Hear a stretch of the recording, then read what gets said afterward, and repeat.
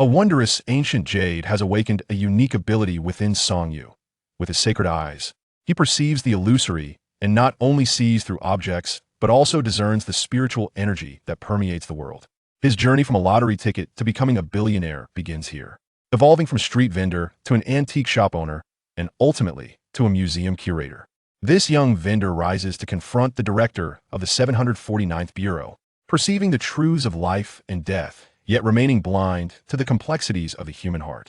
What secrets lie behind the 6 enigmatic pieces of ancient jade? Chapter 1. Let's break up? Let's break up. A familiar yet icy voice echoed from the other end of the line, tightening Song Yu's chest. I know what you want to say, but I'm no longer young. I must consider my future, she continued, leaving him speechless, his pleas for reconciliation caught in his throat. Song Yu, my mother demands a dowry of 200,000. How long do you plan to save? With no car or house, am I to follow you and live on nothing? Does good looks feed me? I beg you, please don't contact me anymore. I fear my heart may soften. Can you let me go? Silence lingered before the unmistakable sound of the line disconnecting filled the air. Sighing, Song Yu set down his phone. He had anticipated this moment, yet the suddenness caught him off guard. Zhao Yu had been with him for 2 years. Their union had seemed simple at first. Song Yu's handsome appearance and tall stature complemented his modest income, making him an ideal partner for Zhao Yu, who was still in university. However, after a year together, Zhao Yu graduated and their expenses grew alongside her increasing vanity. She began to voice her grievances more frequently, often nitpicking at minor issues. This was not the first time she had suggested breaking up. Song Yu understood his position. He was merely a street vendor in the antique market. While he earned a few thousand each month, the dream of owning a home seemed a distant fantasy.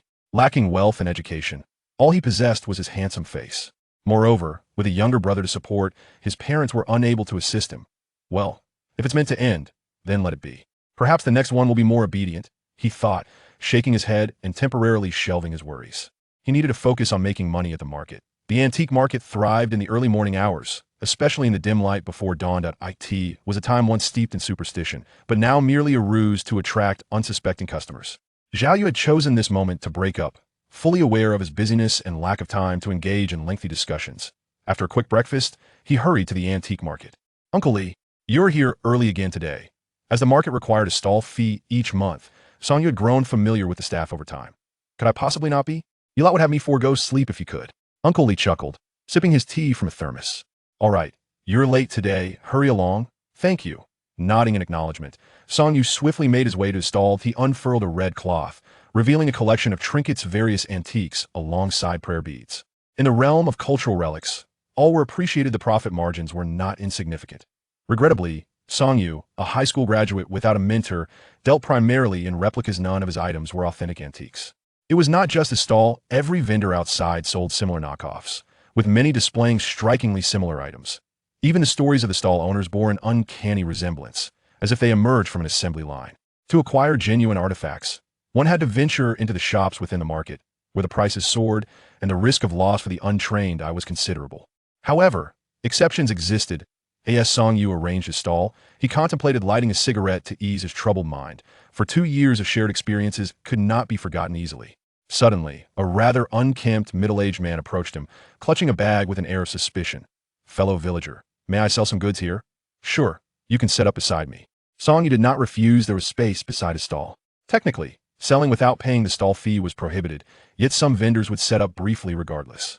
It was better to grant a small favor than to create conflict. Curiosity piqued, Song Yu wondered what this man might offer. Upon hearing his consent, the man visibly relaxed, cautiously extracting several items wrapped in newspaper from his bag. As he opened the bag, an earthy odor wafted forth, prompting Song Yu to frown. Having spent years in the antique market, he could easily identify that these items were likely freshly unearthed. Of course, it was also possible that the man was merely pretending to be a simpleton. After laying out a white cloth, which Song Yu noted resembled the mourning fabric used locally, the man delicately unwrapped the newspaper, dirt falling as he did so.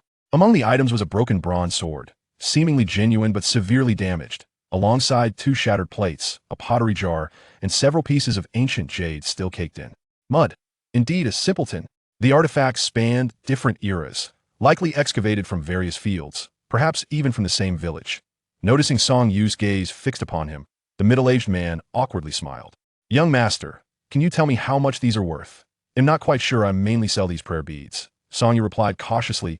He hesitated to engage further. If this man was merely a simpleton, that was one thing, but if he were an unscrupulous grave robber, that was another matter entirely. Furthermore, who would dare inquire about pricing on bronze artifacts?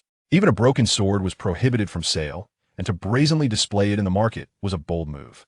You have jade on your stall, would you care to take a look at mine? I assure you, it is an old piece. Intrigued by the prospect of ancient jade, Song Yu remained noncommittal. Authenticity was not something determined by mere words. Come, take a look. The man reached for a piece and attempted to hand it to Song Yu, who quickly waved his hands in refusal. Please place it down, I will examine it myself. Jade was a precious item. Any damage incurred would require compensation, and the potential for deceit was ever present. Such rules abound. With a grumble, the man placed the jade on the white cloth. Though it felt somewhat ominous, Song Yu scrutinized the pieces carefully. 3 pieces of jade, all somewhat encrusted with dirt. The first was a replica of a beast-shaped jade from the Warring States period, its color clearly artificially dyed, blatantly fake. The second appeared to be marble, while the third piqued his interest slightly. May I take a closer look? After seeking the man's permission, Song Yu picked up the intriguing piece of jade, examining it closely. Chapter 2. Ancient Jade and Blood. This piece of jade, with its primitive design, is round and subtly curved, evoking an indescribable yet profound sense of antiquity and beauty. Song Yu was uncertain of its era, but it was undoubtedly an antique. To be honest, he was quite taken with this piece, and even if it weren't ancient jade, he would still desire to purchase it. Gritting his teeth, Song Yu was reluctant to entangle himself with this individual. Yet, his fondness for the jade was undeniable. From the very first glance, an overwhelming urge to possess it surged within him. Sir, is this jade for sale? Of course, how could it not be? Name your price, and let me hear it. Upon hearing Song Yu's intention to buy, the man's face lit up with delight, clearly eager to part with his wares. Having operated a stall in the antique market for many years, Song Yu understood a fundamental principle. Antiques are priceless, with each individual possessing a unique perspective and psychological price point. If one were to initiate the price, it would reveal a sense of weakness. Sir, you are the seller, and I am the buyer. Thus, the price must be dictated by you. I truly lack knowledge regarding its value, but if you desire to sell this piece, let us negotiate a fair price. The man, gritting his teeth and glancing at Song Yu, was keen to expedite the sale of his items. 1,000 yuan. How's that sound? This is certainly an ancient piece.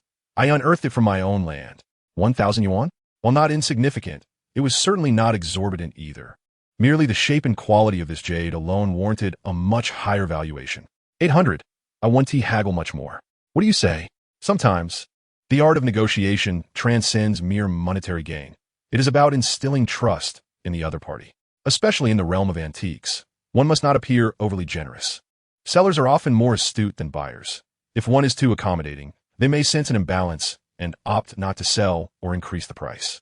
Indeed, as Song Yu had anticipated, upon hearing the price of 800 yuan, the middle-aged man visibly relaxed, a glimmer of satisfaction crossing his face. It seemed he was pleased with this offer. 800 it is. If it weren't for my urgent debts, you certainly wouldn't be able to acquire it at this price. The man wore an expression that suggested Song Yu had struck a remarkable deal as he handed over the jade. Song Yu counted out 800 yuan in cash from his bag, which he typically kept stocked with 1,000 yuan and some change for his stall. This moment proved fortuitous.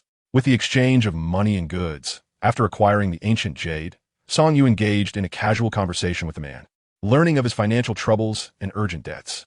It was unclear how he had procured these items to sell, but even if he sold everything, it wouldn't yield substantial returns.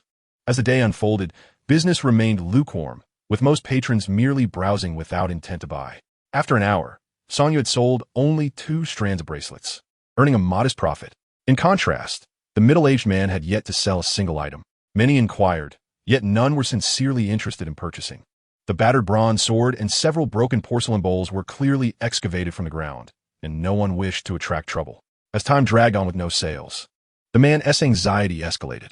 Damn it, Zhang de Gouet, you've stolen from me. Suddenly, a group of men approached with an intimidating demeanor. The leader, donning sunglasses and a large golden ring, pointed accusingly at the middle-aged man beside Song Yu and began to berate him. Upon seeing the group, the man hastily shoved his belongings into his bag and turned to flee. Catch him! The men pursued him, resulting in a chaotic scene where numerous items from nearby stalls were knocked over. Despite the menacing appearance of the assailants, the stall owners could only lament their misfortune. Song Yu furrowed his brow, realizing that trouble was brewing. He hoped that he would not be entangled in this debacle. Jean Deguet, having not run far, was quickly apprehended by the man, who hoisted him toward a nearby van. "Boss, this kid was just sitting with him." One of the men, recalling that Jean Deguet had been at a stall with Song Yu, suddenly felt alarmed. "This is bad," Song Yu thought helplessly. "Is it really necessary over just a piece of jade? Take him away." The leader waved his hand, instructing his subordinates to seize Song Yu as well. "Behave yourself and come with us." One of the men, grinning wickedly, approached Song Yu, reaching for his arm. Just then, an unexpected turn of events unfolded. Jean Deguet, who had seemed resigned just moments ago, suddenly struggled fiercely, freeing one arm and retrieving a sharp fruit knife from his backpack. Even the most docile of individuals may resort to madness when cornered. With a wild look in his eyes, Jean Deguet charged at the man in sunglasses with reckless abandon. The sheer ferocity of his attack stunned the group. None of the henchmen dared to intervene, retreating like turtles into their shells. The man who had just approached Song Yu, witnessing the scene, abandoned his intentions and shoved Song Yu aside, sprinting toward Jean Deguet. As Song Yu hesitated, torn by his attachment to the wares on display, he was abruptly pushed and stumbled into his stall. Pain shot through his palm as he inadvertently shattered a porcelain plate, its shards slicing into his hand. When he finally sat up, a horrifying sight met his eyes. Jean Deguet had stabbed the man in sunglasses multiple times, his face smeared with blood. The sight of blood sent the antique market into disarray, cries echoing as some fled, others gathered to gawk, while a few attempted to take advantage of the chaos to pilfer items. Amidst the turmoil, one figure laughed maniacally, Jean Deguet, reveling in his vengeance against the fallen man. Song Yu realized that this entire ordeal had been orchestrated by Jean Deguet, from the selling of goods to his capture, all leading to this very moment. Uncertain why, Song Yu reached into his pocket to feel the ancient jade he had recently purchased from Jean Deguet. This situation had escalated dramatically. The police would surely arrive soon, and he wondered if this jade would be confiscated as stolen goods. To his dismay, the jade in his possession had inexplicably vanished. In the depths of his consciousness, the ancient jade shed its layers of dust, radiating with brilliance. As the ancient jade emitted a faint glow, it transformed Song Yu's body. Chapter 3. X-ray vision? Why are you looking around indiscriminately? Upon reopening his eyes, Song Yu beheld the pristine white walls, accompanied by the scent of antiseptic. "You're awake?" A gentle and melodious female voice captured Song Yu's attention. Turning his head, he saw a beautiful nurse in uniform gazing at him. Just as her voice was sweet, so too was her presence. "How did I end up here?" Song Yu was bewildered. Hadn't he just been preparing to flee? "You were knocked down, suffered a concussion, and have been lying in the hospital for a day and night," the nurse explained. "The police will be coming soon to inquire about the situation." Nodding in response, Song Yu was astonished to learn that he had fallen and lost consciousness. "We couldn't reach your family. The police assisted in signing the documents on your behalf." The nurse's voice was soft as she looked at him. She took Song Yu's phone and dialed the number labeled mother in his contacts. However, upon hearing that her son was hospitalized, she did not inquire further, but simply hung up after stating there was no money. How could a mother be like this? Knowing the plight that Song Yu had endured, the nurse felt a deep sympathy for him. Naturally, her overwhelming compassion was perhaps influenced by his handsome visage. "Are you hungry? Would you like me to fetch you something to eat?" "Yes. Please wait a moment." The nurse swiftly exited the room, presumably to find food. Once she left, Song Yu propped himself up. Since awakening, he had experienced an odd discomfort in his eyes, particularly a sense of soreness. Rubbing his eyes, he reopened them and was startled to discover that he could see through the wall. Beyond the wall lay a room, strikingly similar in layout to his own, yet devoid of any occupants save for a single hospital bed. What is happening? Alarmed, Song Yu quickly shut his eyes. Upon reopening them, he was met once more with the wall. Extending his hand and waving it before his eyes, he was astonished to discern his own bones and flesh through his skin. X-ray vision? Realization dawned upon him. After his unconsciousness, he had somehow acquired a supernatural ability to see through objects. Excitement, exhilaration, and trepidation coursed through him. Was this truly a special power, or merely a consequence of his brain injury? Taking a deep breath, Song Yu focused intently on the wall. Yet despite his efforts, it remained obstinately a wall. His vision blurred from the strain, and he failed to glimpse the other side. "Hurry, eat while it's hot. The cafeteria serves delightful meals." Turning to the source of the voice, Song Yu was met with a sight that quickened his pulse. Moments ago, he had been unable to see beyond the wall. Yet now he could see through the nurse's uniform, revealing her pink undergarments. To his astonishment, The nurse, with her sweet and charming appearance, possessed a figure that was nothing short of stunning. Surely, a body like that paired with such a beautiful face was a rare combination. Under the intensity of Song Yu's gaze, the nurse's cheeks flushed a deep crimson. What is the matter? Do you need to use the restroom? Upon hearing the nurse's inquiry, Song Yu felt a slight discomfort in his abdomen, having been unconscious for an entire day and night. Allow me to assist you, the nurse said, her concern for Song Yu's incomplete recovery prompting her to step forward and support his arm. Song Yu took a deep breath. The temptation before him was overwhelming, and he hastily sought to divert the conversation. What is your name? My name is Tang Xiaowan. You may call me Nurse Tang, she responded, guiding him while stealing glances at him. So handsome, truly so handsome. Song Yu's appearance aligned perfectly with Tang Xiaowan's aesthetic preferences, causing her heart to flutter with nervousness, particularly due to the intensity of his gaze. It was no wonder, as Song Yu's ability to see through things had activated again. To him, Tang Xiaowan appeared completely bare, her fair skin delicately blushing, rendering him momentarily dazed and struggling to maintain his composure. The troublesome aspect was that this ability was beyond his control, and he found it increasingly difficult to restrain himself. It's all right, I'm fine now. I can manage on my own, he insisted.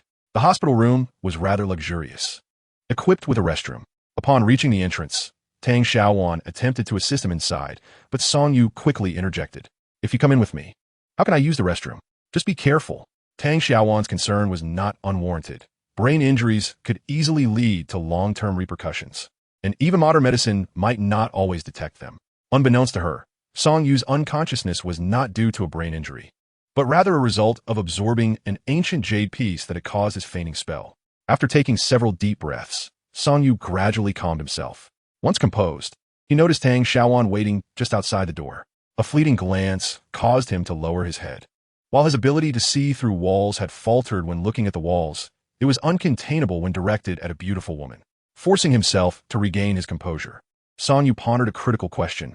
What about the items he had at his stall? Furthermore, this hospital room clearly did not come cheap, and he found himself in a rather precarious financial situation. The thought of money diminished his anxiety significantly. However, with his newfound ability, earning money should prove rather effortless. Wouldn't it? Having swiftly addressed his physiological needs, Song Yu let out a sigh of relief. Being unconscious for so long had indeed been uncomfortable. Nurse Tang, what is the situation? How did I suddenly end up in the hospital? Striving to avoid staring at the ample expanse of Tang Xiaowan's fair bosom, he composed himself and inquired. My memory seems to be failing me. Tang Xiaowan playfully tapped her chest, a gesture that nearly caused Song Yu to lose his composure entirely. You were brought here by the police. They should be arriving shortly. Your medical expenses are being covered by the other party. You might want to ask them for more specifics when they arrive. Upon hearing that someone had covered his medical expenses, Song Yu felt relieved. The security guard should be able to help him retrieve his belongings. If anything were to be lost, he would simply have to accept his misfortune. Rest assured, Tang Xiaowan noticed his concern and offered reassurance. This incident is significant, and the city is taking it very seriously. Nodding in acknowledgement, Song Yu spotted his backpack on the bedside table and reached for his phone to take a quick look. There were neither missed calls nor text messages. No one seemed to care about his absence for an entire day. Observing Song Yu pick up his phone, Tang Xiaowan hesitated to find the right words. She had indeed contacted Song Yu's mother, but the response was rather unfriendly. I called your mother. She refuses to come to the hospital to see you. The police helped you sign those documents. It's fine, Song Yu replied, already accustomed to such indifference, feeling little emotional upheaval. The atmosphere fell into a heavy silence, and suddenly, Tang Xiaowan remembered the meal she had just fetched from the cafeteria. By the way, you must be hungry. Let's eat. Sure. Perhaps due to the discussion about family matters, Song Yu felt slightly downcast, and when he looked up at Tang Xiaowan, all he could see was her nurse uniform. Chapter 4.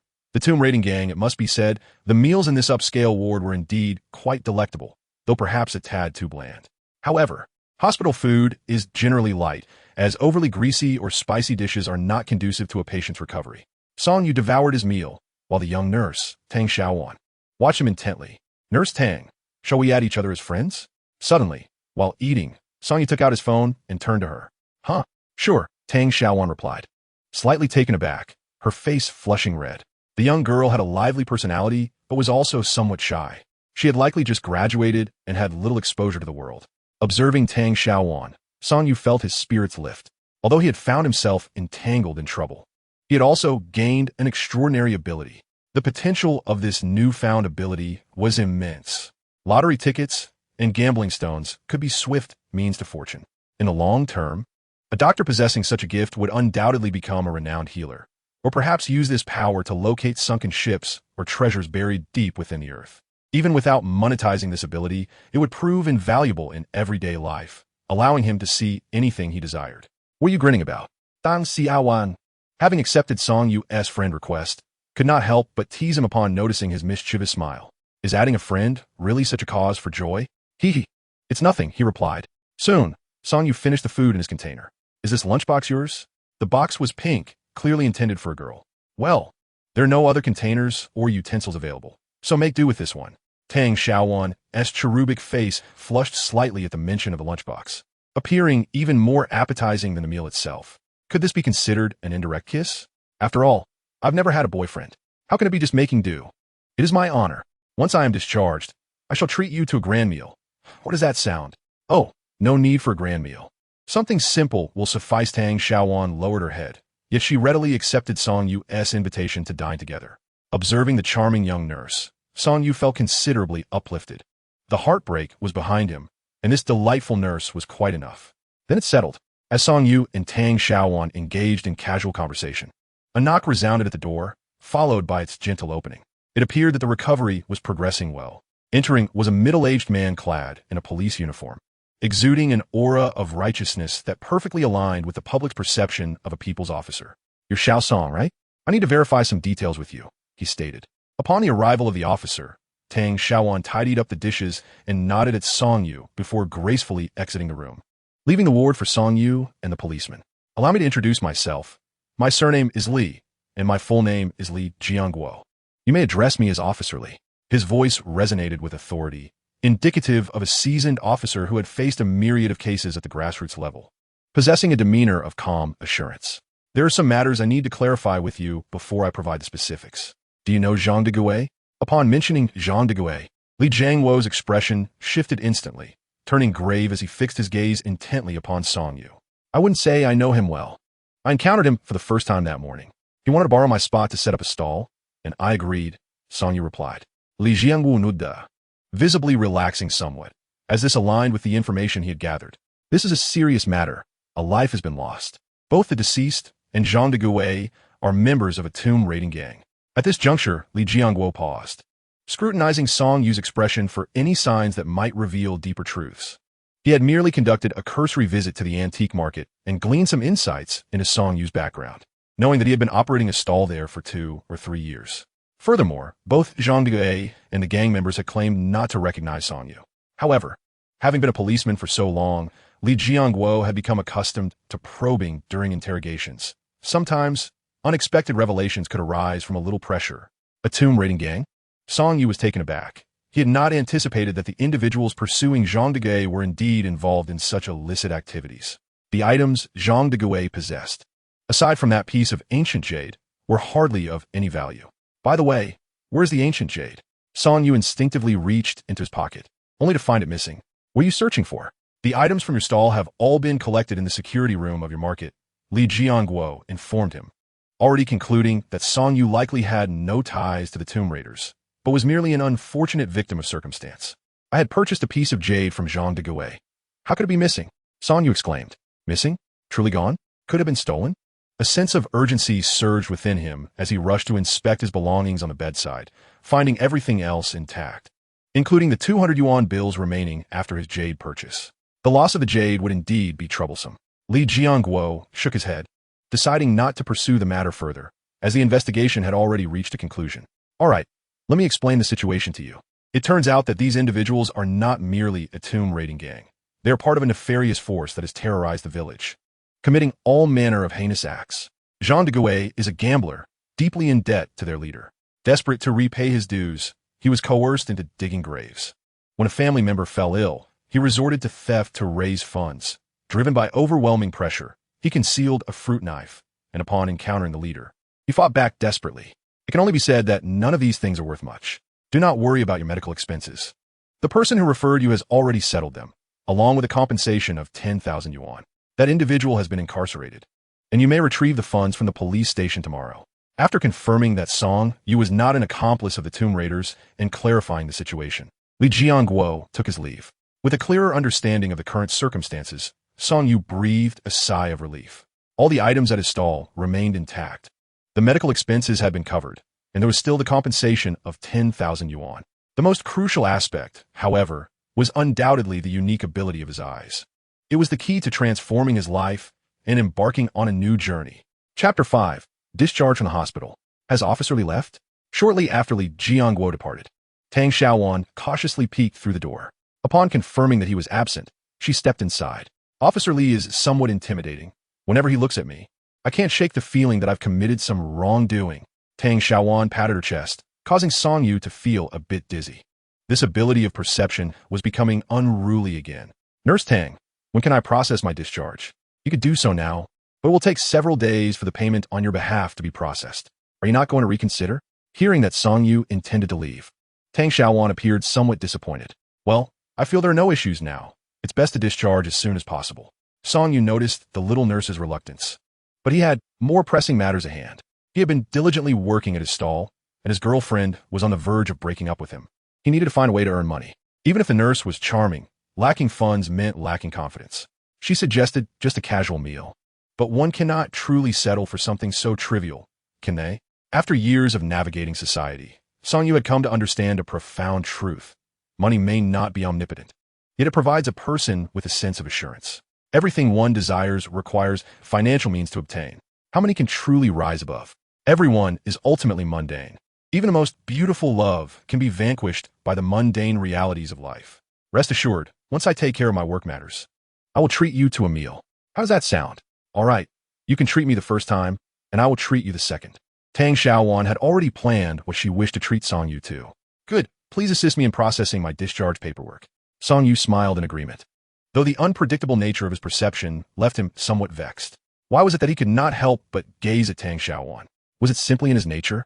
With Tang Xiaowan's assistance, the paperwork was swiftly completed, and she even brought him a stack of cash. Here, this is the prepaid hospitalization fee. That person is already in prison, so you may keep the money. Under normal circumstances, cash refunds would not be permitted. But Tang Xiaowan had managed to procure it from the finance department. Thank you. I will take my leave now and contact you in a couple of days. All right. Tang Xiaowan nodded, accepting his decision. Song Yu felt no attachment. After bidding farewell to Tang Xiaowan, he collected his belongings and exited the hospital. In truth, he had very little: a mobile phone, a set of keys, and a wad of cash in his bag. Judging by its thickness, it likely amounted to 4,000 or 5,000 yuan. As he stepped out of the inpatient department, the sunlight bathed him, and Song Yu felt an unprecedented vitality coursing through his body. Song Yu reminisced about the vanished ancient jade, pondering whether it was connected to his current predicament. Shaking his head, he decided to put that thought aside for the moment. Upon reaching the hospital's entrance, he hailed a taxi, directing the driver to the antique market. With a sudden windfall of several thousand yuan in his pocket and an additional 10,000 yuan in compensation from the police station, Song Yu felt rather affluent. Hey, what business do you have there? Let me tell you, this antique market is filled with nothing but fakes. There isn't a genuine item in sight. Upon hearing Song Yu's destination, the taxi driver, once he had ensured Song Yu was seated, could not help but interject.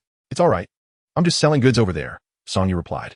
The profession of a taxi driver indeed exhibited a stark dichotomy. Some were exceedingly talkative, while others remained utterly silent throughout the journey. However, the reputation of the antique city in my city was notably poor.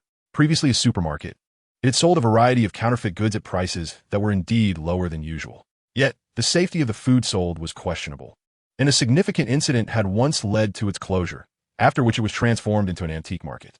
Everyone was aware of the supermarket's deceptive practices.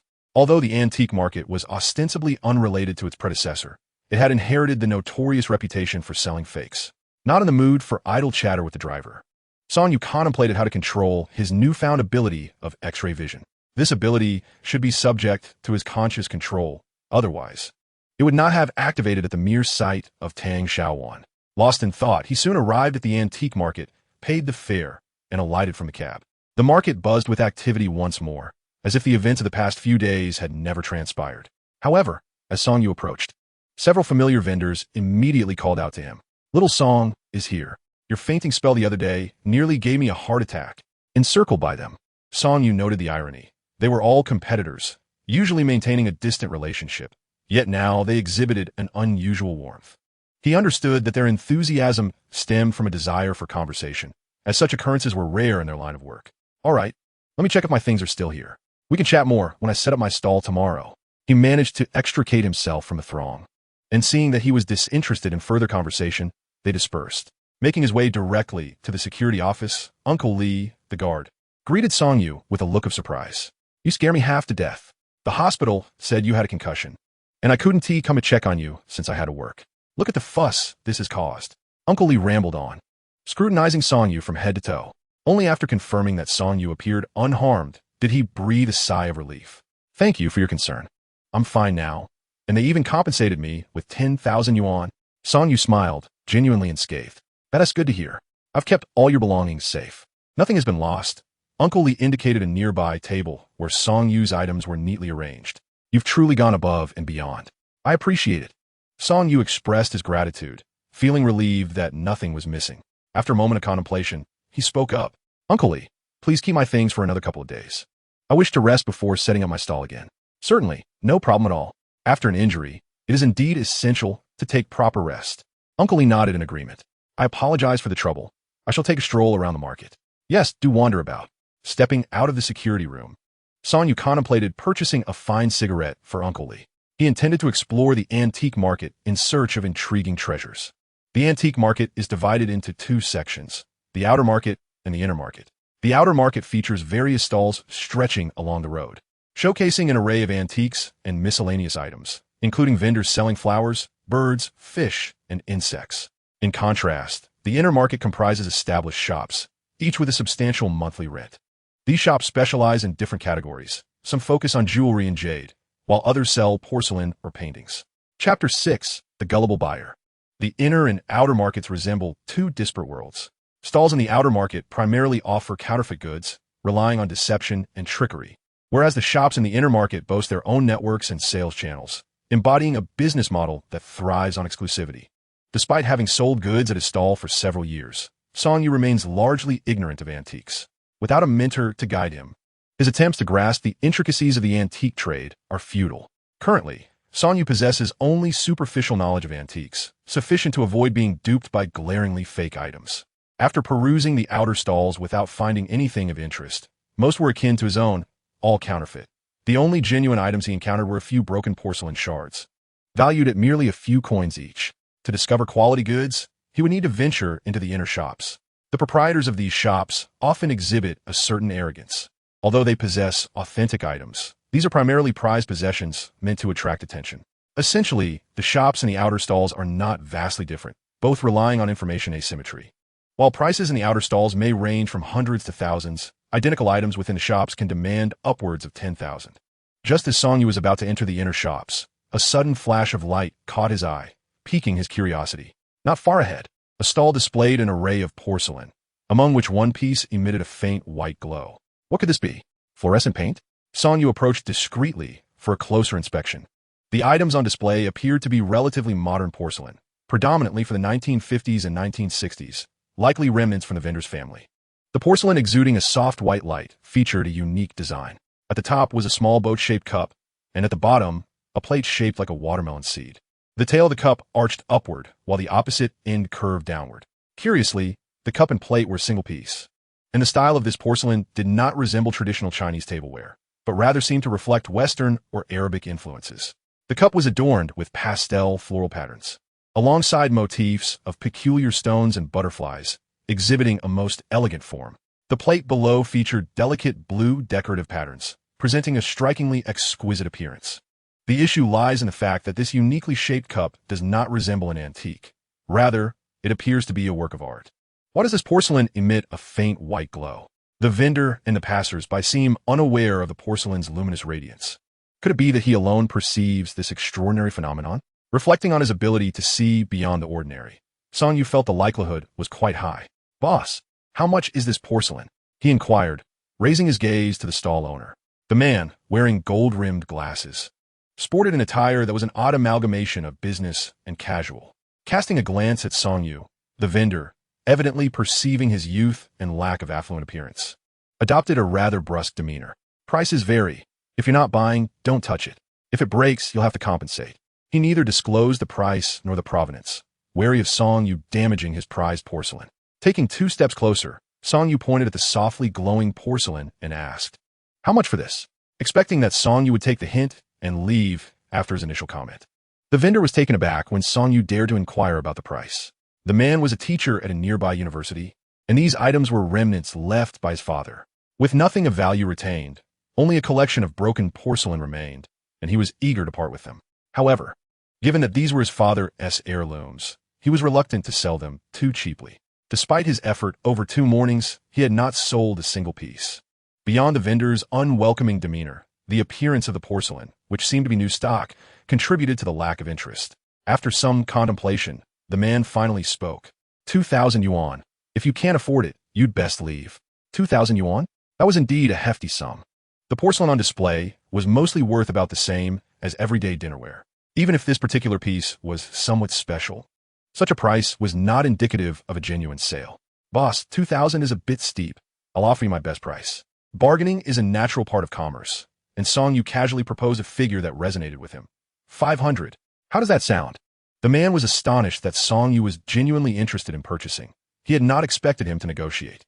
The 500 yuan he mentioned was considerably lower than the price he had in mind, especially since these items were his father's legacy and appeared somewhat respectable. Yet, the reality was that, after setting up his stall, many had inquired, but once they heard his price, they simply shook their heads and walked away. In the past 2 days, he consulted history professors at the university, sending them photographs of the porcelain, only to learn that the items left by his father held little value and were not worth much. Today was to be his last day selling, hence his poor attitude. He had initially hoped to make a substantial profit from these items, but instead, he was left with mere refuse, a disparity that weighed heavily on him. 800. Not a cent less. The man gritted his teeth, resolute in his stance. He was not in dire need of the 500 yuan, and he would not part with the porcelain for a penny less than 800. Song Yu was indifferent to the man's demeanor. His sole desire was to delve into the mystery of why this porcelain exuded a luminous glow. Perhaps the softly radiating porcelain was somehow connected to his unique ability to see beyond the ordinary. "All right, I concede your prowess." With that, Song Yu extracted 800 yuan notes from his bag and handed them over. The man's attitude was far from cordial, prompting Song Yu to reciprocate with a less amiable demeanor. Accepting the money, the man counted it meticulously, ensuring its authenticity. "Very well, take it away." Song Yu then retrieved some newspaper from his bag, carefully wrapping the porcelain plate before placing it inside.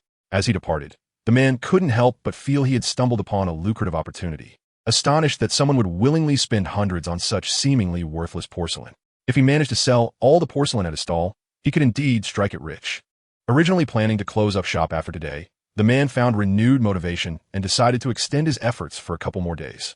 No, this is too precious." Upon seeing the cigarettes that Song Yu offered, the security guard, Uncle Lee, quickly waved his hand. "You keep it. I rarely smoke anyway, and I certainly can't return it now." Song Yu placed the cigarettes on the table, truthfully admitting he seldom indulged in smoking. He would partake, but lacked an addiction.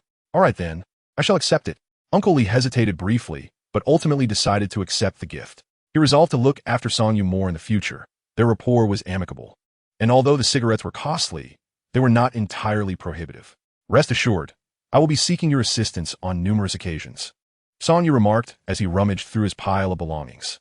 Though the items at his stall were not particularly valuable, their cumulative worth amounted to several thousand yuan. He felt confident leaving them in Uncle Lee's care. What he saw was a bracelet made of small-leaf red sandalwood, which he had cherished for several years and was the most precious item at his stall.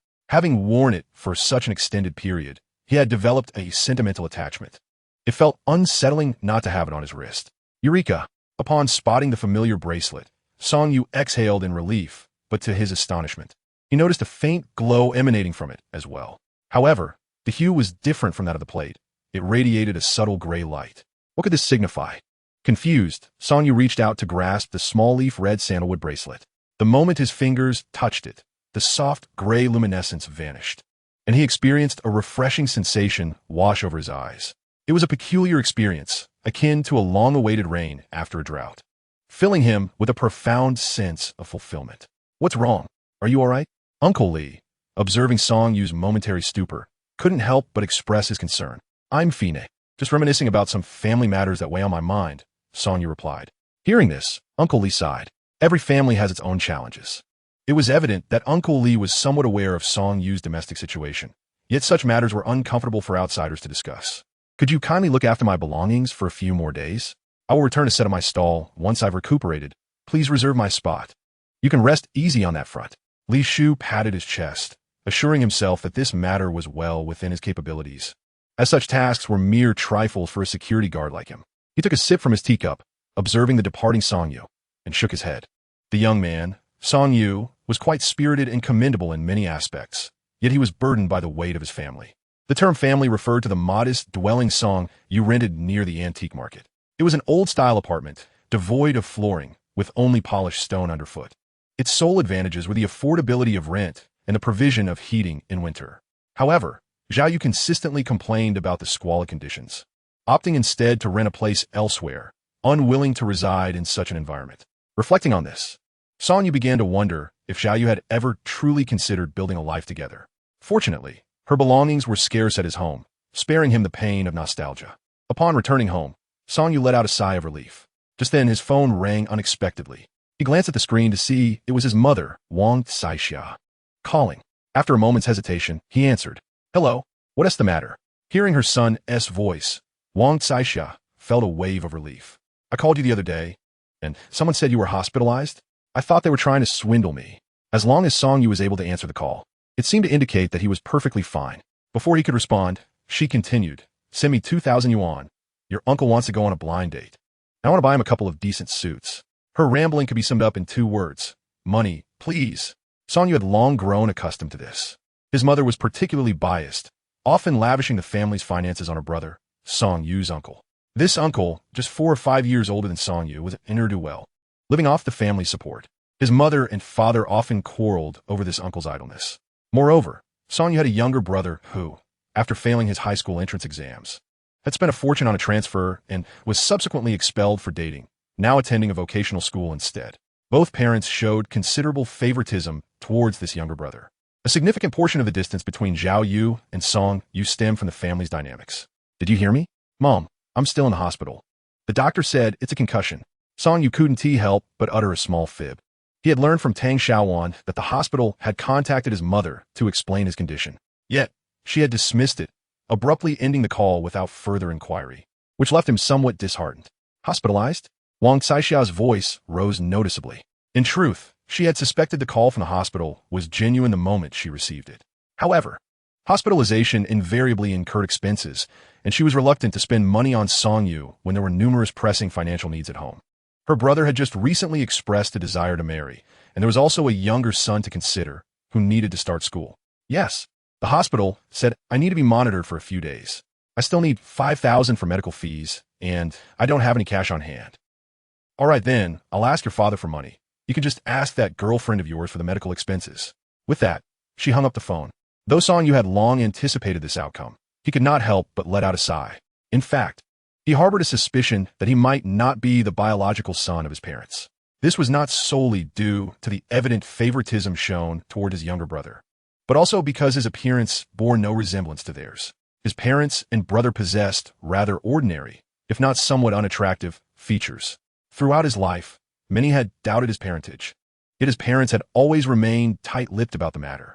Moreover, his mother seemed quite displeased whenever he mentioned his girlfriend, Zhao Yu, often lamenting that she squandered too much of Song Yu's money. Chapter 8.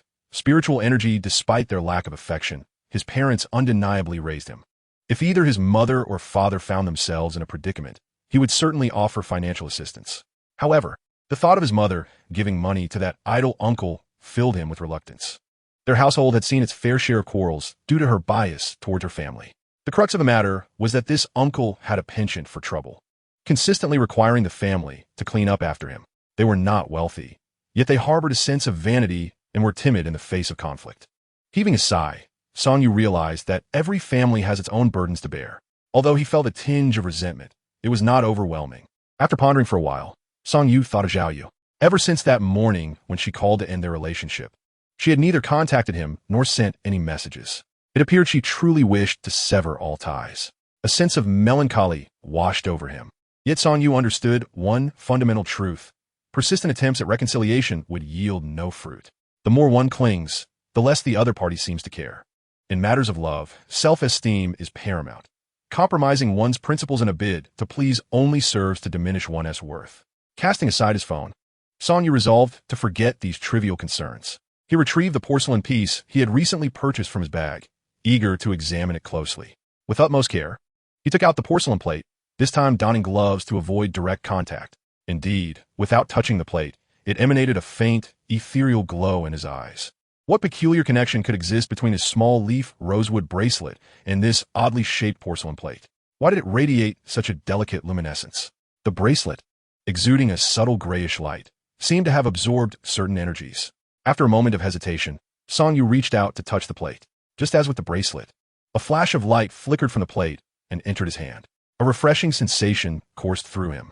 Closing his eyes and reopening them, Song-yu found himself peering through the wall, catching sight of the neighbor lady preparing filling, with dough nearby, seemingly ready to make dumplings for dinner. The absorption of the energies from both the bracelet and the plate appeared to enhance his ability to control his newfound power of X-ray vision. This brought forth the question, what was so special about this plate and his bracelet? The small leaf rosewood was his most prized possession. This genuine golden star, small leaf rosewood bracelet, with a diameter of 15, could fetch several $1,000s. However, this piece of wood was not an antique, nor did the porcelain plate seem to be an old artifact either. Why did I find only this plate and its accompanying bracelet so extraordinary during my stroll through the antique market today?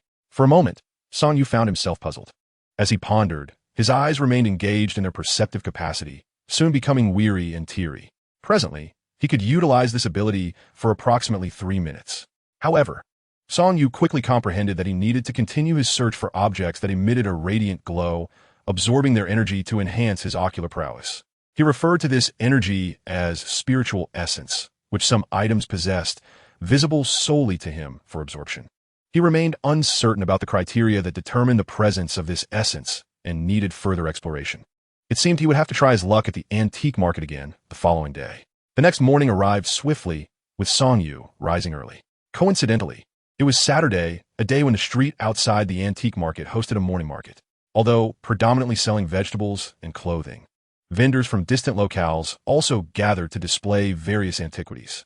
With a rich history, my city, nestled against the Taihang Mountains, has been inhabited since the Shang and Zhou dynasties, with many tombs scattered nearby, often yielding treasures from the surrounding countryside. After enjoying a bowl of mutton soup at a breakfast shop downstairs, Song-yu hurried to the antique market. However, unlike his usual routine of selling, he was there to delve into the mysteries of his ocular abilities. Upon arrival, he noticed the man who had sold him the porcelain plate the previous day, busily arranging his stall. The man, having recognized Song-yu, was devoid of the arrogance he had displayed before, instead greeting him warmly. "Young brother, what brings you here so early? Come see if there's anything you like. I brought some new items today, all treasures left by my father." As Song-yu approached, the man even offered him a cigarette. "My surname is Ma, and I am a teacher at a nearby university. These items are all inherited from my father. If it weren't for urgent financial needs, I certainly wouldn't sell them." Indeed, Ma Tianming was a teacher at one of the several universities in my city, although his position was secured through connections. And many instructors at vocational schools were merely placeholders without requisite skills. His drastic change in demeanor stemmed from the fact that, apart from Song-yu, no one had purchased any of the porcelain from his stall the previous day. Ma Tianming perceived Song-yu as a potential benefactor and thus was exceedingly cordial. "I don't smoke," Song-yu replied, declining the offered cigarette, as he rarely had a craving for tobacco. After scanning the stall, he found no items emanating spiritual essence, which diminished his interest. Most of the wares appeared poorly crafted, clearly imitations devoid of value. The only object of slight intrigue remained the porcelain plate he had acquired the day before. Despite its delicate glaze and exquisite patterns, it lacked the marks of time. Undoubtedly a modern piece. Despite his lack of interest, Song-yu instinctively gave face to the other party and pretended to examine the stall. The more he looked, the more he frowned. The stall was filled with porcelain, yet the craftsmanship was remarkably inferior, even less impressive than contemporary crafts. Coupled with the fact that Master Ma claimed these were his father's relics, Song-yu suddenly entertained a thought. "Master Ma, could it be that these porcelain pieces were crafted by your father himself?" His words left Ma Tianming momentarily stunned. The old man cherished these porcelain items, Yet in recent days, multiple individuals had informed him that they held little value. Upon reflection, this possibility began to seem plausible. You might be right. There is indeed that possibility. Ma Qianming's comment prompted Song Yu to roll his eyes. The man was an artist. Judging by the quality of the porcelain, he could at best be considered an enthusiast. If something lacks value, it simply lacks value. Forget it. You should keep these as a memento. It's not appropriate to buy something left by an elder. As Song Yu stood to leave, he found himself puzzled. If these porcelain pieces were indeed crafted by Ma Qianming's father, how could he explain the plate he had purchased? Chapter 9. No such rule. Noticing Song Yu's intention to depart, Ma Tianming quickly rose to his feet. He had nearly concluded that these items were indeed crafted by his father and were virtually worthless. The fact that this fellow had spent money on them yesterday indicated he was a gullible fool, and Ma Tianming had no intention of letting Song Yu slip away. Ma Tianming was truly exceptional. He showed little regard for the items left by his deceased father. One wondered how he managed to be a teacher, perhaps due to his habitual display of authority in front of students, allowing his emotions to dictate his words and actions. Wait, how about I give you a discount? 100 yuan each. You bought a plate yesterday, right? I don't want the plate anymore. Can I return for a refund? Song Yu, thoroughly annoyed, turned to Ma Tianming and said, Return? Refund? Upon hearing the word refund, Ma Tianming immediately halted, chuckling awkwardly. In business, one hand gives money while the other hands over goods. How can it be refunds? The antique trade doesn't operate that way. Surprisingly, Ma Tianming seemed to possess some knowledge of the rules of the antique trade, where indeed, the concept of refunds was non-existent. Regardless of profit or loss, it all depended on one's discernment. Once a buyer acquires an item, and the seller has relinquished it, the transaction is final. Remember what you said. There are no such rules in the antique trade. Song Yu replied to Ma Tianming with utmost seriousness. Although he was unsure of the unique qualities of the plate he had purchased, its aura alone, far surpassing that of these porcelain items, assured him that it was indeed extraordinary. Song Yu paid no further attention to Ma Tianming. People of all kinds existed, and this man claimed to be a teacher while wearing his thoughts on his sleeve, truly taking him for a fool. Shaking his head, he distanced himself from the stall. Having been a vendor for several years, many familiar stall owners greeted him upon seeing him. Though rivals in business, they all maintained a facade of cordiality, as one must uphold appearances in the marketplace. He yearned to discover objects imbued with spiritual energy, curious about the nature of such entities. Even if he could not afford them, he desired to hold them in his hands, absorbing their essence to enhance the clarity of his vision. Xiaosong, why aren't you setting up your stall today? Are you contemplating learning the art of finding treasures? As Song Yu wandered, searching attentively, a rather unfriendly voice suddenly pierced the air. However, when it came to acquiring goods, Song Yu was meticulous, personally selecting items at the antique market in Zheng City for better quality and condition. Yet, why was he idling around instead of selling? Had his mind truly suffered a blow, dreaming of striking it rich? Song Yu was someone who believed in mutual respect, yet he would not hesitate to retaliate if provoked. Are you deaf? I'm speaking to you. Is your brain really damaged? What business is it of yours? He thought, puzzled. Why should his affairs concern this individual? They sold the same goods, relying on their own skills. Did this person genuinely believe he could monopolize the market? Song Yu towered over him, and in a physical confrontation, it was evident he would be no match. I see your mind is indeed muddled. You should assess your own worth before aspiring to imitate others. Song Yu chose to ignore him, his attention drawn to a stall ahead where a dark wooden stick caught his eye. This stick emanated a faint blue glow, captivating his gaze. Taking a few steps forward, he approached the stall, recognizing the proprietor, a man in his 50s named he, affectionately referred to as Old He. Old He primarily sold various secondhand items, comic books, figurines of historical figures, old televisions, radios, and countless other treasures. He had a good rapport with the community, and his stall was more of a hobby than a necessity. As he received a retirement pension, he relished collecting and selling items with a certain age, each piece bearing decades of history. Business was quite prosperous, as these antiquities possessed a notable market. Uncle He, where did you acquire this wooden stick? Song Yu, familiar with Old He, casually squatted at the stall and picked up the stick. Upon contact, the spiritual energy within it surged into his being, a familiar coolness invigorating him, eliciting a smile of delight. I picked this up a couple of days ago while sourcing in the countryside alongside a few mortars.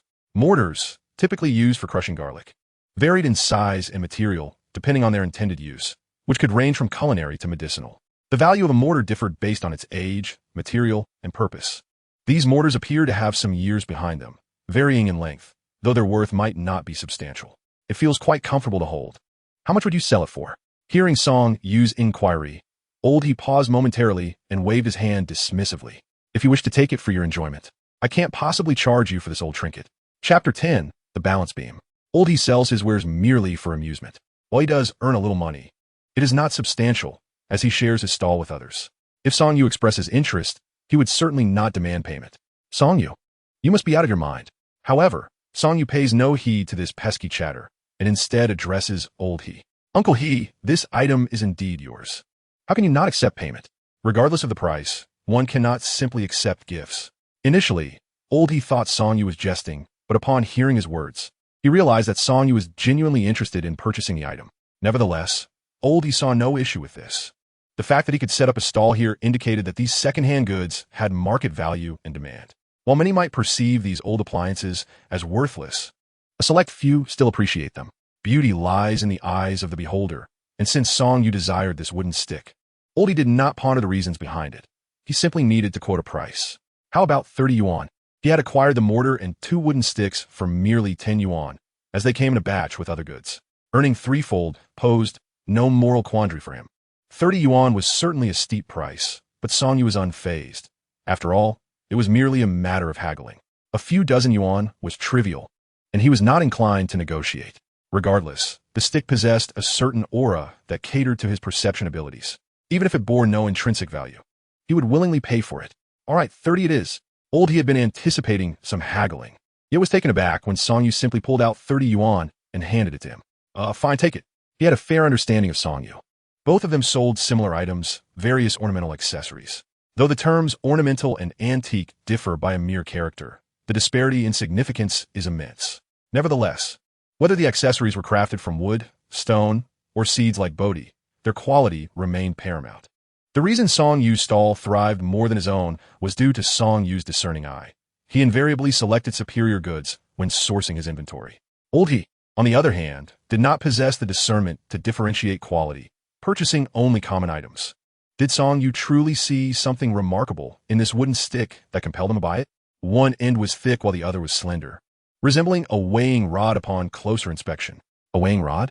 The stick felt quite light in hand, yet the texture was pleasant, bearing the patina of years of handling. After examining it closely, Song Yu realized it was indeed a weighing rod, likely from an old apothecary, used for weighing herbs alongside the mortar. Very well. I shall take another look. With the item secured, Song Yu turned to leave, intent on seeking out additional items imbued with spiritual energy. Though he had jested about Song Yu's apparent folly, he did not genuinely believe that Song Yu had become foolish. However, he was equally skeptical that Song Yu could unearth hidden treasures. After all, they were both striving to make a living from their stalls. If one truly possessed such skill, would they still be lingering in this small city's antique market? In the realm of antiquities, the prominent figures of Huagua predominantly congregate in the capital city, where exquisite artifacts from various regions, whether unearthed from the earth or steeped in heritage, ultimately find their way to this metropolis or discreetly sold abroad. The capital boasts a greater number of affluent collectors and seasoned players than all other locales combined. Song Yu ambled about, a weighing rod in hand, perusing the wares laid out upon the stalls. Yet, apart from the rod, he found nothing of merit amidst the displays. It appeared that such ethereal treasures were exceedingly rare. Turning away, Song Yu ventured into the interior of the antique market, where independent shops awaited. Upon entry, the cacophony of the outside world was abruptly silenced. The interior market was an entirely different universe from the bustling stalls outside. While the thoroughfare was rife with noise, the antique market exuded a tranquil ambience. With numerous second-hand goods haphazardly piled, dust gathering upon them. The distinction was simple. The threshold for entry into these shops was significantly higher. Moreover, these establishments primarily catered to a clientele of regulars, seldom fretting over sales or supply. Most antique shops preferred not to engage with casual customers, as the majority lacked the requisite knowledge. Thus, pricing, whether inflated or deflated, was often unsuitable. Having spent several years outside, Song Yu was somewhat acquainted with the proprietors of these shops, though their interactions had been limited to mere nods of acknowledgement. Now, he intended to peruse each shop in search of items imbued with spiritual essence. The antique market spanned 3 levels, each populated with numerous small shops encircling an array of counters, alongside 3 or 4 larger establishments.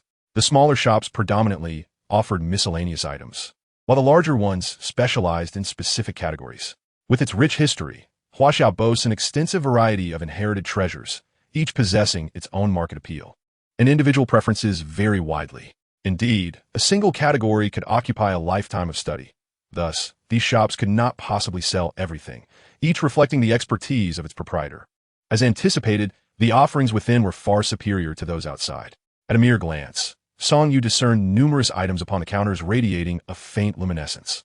Advancing a few steps, he approached the first counter, where most of the items were porcelain, a mixture of genuine and counterfeit.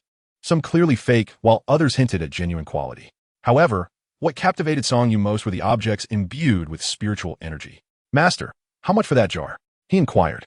The shopkeeper, a man drowsily reclined in a chair, stirred from his slumber, blinking his heavy eyes at Song Yu's question. 80,000, he stated, glancing at the jar Song Yu pointed to. "Would you be so kind as to allow me to examine it?" Song Yu requested. 80,000 was an extravagant sum he had no intention of paying. His interest lay solely in the jar's spiritual essence, which he hoped to absorb with a mere touch. Reluctantly, the man rose from his chair and placed the jar upon the counter. "Be careful, don't break it," he cautioned. As Song Yu gently touched the jar, he noticed that its glow was akin to the faint white light of the plate he had purchased the previous day. However, to his surprise, unlike before, the spiritual energy did not transfer to him upon contact, but remained within the jar. Why was this so? Could it be that the same color of spiritual energy can only be absorbed once? Song Yu was utterly perplexed, unable to comprehend the situation. Chapter 11. Money. After expressing his gratitude, Song Yu did not haggle, but simply turned and departed. He perused several shops, which predominantly emanated gray and white luminescence. Only a few, akin to the balance beam, radiated a blue glow. Song Yu attempted to absorb the gray and white energies, but he found himself unable to do so any longer. Only a handheld cup, exuding a blue aura, yielded to his absorption. Conversely, he could not absorb the energy from a blue glowing pen holder. Nevertheless, Song Yu began to formulate some conjectures. Objects imbued with spiritual energy were fundamentally authentic, as the shopkeepers demanded exorbitant prices. The aforementioned handheld cup and pen holder seemed to be treasures of the establishment. Although most shopkeepers paid him little mind, some, out of boredom, shared anecdotes regarding the origins of their wares. He noted that any item suffused with energy commanded a high price, and the sellers were completely inflexible, refusing to lower their rates. Items endowed with spiritual energy were evidently aged, and the hue of the energy corresponded to their age. Yet, why did his small leaf rosewood bracelet possess such energy? Moreover, did the plate and balance beam he purchased also qualify as genuine antiques? After a thorough inspection, Song Yu could not locate any other objects imbued with spiritual energy. The larger shops likely harbored such treasures, but probably kept them hidden away in their storerooms, as the items on display were not particularly remarkable. Without lingering further or venturing to the other shops upstairs, Song Yu exited the antique market. He was entirely baffled by Song Yu's intentions. To be frank, a tinge of resentment brewed within him, for Song Yu outclassed him in every conceivable manner. How could he not feel animosity? The crux of his ire stemmed from the fact that Song Yu had usurped his business. What was paramount? Undoubtedly, it was money. At least for the current Song Yu, money held the utmost importance. He possessed merely a few tens of thousands of yuan, having become so impoverished that his girlfriend had ended their relationship. Now endowed with the power of clairvoyance, how could he delay in amassing wealth? Though numerous avenues existed for generating income, the first notion that sprang to Song Yu's mind was scratch-off lottery tickets. The realm of lotteries was fraught with complexities, and he had never engaged in such purchases. However, scratch-off tickets were straightforward and direct. Previously, when accompanying Zhao Yu on shopping excursions, he would occasionally buy one or two, yet he had never won a prize. Now, armed with his clairvoyant ability, was it not akin to picking up money? This inclination also fostered many undesirable habits within Song Yu, such as feeling inexplicably uncomfortable in upscale venues or shops, plagued by a sense of inferiority. He would procrastinate seeking medical attention when unwell, reluctant to visit a hospital.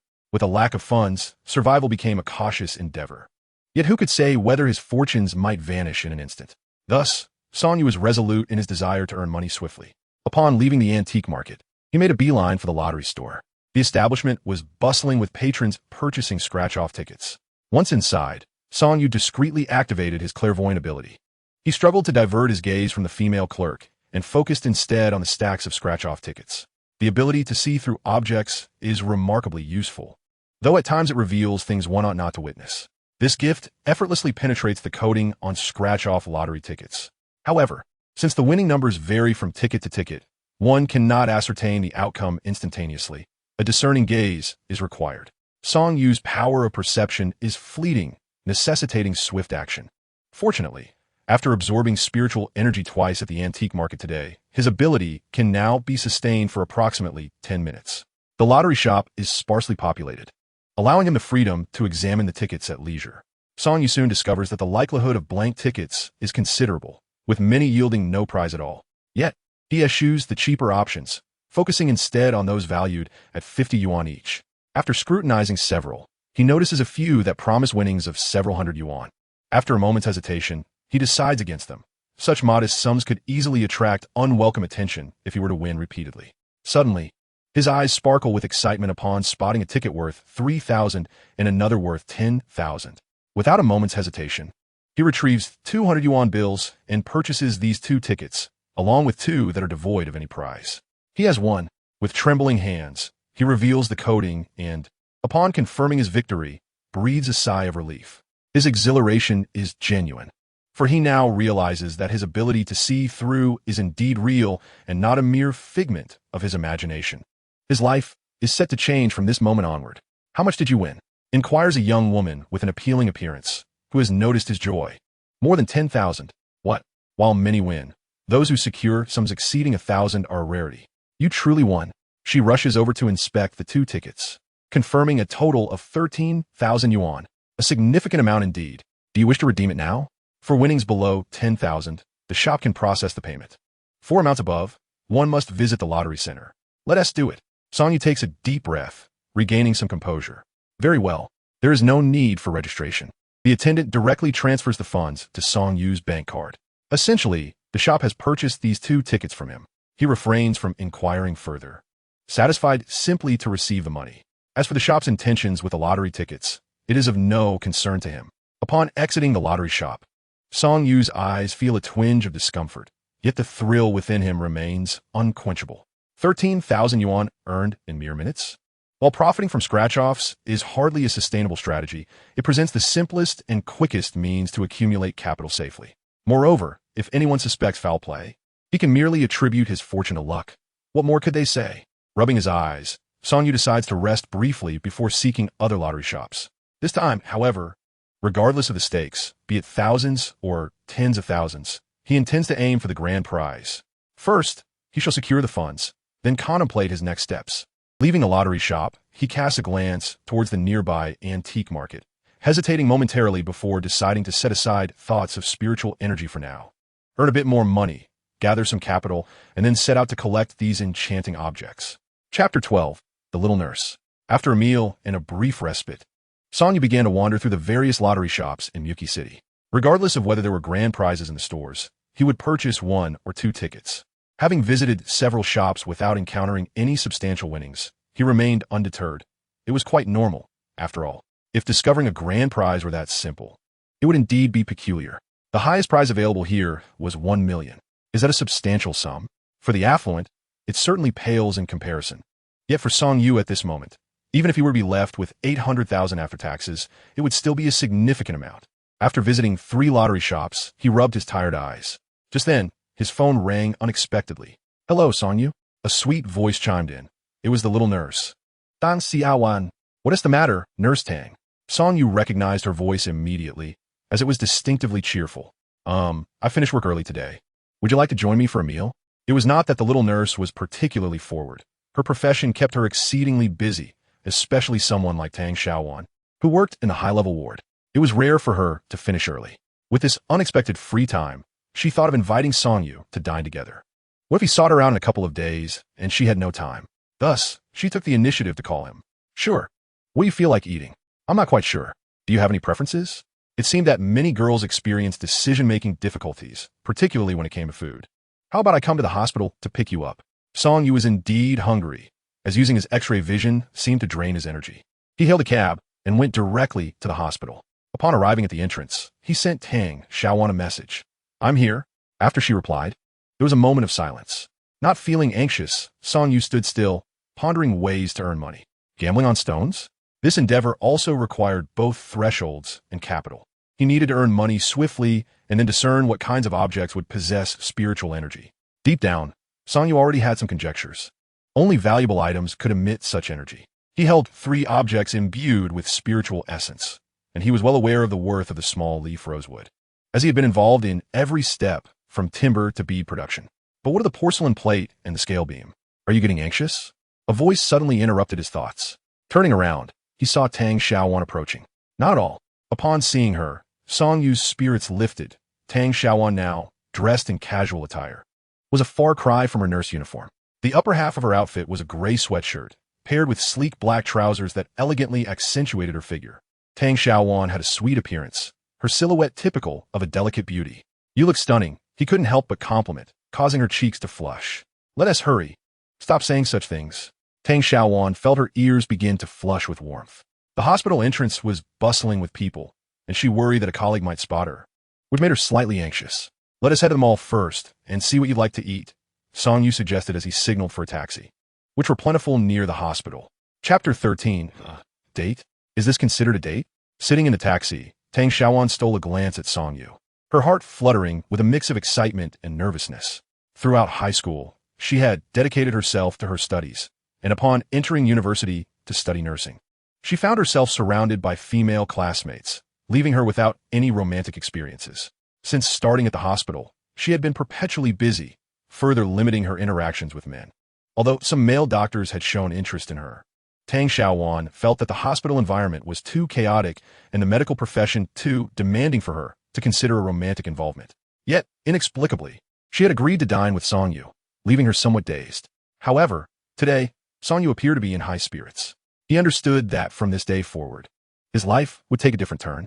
No longer would he have to tread cautiously, constrained by a lack of money and power, living in a state of constant vigilance. Each day had been consumed by worries about tomorrow, not to mention the turmoil within his family, where his parents frequently quarreled and showed favoritism towards his younger brother. Yet, he was indifferent to it all. After all, most people live with such caution, but now, he could afford to embrace a more carefree existence. Tang Xiaowan also noticed a change in Song Yu. He seemed markedly different today compared to the day he had just awakened from his coma, burdened with worries and seemingly unconcerned about his own well-being. Today, however, he radiated relaxation and displayed a keen interest in everything around him. Tang Xiaowan couldn't comprehend the reason for his transformation, but she felt that Song Yu had become increasingly captivating. Here we are. What shall we explore first? Upon exiting the taxi, Song Yu turned to Tang Xiaowan, inquiring. Sounds good, she replied with a nod, and together they entered the mall. Now that they had arrived, it was only natural to wander about. It was hardly reasonable to come here simply for a meal and leave afterward. Song Yu understood well that women often enjoyed shopping. Although he found it somewhat perplexing, he knew that showing impatience was not an option. For men, their objectives tend to be quite straightforward. Even when shopping, they usually get what they need and depart promptly. In the realm of romance, men and women often have clear intentions as well. Thus, to achieve their goals, certain actions must be undertaken, and some aspects require patience and acceptance. Moreover, strolling through the mall with the charming Tang Xiaowan, witnessing her deliberation over various outfits, was undeniably a pleasure. Apologies, it's been a while since I've shopped. I almost forgot I was here with you instead of my usual shopping buddy. After nearly 40 minutes of browsing, despite trying on numerous outfits, Tang Xiaowan had yet to make a purchase. It was only then that she realized, with a sudden jolt, that she was shopping with Song Yu, not her usual companion. Boys generally do not enjoy shopping, do they? However, those few garments are quite beautiful. Why not purchase them? Tang Xiaowan possesses an exquisite figure and a sweet, charming appearance, and several of the outfits she just tried on were indeed lovely. They are too expensive.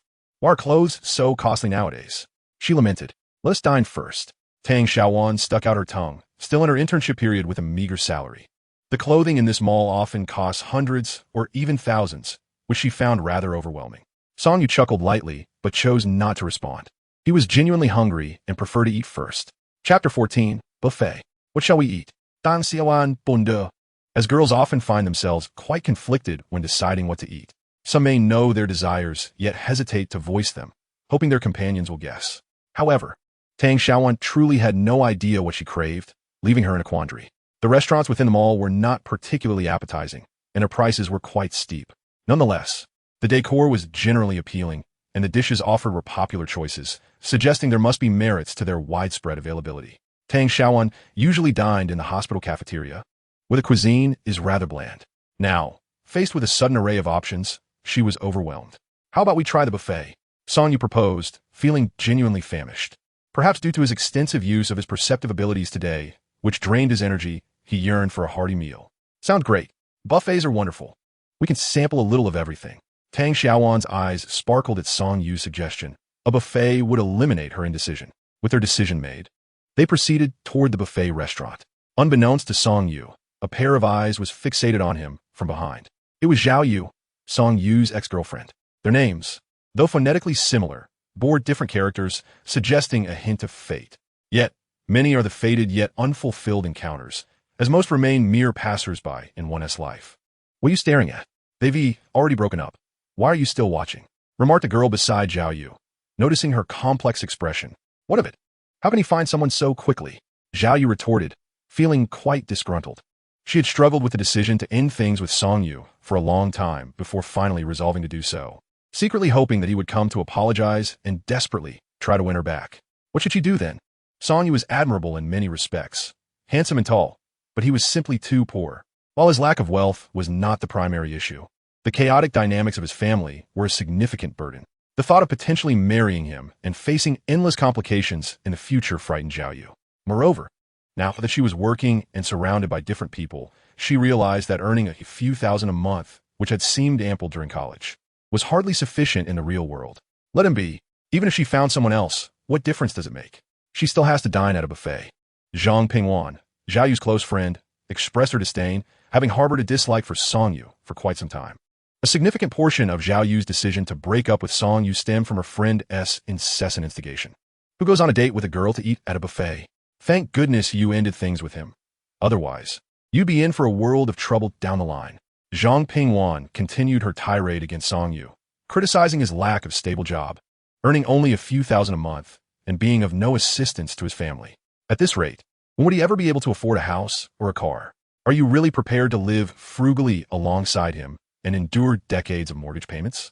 Zhang Pingwan's words left Zhao Yu in silence, the anger and bitterness that had just flared within her dissipating. Let us go. Didn't we agree to have steak? I've always said you're suited for sales. Being so beautiful, those men would willingly spend their money. Today's deal was secured in no time, and the commission is quite substantial. Zhang Pingwan's voice brimmed with envy, and if one looked closely, a tinge of jealousy could be discerned in her eyes. Zhao Yu was strikingly beautiful, with long, straight black hair, snow-white skin, and exquisite features. Her countenance was cool, yet her eyes sparkled with a lively expressiveness. If one were to find a flaw, it might be that her figure was not particularly curvaceous. In contrast, Zhang Pingwan's appearance was far more ordinary. She was of average height and somewhat overweight. After graduating, Zhao Yu had struggled to find a suitable job and was persuaded by her friend to enter car sales, which only amplified her dissatisfaction with Song Yu. Zhang Pingwan herself had a boyfriend. Despite her daily critiques of Song Yu, her own partner was certainly not a high-flying, handsome type. He was merely an ordinary individual, earning less than Song Yu and possessing an appearance that left much to be desired. Let us go. Zhao Yu shook her head, forcing herself to dismiss thoughts of Song Yu, yet doubts still lingered in her heart. Had Song Yu already developed feelings for that other woman? Otherwise, why hadn't he even called her after the breakup? The thought of Tang Xiaowan's ample bosom ignited a spark of anger in Zhao Yu. Had he purposefully sought out such a voluptuous figure to provoke her? It seemed that a beauty with an air of chastity might feel a bit of pressure when confronted with a figure of such allure. Unbeknownst to Song Yu, even after their separation, Zhao Yu's friend Zhang Pingwan continued to critique him. However, even if Song Yu were aware, it is likely he would remain indifferent. His upbringing had instilled in him a somewhat aloof disposition, perceived by elders as selfishness. In truth, it stemmed from a lack of affection in his childhood, leading to an excessive wariness of those around him. The buffet was vast, offering several tiers of dining experiences. When it was suggested they eat at a buffet, Tang Xiaowan, without much thought, headed toward the most basic option available. This place isn't very good. Let's try another one. This restaurant was just an ordinary buffet, with mediocre food quality. Although there was a wide variety and unlimited servings, the taste and quality were decidedly lackluster. Having earned some money today, Song Yu desired something better. Isn't there a buffet at that teppanyaki place? Let us go there instead. Ah, isn't that a bit too expensive? Tang Xiaowan gaped in astonishment. The buffet at that restaurant costs over 300 yuan. This expenditure is not trivial in this small town, yet the establishment primarily specializes in teppanyaki and steak, making the buffet a rare choice among diners. It's fine, I would like to try it as well. Don't overthink it, let's go, she urged. Song Yu was indifferent. A few hundred yuan was a mere trifle for him now, as he felt quite confident. All right, fine. Tang Xiaowan hesitated briefly before acquiescing, secretly planning to cover her share later. Upon entering the restaurant, Song Yu immediately spotted Zhao Yu and Zhang Pingwan, causing his brow to furrow. Having spent a considerable amount of time with Zhao Yu, it was impossible for him to claim there were no feelings involved. When a relationship has run its course, it should come to an end. Otherwise, it merely serves to torment both parties. Without allowing Tang Xiaowan a moment to ponder, he swiftly settled the bill and led her to a table inside. The restaurant's specialty was indeed teppanyaki, yet the buffet offered a more extensive and diverse selection, with chefs preparing dishes right before the patrons, creating a delightful experience. At over 300 yuan per person, the buffet was a significant expense in my city, where the average monthly salary hovered around 2,000 to 3,000 yuan. Nevertheless, the quality of the dishes was commendable, whether it be steak or other offerings, none were subpar. Sitting beside Song Yu, Tang Xiaowan felt somewhat anxious as the chef handed them the menu to place their orders, leaving her uncertain about what to choose. In contrast, Song Yu exuded a carefree demeanor. Having acquired the ability to see through various situations, he no longer worried about finances, which liberated him immensely. He took the menu, ordered several dishes that piqued his interest, and also selected a few milder options for Tang Xiaowan, keeping in mind her preferences. It's my first time here as well. Let's sample a bit and decide, he suggested, appearing remarkably at ease. However, at a nearby table, Zhao Yu and Zhang Pingwan perceived his demeanor as merely a facade, an attempt to put on a brave front. That buffet costs over 300 yuan per person. Song Yu is truly putting on airs, Zhang Pingwan remarked sarcastically, her words not only mocking Song Yu, but also subtly pricking Zhao Yu's feelings. Having just broken up, and now dining with a younger companion so lavishly, it was understandable that Zhao Yu felt a pang of irritation. Forget him. It doesn't matter anymore. We have already parted ways, she thought, taking a deep breath yet lowering her head, suddenly finding the steak less appealing, as if it were only palatable when one had just signed a lucrative contract and received a bonus. Zhang Pingwan pursed her lips, wanted to voice her thoughts, but ultimately refraining, choosing instead to observe Song Yu and Tang Xiaowan closely. They both worked at a similar establishment, yet her clientele was noticeably less, with some even requesting Zhao Yu's contact information instead. Is it merely because she is more attractive? After all, she ended up with an unreliable boyfriend. Wouldn't it be better to find someone wealthy, so she could benefit from it? Such narrow-mindedness often pervades people's thoughts. Song Yu's thoughts were entirely focused on the meal, engaging in a conversation with Tang Xiaowan that was more perfunctory than meaningful. Tang Xiaowan felt a mixture of joy and anxiety. She was delighted by the restaurant's upscale ambience, hoping the food would be delightful as well. It must be said that the dishes here were indeed exquisite, possessing a distinct foreign flair. The teppanyaki experience leaned heavily on the chef's performance, showcasing skill alongside high-quality ingredients, which contributed to an enjoyable atmosphere. However, after utilizing his clairvoyant abilities several times that day, Song Yu was taken aback by the considerable toll it had taken on him. He found himself lacking the inclination to appreciate the chef's artistry, merely yearning to consume more and lamenting the chef's slow pace. When he witnessed the chef tossing an egg into the air and catching it on the spatula, forming two hearts with the flowing egg yolk, impatience began to creep in. Yet, noticing Tang Xiaowan's evident interest, he refrained from voicing his annoyance.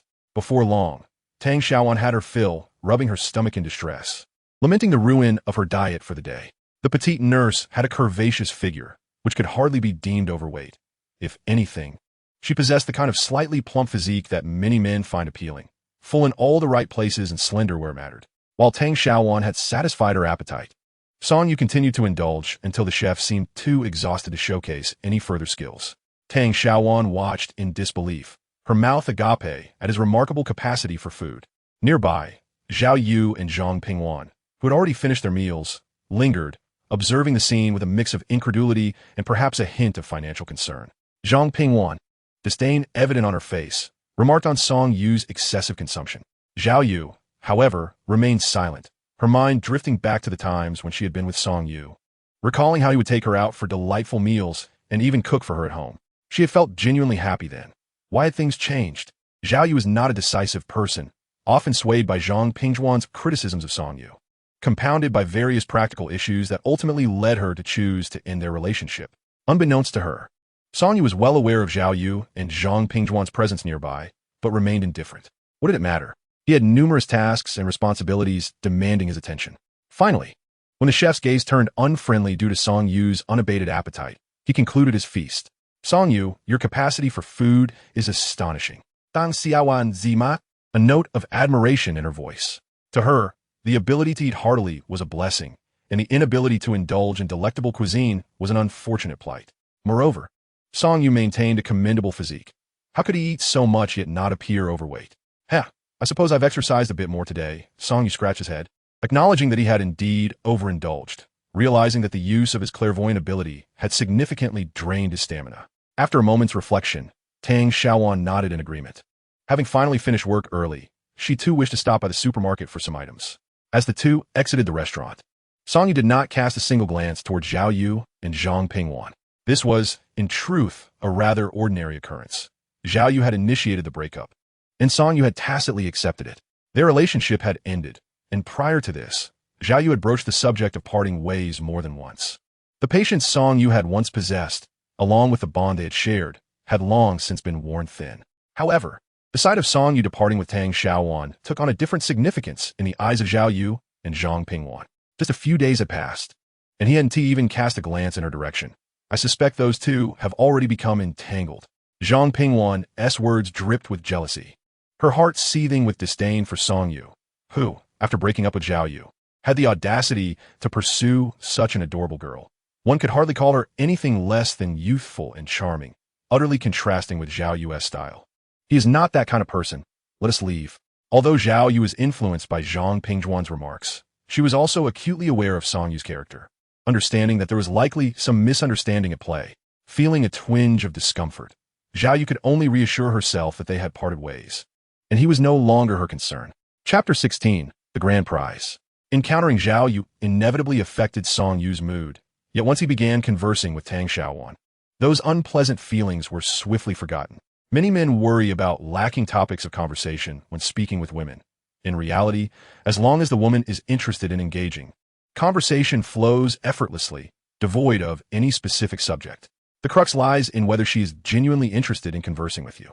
At present, Tang Xiaowan harbored a favorable impression of Song Yu, and he found their interactions to be exceedingly pleasant. If one were to question the existence of pure friendship between men and women, Song Yu would undoubtedly assert that it does not exist. Interactions between the sexes are inherently a game of strategy, with differing stakes and objectives resulting in varying outcomes. To be candid, Song Yu's feelings towards Tang Xiaowan were not particularly intense. Any thoughts he did harbor stemmed from the fleeting glimpse of her delicate beauty when he first acquired his newfound ability. Having seen things he ought not to have, a sense of guilt lingered within him, coupled with a subtle possessiveness, as he wished to keep the things he had witnessed to himself. Do you have a boyfriend? Nurse Tang? Some matters require clarification. Although they had merely shared a meal, if Tang Xiaowan were in a relationship, pursuing a deeper connection would be inappropriate. No, I don't. Tang Xiaowan, preoccupied with pondering what to treat Song Yu to next, was caught off guard by the question. What did Song Yu mean by that? I have never been in a relationship. Observing the flush on Tang Xiaowan's cheeks, Song Yu deemed her response genuine. As Tang Xiaowan's mind raced with speculations about the reason behind his inquiry, Song Yu chose not to pursue the topic further, instead steering the conversation towards aspects of Tang Xiaowan's daily life. Engaging in such discussions, Tang Xiaowan had much to share. As a novice nurse in a bustling high-ranking ward, she encountered numerous challenges.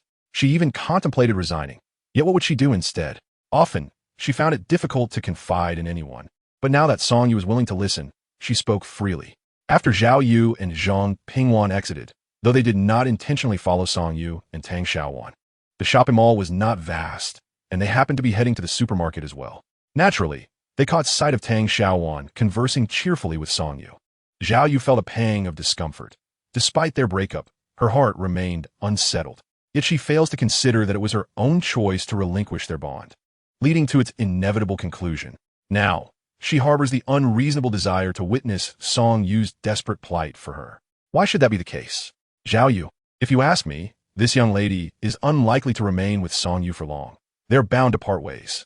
It is likely her current infatuation stems from her ignorance of Song Yu's family circumstances, simply enamored by his handsome appearance. Zhang Pingwan continues to incessantly criticize Song Yu to Zhao Yu. Perhaps even she is unaware of whether her disdain for Song Yu is genuine or merely a product of jealousy toward Zhao Yu. Yet, if Song Yu were to discreetly reach out to Zhang Pingwan, professing his feelings, she would undoubtedly cast aside her current boyfriend. Naturally, Song Yu holds no interest in her. Joyful moments are fleeting. After some deliberation, Tang Xiaowan has nearly gathered all the essentials she requires.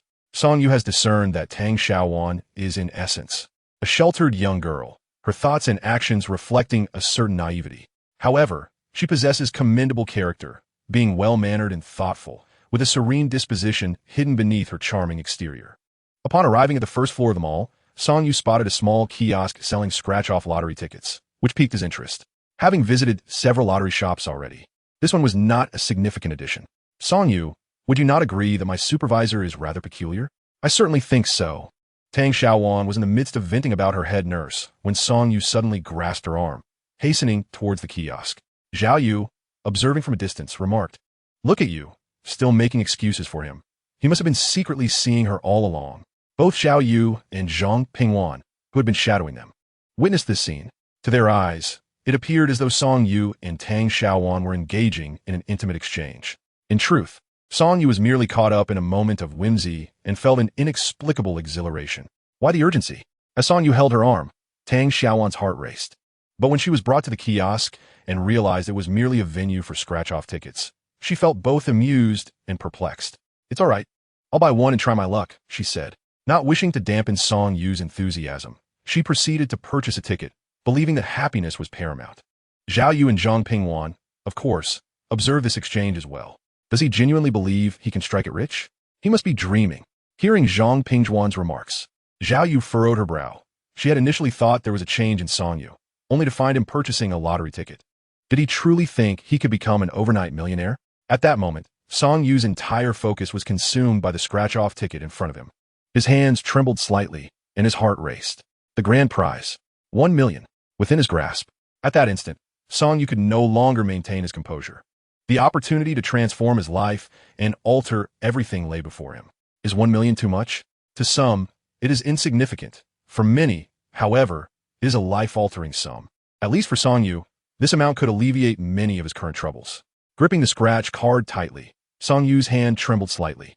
He produced 50 yuan and handed it to the apathetic female clerk. "Xiaowan, you're my lucky star." "Huh?" Tang Xiaowan was somewhat perplexed, but upon seeing Song Yu's earnest expression, she felt a bit at a loss. Song Yu hesitated momentarily, pondering whether to take the prize or scratch it off now. Throughout his life, he had always treaded cautiously.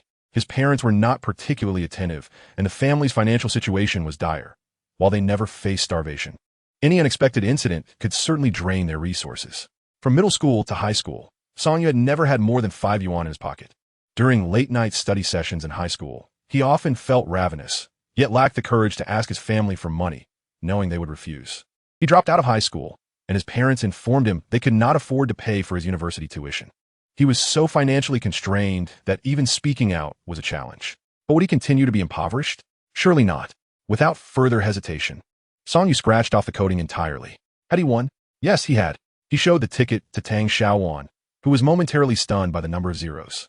Chapter 17. Materialism? Upon being seen by Tang Xiaowan, Song Yu remained unperturbed.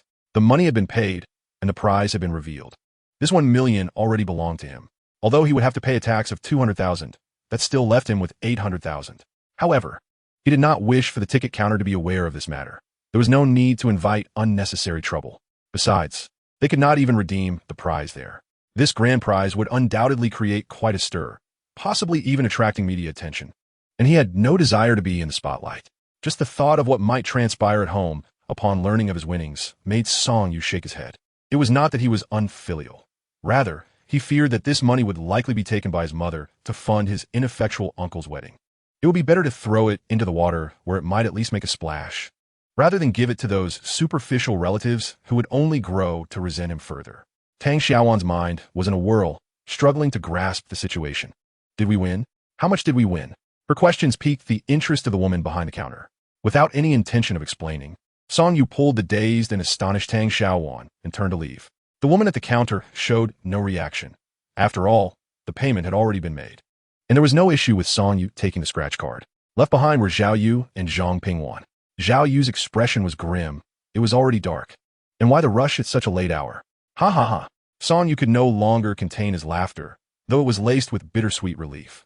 He had won the grand prize. Looking at Tang Xiaowan, he felt that this little nurse had brought him considerable luck. Today he had visited numerous lottery shops, mentally preparing for a prolonged struggle, even considering traveling to other cities for more tickets. He never anticipated that it could be this straightforward, a reward effortlessly achieved. A grand prize?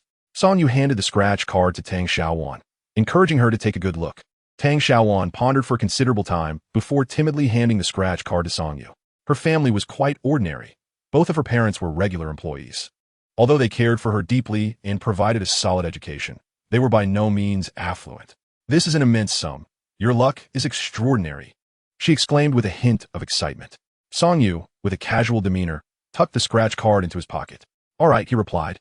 Tang Xiaowan nodded as Song Yu hailed a taxi and inquired about her address. The atmosphere during the ride was somewhat subdued. Tang Xiaowan hesitated to speak. 1 million was no trivial amount, and it felt surreal that Song Yu had acquired it so effortlessly. This left her with a whirlwind of emotions.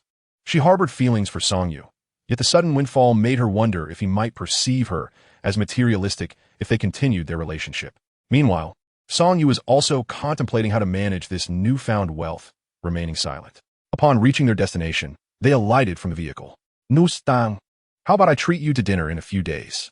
You truly are my lucky star. Oh no, that's just your good fortune, Tang Xiaowan replied, feeling a bit bashful. Without the unexpected twist at the end, today would have undoubtedly been joyous. Nevertheless, it had still turned out to be a rather perfect day. All right, I hope you'll grace me with your presence when I invite you out, she added. At this point, they could only be considered friends. Song Yu had many pressing matters to attend to and was not focused on romantic pursuits, so he did not linger in conversation with Tang Xiaowan. He watched her ascend the stairs before departing. Tang Xiaowan did not live alone. She shared an apartment with another girl. This arrangement not only saved money, but also provided a greater sense of security. Lin Xia, upon seeing Tang Xiaowan return with numerous purchases, expressed surprise. Perhaps the joy of shopping with Song Yu had led her to indulge a bit. What's wrong? You seem distracted. Lin Xia immediately noticed Tang Xiaowan's unusual demeanor. Is something troubling you? Have you started dating someone? Sighing, Tang Xiaowan confided, Xia, I truly don't know how to handle today's events. Lin Xia worked as a clerk in a relatively large company in my city, which provided her with a stable livelihood. With her striking looks, it was rare to find a beautiful girl like her among equally stunning friends, as typically, attractive individuals surrounded themselves with more ordinary companions. Lin Xia's style bore some resemblance to Zhao Yu's, both embodying a reserved, elegant beauty. However, Lin Xia had a more graceful and taller figure. Tang Xiaowan recounted the day as happenings to Lin Xia. Upon hearing about Song Yu, Lin Xia was genuinely happy for her friend. But when she learned that Song Yu had won 1 million from scratch card, her mouth fell agape in astonishment. That is no small fortune. However, such matters often cloud one's judgment. Lin Xia quickly gathered her thoughts. In truth, this has little bearing on you. 1 million is a considerable sum, but it merely equates to purchasing a house. The real question is, how you truly feel about Song Yu. Do you wish to pursue a romantic relationship with him? When Lin Xia posed this question, Tang Xiaowan's petite face flushed instantly, leaving her at a loss for words. You see, if you two were to date, wouldn't that 1 million serve as the initial capital for your future little home? Lin Xia's words eased Tang Xiaowan's inner turmoil. She was momentarily taken aback by the mention of 1 million, particularly since her monthly salary was just over 2,000 and her internship pay was meager. So, did she really feel, as Lin Xia suggested, that she wanted to pursue a romantic relationship with Song Yu? Regardless, one must engage more and assess the situation thoroughly. One cannot hastily decide solely based on Song Yu's handsome appearance. With newfound wealth, Song Yu's first thought was rather simplistic, to find a new place to live. He wasn't planning to purchase a house just yet. While 1 million might seem substantial, he intended to reserve the majority of it, whether for acquiring antiques or engaging in the quick return ventures of stone gambling, all of which necessitated funds. Hence, renting a property emerged as the most prudent choice. Now that he had the means, it was essential to lease a more upscale and refined residence. Chapter 18. Value.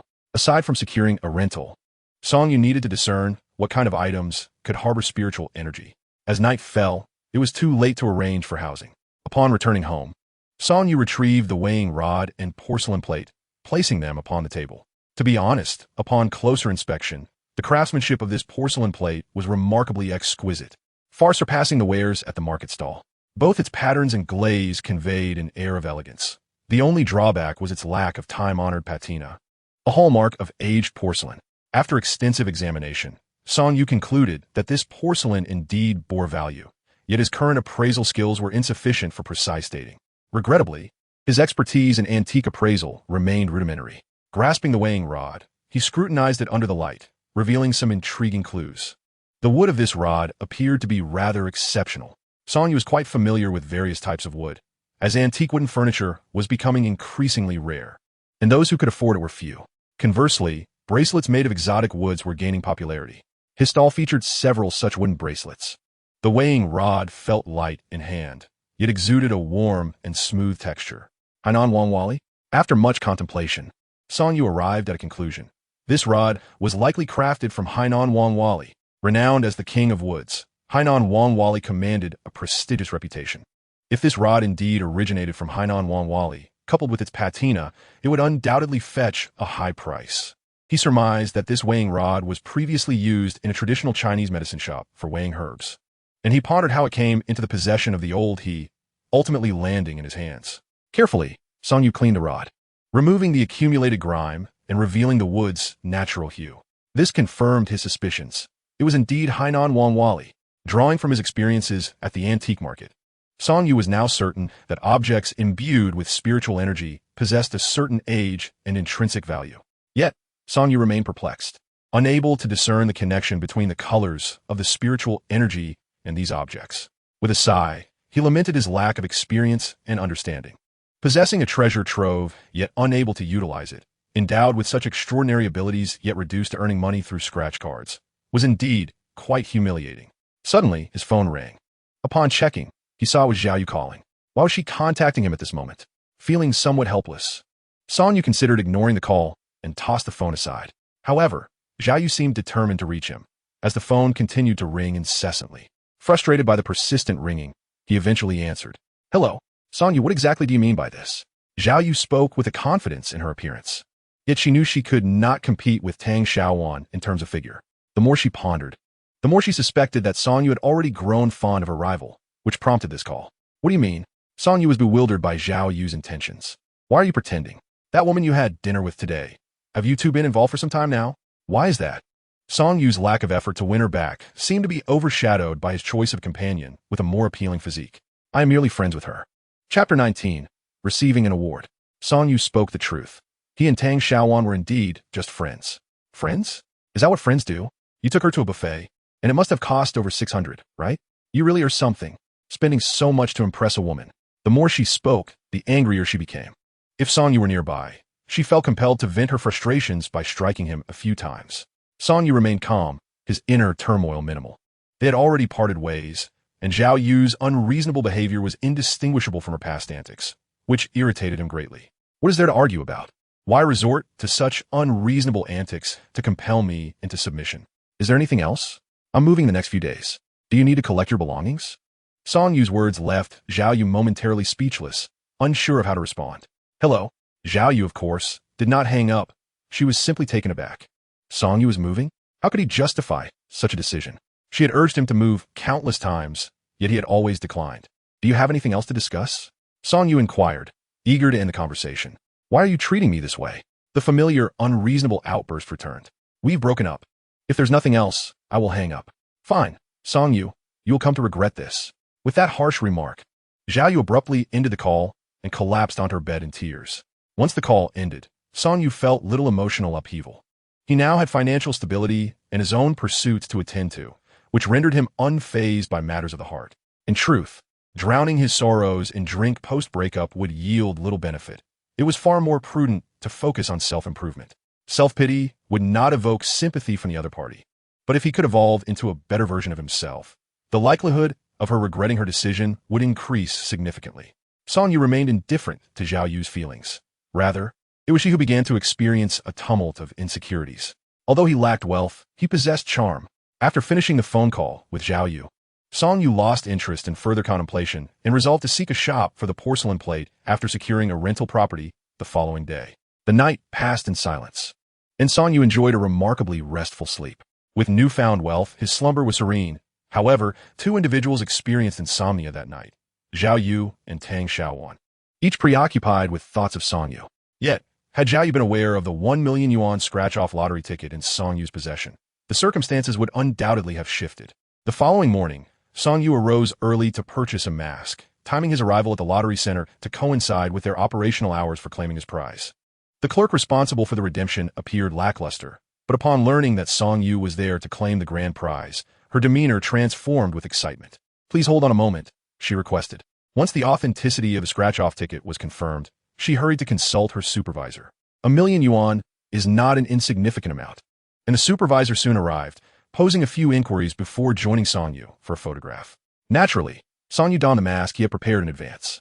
A tax of 20 was deducted immediately, resulting in a direct deposit of 800,000 yuan into Song Yu's account. After politely declining the lottery center's request for a donation, Song Yu exited with buoyant strides. Thankfully, the sum was 1 million. Had it been 10 million, the process might have been far more complex.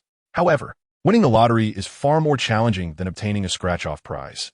Even for someone reborn, the odds of winning are slim. He made a phone call to contact an agent and articulated his requirements. Chapter 20.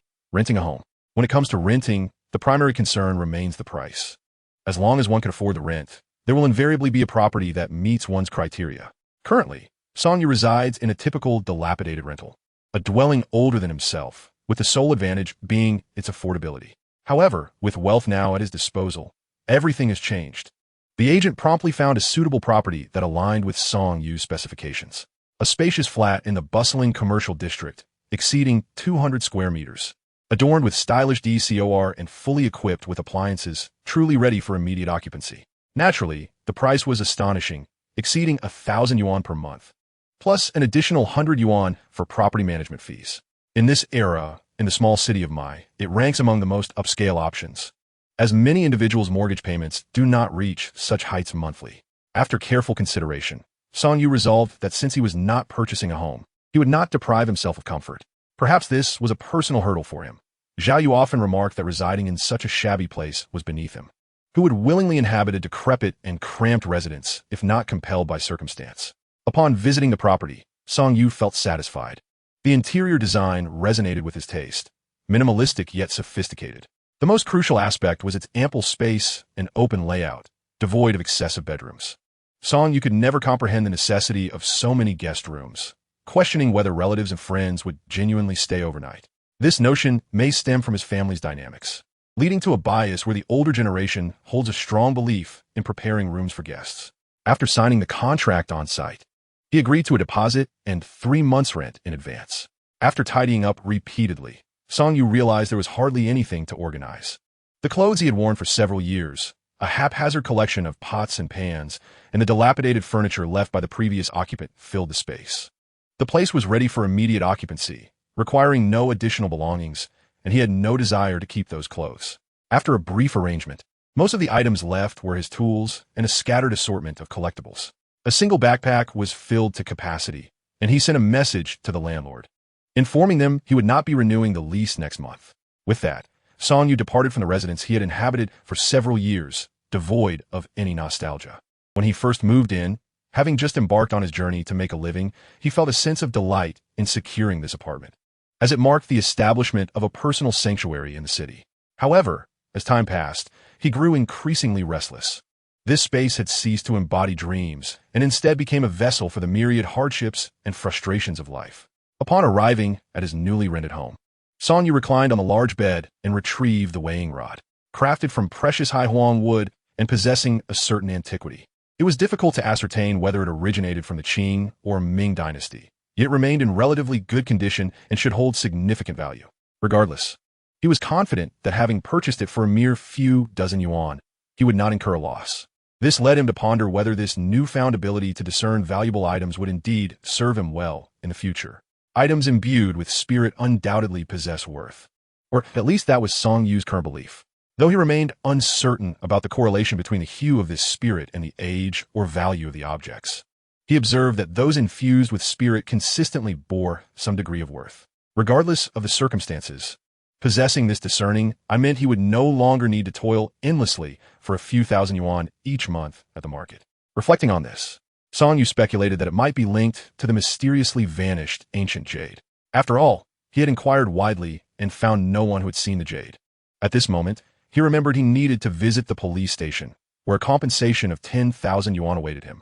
He also wanted to inquire about Zhang Degui and his associates, as he had lost consciousness at a rather opportune moment and was entirely unaware of how events had unfolded.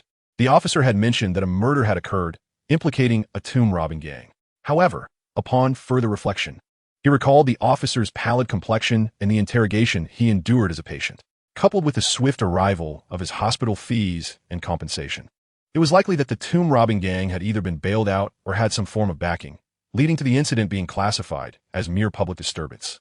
At noon, he had a light meal in his new abode, where the refrigerator was even stocked with ingredients, though he intended to prepare food only this once. The agency fee equated to a month's rent, and filling the fridge with provisions did not incur substantial costs. He had to work late that evening, promising himself he would cook next time. After hanging up the phone, Song Yu sighed, wishing to share his moving excitement with someone, but at his age, friends were increasingly preoccupied with their own lives. Is old Zhao free tonight? He pondered. What is up? Came the response. I just moved. I wanted to invite you for a meal. Sure, send me the location, and I'll bring Lulu along. The only friends with whom Song Yu shares a close rapport are Duan Ziheo and Zhao Ziyu. One is a childhood companion, while the other is a good friend from high school. Lulu, Zhao Ziyu's girlfriend, is a few years his senior, but possesses a remarkable ability to care for him deeply, keeping him firmly in her grasp. Beyond them, Song Yu finds himself at a loss regarding whom to contact. Dang Xiaowan, uncertain of her availability. He recalls their recent dinner together. Yet, Song Yu feels that his unexpected stroke of luck in winning the grand prize is somehow related to her. After all, she is quite the sight for sore eyes. With this thought in mind, he calls Tang Xiaowan. I'm at work, what is up? She answers. I moved to a new house and have invited some friends over for dinner. Are you free tonight? Absolutely. What time? Song Yu sends her the address of his new residence along with the dinner time. Initially, he had intended to visit some upscale antique shops to seek assistance with evaluating a porcelain piece and a scale, but time constraints have altered his plans. Therefore, Song Yu resolves to first visit the police station to collect his funds, ascertain the details, and then procure some ingredients for the evening's gathering. Chapter 21. Officer Li's warning unbeknownst to Song Yu. Immediately after discussing the dinner plans with Zhao Ziyu, Zhao Ziyu proceeds to consult his girlfriend, Lulu. This can be deemed a case of acting first and reporting later. He readily agrees to Song Yu's moving plans and feels it necessary to inform Lulu. Lulu, Song Yu has moved. How about we join him for dinner tonight? Sound good. Seizing a moment during his break, Zhao Ziyu calls Lulu. He works at an advertising company, while Lulu has recently resigned and is yet to secure a suitable job. She readily agrees to his proposal. Go ahead with your work. We can go together after you finish. Has Song Yu finally decided to move? Is he thinking of marrying Zhao Yu? I'm not sure. Old Song didn't elaborate. We can ask him tonight. All right, focus on your work. Zhao Ziyu finds this development curious. Has Song Yu finally come to his senses? Or is he merely being pressured by Zhao Yu into such a decision? He never anticipated Song Yu would change residences. Perhaps in an effort to improve his relationship with Zhao Yu and consider marriage. Shaking her head, Lulu deems this scenario unrealistic. Zhao Yu has undergone significant changes. She has always criticized Song Yu for his lack of financial stability, and simply renting a better place does not address the root of the problem. Nevertheless, Lulu decides to message Zhao Yu, hoping to gauge her sentiments, completely unaware that Song Yu and Zhao Yu have already parted ways. Yeah, I heard you and Song Yu are moving. What delicious food will we have tonight? Last night, she tossed and turned in bed, unable to sleep. Increasingly convinced that Song Yu must have already grown close to Tang Xiaowan. Today, feeling utterly drained, she took a day off to rest at home, only to receive Lulu's message. Song Yu is actually moving? Zhao Yu feels as though her heart has been seized, and breathing becomes a struggle. The anger wells up inside her, causing her chest to ache. It was already small, and further agitation could render it non-existent. Lulu was taken aback and pondered. Why would you ask me about your boyfriend? I am uncertain. Zhao Ziyu informed me that Song Yu mentioned inviting everyone for dinner tonight. Are you not aware? Do you know where Song Yu has moved to? I'm not sure. Perhaps you should inquire directly. I have broken up with Song Yu. Zhao Yu hesitated for a moment, but ultimately revealed her current situation. It might be better for you to ask Song Yu yourself. I have other matters to attend to. I shall disconnect now. Lulu realized she had inadvertently caused trouble and promptly hung up. The fact that they had broken up rendered Song Yu's relocation understandable. After all, one seeks a fresh start. It seemed she had spoken out of turn. Song Yu might not wish for Zhao Yu to learn about his move. Perhaps an apology later in the evening would suffice. Unbeknownst to Song Yu, Lulu had unwittingly disclosed his relocation to Zhao Yu. Yet, even if he were to find out, it would not greatly concern him. At present, Song Yu yearned to live freely, shedding the shackles of hesitation. He had previously navigated life with excessive caution, a necessity born from earning only a few thousand a month. Could one afford to be anything but careful? However, Zhao Yu discovering this posed no real issue. The true trouble would arise if his family were to find out. Once the call ended, Zhao Yu paused for a moment. Both Lulu and Zhao Ziyu had only associated with her due to Song Yu. Recently, the two had been quarreling frequently, leading Lulu to reassess her views on Zhao Yu. She found fault with Song Yu for his lack of financial stability, ultimately pressuring him into the breakup. Such behavior was beneath her contempt. It was evident that Lulu's ability to keep Zhao Ziyu devoted stemmed from her passionate nature. The more Zhao Yu contemplated, the angrier she became.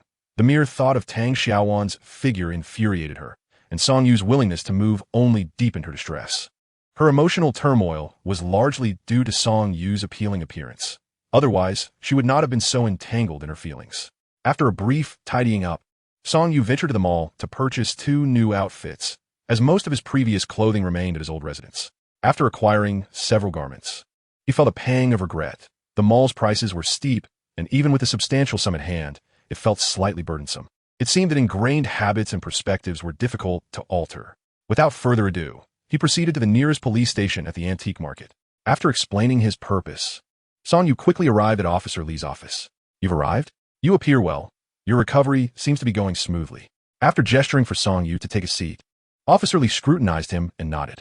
Following several days of investigation, he had ascertained that Song Yu was indeed not involved in the matter. Provide me with your bank account number, and I will arrange for the compensation to be transferred. It should arrive within a day or two. Yes, Officer Li. I would like to inquire about Zhang Degui's situation regarding this matter. Song Yu nodded. Today he was not primarily there for the compensation, but rather to seek clarity on the specifics of the incident. At that moment, he had lost consciousness and had no recollection of what transpired afterward. The antique market is rife with hearsay, leaving the specifics shrouded in ambiguity. Upon hearing Song Yu mention this matter, Li Jianguo pondered for a moment before engaging in conversation with him.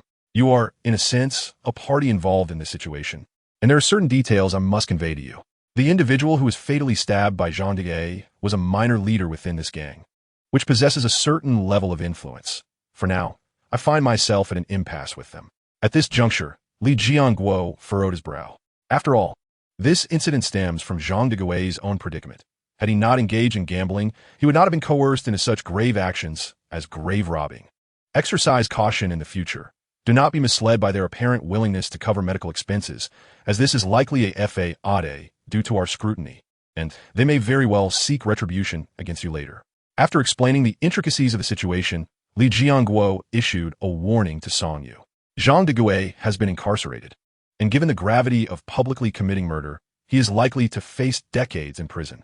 Song Yu should remain vigilant against potential retaliation from this tomb-raiding gang. Individuals in this line of work are seldom virtuous. At that moment, a knock on the door interrupted them. Come in, Li Jianguo called out. A weary young woman, appearing no older than 18, entered. Officer Li, is there truly no hope for my father's situation? Chapter 22. The Burden of Uncertainty. Upon seeing her, Li Jianguo sighed. Your father stabbed someone in plain view. It is fortunate he is not facing the death penalty. There are channels to seek assistance from the police. Such actions are excessively extreme. Hearing this, the young woman's eyes brimmed with tears. We have no one in the village to advocate for us. Officer Li, my father's gambling debts. Rest assured, you need not repay a single cent. This is inherently illegal. The debts your father incurred cannot be placed upon your shoulders. Relieved by Officer Li's words, the young woman felt a weight lift. Having such a gambling-addicted father left her utterly helpless. With him now imprisoned, perhaps there was a semblance of liberation. If they harass you or demand repayment, contact me immediately. While Li Jianguo may not be able to dismantle the gang, he could certainly issue warnings. The incident of Zhang Degae resorting to murder had escalated considerably. Should the gang target this vulnerable woman and her family, the situation would only worsen. Song Yu discerned that the young woman was likely Zhang Degae's daughter. Having grasped the situation, he wished to depart the police station. Though innocent, the atmosphere here was suffocating. "Do take care," Li Jiangguo advised with a nod to Song Yu, continuing to counsel the young woman to reach out to the police at the first sign of trouble. However, the girl's expression betrayed her distraction. If there was truly a solution, why was her father's usual gambling den still operational? Many matters remain obscure and convoluted. Unless an incident of significant magnitude emerges that cannot be concealed, both the unscrupulous and the virtuous alike often opt for a facade of tranquility. As Song Yu exited the police station, a sense of unease washed over him. This was indeed a quintessential example of an unwarranted calamity. The medical expenses and compensation have accumulated to a substantial sum. It is quite possible that the other party may harbor resentment towards him. However, that small leader has already been fatally stabbed by Zhang Degae, and the remaining followers are likely to pose little threat. There is no way to suppress this matter. The only option is to swiftly enhance one's strength. In the future, as he navigates the antiques trade, he will inevitably have to interact with such individuals.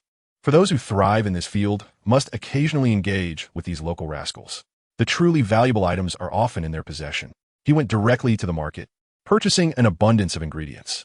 Having ventured into the world since high school, Song Yu's culinary skills are quite commendable. Cooking, as long as one possesses patience and dedicates time to learning and practicing, does not have to be unpalatable. Often, it is the lack of patience and unwillingness to cook that results in unappetizing meals. In Song Yu's memory, his mother's cooking throughout his childhood could only be described as edible, but never delicious. The root cause may lie in her reluctance to cook, as she would complain incessantly each time, leaving Song Yu too intimidated to voice any objections.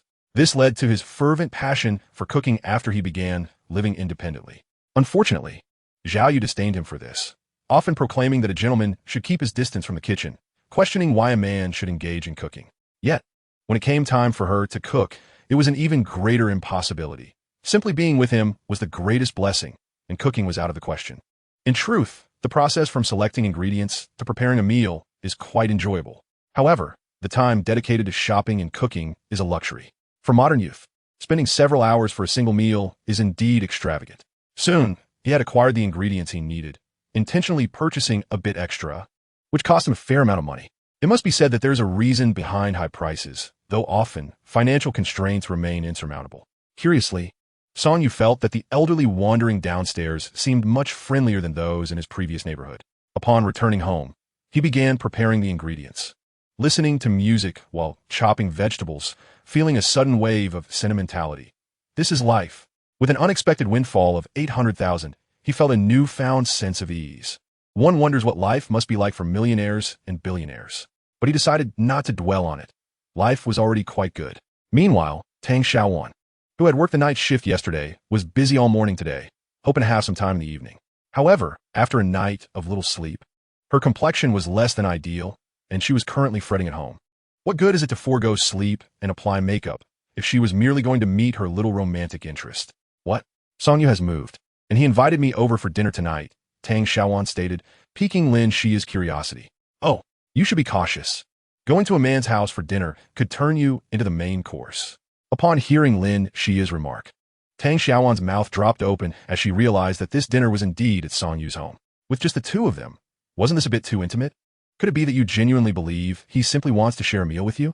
Lin Xia observed Tang Xiaowan's expression and understood that this naive girl had not given it much thought. However, I am not ready yet.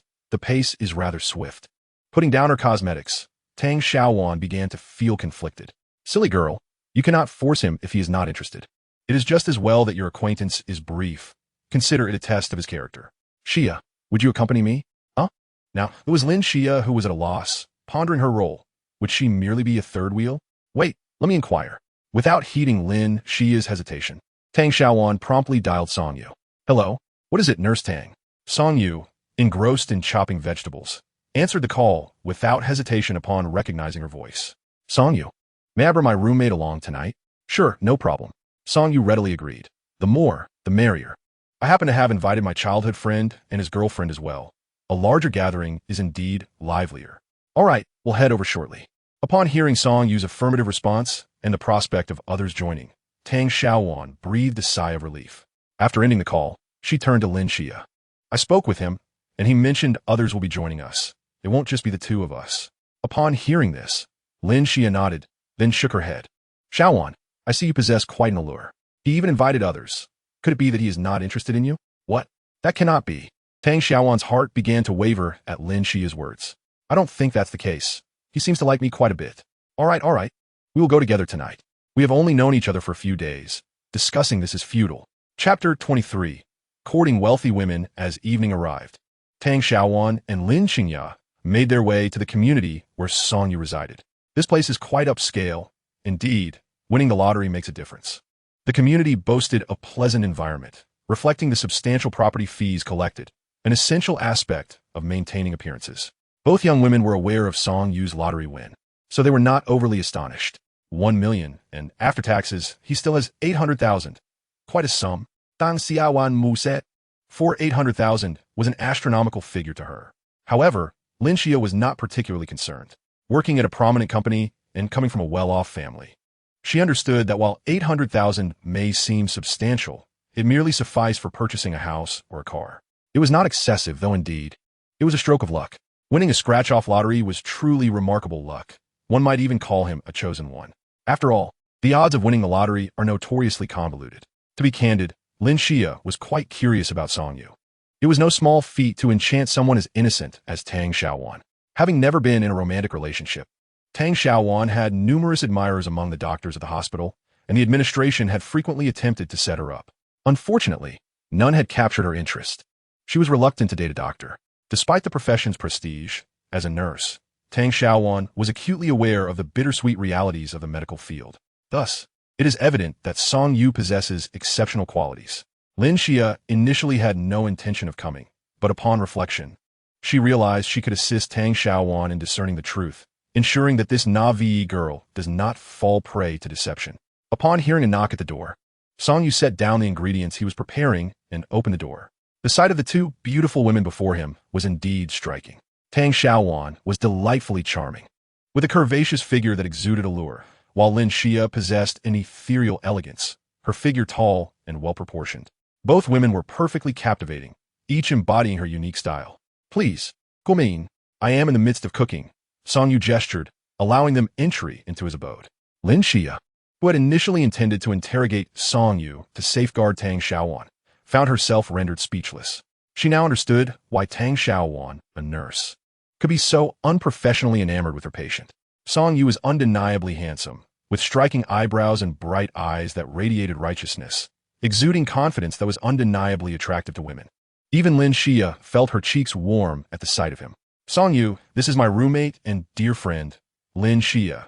Tang Xiaowan introduced her companion to him. Please, take a seat. I'm still preparing the meal. Nodding at Lin Xia, Song Yu returned to the kitchen to continue his culinary endeavors. Xia, why don't you sit here for a moment? I'll see if I can lend a hand to Song Yu. Tang Xiaowan, unable to remain seated, left Lin Xia in the living room and hurried to the kitchen. Upon arriving, she quickly realized that she could not contribute. Although she knew her way around the kitchen, her culinary skills were quite basic, limited to simple home-cooked dishes. Today, however, to celebrate her move and embark on a new chapter, Song Yu had prepared an array of intricate dishes that required considerable effort. What is the matter? He inquired, his hands never pausing in their work. Is there anything I can assist with? Tang Xiaowan watched him deftly handle the ingredients and stir-fry, the entire process flowing seamlessly, akin to a chef from a television drama. She felt utterly outmatched. No worries, I can manage on my own. You two can simply await the meal, he assured her. All right. The kitchen was designed in an open concept. It was thoughtfully laid out. The exhaust fan worked exceptionally well, leaving no trace of greasy odors. Tang Xiaowan stood there, mesmerized as she observed Song Yu at work. So handsome. For women, a man who is passionately engaged in a task is incredibly alluring. Of course, this is contingent upon the woman's feelings. If she harbors dislike or indifference, no matter what he does, she will find it unappealing. In the living room, Lin Xia could hardly bear to watch. Song Yu was indeed handsome, and his culinary skills were an added bonus. Yet, Tang Xiaowan's behavior resembled that of an infatuated admirer. If they truly became involved, Tang Xiaowan would surely be swept away. Xiaowan, Why are you just standing there? Huh? Lin Xia's call snapped Tang Xiaowan back to reality, and she recognized that she had been standing there watching Song Yu cook, which seemed rather inappropriate. Xiaowan, you are being rather indiscreet, Lin Xia remarked, somewhat exasperated. Not at all. I simply wanted to see him cook, Tang Xiaowan defended herself. At that moment, a knock resounded at the door. Zhao Ziyu and Lulu had arrived. Zhao Ziyu was aware of Song Yu's recent breakup with Zhao Yu, and he felt a flicker of happiness for Song Yu. In his view, with Song Yu's striking looks, he should never have endured such torment from Zhao Yu. Often, while discussing others' romantic entanglements, one can sound quite astute, yet when faced with their own circumstances, clarity seems to vanish. Lulu, being a few years older than Zhao Ziyu, and he were currently contemplating marriage. Zhao Ziyu had been working overtime daily in preparation for this new chapter. He couldn't fathom why Song Yu had chosen to rent such a lavish apartment. Upon arriving at this upscale community, Zhao Ziyu felt a twinge of curiosity, immediately deducing that Song Yu must be renting. Perhaps he wished for a fresh start. Lulu also found it perplexing. Given Song Yu's income, renting here seemed somewhat burdensome. They would soon be even more astonished, as Song Yu had chosen the finest layout in the complex. As Zhao Ziyu pondered how to console Song Yu, he opened the door to find Tang Xiaowan standing there. Apologies, I must have the wrong place, was Zhao Ziyu's initial thought. No, Song Yu is cooking. Do come in. Just moments ago, Song Yu had mentioned that his childhood friend would soon arrive, and Tang Xiaowan correctly inferred Zhao Ziyu's identity. Conversely, Zhao Ziyu found himself somewhat bewildered. Had Song Yu finally come to his senses and begun seeking a wealthy partner? Zhao Ziyu had always believed that, given Song Yu's attributes, attracting a wealthy woman would be effortless. Upon entering the apartment, he discovered not only Tang Xiaowan, but also another stunning beauty. Moreover, the apartment was quite spacious, and its impeccable decor suggested a hefty rental price. Tang Xiaowan and Lin Xia were unfamiliar with Zhao Ziyu and Lulu, as Song Yu busily prepared the meal. He greeted them without making introductions, creating a slightly awkward atmosphere. However, Song Yu soon emerged from the kitchen, having nearly completed the dishes, ready to serve a delightful array of hot entrees when the time came. Allow me to introduce, this is Nurse Tang Xiaowan, whom I met at the hospital a few days ago, and this is Miss Lin, a friend of Nurse Tang. This is Zhao Ziyu, my childhood friend, and Lulu is his girlfriend. With this brief introduction, they were all somewhat acquainted. Yet, Zhao Ziyu and Lulu's curiosity was piqued. Chapter 24, Future Plans. Zhao Ziyu quickly grasped the crux of the matter. Alas, the story is lengthy. A minor mishap occurred, but everything is fine now. Upon hearing this from Song Yu, Zhao Ziyu refrained from probing further, though he would undoubtedly seek an opportunity to clarify things later. In a twist of fate, he had experienced a slight financial windfall, allowing him to rent this apartment, hence the desire to treat them to a meal. He briefly outlined his current situation, yet he refrained from divulging detailed information. The nature of this extraordinary ability was too bizarre to be believed. Even if he shared it, few would accept it as truth. Furthermore, this ability was somewhat difficult to articulate. Even though Zhao Ziyu was very close to Song Yu and aware of his ability, he would harbor doubts, making him reluctant to let Lulu interact with Song Yu. Thus, it was perhaps best to keep this matter to himself. At times, the ability of clairvoyance operates uncontrollably. For instance, when Tang Xiaowan and Lin Qingya first arrived, the power activated itself quietly. Fortunately, with Lulu's arrival, this ability remained obedient. Being of youthful spirit, the group quickly became acquainted.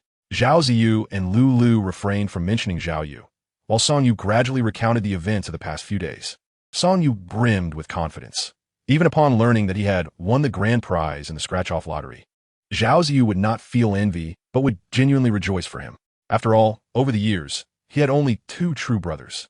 Naturally, the sum of 800,000 was neither excessive nor insufficient to impact their brotherly bond. This thought brought a smile to Song Yu's face. Not to mention 800,000, even if it were 80,000, the family would not let it rest. His mother would not cease until every penny was extracted. The concept of home had only caused him pain. Upon hearing that Song Yu had been hospitalized due to an accident, yet also met Tang Xiaowan through this incident and won the lottery, Zhao Ziyu was left speechless. It felt almost like a tale being told. Nonetheless, the outcome was favorable. With the 800,000, Song Yu's future would be significantly more comfortable. As for Zhao Yu, she was entirely disregarded by Zhao Ziyu. This woman epitomized the type that could only share in prosperity but not in adversity. After a breakup with Song Yu, he became prosperous, suggesting that perhaps she was not destined for such fortune or even that she had obstructed his financial luck.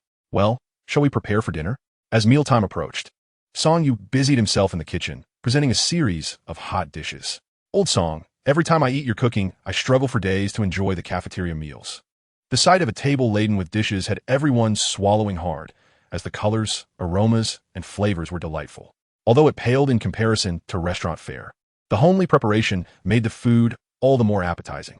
Tang Xiaowan found herself bemused. How could Song Yu be so handsome and possess such culinary skills? He was truly the epitome of a perfect man. There were no formalities, no alcohol. It was simply a straightforward meal, a joyful gathering with friends. Inviting friends to celebrate in a new home was an old tradition. In the old sayings of my city, it was akin to rekindling the hearth, inviting friends and relatives for a meal, hoping to carry over the fortune and joy from the old house. Song Yu did not believe the old house held any fortune. Everything relied on one's own efforts. He was more inclined to seize this opportunity to declare the commencement of his new life. Old Song, what do you plan to do next? As the meal reached its conclusion and everyone had nearly filled their stomachs, Zhao Ziyu suddenly pondered and inquired. His question captured everyone's attention, as they were eager to learn what Song Yu intended to do with his newfound wealth. They had all heard tales of individuals winning 5 million in the lottery, only to squander it all away. Though Song Yu's 800,000 was significantly less than 5 million, it was still a sum that could not withstand reckless spending. I wish to open an antique shop. Song Yu contemplated for a moment before articulating his thoughts. This truly reflects his genuine intentions. During his time as a street vendor, he often fantasized about owning a shop. However, he lacked both the capital and the insight necessary to establish one. Now that he has acquired wealth, he understands that enhancing his ability to perceive spiritual energy requires sourcing it from antiquities. Song Yu instinctively believed that objects imbued with spiritual energy must hold value, and leveraging this ability would undoubtedly be profitable. Upon hearing Song Yu's desire to open an antique shop, Zhao Ziyu nodded in agreement. Although he was entirely unfamiliar with the antique trade, Song Yu had accumulated several years of experience, suggesting that he would likely manage well. Tang Xiaowan and Lin Xia were equally oblivious to this field, and thus remained silent. I think it's a good idea, but you shouldn't invest all your money. It's wise to reserve a portion, Zhao Ziyu advised earnestly. He contemplated suggesting that Song Yu should retain some of his capital, but refrained, considering that Tang Xiaowan was present. During dinner, both he and Lulu noticed that Tang Xiaowan harbored feelings for Song Yu. At least, it seemed that Tang Xiaowan was much more focused on him than Zhao Yu. Rest assured, I am well aware of this, Song Yu replied, fully cognizant of Zhao Ziyu's good intentions and the significance of money. However, with his newfound ability to see through objects, earning money had transformed into a simple endeavor for him. Observing Song Yu's current state, Zhao Ziyu felt genuinely happy for his brother. Indeed, wealth emboldens a man. What Zhao Ziyu was unaware of was that Song Yu's transformation was not merely due to the 80,000 he possessed, but rather the confidence he gained from his newfound vision. The 80,000 would eventually be spent, but with these eyes, he could acquire countless sums of that amount. The atmosphere was quite pleasant, and Lin Xia's perception of Song Yu had notably shifted. This man exuded a distinct aura, beyond his handsome appearance. He radiated a refreshing and confident demeanor. Moreover, Lin Xia sensed that Song Yu held no ill intentions toward Tang Xiaowan, viewing her merely as a friend. The only potential issue was that Tang Xiaowan seemed genuinely smitten, her gaze fixated on Song Yu during dinner, almost tangible in its intensity. Lin Xia speculated that had Song Yu harbored any unscrupulous thoughts, he could easily win her over. After dinner, once Tang Xiaowan, Lin Xia, Zhao Ziyu, and Lulu had helped tidy up, they bid farewell. Once they departed, Song Yu exhaled a sigh of relief. His mention of wanting to open an antique shop to Zhao Ziyu was not mere banter. In the future, Zhao Ziyu would surely acquire numerous spiritually infused items, and establishing a proper antique shop would grant him an entry ticket into this realm. It seemed that tomorrow would not only involve assessing the value of his possessions, but also inquiring about available shop spaces in the antique market. Chapter 25, The Shop. Xia. Song Yu's cooking is exceptionally delightful, Tang Xiaowan exclaimed. The residence of Tang Xiaowan and Lin Xia was conveniently located near the hospital, and it was also in proximity to the new place Song Yu had rented, all situated in the city center. Tang Xiaowan was thrilled, feeling she had uncovered yet another virtue of Song Yu. It truly is delicious, Lin Xia concurred, licking her lips. She is a clerk in a large corporation. While her work may not be as hectic as that of Nurse Tang Xiaowan, she seldom finds time to cook. Typically, she either dines in the cafeteria or orders takeout, which pales in comparison to the dishes prepared by Songyu. Upon hearing Lin Xia praise Songyu, Tang Xiaowan felt as though she herself were being lauded. Observing Tang Xiaowan's reaction, Lin Xia shook her head, reflecting on the irrationality of infatuation. Nevertheless, she had a favorable first impression of Songyu and refrained from critiquing others' romantic endeavors. Meanwhile, Lulu and Zhao Ziyu were also conversing about Songyu's transformation. Everyone was usually preoccupied with work, but on occasion, Songyu would confide in Zhao Ziyu, making him aware of Songyu's recent circumstances. This time, Songyu had turned misfortune into fortune, and Zhao Ziyu felt genuinely pleased for his friend. I think that Nurse Tang is rather remarkable, far better than Zhao Yu. Lulu expressed her opinion, forgetting to inform Songyu that Zhao Yu was aware of his move. It should not pose any issues, right? The following day, Songyu awoke naturally for the first time in a long while. In the past, he would invariably be roused by his biological clock. Unfortunately, the pressures from various sources compelled him to forego leisurely mornings. After stretching, he washed up and prepared breakfast, savoring it comfortably, only to realize the time was still not yet 9 o'clock. It was the perfect moment to visit the antique market. Carrying porcelain and a scale, Songyu arrived at the market. After perusing the stalls outside, he found no items imbued with spiritual energy and did not encounter the vendor selling porcelain from last time. Oldie spotted Songyu and warmly greeted him. Xiao Song, come see if there is anything you desire. Glancing at the stall, Songyu noted the absence of worthwhile items, realizing Old He's enthusiasm was perhaps a misguided attempt to take advantage of him. Next time, I assure you. Uncle Li, are you busy? Uncle Li in the security room was far from occupied, leisurely sipping tea from a cup while a small speaker played traditional storytelling, creating a comfortable ambience. The security job seemed somewhat superfluous. While minor issues went unattended, major matters required the police. Yet, the absence of security might indeed pose a problem.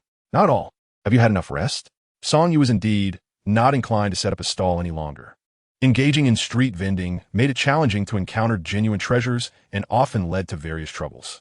The officer had advised him to exercise caution, a sentiment Songyu agreed with, offending that tomb-raiding gang, reputed to be quite powerful, made continuing to vend rather precarious. Establishing an antique shop would signify his true entry into the circle and aid in his understanding of his own capabilities. Uncle Li, are there any vacant shops in this antique market? Indeed, there are plenty. Uncle Li set down his cup and turned to Songyu. Are you considering opening a shop? My city is merely a small town. Although rich in history and cultural relics, its consumer capacity is limited. People aspire upward while water flows downward. Thus, the antique market rarely showcases anything of true value. Even those local diggers, upon discovering something, seldom bring it to the antique market to sell. In this antiquities market, the ebb and flow of businesses is quite pronounced. Only a select few, with connections and resources, manage to sustain themselves over the long term. The majority of shops open and close repeatedly. It is evident that vending on the streets and running a shop are two entirely different realms. Well, relying solely on street vending is not a viable option. I have saved some money and wish to attempt opening a store. Let me inquire. Given the current economic downturn, there should be some discounts available. With that, he picked up the phone to make a call. Although Uncle Li is merely a security guard, he possesses connections with the management responsible for this antiquities market. This seemingly leisurely position is actually quite coveted. Without some influence, one would struggle to secure such a role. The antiquities market was established by the municipal government to enrich the cultural landscape of the city, lending it an official backing. Soon, Uncle Li gathered the necessary information. There have been quite a few shops closing down recently. If you genuinely wish to rent, there is a store that has just become available, and the renovations are still in progress. Why not offer a bit more and purchase the shop outright? Which shop? The one on the second floor. It just opened at the beginning of the year. I said back then that it wouldn't last long. Sonia recalled this particular shop. The owner was a man in his 40s who had inexplicably decided to venture into the antiquities business. The renovation was quite substantial, embodying a traditional Chinese aesthetic. However, after only a few days, it became apparent that the antiquities trade was vastly different from what he had anticipated. He was utterly clueless about sourcing and selling goods, rendering the venture unsustainable. Within a month, the shop had closed its doors, and it had remained shuttered for the past 6 months. Why is it for sale instead of rent? Songyu asked, puzzled. In this market, some shops were for rent while others were for sale. With all that investment in renovations, old Lu doesn't want to rent it out. Instead, he aims to keep it at a low price for his family and then lease it at a higher rate. If you truly desire it, I can assist you in acquiring it. Uncle Lee spoke with great enthusiasm. The old Lu he mentioned was Lu Guoyang, a minor director overseeing the rentals and sales in the antiquities market. Having previously served in the military, Uncle Lee's son is the head of the supervisory authority for this market, making it feasible for him to secure the property. Was the asking price? 200,000. I assure you, the renovations alone cost more than that. The housing prices in my city are relatively low, at least for now, but they are expected to rise in tandem with national trends. 200,000 is neither exorbitant nor trivial. After a moment consideration, Song Yu agreed. Uncle Lee, please see if you can help me acquire it. I am interested. Surprised, Uncle Lee remarked, I didn't expect you to be so astute with your finances, managing to save this much. However, he genuinely regarded Song Yu as a younger generation, never having disclosed his son's position to him. To outsiders, he was merely an elderly security guard, yet Uncle Lee saw no shame in this. His son's accomplishments held no bearing on him. Chapter 26, A True Treasure. Assisting Song Yu in this endeavor was also motivated by his disdain for old Lu, a mere minor director who, emboldened by his modest power, had transformed the antiquities market into a chaotic affair. At that time, the small proprietor opened the shop, and it was said that it was this old Lu who had persuaded him. Now that the shop has closed, he still wishes for his relatives to purchase it, unwilling to part with even 100,000. It is truly disheartening to witness. Give me your ID card, and I shall assist you with this matter. You need not worry. This afternoon, once it is settled, you can simply hand over the money. Uncle Lee, I am immensely grateful to you. How about coming over to my home for a meal in the next few days? My culinary skills are quite commendable. Song Yu harbored a degree of trust in Uncle Lee, although he was unaware of the extent of his connections, only sensing that Uncle Lee was extraordinary. The cigarettes and tea that Uncle Lee indulged in were of fine quality. The only plausible explanation was that others honored him with gifts, which he then graciously passed on to his elder. Their personalities harmonized well. Although Song Yu had some reservations, he genuinely regarded Uncle Lee as a senior to be respected. As for dining, let us set that aside. I shall visit your shop sometime, but you must not chase me away. Now, that is a jest. Once the shop is ready, I shall invite you to dine here. Song Yu understood Uncle Lee's character. Since he had spoken up, the matter would surely be resolved. 200,000 is not a trifling sum. Given the current real estate prices in my city, it would suffice to purchase a modest yet decent home. This antique market was once a commercial complex, taken over by the government due to issues faced, hence the selling and renting price was of little consequence. What truly mattered was how much one could provide to certain individuals. Securing the purchase would undoubtedly yield long-term benefits. Song Yu was aware that the shop was quite spacious, featuring not only a main hall, but also a lounge and a small storage area. In other locations, 200,000 would be insufficient. The dilemma here, however, lay in the antique market, as this shop was situated on the second floor, its location rather unfavorable. Furthermore, one could not engage in other business ventures within the antique market, rendering the shop situation quite precarious. Had it been elsewhere, Song Yu would not have had the opportunity to seize this chance. Even Director Lu merely aimed to acquire it at a low price and then lease it out. Initially, Uncle Lee had no intention of intervening, but upon Song Yu's mention, he permitted him to purchase it at a fair price. Ordinarily, such a shop would not be up for sale, but several establishments that have been operating for years managed to procure theirs through connections.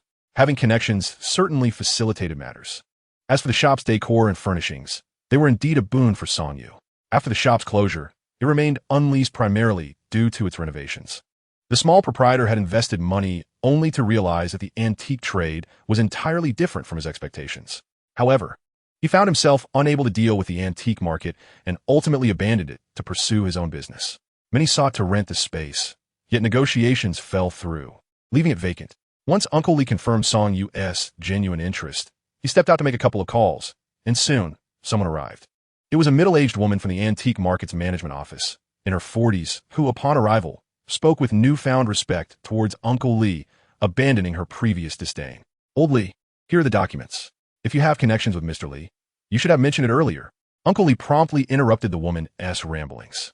You must not disclose this matter to others, understand? I comprehend. I shall certainly keep it to myself.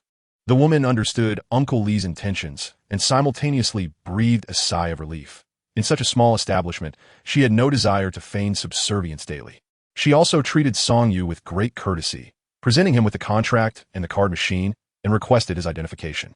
Song Yu glanced at it, and without inspecting the shop, he signed the contract, confident that there were no issues. Uncle Lee was pleased with Song Yu's trust.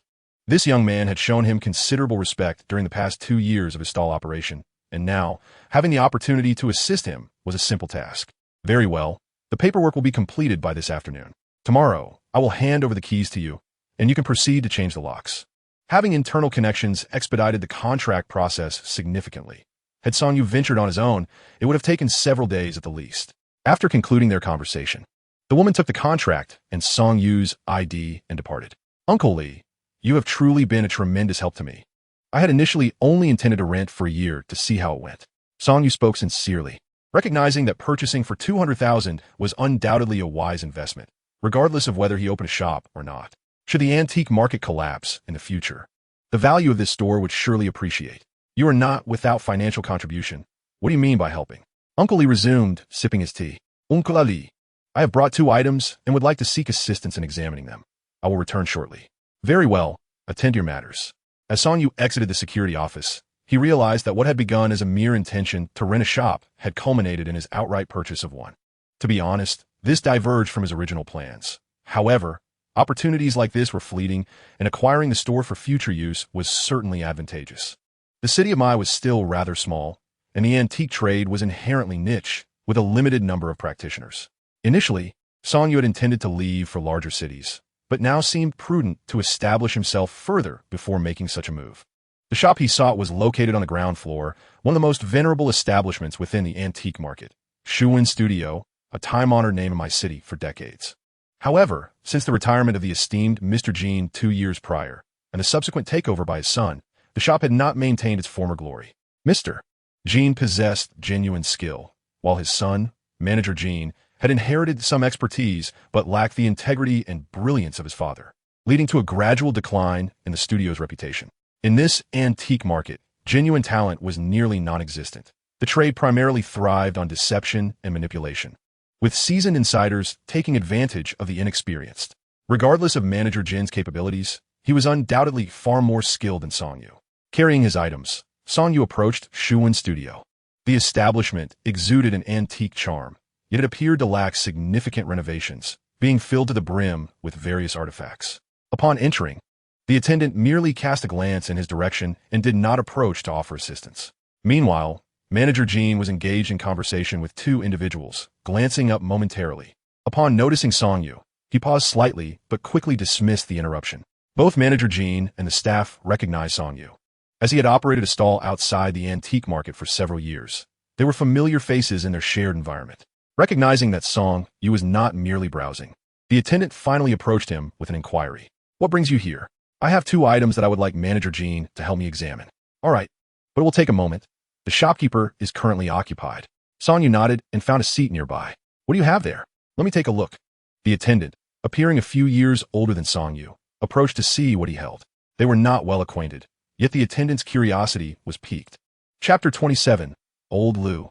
The balance beam and porcelain were brought forth by Song Yu and gently placed upon the table. It was customary to examine items without touching them. This is rather intriguing. The attendant scrutinized the items but could not discern their significance. Nonetheless, both the balance beam and the porcelain plate held a certain allure. It was evident that these objects possessed some merit, yet their origin and value eluded him, and his expertise was not significantly superior to that of Song Yu. In truth, Song Yu had considered working at an antique shop to learn the trade, but the reality was that even if one were to work there, genuine knowledge was hard to come by.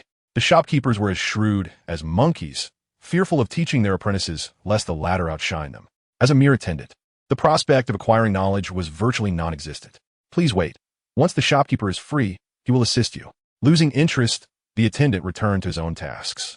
Meanwhile, the esteemed Jean, the shopkeeper, was also observing the situation. However, today's clientele appeared to be of considerable stature, leaving him little time to attend to Song Yu.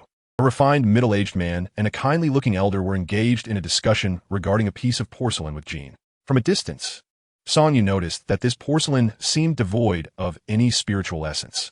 Xiao Jin, if I may speak frankly, while your porcelain appears quite impressive, it is undoubtedly not an antique, the amiable elder remarked as he inspected the jar. The elder was holding a sizable blue and white jar. Old Lu, do take another look. I believe the base appears quite old. Jean seemed to disagree with Old Lu's assessment, flipping the porcelain jar over for him to examine the bottom. Master, I believe the base looks ancient. The markings in clay are consistent. A middle-aged man beside old Lu could not contain his interjection. The base is indeed old, but the body above is not. Old Lu sighed, clearly dissatisfied with his pupil's insight. Upon hearing old Lu's words, Song-yu noticed a brief stiffening of Jin's smile.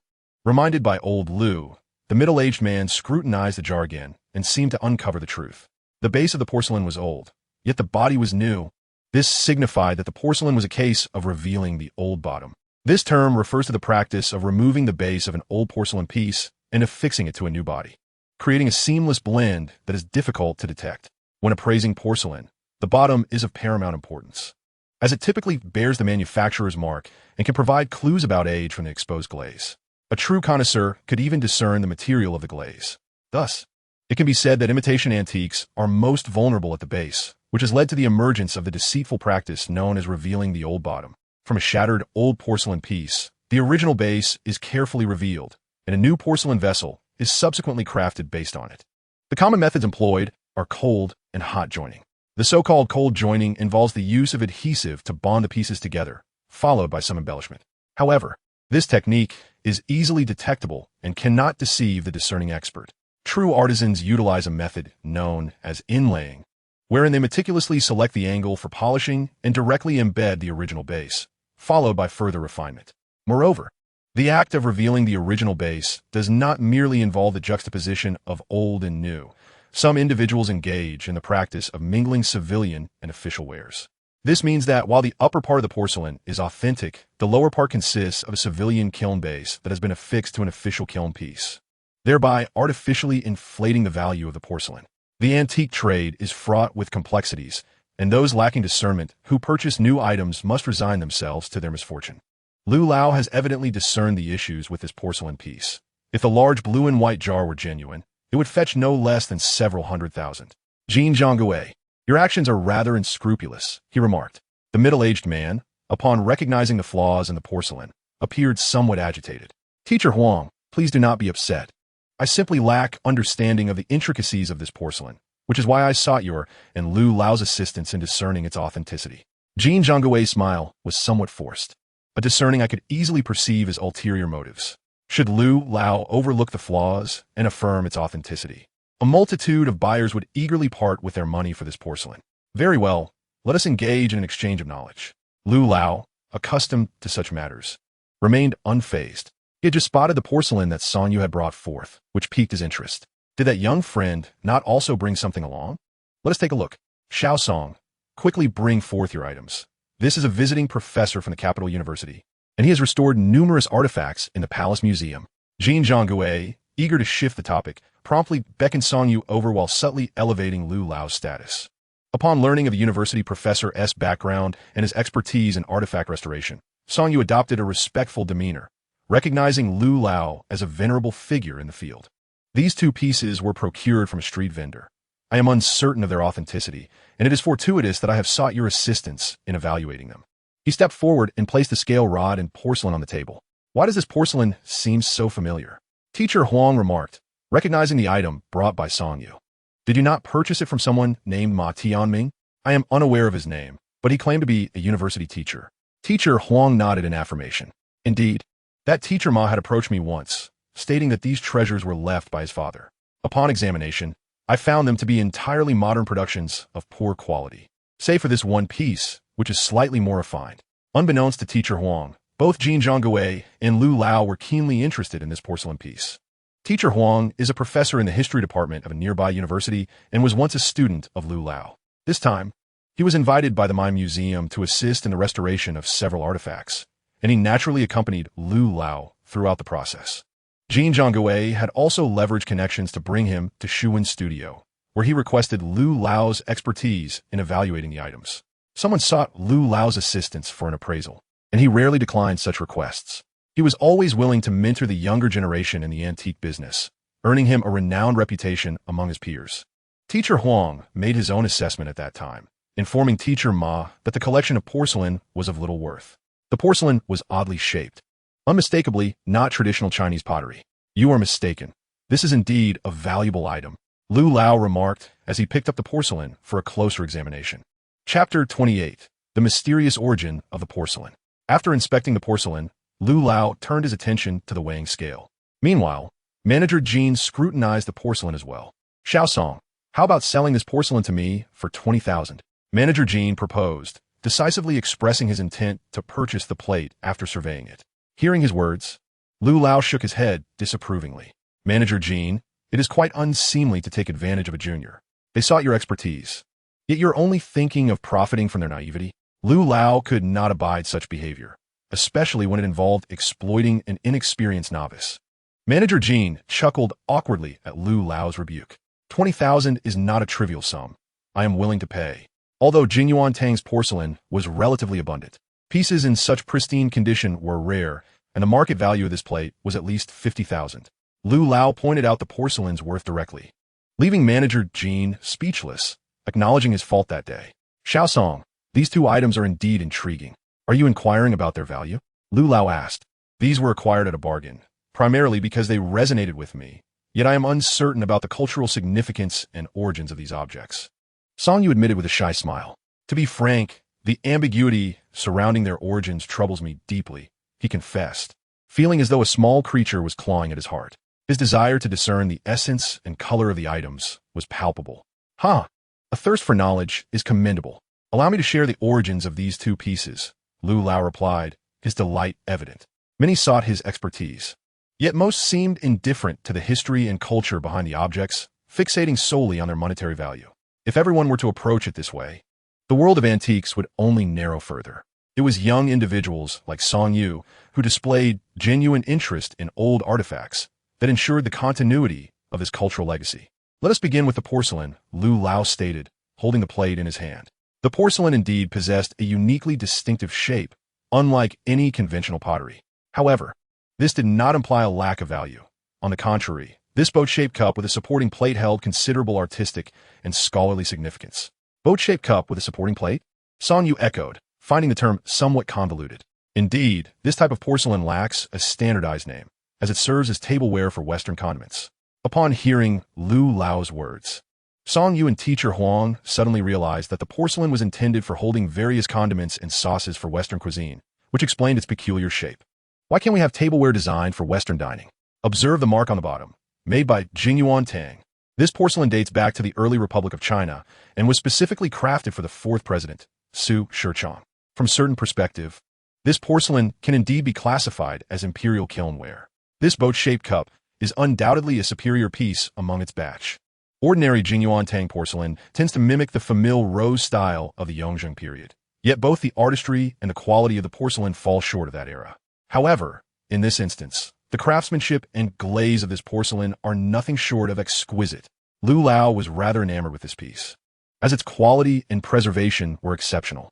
The balance beam is also commendable, made from aged Wangwali wood, typically used in traditional Chinese medicine shops for weighing herbs, and seems to be from the Qing dynasty.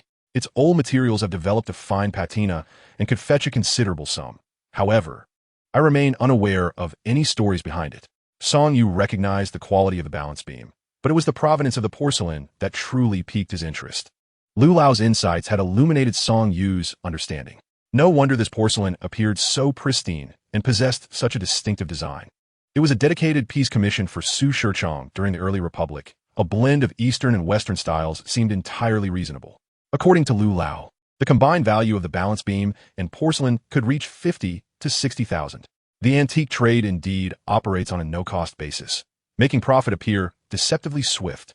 Of course, without the requisite discernment, one might find themselves incurring losses rather than gains in the world of antiques. Upon hearing Lu Lao elaborate on the porcelain's origins, teacher Huang felt a sense of foreboding. He had previously informed Ma Tianming that the collection of porcelain held little value. If Ma Tianming were to discover this information, he would undoubtedly seek to confront him. Lu Lao, I am profoundly grateful to you. Without your insights, I would have remained oblivious to the origins of this item. Song Yu expressed sincerely. Observing the demeanor of manager Jean, it was evident that he would not divulge the provenance of the item. And encountering Lu Lao was indeed a stroke of good fortune. If you wish to sell it, please do not hesitate to contact me. I have a great fondness for this porcelain. Lu Lao handed over a business card inscribed with his name and telephone number. Song Yu glanced at it and noted that the gentleman's name, Lu Ziwen, perfectly matched his dignified demeanor. Rest assured, should I decide to part with it, you will be the first I contact. After a moment's contemplation, Song Yu opted not to sell the porcelain immediately. After accounting for the 200,000 spent on the shop, he still possessed several hundred thousand, indicating sufficient funds. As he was on the verge of opening his shop, he certainly needed some items to enhance its display. Both the porcelain and the balance beam could be showcased in the store, and one could never tell when a high price might be offered. Manager Jean, do you have any other items? Nothing else, I'm afraid. I've been uncertain about this jar. Clearly, Manager Jin's performance this time was less than impressive, and even if he had other items, he felt too embarrassed to present them. As Song Yu carefully placed the porcelain into his bag, Manager Jin's gaze remained fixed on the piece. The fact that Lu Lao held it in such high regard spoke volumes about its quality. According to market prices, this item is likely worth around 30 to 40,000 yuan. The additional cost is merely a premium for its exquisite condition. This is a rather common occurrence. As the value of antiques heavily relies on their quality, the better the preservation, the higher the worth. Without delving into other aspects, it is evident that this condition, when encountered by an enthusiast, will surely command a high price. The shopkeeper, Jean, is well aware of this and aims to profit from the price difference. We should also exchange contact information. To Song Yu's surprise, Mr. Huang also requested his phone number. Naturally, Song Yu would not decline, as university professors typically possess valuable connections. Mr. Lu smiled at Song Yu and departed with Mr. Huang. Shopkeeper Jean, I shall take my leave as well. Song Yu bid farewell as he exited Shu Wenjai. Chapter 29, a mundane name. Xiaosong, should you wish to sell these two items, feel free to approach me directly, and we shall adhere to the price Mr. Lu proposed earlier. Upon noting that Mr. Lu had left and Song Yu was preparing to follow suit, the shopkeeper called out to him. In his opinion, Song Yu was merely fortunate, just a street vendor. Retaining these items would be futile, and he would ultimately sell them. Very well, if I decide to sell, I will contact you at the first opportunity, Song Yu replied without further explanation, as he had no immediate intention to part with them. After placing the items in his bag, he left Shu Wenjai. The shopkeeper Jean indeed possessed discernment, yet his methods were somewhat irksome. Once outside, Song Yu contemplated and proceeded to the second floor, eager to examine the shop he had purchased. However, it had closed shortly after opening, and, at that time, Song Yu had mused that the antique trade was fraught with complexity, necessitating caution. Little did he expect to have acquired the establishment himself. Fate truly has a whimsical sense of humor. Filled with excitement, Song Yu felt invigorated after Mr. Lu confirmed the provenance and value of the Zhou-shaped cup and the age and price of the weighing rod. He formulated a bold hypothesis. Items imbued with spiritual energy undoubtedly possess certain value in antiquity, and the varying hues of this energy might correlate with the item's era. The Western-style porcelain from Jingyuan Hall radiates a white luminescence, while the weighing rod emits a faint blue glow. The porcelain dates back to the Republic of China period, whereas the weighing rod belongs to the early Qing dynasty. Although the exact relationship between the color of the energy and the period remains ambiguous, it is certain that the more pronounced the energy, the greater the item's age and worth. This suggests that with his keen eye, even in the absence of extensive knowledge and expertise, he could uncover hidden treasures. Even the most discerning masters are bound to make mistakes. However, Song Yu's discerning gaze is infallible. While finding hidden gems is indeed rare, the majority of valuable items are procured at considerable expense. Across the vast expanse of 5,000 years of Chinese history, despite numerous tribulations, many authentic treasures have endured the test of time. Yet, those are truly valuable and can be designated as national treasures remain few and far between. As he contemplated these thoughts, Song Yu swiftly ascended to the second floor. Along the way, he observed numerous items imbued with spiritual energy on the first floor shelves and counters. However, most held little value, and the shopkeepers were acutely aware that their wares were genuine, while others were mere fakes. These rare treasures, should you dare to inquire about their price, would undoubtedly command a sum in the hundreds of thousands upon utterance. Ascending to the second floor, he discovered the shop he had purchased nestled at the far end, somewhat secluded. While it is said that fine wines fear not the depth of alleys, lacking fame and clientele, placing the shop in such an obscure location seems rather imprudent. The sign of the shop read Treasure Pavilion. Upon seeing it, Song Yu couldn't help but twitch his mouth. The name was rather trite, wasn't it? The first order of business upon opening a store is undoubtedly to change the sign. The door was firmly locked, yet one could glimpse the interior through the glass. The shop's decor featured an abundance of solid wood, exuding an air of quality. Several substantial pieces of solid wood furniture adorned the space, appearing far more elegant than the previous Shu One studio. However, the shop was quite empty, with the paintings on the walls and items on the counters being unequivocally modern crafts. The warehouse and lounge were not visible from where he stood. With the thought that this shop would soon belong to him, Song Yu could not suppress his excitement. Over the past few years of operating stalls, his greatest aspiration had been to own a shop. Unfortunately, lacking funds, he could not afford the rent or purchase inventory in bulk, leading this dream to be shelved for quite some time. Now, at last, he could realize it, though numerous challenges remained. The first question was how to secure inventory. How should the shop be managed? These items were typical odds and ends, not particularly prestigious. Initially, Wenwan referred to the 4 treasures of the study and a series of associated items. Yet as time progressed, the realm of Wenwan became increasingly diverse and expansive. In opening this shop, Song Yu intended to pursue a boutique approach, selling both Wenwan and antiques, ideally leveraging connections to acquire a selection of the 4 treasures.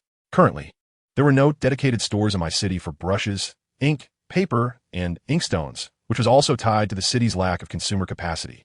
He aimed to stock a batch of exquisite Wenwan and study tools to bolster the shop's facade, and then, with his discerning eye, seek out genuine antiquities to further enhance the shop's reputation, thereby gradually establishing a name that would pave the way for improved business prospects. Yet, he found himself lacking connections and channels. Those in this trade often inherited relationships and insights over generations. In his youth, with no foundation to rely upon, he could only progress step by step. Returning to the security office, Song Yu felt a surge of hope. The future would undoubtedly grow brighter. By afternoon, he estimated that matters would be settled, at which point they could arrange a time for him to sign the papers and transfer ownership. Very well, I'm quite free as well. At noon, Song Yu invited Uncle Lee to lunch, but Uncle Lee declined, instead inviting Song Yu to his home. However, Song Yu also refused. It would be rather inappropriate to visit unannounced. After hastily eating, he spent the entire afternoon running errands, and even with someone accompanying him, he felt utterly disoriented. He also met the young owner and exchanged a few words, during which the owner cautioned him that the antique trade was no mere pastime. It involved far more complexities than his previous business dealings. He took this as a lesson learned. In the future, he would refrain from blindly investing in matters he did not fully understand. Song Yu exchanged a few pleasantries with the other party, but chose not to elaborate further. Having seized this opportunity, it would be rather pointless to feign modesty. Once the paperwork was signed, the shop transitioned from public ownership to becoming entirely his own. Logically, this arrangement was somewhat irregular. However, with connections, everything could be negotiated. The antique market was inherently quiet, and it was unlikely that anyone would come to investigate. This trade relied heavily on repeat customers, with quality items fetching tens of thousands, even hundreds of thousands, or even millions. The average person could not afford such luxuries and thus would not patronize these establishments. Consequently, most antique shops had short operating hours, often more relaxed than those of civil servants. Chapter 30, Recruitment. With the key in hand, Song Yu felt a surge of excitement. The apartment he resided in was rented, but this shop was a purchase wholly belonging to him. Ascending to the second floor, he was greeted once again by the familiar sign of Treasure Pavilion, which he found rather pedestrian. As he unlocked the door, his hands trembled slightly in anticipation. Upon pushing the door open, a blend of the aroma of wood and faint paint wafted into his nostrils, causing him a slight discomfort, likely due to the prolonged absence of ventilation. The shop was modestly sized, yet not small, featuring an air conditioner nestled in a corner. The kindness he received was indeed substantial. The shop's decor alone would not have cost less than 200,000, replete with solid wood furniture, a root-carved tea table, and even a sizable fish tank. The wooden flooring imparted an air of sophistication, and even the walls were adorned with wooden panels, giving a sense of opulence that far surpassed that of the Shuwen studio he had visited earlier. Towards the back, a small storage room and a lounge awaited. The storage area was empty, while the lounge was equally well appointed, boasting a substantial desk, a small refrigerator, and even a single bed. After surveying the space, Song Yu felt quite satisfied. With a bit of tidying up, the shop would be ready for business without any need for significant alterations. He contemplated retrieving the items stored in the security room the following day and hiring a shop assistant, after which he would venture to Zheng City, the capital of Hunan Province, to procure a selection of exquisite cultural artifacts, thereby officially opening the shop. Of course, a new sign would also be necessary. Since it was his own establishment, devoid of rental costs, Earning a few thousand a month would suffice to cover employee wages and utility bills. Selling cultural artifacts was merely a means to sustain the shop's expenses, while the true profit would hinge on various antiques. However, the challenge lay in the fact that Song Yu had neither connections nor sources. He was entirely uncertain where to procure inventory. He was unwilling to fill his shop with counterfeit goods and therefore resolved to scour various antique markets personally. This endeavor aligned perfectly with his aim of collecting spiritual energy to enhance his own perceptive abilities, thus serving multiple purposes. Securing the shop's door, Song Yu ventured out to a nearby copy shop to print a recruitment notice, which he affixed to the bulletin board at the entrance of the antique market. Offering a monthly salary of 1,800, with 1 day off each week, this wage was quite fair for the current economic climate of my city. Frankly, Song Yu yearned to share his joy of opening a shop with Zhao Ziyu or Tang Xiaowan. However, he had only recently invited them for a meal during the move. Calling them again for a gathering might seem somewhat boastful. It would be better to wait a few days before discussing it further. Upon returning home, I prepared a simple meal and took a shower. Just as I was about to retire for the night, my phone rang unexpectedly. Glancing at the screen, I noticed it was an unfamiliar number. Hello, good evening. May I inquire if you are currently hiring? A melodious female voice, soft and youthful, carried a hint of timidity. For reasons unbeknownst to him, Song Yu felt a strange familiarity with her tone. Yes, we're seeking employees for an antique shop. Am I eligible to apply? This question left Song Yu momentarily speechless. How could she ascertain her suitability without an interview? How about this? Please call this number tomorrow at 9 in the morning and come in for an interview, if that works for you. All right, that sounds good. May I ask, does the salary truly amount to 1,800? Yes, I assure you I will be there on time tomorrow. The woman seemed genuinely pleased. Bidding farewell before hanging up, Song Yu was taken aback by the swiftness of the call. This was indeed a fortuitous turn of events. After all, being a shop assistant was not a demanding role. As long as one was honest and diligent, it would suffice. According to Song Yu's own plans, his time at the shop would be limited, so having a reliable assistant was essential. Lying in bed, Song Yu pondered extensively, contemplating his aspirations for the future while also feeling a sense of resignation about his current circumstances. His greatest dilemma lay in how to broach the subject with his family. From a young age, he had been aware that he was not his parents' biological child, and it seemed that neither his parents nor their relatives had any desire to conceal this fact. His parents had never treated him particularly well. Every resource was meticulously conserved, always prioritized for his younger brother. Song Yu bore no resentment, as he understood that it was commendable enough for his parents to have raised him without abandoning him to fend for himself. Although his upbringing had left him with considerable emotional scars, he recognized that he had grown up healthy, which was a blessing in itself.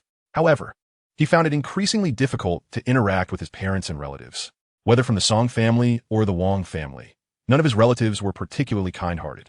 His mother, Wang Caixia, was akin to a true Voldemort, showing more favor to her brother than to her own son. While Song Yu would never forget the sacrifices made by his parents, he dreaded the thought of them discovering that he possessed hundreds of thousands and owned a shop. They would undoubtedly devise schemes to claim his earnings, and it was certain that they would do everything in their power to drive the shop to ruin.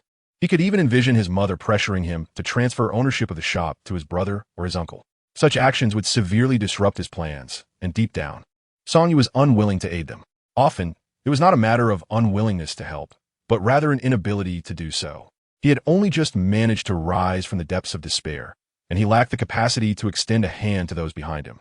Most importantly, those people, upon witnessing his escape, did not react with joy for his success, nor did they contemplate how to improve their own situations. Instead, their first instinct was to drag him back down.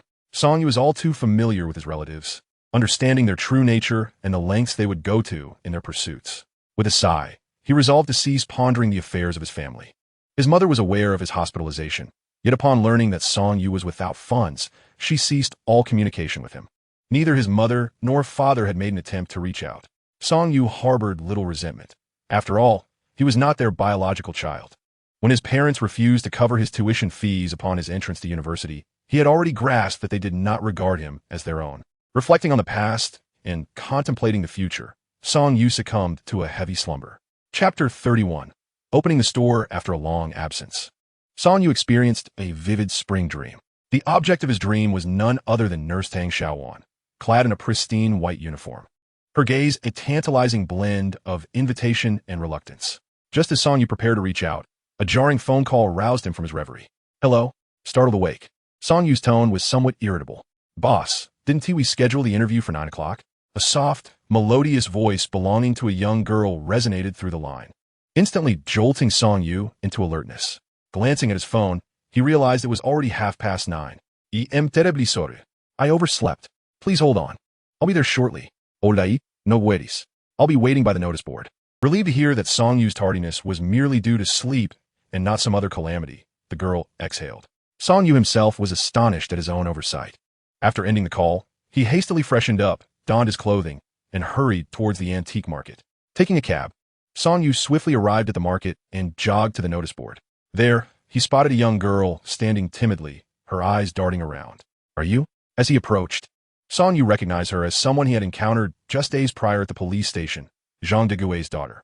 Upon hearing his voice, the girl turned and was momentarily taken aback, clearly recognizing him as well. Are you the boss? Yes, indeed. Follow me. Song Yu gestured for her to accompany him into the store, where she trailed silently behind him. Once inside, he motioned for her to take a seat, and he settled down as well. You can't be very old. Why aren't you in school? Song Yu remarked, noting her frail appearance, which made it difficult to ascertain her age. I'm 19. I stopped attending school 2 years ago. Song Yu contemplated inquiring further about her reasons, but refrained. What could the reasons be? Most likely, it was a matter of finances. He had heard Officer Lee mention that Jean de Gouet was a gambler, and this young girl's tattered clothing and gaunt visage suggested she was far from a child of privilege. Boss, I realize my father's situation has caused you trouble. Could you please help me? I truly need this job. Hearing that she was indeed 19, Song Yu felt a sense of relief. Let me see your ID. Here. The girl promptly produced her identification card from her pocket and handed it to him. After a brief inspection, he noted that her name was Zhang Rue, and she was indeed 19. Confirming her age, Song Yu nodded. Boss, my father has been imprisoned, my mother is unwell and unable to work, and my younger siblings still need to attend school in truth. Even if she had not divulged these details, Song Yu would have been inclined to offer her assistance. In his view, the incident involving Jean de Gouet not only did not implicate him, but rather, it proved to be beneficial. Were it not for that ancient jade belonging to Jean de Gouet, he would undoubtedly not have acquired his newfound ability of clairvoyance. Moreover, having awoken late today and kept the young lady waiting for so long, there was certainly no issue in hiring her as a shop assistant. All right, let me clarify the terms of employment. The salary is currently set at $1,800 per month with 1 day off each week. Your primary duties will involve assisting in the shop. I will inform you of the base prices and selling prices of the items, and you shall sell as customers come. Work begins at 9 in the morning with a break for lunch, and the day concludes at 5 in the afternoon. Excellent. I have no objections. Upon hearing Song Yu's description of the job, Zhang Rue quickly expressed her agreement. Where do you reside? This question momentarily caught Zhang Rue off guard. Her home was in the countryside, quite distant from the antique market, over an hour's drive, even. She had taken a long-distance bus to arrive here, having waited at the village's entrance since 6 in the morning. Yesterday, she had come to the police station to sign documents pertaining to her father, Jean de Gouet, and it was there that she discovered the job advertisement. The upheaval at home necessitated her taking on the responsibility of supporting her family, and $1,800 would suffice for their expenses. Zhang Rue had sought numerous jobs yesterday, yet none were reliable. You may stay in the shop for now. There's a lounge available, and public restrooms outside. However, meals would need to be taken outside. Each floor of the antique market is equipped with restrooms, and Zhang Rue did not appear to be in a position to rent an apartment. After some consideration, Song Yu decided it would be best for her to reside in the shop. After all, he felt a certain connection to Zhang Rue. How wonderful! Zhang Rue's tears of joy began to flow. Ahem, come, I will first introduce you to Uncle Lee, the security guard. With his uncontrollable clairvoyance, Song Yu inadvertently caught sight of a flash of white and promptly stood up. Zhang Rue, having dried her tears, rose and followed Song Yu like a dutiful wife. Xiao Song, you're here. How's the new shop? Uncle Lee greeted Song Yu upon his arrival, quickly noticing Zhang Rue following behind. Is this your girlfriend? She looks quite lovely. Don't joke around. Uncle Lee, allow me to introduce you. This is my newly hired shop assistant, and I would appreciate your assistance in looking after her, Song Yu said, pulling the blushing and flustered Zhang Rue to the forefront and briefly sharing her background with Uncle Lee. Upon hearing the young lady's story, Uncle Lee's expression turned solemn, and he nodded. You've done well in this matter.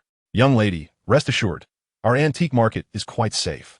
Should any issues arise, simply come to the security office and seek me out. The security situation in the antique market was generally good, as it was a government-run establishment where disturbances were rare. Uncle Lee, I'll be taking my things with me. I need to arrange the shop. Once I'm done, I'll return to chat. In our shop, your primary responsibility will be with the cultural items. I will teach you how to assess quality, and I'll clarify the pricing for you as well. I may not be present in the shop for the majority of the time, so we'll rely on you. Huh? You're not going to be in the shop? Upon hearing this, Jean Rouet instantly grew concerned. There is no need for concern. It seems that there are rarely any patrons during regular hours. The remnants left in the shop were merely counterfeit trinkets, which Song Yu had no intention of keeping, opting instead to discard them with Jean Rouet downstairs. He then arranged the items that Song Yu had previously displayed, giving the shop a semblance of character, at least preventing it from appearing entirely barren. However, this endeavor left Jean Rouet quite fatigued. The young girl likely did not receive adequate nourishment and appeared somewhat malnourished. Chapter 32. Timidity. Perhaps due to her nutritional deficiencies, Jean Rouet exhibited a pallid complexion that, paradoxically, lent her an ethereal beauty. Her rosy lips and pearly teeth, combined with her delicate demeanor, evoked a protective instinct in those who beheld her. Would you like to call home and inform them of your situation? Song Yu suggested. Go ahead and make the call. I shall take you out for a meal shortly. Realizing that the young girl likely lacked a mobile device, he offered her his own. Jean Rouet accepted the phone and called her mother, conveying the current circumstances. Mom, you need not worry, my boss is quite kind. However, her mother seemed skeptical, persistently inquiring about her situation. Mom, what will happen to my younger siblings if I do not work? A short while later, with teary eyes, Jean Rouet handed the phone back to Song Yu. Boss, there's no need for a meal. I can manage with something simple later. Upon hearing Song Yu's proposal to visit his home, Jean Rouet felt a surge of anxiety, her mind racing with unsettling thoughts. Was her boss's kindness indicative of ulterior motives? It was understandable for her to harbor such suspicions, especially after her mother had cautioned her several times to be wary of those who were not family, questioning why they would extend such generosity. Yet, she desperately needed this job. In the midst of her turmoil and uncertainty, Song Yu noticed her distress and spoke reassuringly. Oh, very well. Jean Rouet's cheeks flushed red, and she fell silent, realizing her fears were unfounded. After all, how could someone as handsome and affluent as her boss possibly take an interest in her? Song Yu sent a text message to Tang Xiaowan, anticipating that he would need to enlist the nurse's assistance once more. It was essential to provide this young girl with proper nutrition, as she appeared excessively frail. Not long after sending the message, Tang Xiaowan called. I'm free this evening. What shall we do? It was a long shift for her, and she did indeed have time, having discreetly retreated to the restroom to make the call after receiving Song Yu's message. How about I prepare dinner for you tonight? She asked, recalling the delectable meal Song Yu had made previously, which made her mouth water. Sounds good, but I suspect Shia will be unavailable. She has a team-building event. That's all right. Your presence is all that matters. All right, I'll come by after my shift. After hanging up, Tang Xiaowan felt elated at the prospect of enjoying another of Song Yu's culinary creations. Yet, would it just be the two of them? Anticipation mounted as she planned to apply her makeup and don the alluring lingerie she had secretly purchased. After confirming plans with Tang Xiaowan, Song Yu turned to Jean Rouet. How about I advance you 500 yuan from your salary for this month? One need not ponder deeply to discern that the young girl must be devoid of funds. Fearing that she might abscond if he were to offer her too much, Song Yu decided to part with 500 yuan to gauge her character. In the future, this establishment would largely rely on her, and a lack of integrity would be unacceptable. Thank you, boss. Jean Rouet expressed her gratitude, though she wished to decline the offer. However, with merely a handful of coins to her name, accepting the money was her only option, even though the store provided shelter. The prospect of affording meals remained a pressing concern. As she received the 500 yuan in cash, her hands trembled. It was her first encounter with such a significant sum. Jean Rouet's father, Jean Daguet, was a gambling addict, neglecting his responsibilities, and the family survived on meager earnings from farming, leading to a life of hardship. Thus, Jean Rouet cherished this job, viewing it as a lifeline. With her father likely facing a 20-year sentence, uncertain of his survival, and a younger brother just entering junior high and a sister in her first year of high school, Jean Rouet felt the weight of responsibility. Their mother's health was frail, and without her income, what would become of her siblings? If she had not fortuitously stumbled upon Song Yu's job advertisement, despair would have likely driven her toward a precarious path. If given a choice, who would not prefer a stable life? Very well, there will probably be no customers today. I'll have someone come and change the locks and then take my leave. Soon, The locksmith arrived, installing a new lock on the main door and additionally fitting a security lock on the lounge door that could be secured from the inside, ensuring Zhang Rui's safety while residing there. "Let us go eat," Song Yu suggested. Despite her frail appearance, he found satisfaction in her work ethic. She was efficient, clearly accustomed to household chores from a young age, perhaps even assisting with agricultural tasks. Today, she took charge of the store's cleanliness, accomplishing the task with remarkable speed, leaving Song Yu largely uninvolved. Following closely behind him, Zhang Rui remained silent, obediently fulfilling his requests, which left Song Yu feeling somewhat exasperated. How could the disparity between individuals be so vast? Observing the compliant Zhang Rui, he couldn't help but compare her to Zhao Yu. Zhao Yu often regarded kindness from others as a given, while Zhang Rui evidently grasped the challenges of life. In truth, Song Yu's residence was not far from the antique market. He had taken a taxi in the morning to arrive promptly, and, alongside Zhang Rui, he purchased various ingredients and prepared foods before heading home. As they entered the neighborhood, Song Yu could palpably sense Zhang Rui's unease. She appeared tense and somewhat insecure. Despite her efforts to feign indifference, her inner apprehension was unmistakable. It was difficult to fathom the vast chasm between urban and rural existence. Zhang Rui nervously clutched her clothing, her palms damp with perspiration. Adorned in worn, faded attire and simple cloth shoes, she felt inferior, even compared to the security guard at the entrance of the community. Song Yu remained silent, finding Zhang Rui's demeanor reminiscent of his own early days in the workforce. In a state of utter destitution, with neither friends nor family able to offer any assistance, one finds oneself enveloped in confusion and trepidation, yet possessing an unwavering resolve that is strikingly familiar. For reasons unbeknownst to him, Song Yu feels an intensified sense of responsibility. The antique shop must thrive and flourish. Chapter 33. Tang Xiaowan's Subtle Thoughts. Upon arriving at Song Yu's residence, Zhang Rui felt increasingly restless. Even when Song Yu invited her to take a seat, she refused, appearing anxious about soiling the sofa with her attire.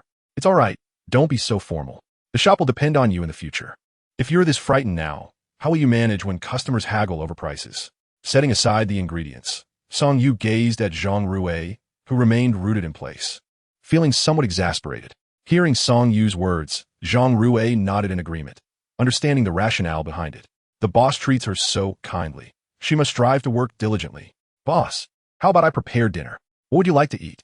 As she observed Song Yu bustling around the kitchen, Zhang Rui hurried over to stand beside him, watching him cook. In her view, cooking was a woman's domain, and in her village, men who cooked were often ridiculed. "Then, could you please chop the vegetables?" "I'll handle the rest," Song Yu replied nonchalantly. To him, it mattered little who cooked. He simply enjoyed it because he knew his own preferences well. Nonetheless, Song Yu possessed a refined palate. As he prepared meals to suit his taste, no one had ever claimed his cooking was unpalatable. Zhang Rui chopped vegetables with remarkable speed, and their collaboration made the task considerably easier.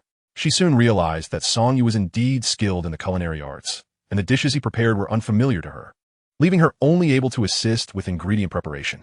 The simple home-style dishes she was accustomed to were far less intricate than the more elaborate creations Song Yu was crafting. To her surprise, Song Yu's culinary prowess significantly enhanced her impression of him. At such a young age, residing in such a splendid home and running an antique shop, he surely possessed remarkable talents. Just as they were halfway through cooking, a knock resounded at the door. "That must be my friend. Could you please answer it?" It was indeed Tang Xiaowan, pondering how she should greet Song Yu upon their first private encounter. Would he confess his feelings? Should she accept? Was it too soon? Tang Xiaowan's thoughts were a tumultuous whirl, as the intricacies of a girl's heart are notoriously elusive. The moment the door swung open, both Tang Xiaowan and Zhang Rui were taken aback. Tang Xiaowan had not anticipated that the one answering the door would be a girl, while Zhang Rui was equally surprised by the striking beauty of Song Yu's friend. Today, Tang Xiaowan had dressed with great care, donning a specially chosen dress that showcased her enviable figure, departing from her usual cute style to embrace a more alluring aesthetic. "Are you Song Yu's sister?" "No, I'm a new employee hired by the boss." In the presence of Tang Xiaowan, Zhang Rui felt a twinge of self-consciousness, as they now resembled a graceful swan and an awkward duckling. Certainly, Zhang Rui is not unattractive. She merely lacks vitality due to poor nutrition, coupled with her attire resembling that of a student, which appears somewhat juvenile. In contrast, Tang Xiaowan, having meticulously adorned herself, presents a markedly different impression. Tang Xiaowan feels a tinge of disappointment, as she initially believed that today would only involve her and Song Yu. Upon entering the room, an awkward silence envelopes them, leaving both somewhat uncomfortable. Xiaowan, could you come here for a moment? Song Yu beckons Tang Xiaowan to the kitchen, where he briefly explains Zhang Rui's situation. I need your assistance in looking after her today. I promise to treat you to a lavish meal next time, all right? Tang Xiaowan's appearance today captivates Song Yu, leaving him pleasantly astonished. He is not oblivious to Tang Xiaowan's subtle intentions, recognizing her feelings. However, his primary aim today is to encourage a conversation between Tang Xiaowan and Zhang Rui, as girls tend to comprehend each other's sentiments more intuitively. As a man, he finds it challenging to approach the subject. For now, providing her with a job is the extent of his ability to assist. Having listened to Song Yu's account of Zhang Rui's circumstances, Tang Xiaowan nods empathetically, her earlier grievances towards Song Yu dissipating. In truth, Tang Xiaowan is only a few years older than Zhang Rui, yet she has already embarked on her career, fostering a sense of independence that alters her perspective. I heard from Song Yu that you opened an antique shop. Could you tell me more about it? With this topic, Tang Xiaowan engages Zhang Rui in conversation. When Song Yu emerges from the kitchen with the prepared dishes, it is evident that Zhang Rui has relaxed somewhat, shedding her earlier restraint. Come help serve the dishes. Upon hearing Song Yu's call, both Tang Xiaowan and Zhang Rui rise to assist him in bringing out the prepared meal. Today, they celebrate the opening of the shop with a hearty feast. In an effort to set a positive example for Zhang Rui, Tang Xiaowan casts aside her concerns about her appearance and joyfully indulges in the meal, as she has a fondness for Song Yu's cooking. I'll make sure to visit your shop soon. I've never been to an antique store before. Tang Xiaowan expresses her curiosity about Song Yu's new venture. For most, antique shops exist solely in literature or on television, seemingly detached from everyday life. All right, but I might need to head to Zheng City for supplies in the next few days. I'll have Zhang Rui entertain you then. Song Yu ponders that he ought to buy Zhang Rui a phone, ensuring he can be contacted promptly regarding any shop matters. He plans to find an opportunity to purchase one tomorrow. The three of them share a delightful meal, with Zhang Rui, though slightly reserved, consuming a generous portion. After finishing, she eagerly rushes to wash the dishes. Song Yu, your shop is quite beautifully decorated. This is Tang Xiaowan's first visit to the antique market, and she finds herself marveling at everything. However, at this hour, most shops are closed, and upon entering, she cannot help but exclaim in admiration. The extensive use of wood in the decor indeed exudes an air of elegance. The luxurious aesthetic of Chinese design is subtle, yet distinctly palpable within the space. This shop is impressive. I invested 200,000. I anticipate it will appreciate significantly in the future. 200,000.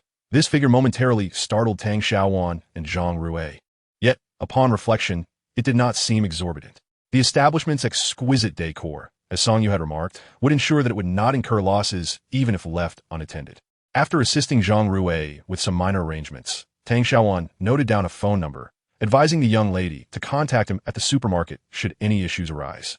He would arrive at the store during his working hours the following morning, and together with Tang Xiaowan, they departed.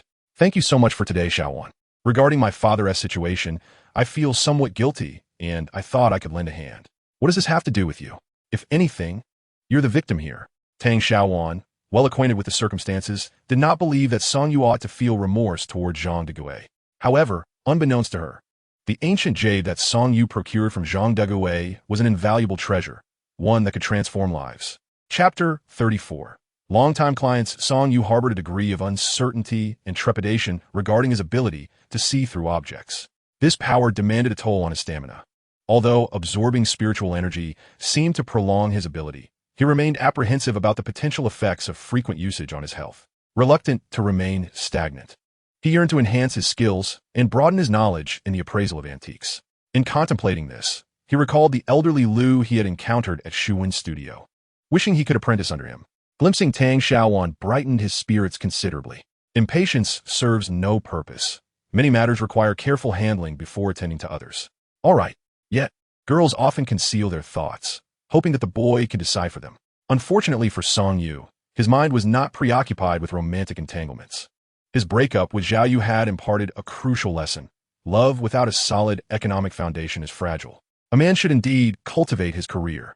Indulging in self-pity often repels rather than attracts. Most girls, to some extent, possess a yearning for strength.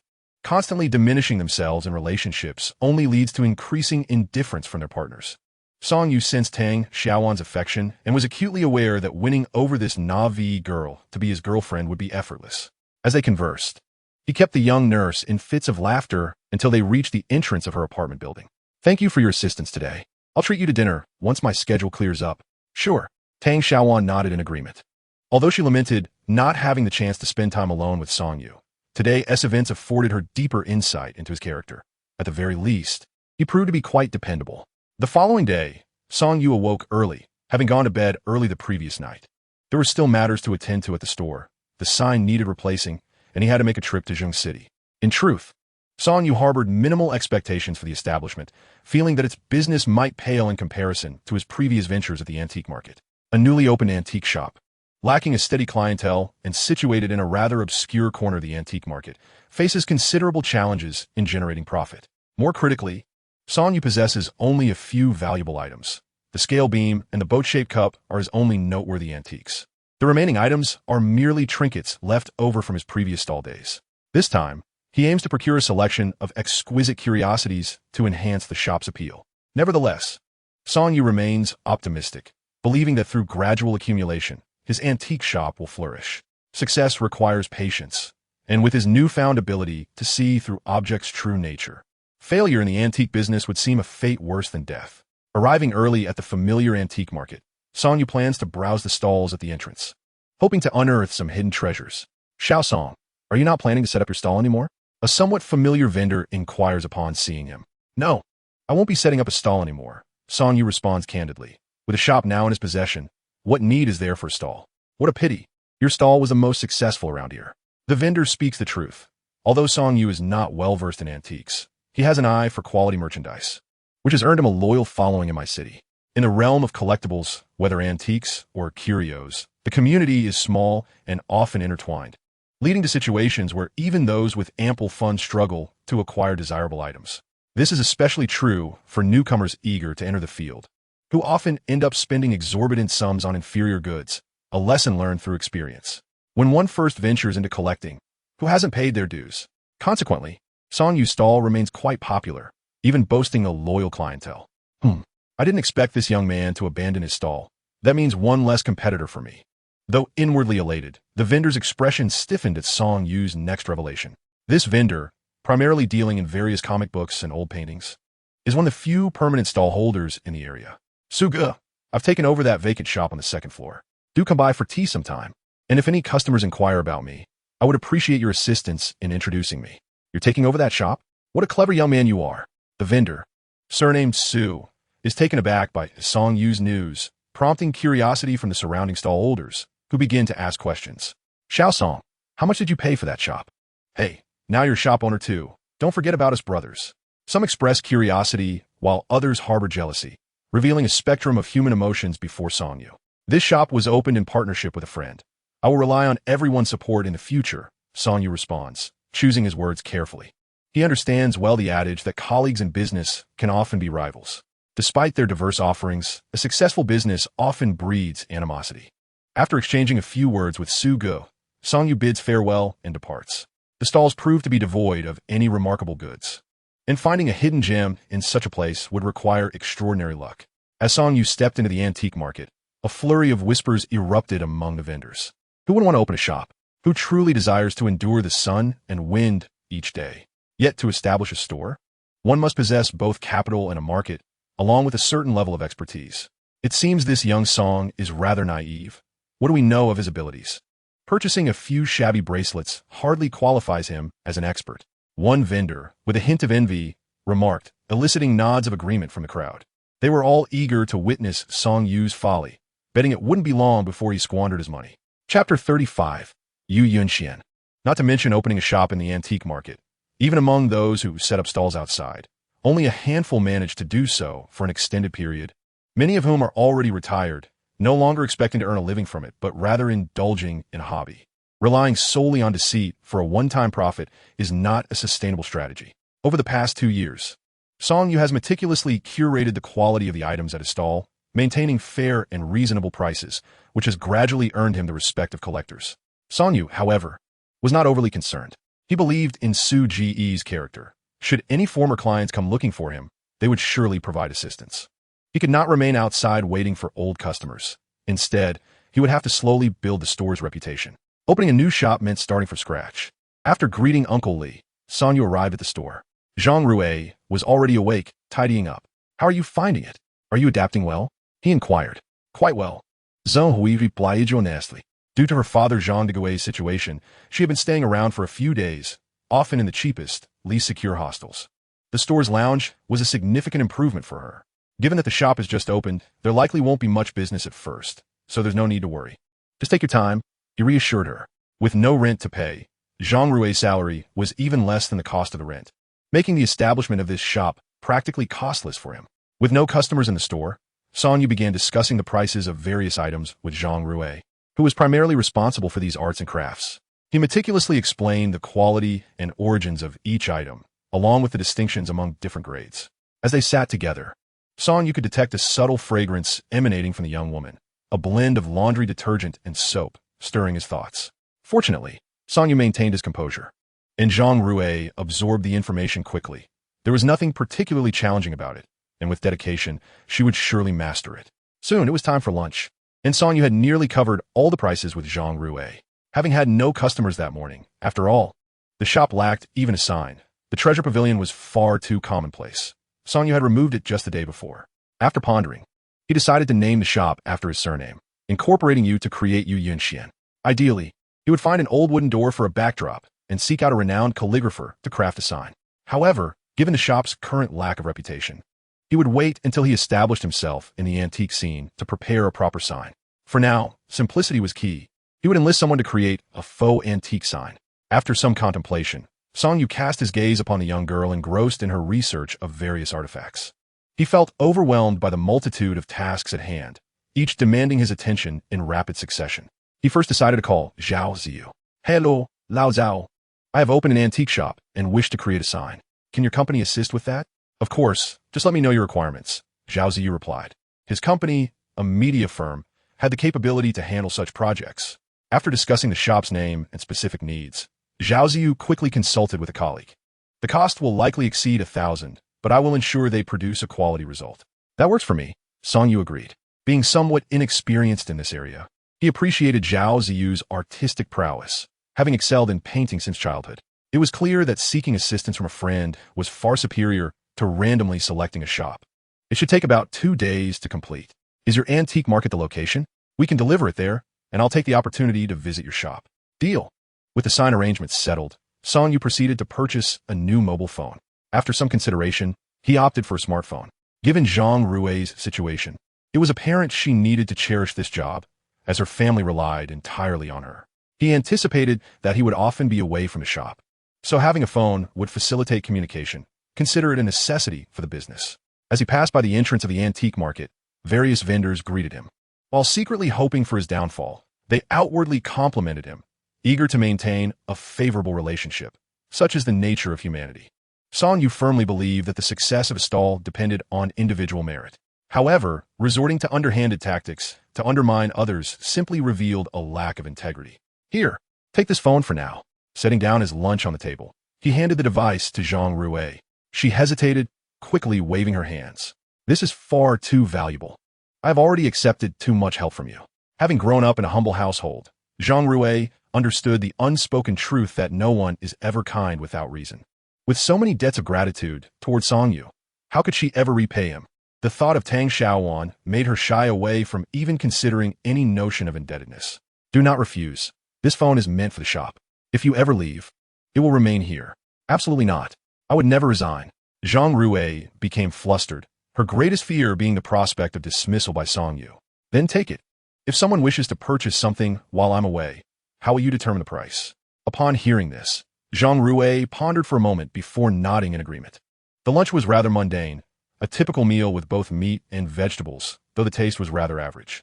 Nonetheless, Zhang Rui savored every bite, her emotions almost overwhelming her. If she had not encountered Song Yu, what would her life look like? What would her family have done? She resolved to work diligently, striving to sell as much as possible. Song Yu, however, remained indifferent, his thoughts occupied with when he should restock the inventory. Zheng City boasts more than one antique market, and vendors are not an uncommon sight. Currently, the city has yet to enter a frenzied phase of demolition and construction, allowing for certain areas to remain open for stalls. After all, being a provincial capital entails a greater abundance of treasures compared to my city. As the store has just opened, it will be prudent to wait a couple of days for Zhang Rui to acclimate before procuring inventory. Throughout the evening, as the antique market closed its doors, not a single customer graced the shop. Zhang Rui couldn't help but feel a twinge of concern. With such dismal business, could this store truly endure? Chapter 36, Daydreams. By 5 o'clock, Song Yu departed from Yu Yinxian. The antique trade is notoriously leisurely, yet one must possess genuine skills to thrive in this field. This principle holds true across all industries. The true profits are invariably earned by the elite few, whose stories are the only ones that reach the public eye.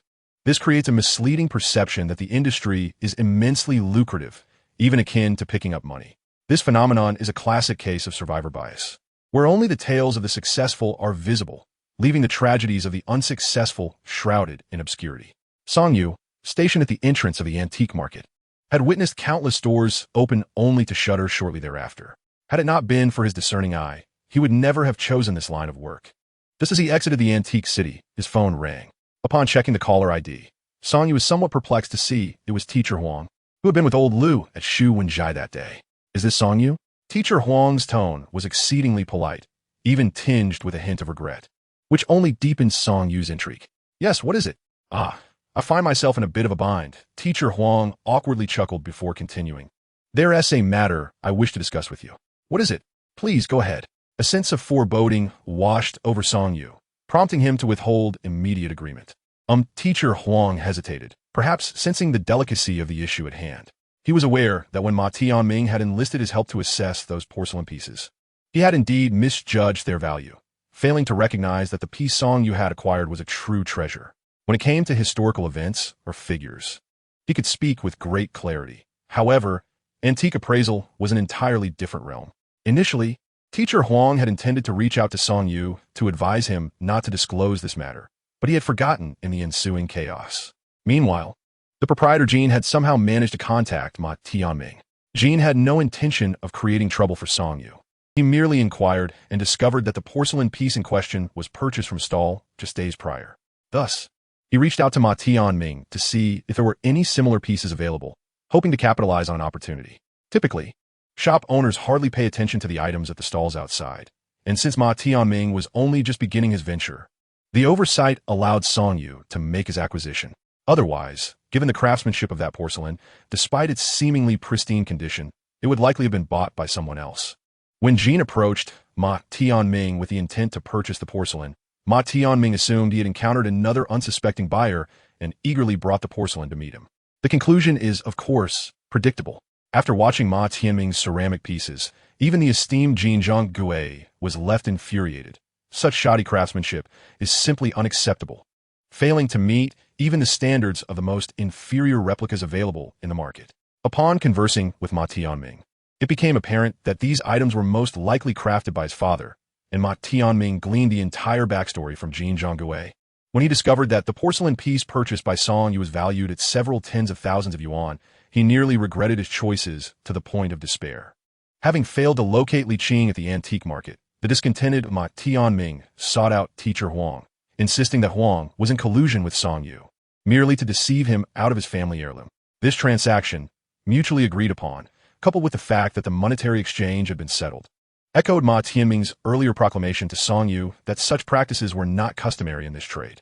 Yet, how could he possibly accept this? Despite frequently referencing his teacher, Ma Tianming was merely a part-time tutor, not a legitimate educator, as he did not conduct lectures and earn a salary far inferior to that of a qualified teacher.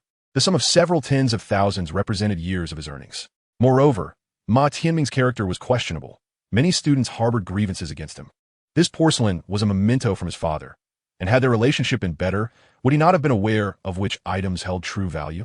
Furthermore, having just lost his father, he had sold off everything of worth. Could anything truly valuable emerge from such circumstances?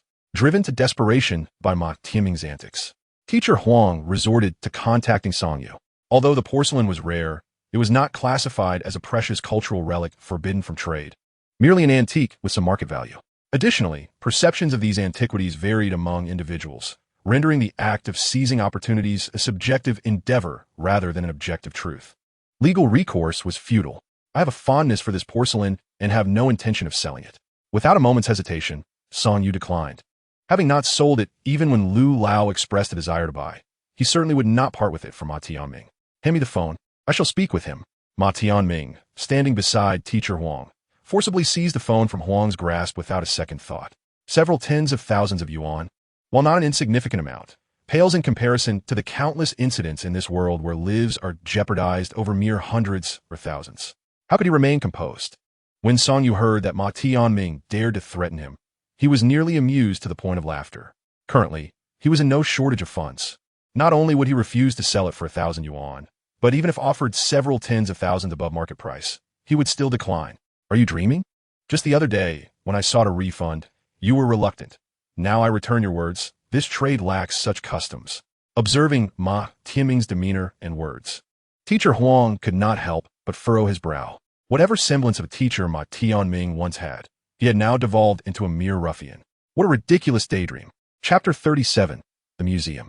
Ma Tianming, return my phone. Teacher Huang's tone turned grave as he gazed at Ma Tianming. Yet, Ma Tianming paid him no heed, continuing to threaten Song Yu. Are you not merely a street vendor? Do you believe I won't find someone to smash your stall and ruin your business? I have connections with the police as well. What you're engaging in is fraud, and I can ensure you find yourself behind bars, leaving you with no profits to gain. I apologize, Song Yu, and I shall make amends next time. With that, he abruptly terminated the call. What are you doing? The boisterous Ma Tianming was suddenly interrupted, his call cut off, and his ire swiftly redirected towards teacher Huang. In truth, all his threats were mere bluster aimed at intimidating Song Yu. He neither knew any police officers nor had ties to any nefarious forces. His acquaintances were nothing more than a few drinking buddies with whom he occasionally dined. It was utterly implausible for them to assist him in such a manner. Yet, he failed to consider that students feared him solely due to his position as a teacher, once outside the school, who would pay him any heed. Ma Tianming, I caution you. If you continue to cause a ruckus, I shall inform the school authorities. Lu Lao was with me. Are you suggesting that the three of us conspired to deceive you? Pressured into making that call by Ma Tianming's accusations, teacher Huang could no longer tolerate the latter's thug-like demeanor. It was bewildering how the school allowed such a character to teach. Upon hearing Lu Lao's name and the mention of reporting to the school leadership, Ma Tianming finally fell silent. He had leveraged every connection and spent a considerable sum to secure a teaching position at this school. Should this matter escalate, the repercussions will be dire. He was acutely aware that Lu Lao always visited the school accompanied by the principal, and he dared not offend him. This matter is far from over. With that declaration, he turned and departed. From Jin Zhonggui, he had learned that Song Yu was merely a street vendor. His incessant disturbances would suffice to hinder Song Yu's business. Jin Zhonggui, too, was aware that his dealings with Ma Tianming would likely cause Song Yu some trouble. Yet he remained indifferent. His mindset mirrored that of Ma Tianming. What could a street vendor possibly do? Who among the affluent, connected, and capable would resort to selling on the streets?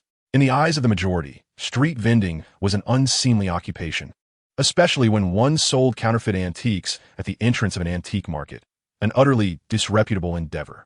After the call ended, Song Yu's spirits plummeted. There was no way he would sell the porcelain to Ma Tianming for a mere 1,000 yuan. Was he trying to fool him?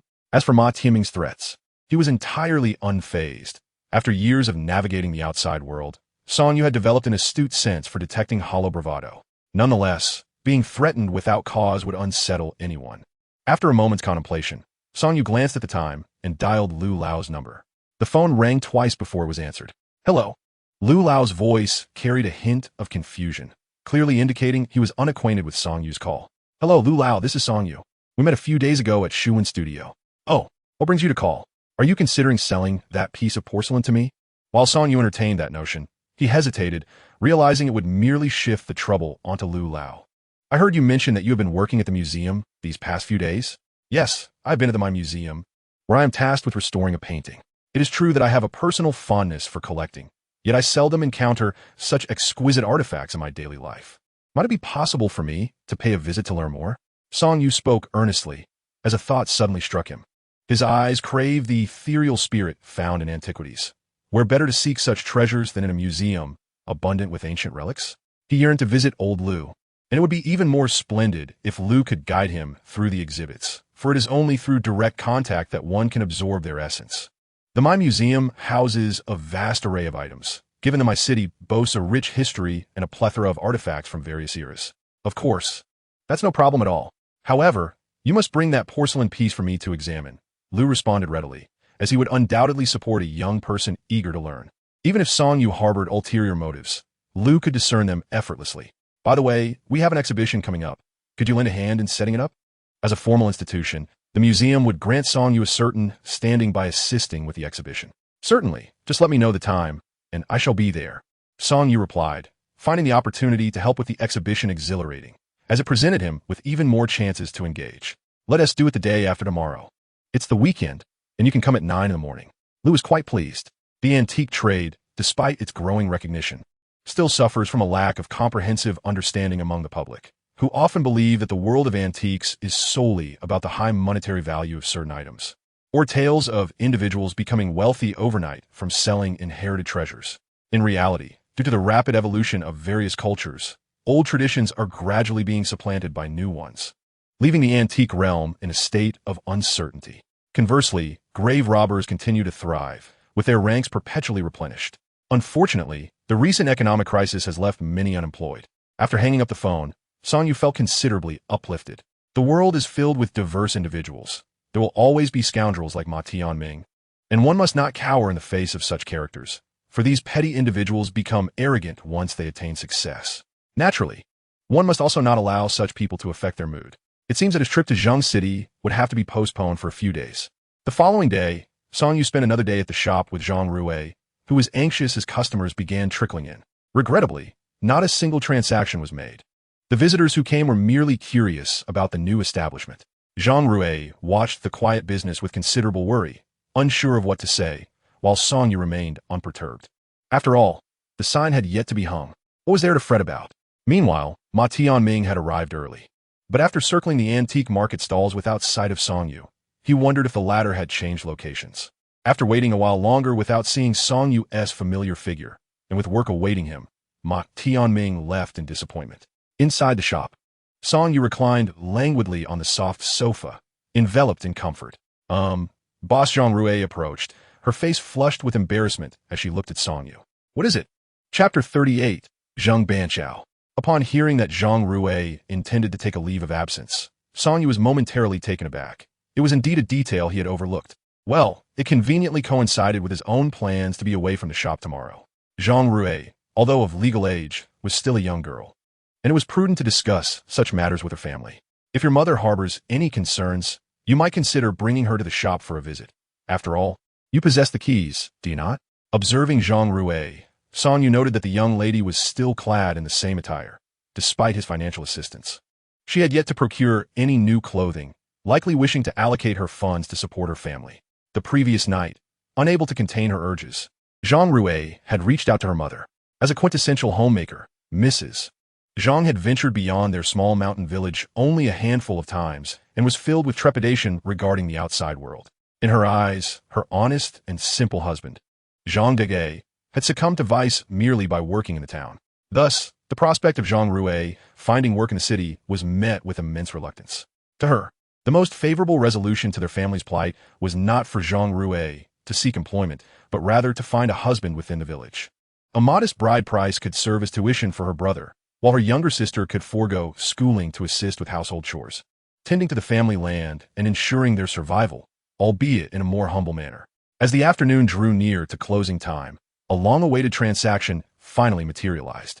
A former regular had unexpectedly returned, leading to the sale of a pair of decorative walnuts. The price of these walnuts was inflated, but Song Yu had strategically sourced them directly from the production site, eliminating middlemen and thus maintaining a reasonable cost.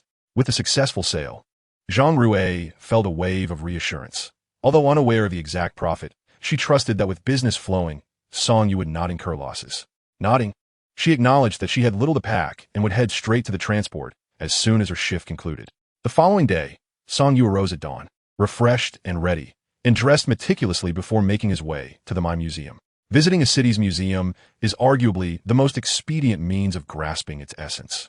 If a city does not honor its cultural heritage, it stands little chance of thriving. The Mine Museum was expansive and uniquely designed, having evolved from the former provincial museum and housing a plethora of artifacts and various implements.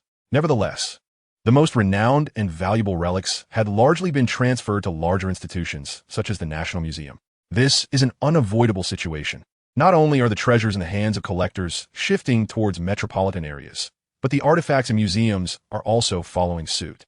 This marks Song Yu's inaugural visit to the Mine Museum, as he typically lacks both the time and leisure for such pursuits. Xiao Song. As Song Yu meandered at the museum's entrance, a voice suddenly called out from behind him. Turning around, he recognized it was old Lu. Approaching Lu, Song Yu replied, "It's not too early, it's almost 9. This is my first visit to this museum, and I merely wish to explore." "Indeed, let us not enter through the main entrance," Lu suggested, leading Song Yu to a side door designated for staff. "Your assistance is invaluable. Today's exhibition is a pottery showcase prepared by a group of students. Since the students are primarily girls studying ceramics, they find themselves somewhat overwhelmed with the setup. Rest assured, I will not let your efforts go unrewarded." "Old Lu, it's merely an exhibition setup. It's no trouble at all." Lu's implication of compensation prompted Song Yu to hastily decline while retrieving a piece of porcelain from his backpack. "Very well, I've been around here lately. Once we finish today, you're welcome to join me for a few days to learn." From Song Yu's demeanor and the information he gathered, Lu understood that Song Yu wished to acquire knowledge about the appreciation of antiques and artifacts. Within the museum, nearly everyone acknowledged Lu with greetings, illustrating his esteemed status. Upon entering an office, Lu procured a pass and presented it to Song Yu. "Come, let us proceed to my office." Lu guided Song Yu to the second floor, where his workspace awaited. The room housed various tools unknown to Song Yu, while a desk displayed a damaged painting emanating a faint bluish-green glow, though its radiance seemed fragile, as if it might vanish at any moment. "I have been restoring this painting recently. The damage is quite severe, necessitating considerable effort," Lu explained as he set down his belongings. "This is a bamboo and stone painting by Zheng Banxiao, regrettably in poor condition." Lu shook his head, visibly pained. Having witnessed numerous artifacts deteriorate due to improper preservation, he cherished each piece that has survived to the present day. Song Yu approached and examined the painting closely. The bamboo, stones, and orchids appeared vividly on the paper, each stroke executed with precision, reflecting the prowess of a master artist through mere lines. The painting bore accompanying poetry, though it too was in a regrettable state. Gently touching the surface, he felt a subtle energy seep into him, yet he sensed little in return. Perhaps the painting's poor condition and fragmentation had diluted its spiritual essence. Mr. Banxiao is renowned as a representative of the 8 eccentrics of Yangzhou, his poetry, calligraphy, and painting being celebrated as 3 unparalleled arts. This painting encompasses all 3. Had it been well preserved, it could have been considered a hallmark of Zheng Banxiao's oeuvre. Lu elaborated on the painting's details for Song Yu. "Once today's tasks are completed, I shall elucidate the distinctive characteristics of Zheng Banxiao's paintings. Please bear with me for a moment. I anticipate the arrival of a few students shortly, and I may require your assistance then." Song Yu nodded gently, placing the porcelain on the desk. Chapter 39, Exhibition. "I must admit, the working environment of this museum is quite pleasant.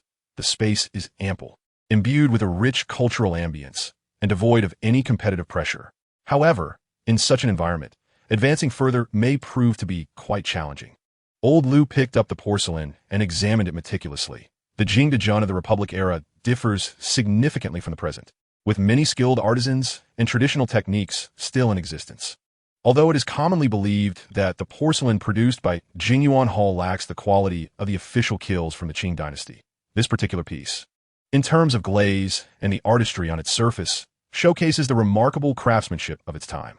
The research significance of this porcelain surpasses its actual value, which is why old Lu is so invested in it. Having encountered an abundance of porcelain, he recognizes that only a select few pieces possess true research value that can alter perceptions of a particular era. Before long, the students old Lu mentioned arrived.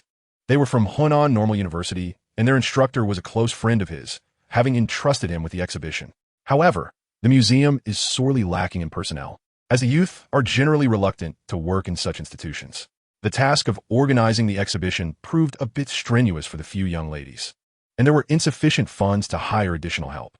Originally, old Lu intended to seek assistance from a few history students through teacher Huang, but as fate would have it, Song Yu's call provided the perfect opportunity for him to enlist help. Welcome, this is Xiao Song, who will assist you in organizing the exhibition today. The female students were instantly captivated by Song Yu, regretting their lack of makeup and unkempt hair, realizing too late that they should have made an effort to present themselves well in the presence of such a handsome man. Come on, aren't you in a hurry? Song Yu observed the girls, noting the same naive glimmer in their eyes that he had seen when he first met Zhao Yu, a reflection of their innocent aspirations. Untouched by the harsh realities of the world, as university students, they are indeed the fortunate elite, and such thoughts are entirely normal. The girls exchanged glances and began chattering excitedly, leading Song Yu away. He felt somewhat out of his depth, although he was of similar age to these soon-to-graduate seniors. His mindset had evolved entirely. Senior Song, are you a student of Old Lu? One girl inquired. No, I own an antique shop and met Old Lu by chance. He asked me to lend you a hand. Upon learning that Song Yu owned an antique shop, the girls expressed immediate interest, bombarding him with questions about his background. However, when they discovered he had not attended university, but had instead started with a street stall and gradually established his antique business, their admiration for him only deepened. Soon, a few individuals arrived at the museum's storage facility, preparing their exhibition, which could be considered a graduation showcase. However, it was not solely comprised of their own crafted porcelain. A selection of the museum's artifacts would also be displayed, representing a collaborative exhibition between the museum and the school, both parties holding it in high regard. To put it bluntly, it was essentially a FA project, designed to impress higher-ups, yet still deserving of proper attention. As the warehouse doors swung open, a blend of earthy dust accompanied by a faint musty odor enveloped them. Song-gu, the items are over there.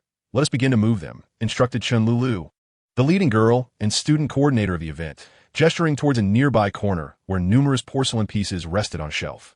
All right. At that moment, Song Yu found himself dazzled. The warehouse was vast, housing a myriad of artifacts, each imbued with a unique aura. From Song Yu's perspective, an abundance of ethereal energy radiated from these items, leaving him momentarily blinded. Under the guidance of several girls, they commenced the arrangement of the exhibition hall.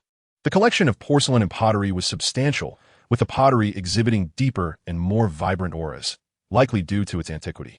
While transporting the items, Song Yu seized the opportunity to absorb the ethereal energy from both the pottery and porcelain, feeling an invigorating coolness wash over him, leaving him utterly refreshed.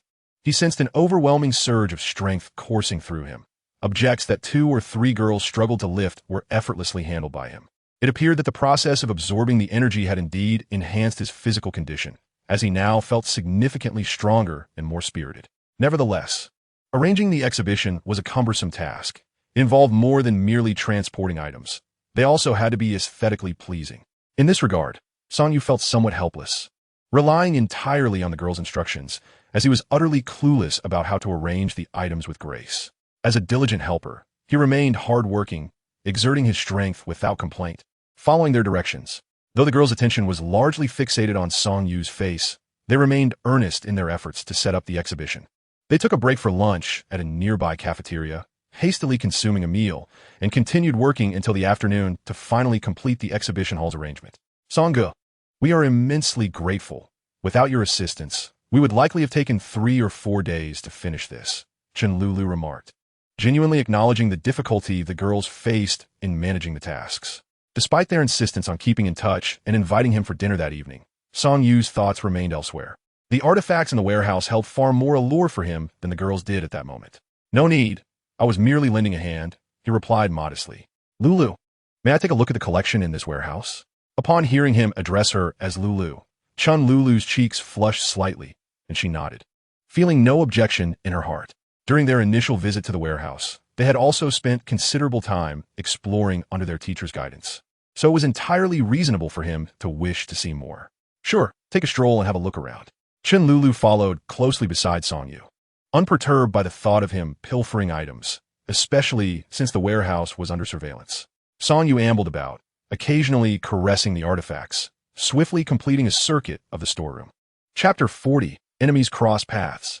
An abundance of spiritual energy surged into his body, rendering Song Yu momentarily dazed. Brother Song, what's wrong? Chun Lulu inquired, having noticed something unusual about him as they traversed the warehouse. Presently, Song Yu appeared bewildered, his steps light and airy, should a police officer happen upon him.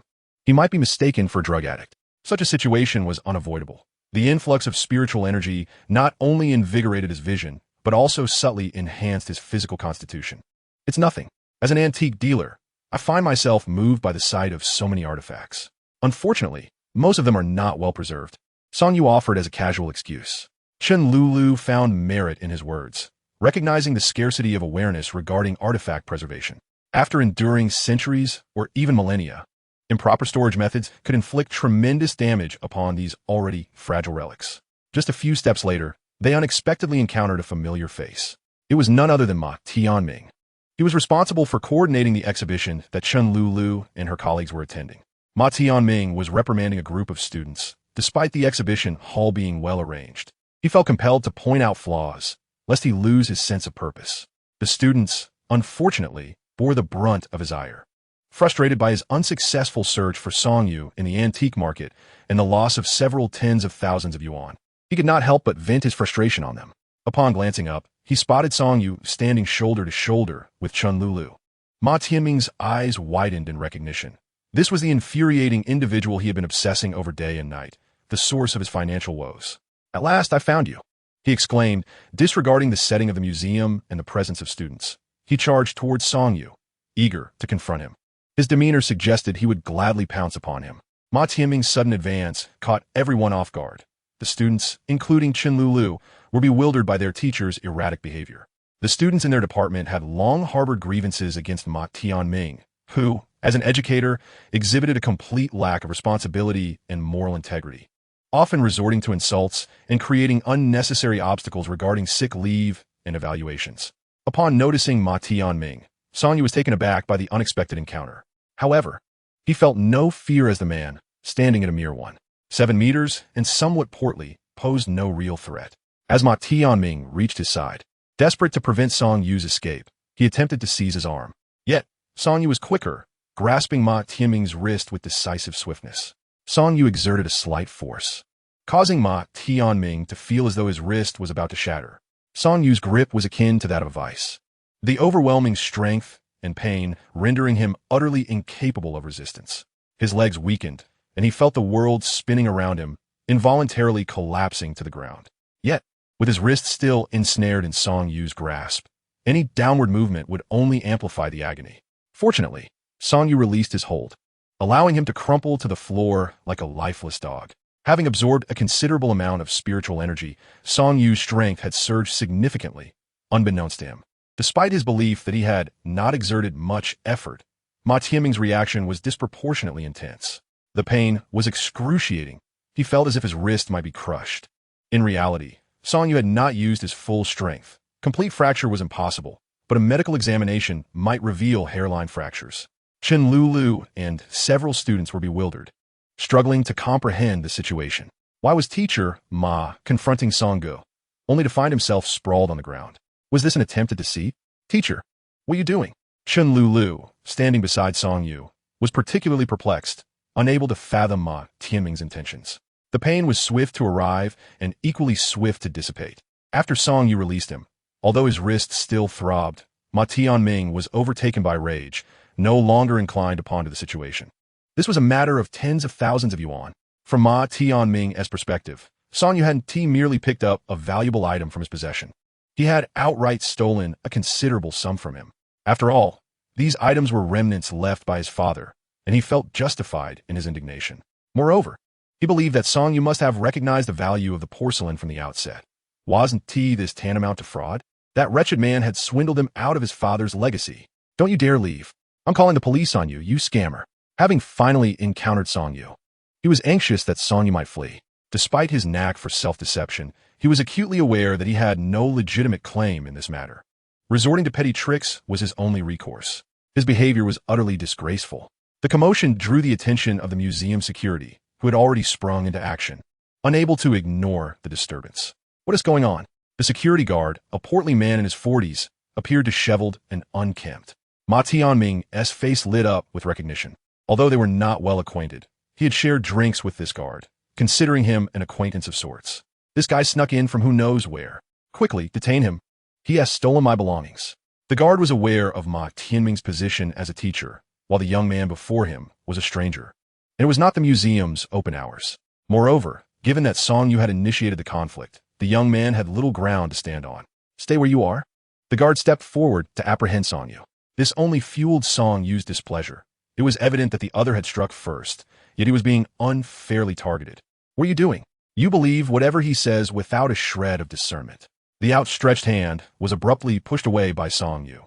As the disparity in strength between the two individuals was glaringly evident, the security guard had no means to contend with Song Yu. The surrounding female students, anxious and concerned, rallied in support of Song Yu, who was assisting them with their exhibition today, while their supervising teacher, Ma Tianming, was conspicuously absent. It was Chen Lulu who, displaying her quick wit, turned to seek out old Lu. In truth, old Lu had no direct connection to them and was not a teacher at their school. Chapter 41. Discernment of Right and Wrong. Damn it, this kid is strong, old Wang exclaimed. We must apprehend this fellow. If not, we shall call the police. Ma Tianming, fanning the flames of discord, sought to escalate the situation, aiming to coerce Song Yu into returning the porcelain. The security guard, now agitated, produced a walkie-talkie to call for reinforcements. Meanwhile, Chen Lulu successfully located old Lu. Teacher Lu, something is amiss with Teacher Ma. He has confronted Brother Song. Upon hearing Chen Lulu's words, old Lu's brow furrowed. She recounted the unfolding events, detailing how Ma Tianming had instigated the trouble and called for security and the police. Let's go and see. Old Lu understood that there were underlying tensions between Ma Tianming and Song Yu, yet it was inappropriate to create a disturbance in the museum. Any issues arising here could tarnish the city's image. Soon, 3 or 4 security guards arrived, surrounding Song Yu. Ma Tianming's demeanor swelled with arrogance, fully exploiting his authority. This kid attacked me and even stole my belongings, he declared, casting furtive glances at the guard named Wang. Though the security guard did not recognize Song Yu, he was aware of Ma Tianming's status as a teacher, and given Song Yu's youthful appearance, he assumed the latter could be easily intimidated. This is not a place for you to cause trouble. The guards advanced in an attempt to subdue Song Yu. Just as he hesitated, contemplating whether to retaliate against the guards, Chen Lulu and old Lu arrived. What was happening here? The female students, upon seeing old Lu, surrounded him like a beacon of hope, eagerly recounting the recent events. The presence of old Lu caused the guards to pause, while Ma Tianming's expression soured upon realizing his students were not coming to his defense. What do you lot understand? Silence. Despite being their supervising teacher, Ma Tianming's authority appeared diminished, as the students feared that any dissent could jeopardize their graduation. Enough of this commotion. You two, come to my office, old Lu commanded, then turned to the students. Although they were uncertain of old Lu's influence, the guards understood that even the museum's upper management treated him with the utmost respect. With old Lu's directive, they dared not protest and exchanged glances before turning away. What the leader says is paramount. One must never offend him. Ma Tianming, frowning and nursing his wrist, looked toward old Lu, yearning to speak, but old Lu had already turned and headed to his office, leaving no opportunity for him to voice his concerns. Song Yu said nothing, following closely behind old Lu. Upon arriving at the office, Mr. Lu lifted his teacup and took a sip, casting his gaze upon the two individuals before him. For a moment, neither Song Yu nor Ma Tianming uttered a word. Song Yu was reluctant to engage in this matter, deeming it unnecessary. In truth, the porcelain piece lay not far away, easily visible to Ma Tianming if he were to pay attention. The very item he longed for rested upon Mr. Lu's desk. Mr. Lu, you must stand up for me. This scoundrel has defrauded me of my father's heirloom. Ma Tianming feigned a look of distress as he spoke. His words immediately drew a frown from Mr. Lu, for fraudulence was a grave taboo among the elder generation in the antique trade, especially when it pertained to someone's paternal relics. Strictly speaking, the practice of finding bargains in antiques often hinges upon disparities in information. If the owner is unaware of the true value of an item, and you know its worth and purchase it, that is merely a shrewd acquisition. However, from any perspective, this does not constitute fraud. You voluntarily sell the item at a price you determine, with the final transaction agreed upon by both parties. How can that be labeled as deceit? Mr. Lu turned his attention to Song Yu, who he secretly favored, partly due to his handsome appearance. It is an undeniable fact that people, regardless of age or gender, tend to be more amicable towards those who possess striking looks. Song Yu was tall and handsome, exuding righteousness, while Ma Tianming appeared rather grotesque with his rotund features. Nevertheless, Mr. Lu would not make hasty judgments based solely on first impressions. He intended to clarify the matter before reaching a conclusion. Mr. Lu, You are a venerable elder in the antique world, and this situation is not as he describes. Without hesitation, Song Yu recounted how Ma Tianming had sold the porcelain piece at his stall for 800 yuan. It is the very piece you are currently researching from Jinjuantang. Upon hearing Song Yu's account, Mr. Lu's demeanor grew grave as he turned to Ma Tianming. When Ma Tianming learned that Song Yu mentioned Mr. Lu was studying that particular porcelain, he sensed the tide turning, yet he stubbornly pressed on with his explanations. His tone grew more pronounced as he emphasized the term heirloom. You sold it yourself at a stall, and now you claim it to be your father's heirloom. If you truly valued it, you should not have sold it. Song Yu discerned Ma Tianming's intentions and exposed his hypocritical facade. After listening to both parties, Mr. Lu had formed his own judgment. I have understood the situation. You sold the item yourself, and the transaction has been completed. He paused briefly, then looked at Song Yu. Traditionally, there is no practice of revisiting transactions in the antique business, but considering this is your father's relic, I shall take the liberty of deciding that Xiao Song should provide you with some financial compensation. What do you think, Mr. Lu perceived Song Yu's desire to learn from him. Whether it was today's request for assistance in arranging the exhibition or suggesting that Song Yu offer some monetary recompense to Ma Tianming, both served as tests of Song Yu's character. Compensation? How much? I have heard that porcelain can fetch 50,000. Ma Tianming exclaimed. How about 10,000? The price set by Elder Lu was neither excessively high nor too low. Song Yu had already paid 800 yuan for this porcelain piece, and adding another 10,000 would be an extraordinary bargain. Furthermore, since the porcelain was a cherished heirloom of Ma Tianming's father, any uproar from Ma Tianming could potentially lead to unfavorable consequences. I had no objections. With Elder Lu's consent, Song Yu naturally had no reservations.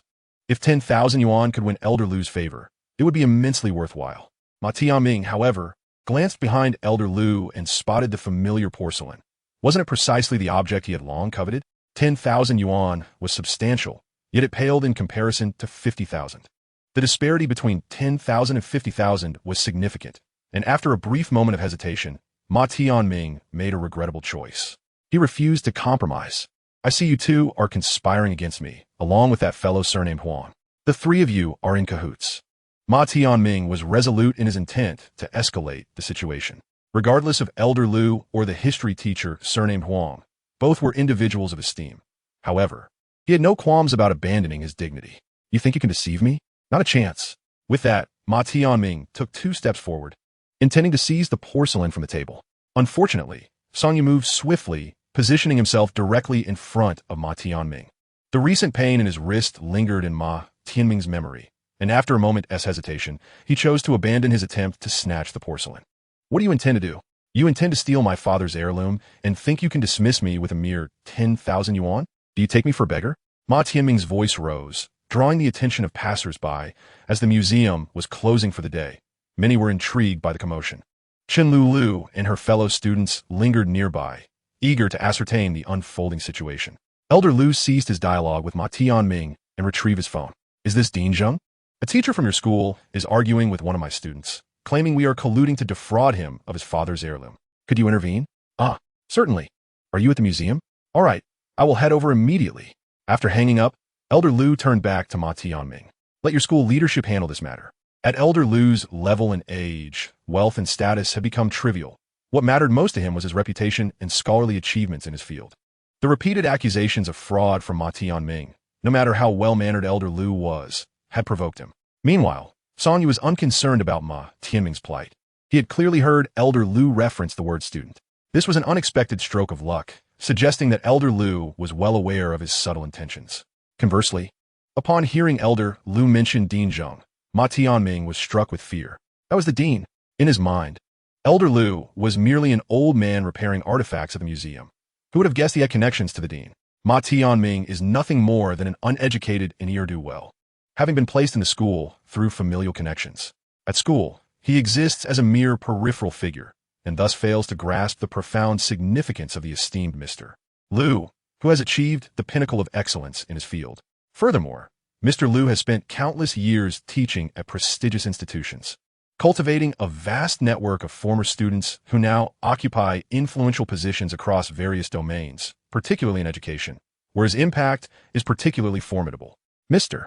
Lu's unwavering dedication to cultural relics, combined with his commendable character, is widely acknowledged. Take, for instance, the current restoration project of cultural artifacts. It is a task that does not necessitate Mr. Liu's involvement, yet he chose to come at the invitation. Meanwhile, the arriving director Zheng is in a foul mood, knowing that the brusque tone of Mr. Liu must stem from the incompetence of the school's faculty. The educational resources in Henan province are already scarce, and yet, it seems there are always troublesome individuals like this one. Director Zheng, how can you intimidate me? I refuse to sell this to you. Ma Tianming feigned calmness, though his voice trembled slightly. Some individuals stubbornly refuse to acknowledge their mistakes, remaining obstinate until the bitter end. Let us wait for your school leaders to resolve this, Mr. Liu stated, disinterested in conversing further with the man before him, and instead turned his attention to Song Yu. Do you have some time to assist me in the next few days? Yes, I have time, Song Yu readily replied, making room in his schedule regardless of prior commitments. Mr. Liu nodded in acknowledgement, preferring to deal with the bothersome individual before addressing matters further. Ma Tianming had encountered Mr. Liu on 2 occasions and recognized him as a teacher from the school. Had it not been for his request for Song Yu's help with the exhibition, he would not have crossed paths with this man. This entire situation was instigated by Ma Tianming himself, who had taken to selling his father's relics and was now attempting to backtrack on the transaction. It was indeed somewhat comical. Most antique sellers claim that their wares are heirlooms, which is hardly convincing. The long-standing principle of cash and carry leaves no room for disputes. While in contemporary times, Ma Tianming might manage to make a fuss, in previous eras, he would have been summarily dealt with by the authorities. Mr. Liu ignored him, while Song Yu positioned himself in front of the porcelain, leaving Ma Tianming fidgeting uncomfortably, torn between the urge to leave and the fear of doing so. Utterly at a loss for what to do.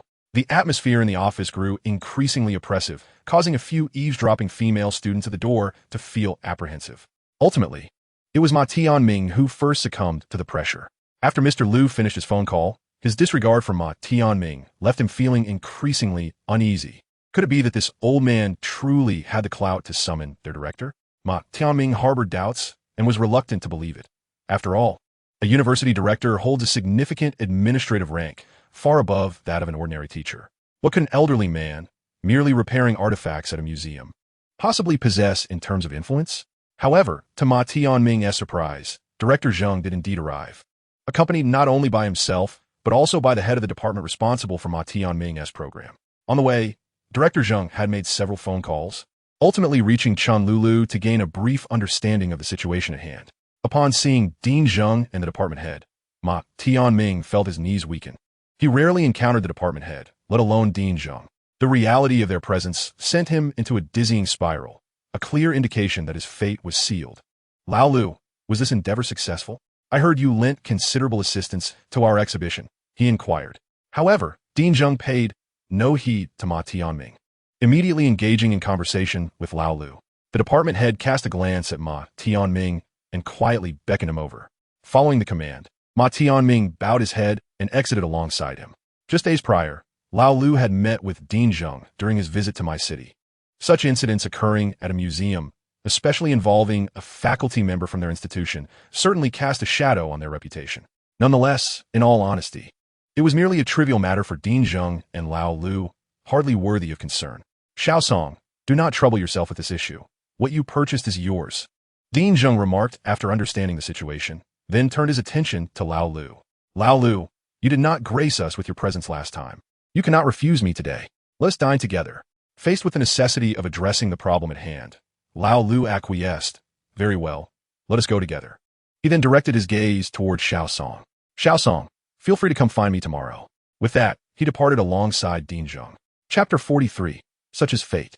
As they exited the office, neither Lao Lu nor Dean Zheng cast even a glance at Ma Tianming, who was being scolded by the department head in the distance. Instead, they paused to express concern for several students, including Chen Lulu, before proceeding to inspect the exhibition preparations. Ma Tianming, have you lost your mind? You sold the items yourself, and now claim others conspired to defraud you? The frustration was palpable. I simply couldn't accept it. That was 50,000 yuan? Ma Tianming lamented, but he found himself at a loss for words before his superior. Today, he had offended the very superior of his superior. How could he expect to fare well in the future? In the presence of the department head, Ma Tianming appeared submissive, completely stripped of the arrogance he displayed before Song Yu and his students. What? I've been expelled? Ma Tianming's mouth hung agape, his mind reeling. He had secured this position through connections and financial means. How could this be happening? Before he could voice his concerns, the department head continued. Do not waste your breath with futile words. An expulsion is an expulsion. Your misconduct has been noted by numerous students and faculty. The decision was swiftly reached. Ma Tianming was expelled from the institution, and he no longer had the audacity to confront Song Yu. Despite his lack of intellect, he understood that further resistance would only lead to a more disastrous outcome. The words of a few influential individuals had the power to alter the course of his life. There were times when he barely had enough to eat, and his mother was an ordinary rural woman, adhering to the mantra of following her husband's lead. When his father asked for money, she would readily provide it, and if he needed to borrow, she would comply. Having fallen to such depths, driven to the point of stealing to repay debts, was partly due to the excessive indulgence of Zhang Rui's mother. To speak candidly, Zhang Rui never anticipated that her father would possess the audacity to confront the other party recklessly. Yet, he seemed oblivious to the consequences of his actions on the family, leaving his wife and children to fend for themselves. Fortunately, Zhang Rui secured a commendable job, and with a monthly salary of 2,000 yuan, she could ensure the family's basic needs were met. By economizing further, she could also provide for her younger siblings' education. Ah, Rui, how is your father? I heard he is in prison. A group of elderly women gathered at the village entrance, exchanging gossip. Swiftly shifted the conversation to Zhang Rui's family matters upon her arrival. Who was unaware of Zhang Dagui's reputation as a notorious gambler. No one expected him to resort to violence, resulting in his imprisonment. Zhang Rui nodded quietly, choosing not to elaborate. Once she had distanced herself, the women resumed their chatter. After walking away, she let out a sigh. Good news seldom travels far, while misfortune spreads like wildfire. She was unconcerned for herself, but worried about her younger siblings being mistreated. Arriving at her dilapidated home, Zhang Rui felt a wave of anxiety wash over her. Yet she steeled herself to unlock the door and step inside. Her mother's voice echoed from within, but as soon as she entered, she was met with the sight of an unwelcome presence. Her aunt was there as well. What news of your father? Zhang Rui's mother was primarily preoccupied with her husband's fate, despite his vices of drinking and gambling, which showed a blatant disregard for their family. He remained her husband. How could the family continue without him? The police said he'll be inside for at least a decade. Zhang Rui had anticipated this outcome, yet hearing it spoken aloud caused tears to spill from her eyes. Why is my life so arduous? How shall we endure from here on? Oh, sister-in-law, it's just fate. There's little we can do. Listening to her mother and aunt converse, Zhang Rui felt a sense of dissonance, though she could not pinpoint why.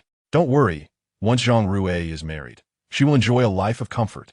Her aunt's comment left Zhang Rui momentarily bewildered. Married? Wiping her tears, Zhang Rui's mother turned towards her, her gaze vacant. Your aunt has arranged a marriage for you with a family from the village to the east. It's close enough for you to assist us. Yes, you. They are well off. Both parents are in business, and they are related to us. You will be well taken care of. Zhang Rui was taken aback, but did not hesitate to respond. I refuse to marry. For reasons unknown, thoughts of Song Yu suddenly flooded her mind. Refuse? What will become of our family? They promised us a dowry of 30,000 yuan. Surprisingly, Zhang Rui's mother did not react with anger, but rather conveyed the facts with calmness. 30,000 yuan would suffice for your brother's education. He must complete high school at the very least. And what of my sister? Zhang Rui's mother fell silent, clearly reluctant to consider her daughter's education. Oh, little Rui, this is our fate.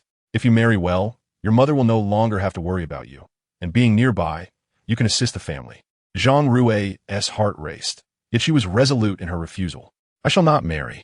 I have secured a job in the city that pays me 2,000 yuan a month, and I can send home around 17 or 1,800 each month, totaling nearly 20,000 a year, which would allow both of them to attend school. What sort of job offers you 2,000? Do not speak so frivolously. Is this employment even stable? I hope it is not something disreputable.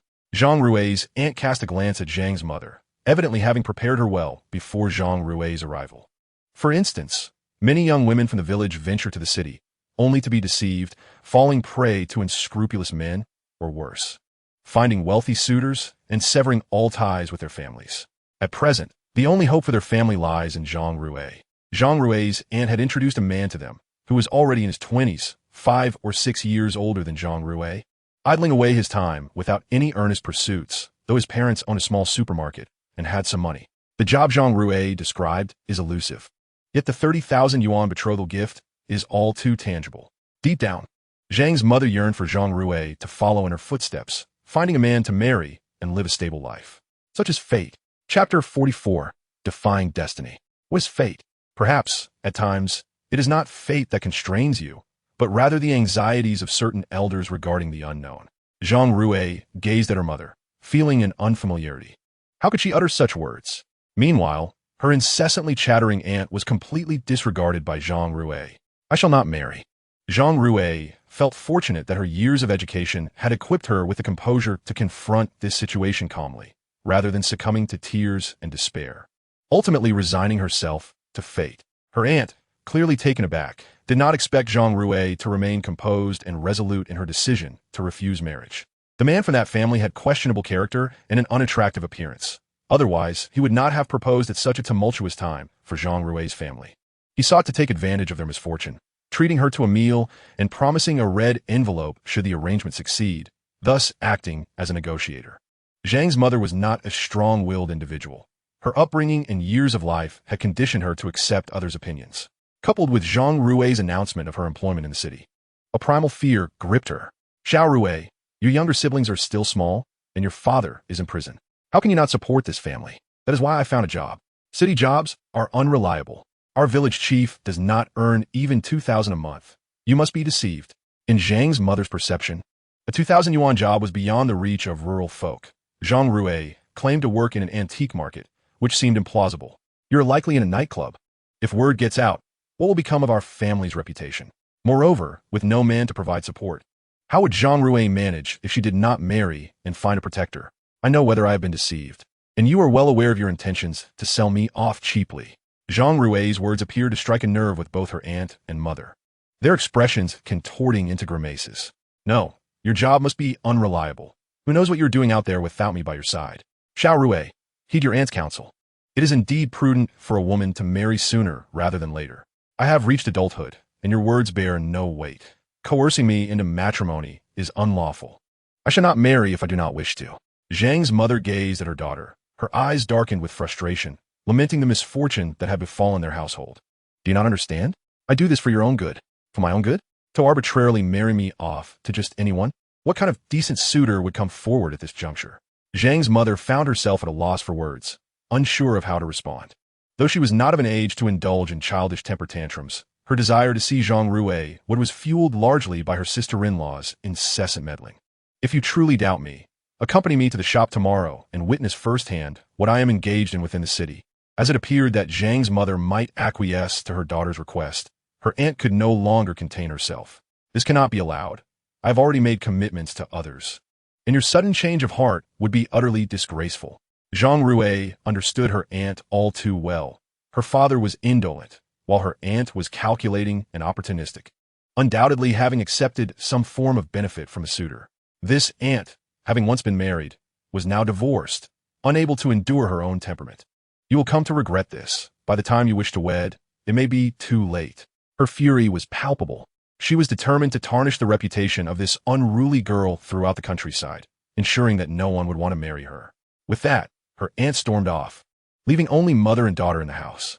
Gazing at her mother, Zhang Rui could no longer hold back her tears. Her earlier confidence sharply contrasting with the vulnerability she displayed in front of Song Yu. However, she understood that her defiance was essential for her own fate. Yielding now would likely lead to a chaotic future. Witnessing her daughter's tears softened Zhang's mother's heart. After exiting Lu Lao's office, Song Yu found Chen Lulu accompanying Lu Lao and Ding Zheng to inspect the exhibition layout. Meanwhile, the department head was vociferously berating Ma Tianming, but Song Yu merely cast a glance and paid it no mind. After a moment's contemplation, he turned and departed, heading toward the museum's exit. Encountering Ma Tianming today had been an unexpected surprise for Song Yu. Yet, through this twist of fate, his relationship with Lu Lao had grown closer, and the opportunity to learn from him for a few more days was indeed fortuitous. It seemed he would need to postpone his trip to Zheng City by a few days. Upon stepping outside the museum, as he pondered where to dine, Song Yu felt his phone vibrate. Upon checking, he saw it was a call from Zhang Rui. Hello, what is it? My mother wishes to accompany me to the shop tomorrow to take a look. Is that all right? Zhang Rui's voice was tinged with shyness and trembled slightly, as if she had just been crying. Of course, what time should she come? All right, I understand. I will inform Lu Lao tomorrow, and it will be fine to go over in the afternoon. After ending the call, Zhang Rui let out a sigh of relief. Although Song Yu had previously assured her that her family could visit if they were concerned, having it confirmed brought her a greater sense of peace. How'd it go? Well, I have already spoken to the boss. Zhang's mother remained anxious, torn between the immediate prospect of a bride price and Zhang Rui's aspirations for work. If they could earn 1,500 yuan in a month, the issues plaguing their family would be swiftly resolved. However, she believed such fortune was beyond their reach. The matter of marriage inevitably created a rift between Zhang Rui and her mother. Both were unfortunate souls, and the mere ability to choose their own destinies felt like a grand luxury. Chapter 45. The Lessons from Old Lu. The following day, Song Yu rose early, arriving at the shop ahead of schedule. He had informed Old Lu that the morning would be busy, and he could only meet him in the afternoon. Old Lu was quite surprised to learn that Song Yu had opened an antique shop. Frankly, it was rare for someone as young as him, without a familial background in antiques, to embark on such an endeavor. After arranging to visit the shop when he had time, they ended the call. After greeting Uncle Li, he entered the shop, where Zhang Rui had yet to arrive. There was little to tidy, as everything was neatly arranged in the display cases. Zhang Rui was indeed diligent, a trait that pleased Song Yu. She was proactive, rather than merely passing time, and the shop had been kept impeccably clean during her shifts. Before long, Zhang Rui arrived with her mother. Zhang's mother was an ordinary rural woman, appearing even more timid than when Zhang Rui first came. Having spent her life in the village, she seemed unaccustomed to the outside world. It was hard to imagine that Zhang Dagui and this woman could have given rise to a daughter as beautiful as Zhang Rui. Perhaps due to a lack of care and the effects of sun and wind, she appeared older than her years. Boss, this is my mother. She worries about me being out here alone, so she can't have a look, Zhang Rui introduced. Hello, Auntie, Song Yu greeted. Zhang's mother was taken aback by Song Yu's youth and striking appearance. Everything in the city felt alien to her, let alone the antique market. Antiques seemed worlds apart from her life, yet she could discern that the shop was lavishly decorated and the items appeared quite valuable. It didn't seem like a scam after all. Hello, she managed, fidgeting, unsure what to say, while Zhang Rui retreated to the office to put away her clothes and began cleaning with ease. Auntie, Zhang Rui usually stays in a room at the back, and there rests security in the building, so you needn't worry about safety. I am often away from the shop, which is why I hired her as a clerk. Good. Stepping out of the village into an unfamiliar environment, Zhang's mother felt completely at a loss for words. This place was nothing like she had envisioned. With no knowledge of antiques, she found herself at a loss for conversation. Although this area was referred to as the city, it was merely a short ride away. I heard Zhang Rui mention you have younger siblings, right? They will need to come to the city for school in a few years. Especially when Zhang Rui is working here, she can help support them. Mentioning the matter of Zhang Rui's younger brother attending school struck a chord in Zhang's mother. In a few years, when he reached high school, he would need to come to the city for his education, and if Zhang Rui was already working here, she could lend a helping hand. At present, her only hope rested upon her son. Upon witnessing her mother finally acquiescing to her desire to work outside, Zhang Rui exhaled a sigh of relief, feeling an immense burden lifted from her shoulders. She felt liberated at last. Marriage was not on her agenda, at least not at this moment. Growing up, she had observed her mother toil selflessly, which instilled in her a strong aversion to following in those footsteps. After bidding farewell to her mother and sharing a simple meal with Zhang Rui, Song Yu offered some words of advice. In the coming days, he would be seeking out Lu Lao, which would likely leave him little time to attend to the shop. Rest assured, I have memorized the prices. The shop will be just fine, he assured her. Zhang Rui nodded in agreement, as Song Yu had previously informed her of his frequent absences, allowing her to mentally prepare for it. With her mother's matters settled, her current focus was to enhance the shop's business and commit herself to her work. Once they finished their meal, Song Yu hurried to the museum. Today, the museum buzzed with activity. A banner hung at the entrance, and numerous university students came and went. It seemed that Chen Lulu and her peers' exhibition had commenced, as the school mandated student participation, a common practice when events required additional hands. Song Yu still possessed his pass and entered through the side door, making his way to Lu Lao's office. He gently knocked, and a warm voice from within beckoned him to enter. Lu Lao, I have arrived, Song Yu announced. Lu Lao sat at his desk, adorned with glasses, a bright desk lamp illuminating his workspace. The painting by Zheng Banshao remained on the desk, looking far more organized compared to its disheveled state from a few days prior. "Come over," Lu Lao gestured, pulling out a chair for Song Yu.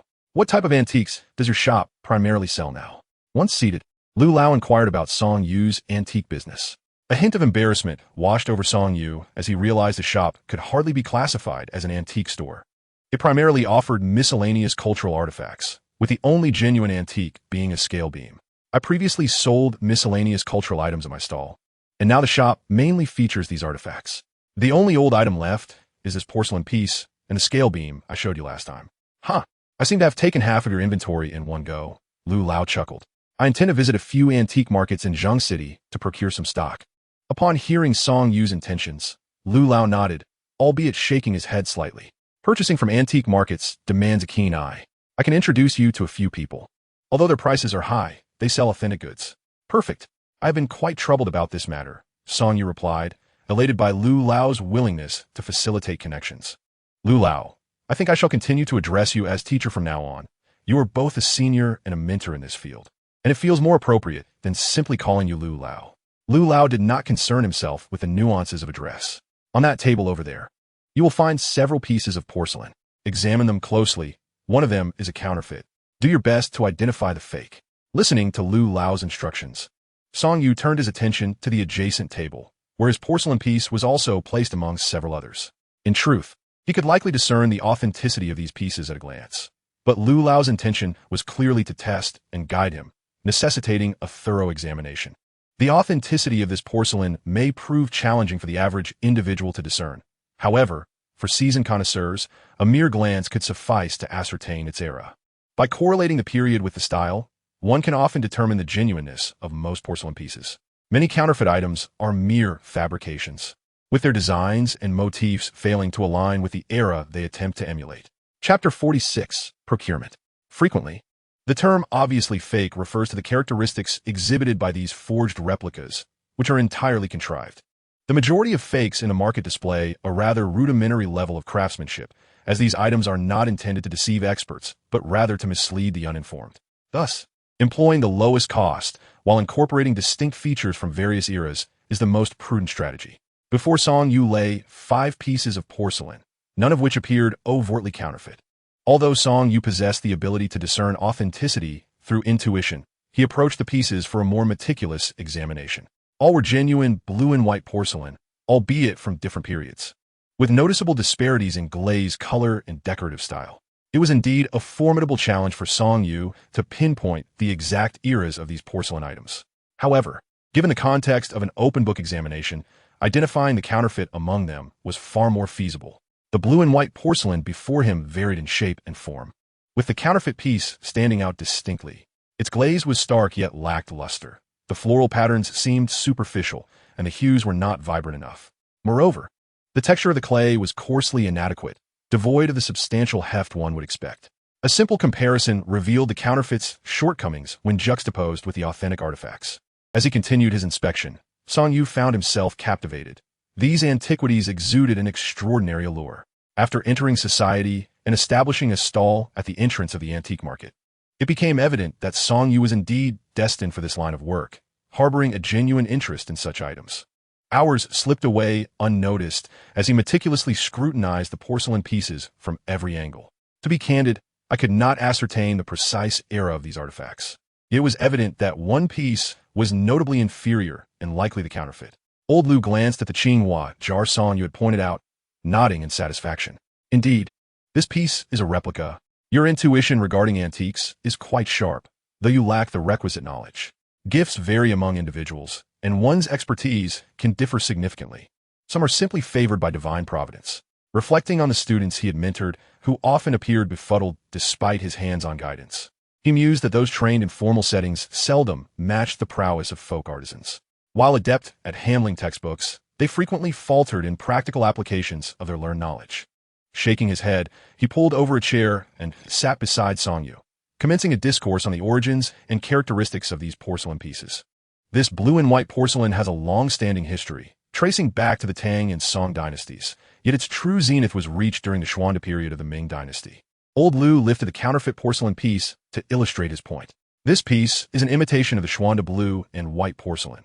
However, Its form lacks the substantiality, and the decorative patterns are not sufficiently intricate, giving it an overall impression of looseness. After stating this, he placed the porcelain on the table and looked at Song Yu earnestly.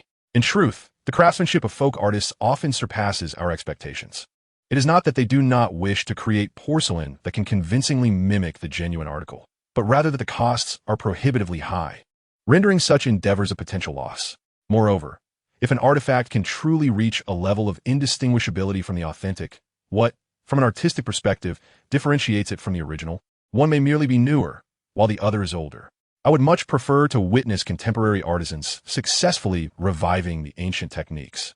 Yet it is regrettable that those skilled individuals often do not focus on the righteous path. As a purveyor of antiques, you must navigate the blurred lines of authenticity with caution, for there is a labyrinthine complexity in this trade. Mr. Lu's earnest words reflect both his concern for the future of the antiques industry and his guidance for Song Yu. Your insights are invaluable, Song Yu replied sincerely. Mr.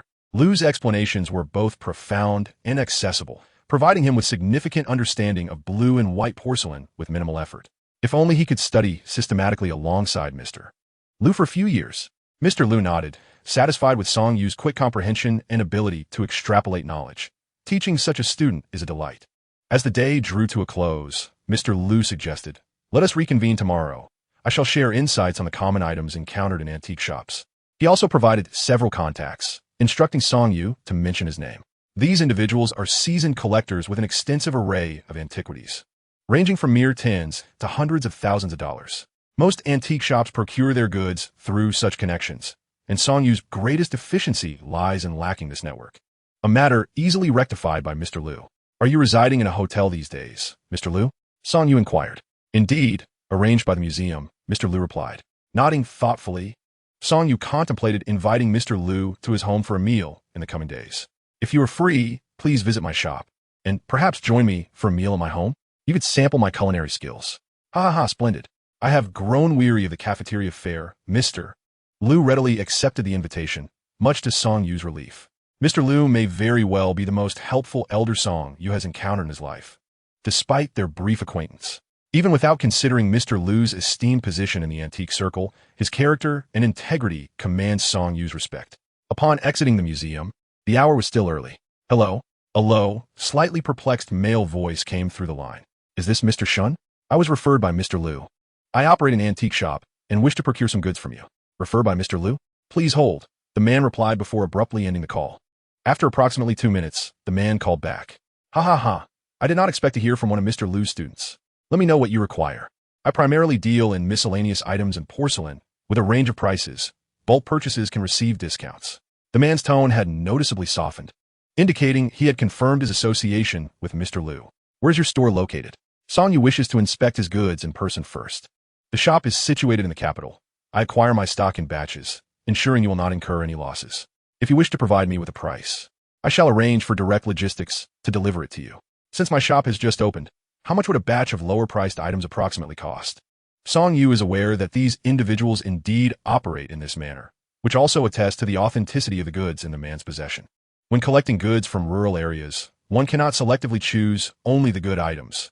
It is akin to when Song Yu purchased the weighing rods from Old He, where only one out of a batch was of quality.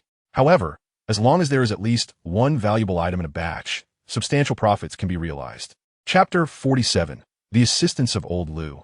For a newly opened shop, let me send you a batch worth 50,000 yuan to start with.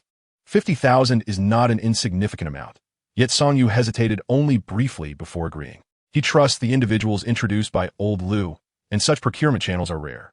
Spending a bit more is acceptable, as maintaining good relationships is crucial. Since the introduction came from someone else, it is only fitting to be generous on the first transaction. All right, just ensure there's a variety of items. Rest assured, I guarantee your satisfaction. The proprietor, surnamed Shun, inquired about Song Yu's address and provided a bank account number, to which Song Yu promptly transferred the funds. Old Lu provided Song Yu with 2 phone numbers. After some thought, Song Yu decided to call the other one. "Hello, who may I inquire about?" A bright female voice responded from the other end, her accent invigorating Song Yu. "Hello, I was referred by Old Lu. I recently opened an antique shop and wish to procure some goods from you." "Referred by the teacher?" "Certainly, what do you need?" The other party responded with surprise, yet without suspicion, directly asking Song Yu's requirements. Anything except miscellaneous items and porcelain will suffice. My shop has only recently opened, so a few affordable pieces would be ideal. All right, I await your news. The lady, surnamed Shui, turned out to be another student of Old Lu, which pleasantly surprised Song Yu, as this resolved his supply issue. Nonetheless, even with the supply concern alleviated, Song Yu still intends to explore larger antique markets. He is acutely aware that those who source goods in first-tier cities are true connoisseurs, possessing a keen eye for quality. Just like that proprietor Shan. Selling him goods worth 50,000 yuan will undoubtedly yield a small profit. The extent of the gain depends on Shun's integrity. These items are certainly suitable for sale in antique shops, as not all old objects hold value. Antique miscellaneous items and certain folk kiln porcelain may only be worth a few dozen or several hundred yuan. Shin could acquire them for as little as 50 yuan, yet they could sell for several hundred in Song Yu's shop, providing substantial profit margins. The prices of identical items vary significantly between street stalls and antique shops. Song Yu merely needs to ensure that this batch sells for no less than 50,000 yuan. Everything beyond that will be pure profit. As for how much can be sold, it relies entirely on his own skills. To achieve significant wealth, Song Yu must employ his discerning eye to uncover genuine treasures. Antique shops are a timeless business. Reputation is built gradually, and surely, things will improve over time. In the ensuing days, Song Yu frequented the museum daily, learning alongside Master Lu, who imparted a wealth of foundational knowledge about the antiquities trade. The lady surnamed Shui sold Song Yu a collection of paintings and jade for the sum of 30,000 yuan.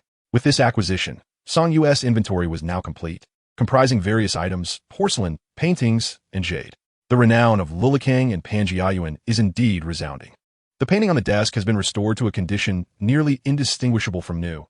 Upon close inspection, one would hardly detect any signs of damage. Master Lu has numerous disciples, reflecting a legacy of teaching, yet few have received his dedicated mentorship. The days have flown by, and Song Yu has learned much. Today, Master Lu, I hope you will grace my shop with your presence for a meal, which I have prepared. Restoring this painting has consumed a considerable amount of Master Lu's energy. Presently, the My Museum is best known for the restoration and replication of cultural relics. This is an unavoidable reality, as genuine national treasures cannot be retained in my city. An alternative means must be sought to demonstrate value and achieve political merit. All right, I shall go shortly. Master Lu's spirits are high. Encountering a thoughtful and talented junior like Song Yu brings him great joy. The only regret may be that Song Yu's highest level of education is merely high school. Together, they departed the museum and arrived at the antique market. Boss, he called. Noticing the shop was devoid of customers. Many of the items remaining from Song Yu's previous stall had already been sold, leaving little in stock now. Upon seeing Song Yu, Zhang Rui promptly stood up. Xiao Song, your shop is quite extraordinary. As Master Lu entered, he immediately recognized the tasteful decor, abundant with solid wood, which is not inexpensive. This was indeed a fortunate find, purchased for 200,000 yuan, including the property and renovations. After surveying the shop, Master Lu noted the variety of cultural artifacts displayed in the counter and remarked, why the rush to restock? There is hardly anything left. How much did you acquire from them? 50,000 from Brother Shun and 30,000 from Sister Chui, a total of 80,000 yuan. Master Lu nodded thoughtfully. Will the items arrive by tomorrow? If so, I could assist you in pricing and presentation. That would be too much trouble for you. Song Yu was taken aback by Master Lu's willingness to help, realizing he was truly regarded as a junior. It's no bother. Just check if they can arrive by tomorrow. Master Lu was unconcerned. He understood Song Yu's abilities well and possessed a keen intuition regarding the authenticity of antiques, though he lacked a solid grasp of their specific values. If he did not lend assistance in conveying the base prices of these items, Song Yu might find himself in an embarrassing situation. Moreover, in Master Lu's mind, he genuinely considered Song Yu to be a disciple. And understanding the prices of these artifacts is an integral part of the learning process. One cannot refuse the offerings of senior, Master Lu said, and with that, Song Yu chose not to press the matter further. He picked up the phone to confirm that the items would arrive tomorrow. Teacher, it seems I must trouble you, he said. Mr. Lu nodded and accepted the tea brewed by Zhang Rui. Is this your girlfriend? He inquired. No, not at all. Before Song Yu could speak, Zhang Rui's face flushed crimson. Mr. Lu's remarks stemmed from the fact that since entering the shop, Zhang Rui's attention had been entirely fixated on Song Yu. Her gaze unmistakably revealed her deep affection for him. This is my employee. My shop relies heavily on her, Song Yu explained with a smile, clarifying their relationship. Mr. Lu chuckled and refrained from further discussion, But the teasing glances he cast at the two only intensified Zhang Rui's blush. Chapter 48. Taking on Apprentices. Song Yu could certainly discern the young girl's feelings, yet he understood that Zhang Rui was still quite young and new to the world. For her, the job he provided was an immense favor, though in reality it was merely employment, perhaps slightly better paid and more manageable than other positions she could secure, but nothing more. It would be unethical to take advantage of her naivety, a notion far removed from Song Yu's intentions. After sitting in the shop for a while, he invited Mr. Liu and Zhang Rui to his home to prepare dinner.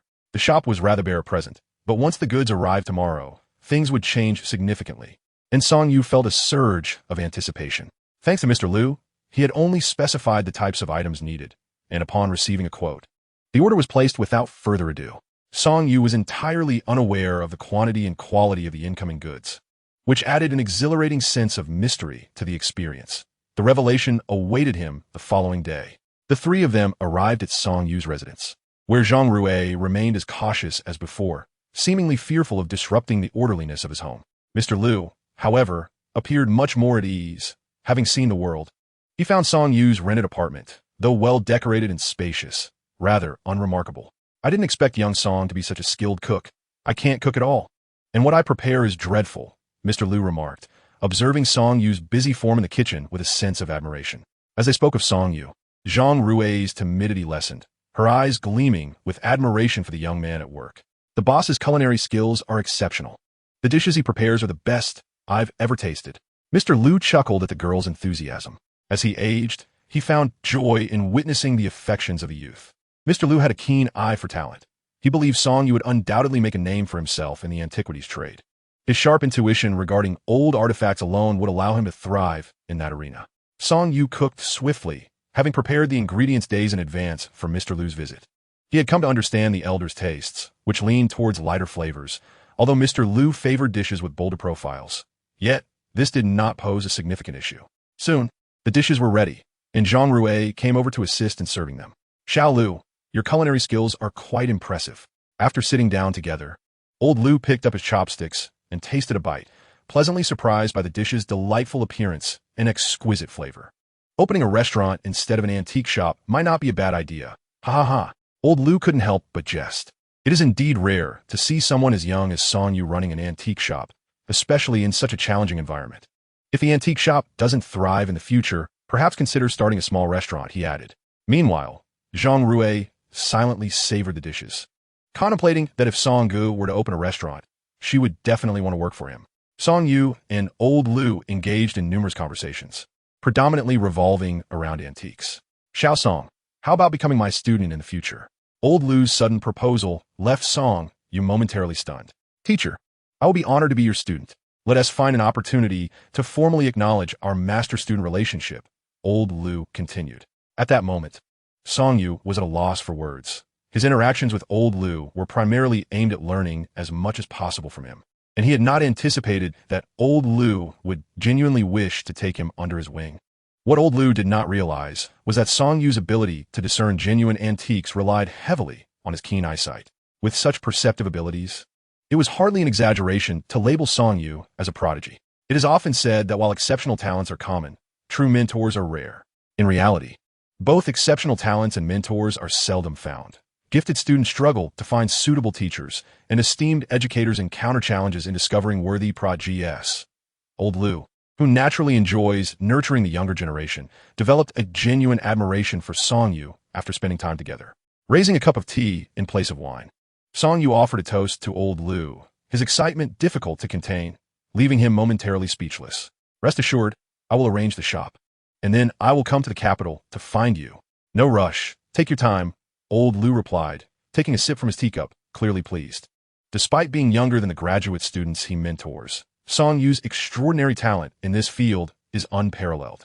Most of his formally trained students do not pursue careers in antiques, and over the years, few have entered related industries. Even if students study alongside their teachers for several years, lacking genuine interest and dedication renders their learning insufficient. It would be more beneficial to gain practical experience in the antique market for a few years. As time progresses, the influx of fresh talent into this industry has dwindled, leaving it in a state of gradual decline. Thus, old Liu's desire to accept Song Yu as his disciple is a bid to inject some vitality into the antique realm. The details of the apprenticeship were swiftly finalized, with plans for the ceremony to take place at Old Lu's home in the capital. After all, learning alongside Old Lu in Beijing is not a matter of mere days or weeks. If feasible, Song Yu might find himself residing in the capital for an extended period. Naturally, he must first ensure that the shop is well organized, as it is impossible to neglect a newly opened establishment. Boss, will you be in the capital from now on? Upon entering the store, Zhang Rui could not help but inquire. Once the shop stabilized, she would soon travel to the capital to study under her mentor. Song Yu nodded. He certainly did not wish to squander such an opportunity. Having never attended university was already his greatest regret, and now, the prospect of learning from a distinguished master was exceedingly rare. Zhang Rui contemplated for a moment, then nodded earnestly as she looked at Song Yu. Boss, rest assured, I will manage everything here. All right, I have faith in you. Chapter 49, Regret. Observing Zhang Rui before him, Song Yu felt a surge of happiness. He began to turn his fortunes around, relying on the ancient jade that had belonged to Zhang Rui's father. Zhang de Gouet had already entered. He hoped to assist this young girl as much as possible. In just a few days, he had transformed from a penniless young man selling trinkets at the antique market to the owner of an antique store. Moreover, he had taken Lu Lao, a revered elder, as his mentor. His life had changed dramatically. Song Yu. Upon hearing that voice, Song Yu furrowed his brow, for it was a voice he knew all too well. Turning around, he found Zhao Yu, his ex-girlfriend. Zhao Yu took a few steps closer, glaring at Song Yu with intensity. Why did you block my number? After their last encounter, where he had dined with Tang Xiaowan, he had indeed blocked Zhao Yu. Did we not break up? Zhao Yu was well aware of their separation, initially indifferent to it. However, upon learning that Song Yu had swiftly found a new girlfriend and changed residences, she felt a profound sense of resentment. How could he move on so effortlessly when it was she who had ended things? Having just finished work, she had been forcibly taken by her supervisor to entertain a client, an unattractive, corpulent middle-aged man with a foul mouth. Unable to endure it any longer, she had sought an excuse to leave. The restaurant was not far from there, and to her surprise, she encountered Song Yu, prompting her to chase after him. Why did you find a girlfriend right after we broke up? Why did you move? In her subconscious, she believed she could still confront Song Yu with her grievances. Unfortunately for her, Song Yu had resolved not to indulge her any longer.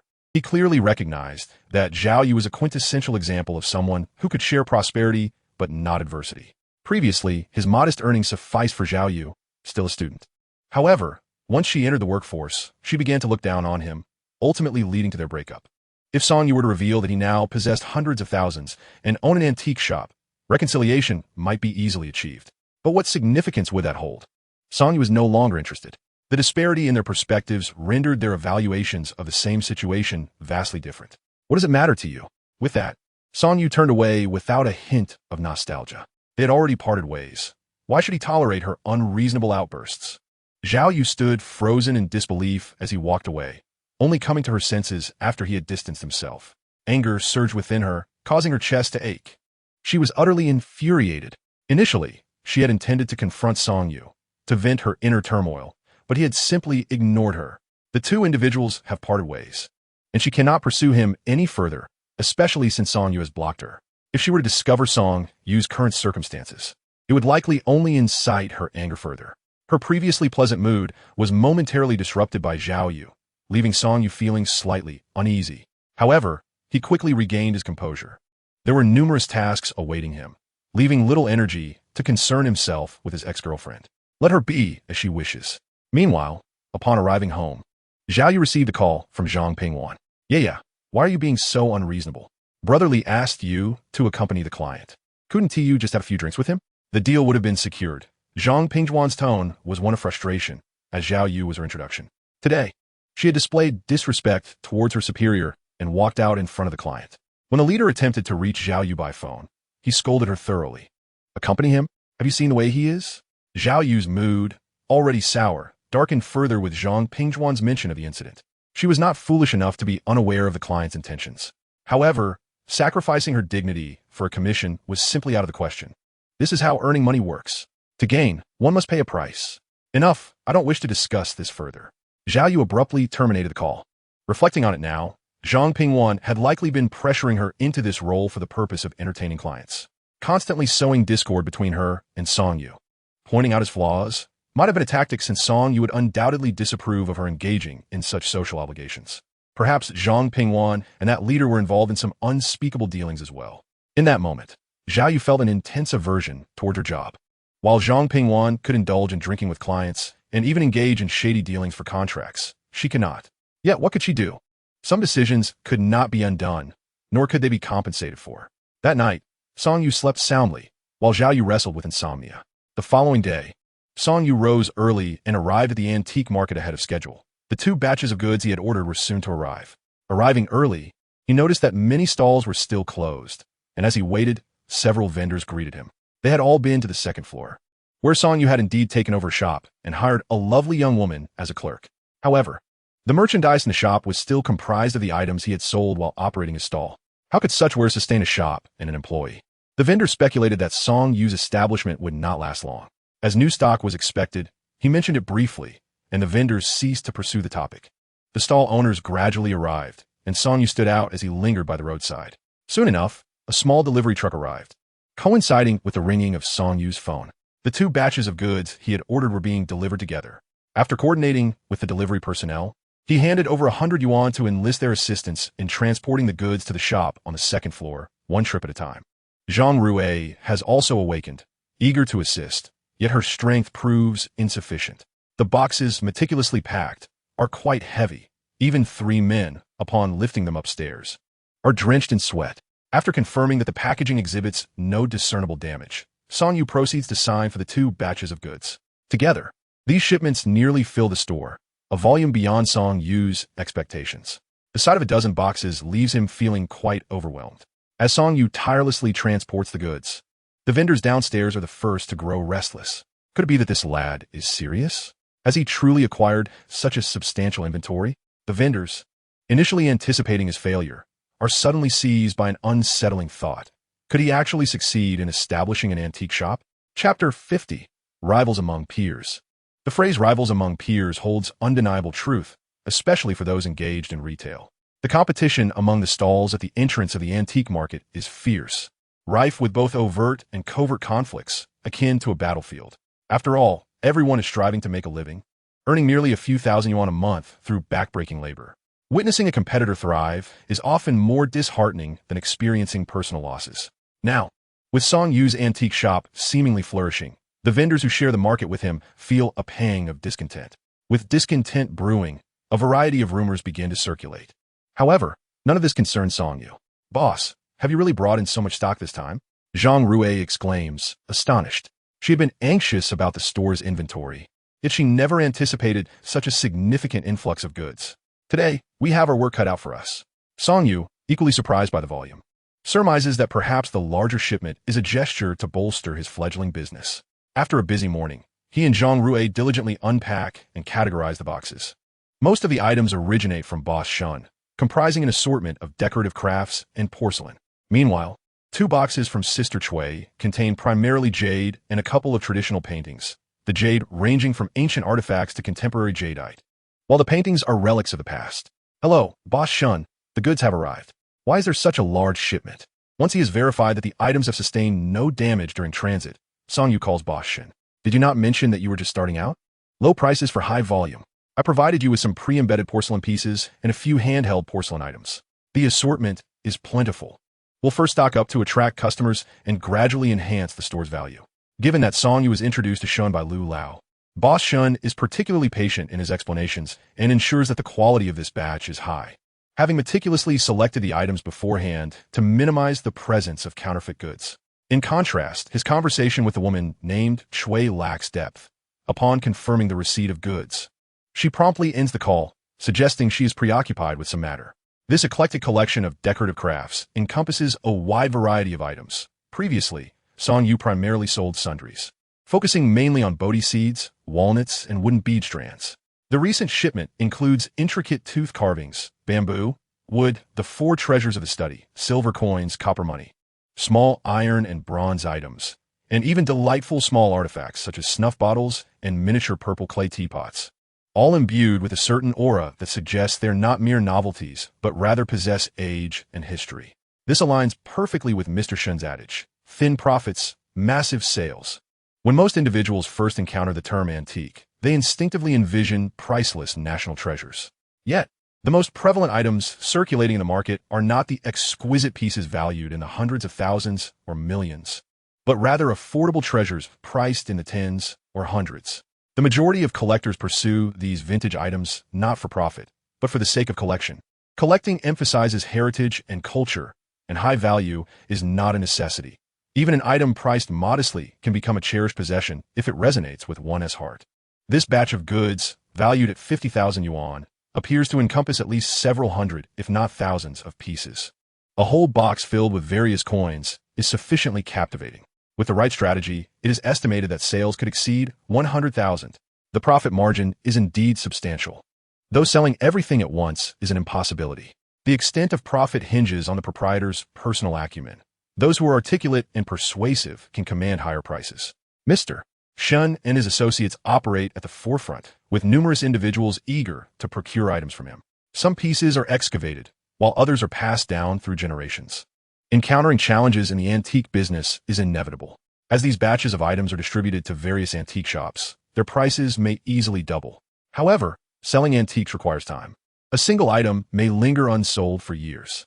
After categorizing the items, Song Yu and Zhang Rui found themselves somewhat overwhelmed by the sheer volume and variety, most of which they were unfamiliar with in terms of market value, making pricing a significant dilemma.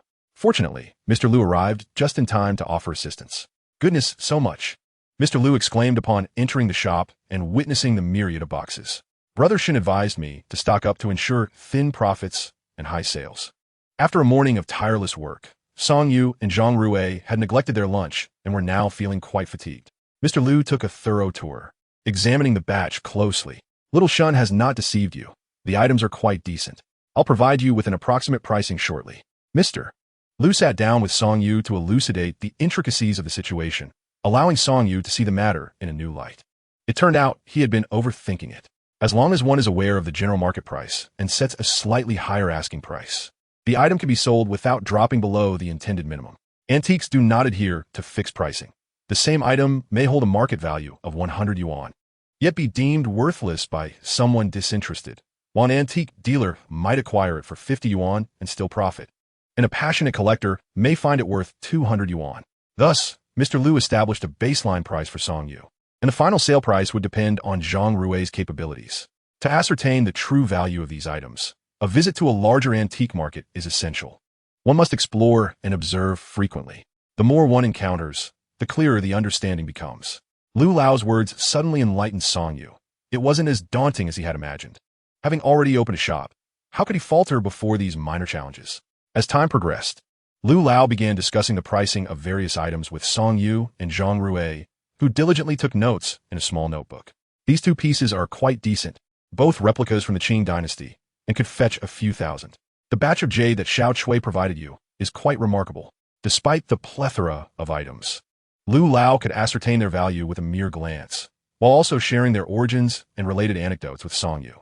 This brief pricing session proved immensely beneficial to Song Yu, while Zhang Rui busily recorded the information, understanding that clarity on prices was integral to her work.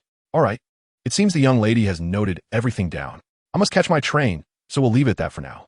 Chapter 51. Cousin. Watching Lu Lao enter the train station, Song Yu felt a surge of excitement. It is rare to encounter a true mentor in life, and for Song Yu, the guidance from Lu Lao was invaluable, possibly rivaling the significance of his own eyesight. Even without his vision, being Lu Lao's student would undoubtedly lead to considerable achievements. However, without his sight, he would have never connected with Lu Lao, nor would Lu Lao have perceived his extraordinary talent. In just a few days, his life had embarked on an entirely different trajectory. "Cousin?" A tentative voice broke his reverie. Turning around, Song Yu recognized his cousin, Wang Yuding. His mother, Wang Caixia, had a sister and a brother, and the young woman before him was his aunt's daughter. Both his mother and aunt had a peculiar favoritism towards his younger uncle, leaving Song Yu puzzled as to why the elderly Wang couple sought a child at their age. While having a late-life child is indeed a joyful occasion, his younger uncle was indolent and unambitious, nearly 30 and still without a proper job, often causing trouble. Both Song Yu's mother and aunt went to great lengths to support him, creating chaos between the two families. Song Yu shared a reasonably good rapport with Wang Yuding. They both harbored dissatisfaction towards their younger uncle, thus finding common ground. The exhibition by Chun Lulu and her peers at the museum was also a result of the semester's end. Yuding, are you on holiday? Upon confirming that it was indeed her cousin, Wang Yuding beamed with delight, stepping forward to hand him her suitcase. Hurry, hurry. I've been on the train for ages, and I'm exhausted.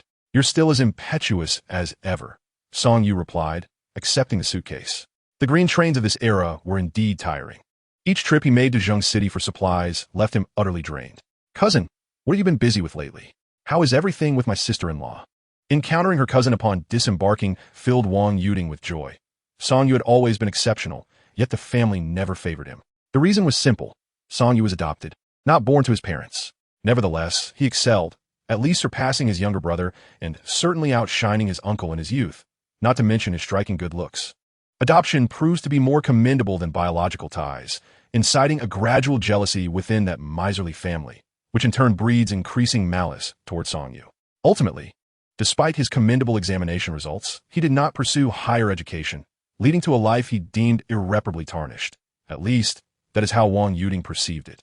She felt a profound guilt towards Song Yu, yet alas, she was merely a girl with little influence. They had recently parted ways, just days prior. Why? What other reason could there be, but that they disdain my lack of wealth? Since we've broken up, let us not dwell on it. Song Yu was reluctant to discuss the matter further. Wang Yuding opened her mouth, but found herself at a loss for words. Upon exiting the station, they ignored the taxi drivers vying for passengers and proceeded to the intersection ahead. It was wise to avoid the taxis outside the train station, notorious for harboring unsavory characters and thieves, making it unsuitable for lingering. Wang Yuding received several phone calls from her mother, who insisted she attend a matchmaking event, lamenting that girls of her age should not delay marriage. With a sigh, Wang Yuding expressed her worries. She was aware that Song Yu was selling goods at a market and renting a place nearby, and she contemplated spending some time with him in search of employment. Upon hearing her intentions, Song Yu pondered briefly before turning his gaze toward his cousin. You may come to my place, but there is one condition you must agree to. What is it? Wang Yuding's heart raced at his words, curious about what he might require. After a moment of hesitation, she quickly grasped the implication. Given their family circumstances, if Song Yu's mother and her own were to discover he operated an antique shop, they would undoubtedly harbor ulterior motives. Deep down, Song Yu yearned for familial bonds. Yet his upbringing had been fraught with pain. Nevertheless, he could not forget the debt of gratitude for their care. Regardless of their treatment, they had raised him.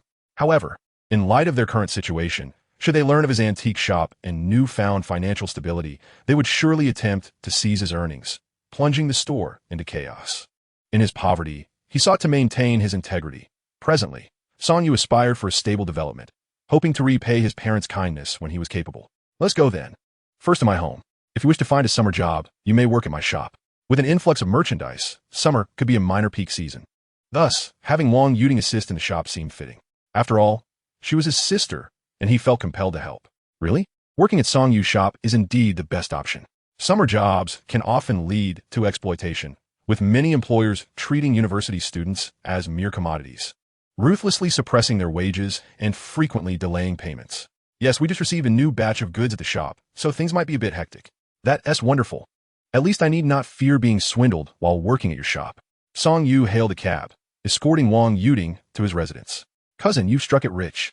How did you come to reside in such a fine place? From the moment they entered the community, Wang Yuding could not contain her admiration. It appeared her cousin had indeed turned his fortunes around. She had sensed a notable uplift in Song Yu's spirit since their first meeting, observing a newfound confidence emanating from him. Wang Yuding's heart swelled with joy for Song Yu, and he could undoubtedly sense her delight. This was also the reason he chose to confide in her about his current situation, despite keeping it hidden from his family. Upon entering the room, Wang Yuding's mouth fell agape. It was her first time witnessing such a lavishly decorated, spacious apartment. Brother, are you certain this is your home? She asked, astonished. Yes, there's another room over there. You can stay there for now, he replied. The apartment Song Yu had rented showcased a remarkably avant-garde design, with no regard for accommodating guests. The expansive space of several hundred square meters contained only 2 bedrooms. Aside from Song Yu's room, the other was quite small, presumably intended for a nanny. Chapter 52, Grand Opening. After circling the room twice and glancing into the room Song Yu had pointed out, Wang Yuding found herself at a loss for words. While she had little concept of renting, she could sense that securing such a place would likely demand a substantial sum. Suddenly, she fixed a peculiar gaze on Song Yu. Cousin, be honest with me. You aren't being supported by someone, are you? Wang Yuding had always believed her cousin had the potential to live off of others, and if she were a wealthy woman, she would undoubtedly indulge him. Was it possible that her cousin had finally come to terms with reality and chosen the path of least resistance? Song Yu playfully flicked her forehead, bewildered by the thoughts that occupied the minds of contemporary university students. How could I possibly be supported by someone? He retorted. That hurts, she exclaimed, clutching her forehead, still quite skeptical. She hardly pays attention to me. Perhaps she expects me to hand over my wages since I'm working outside. By the way, my monthly salary is 2,000.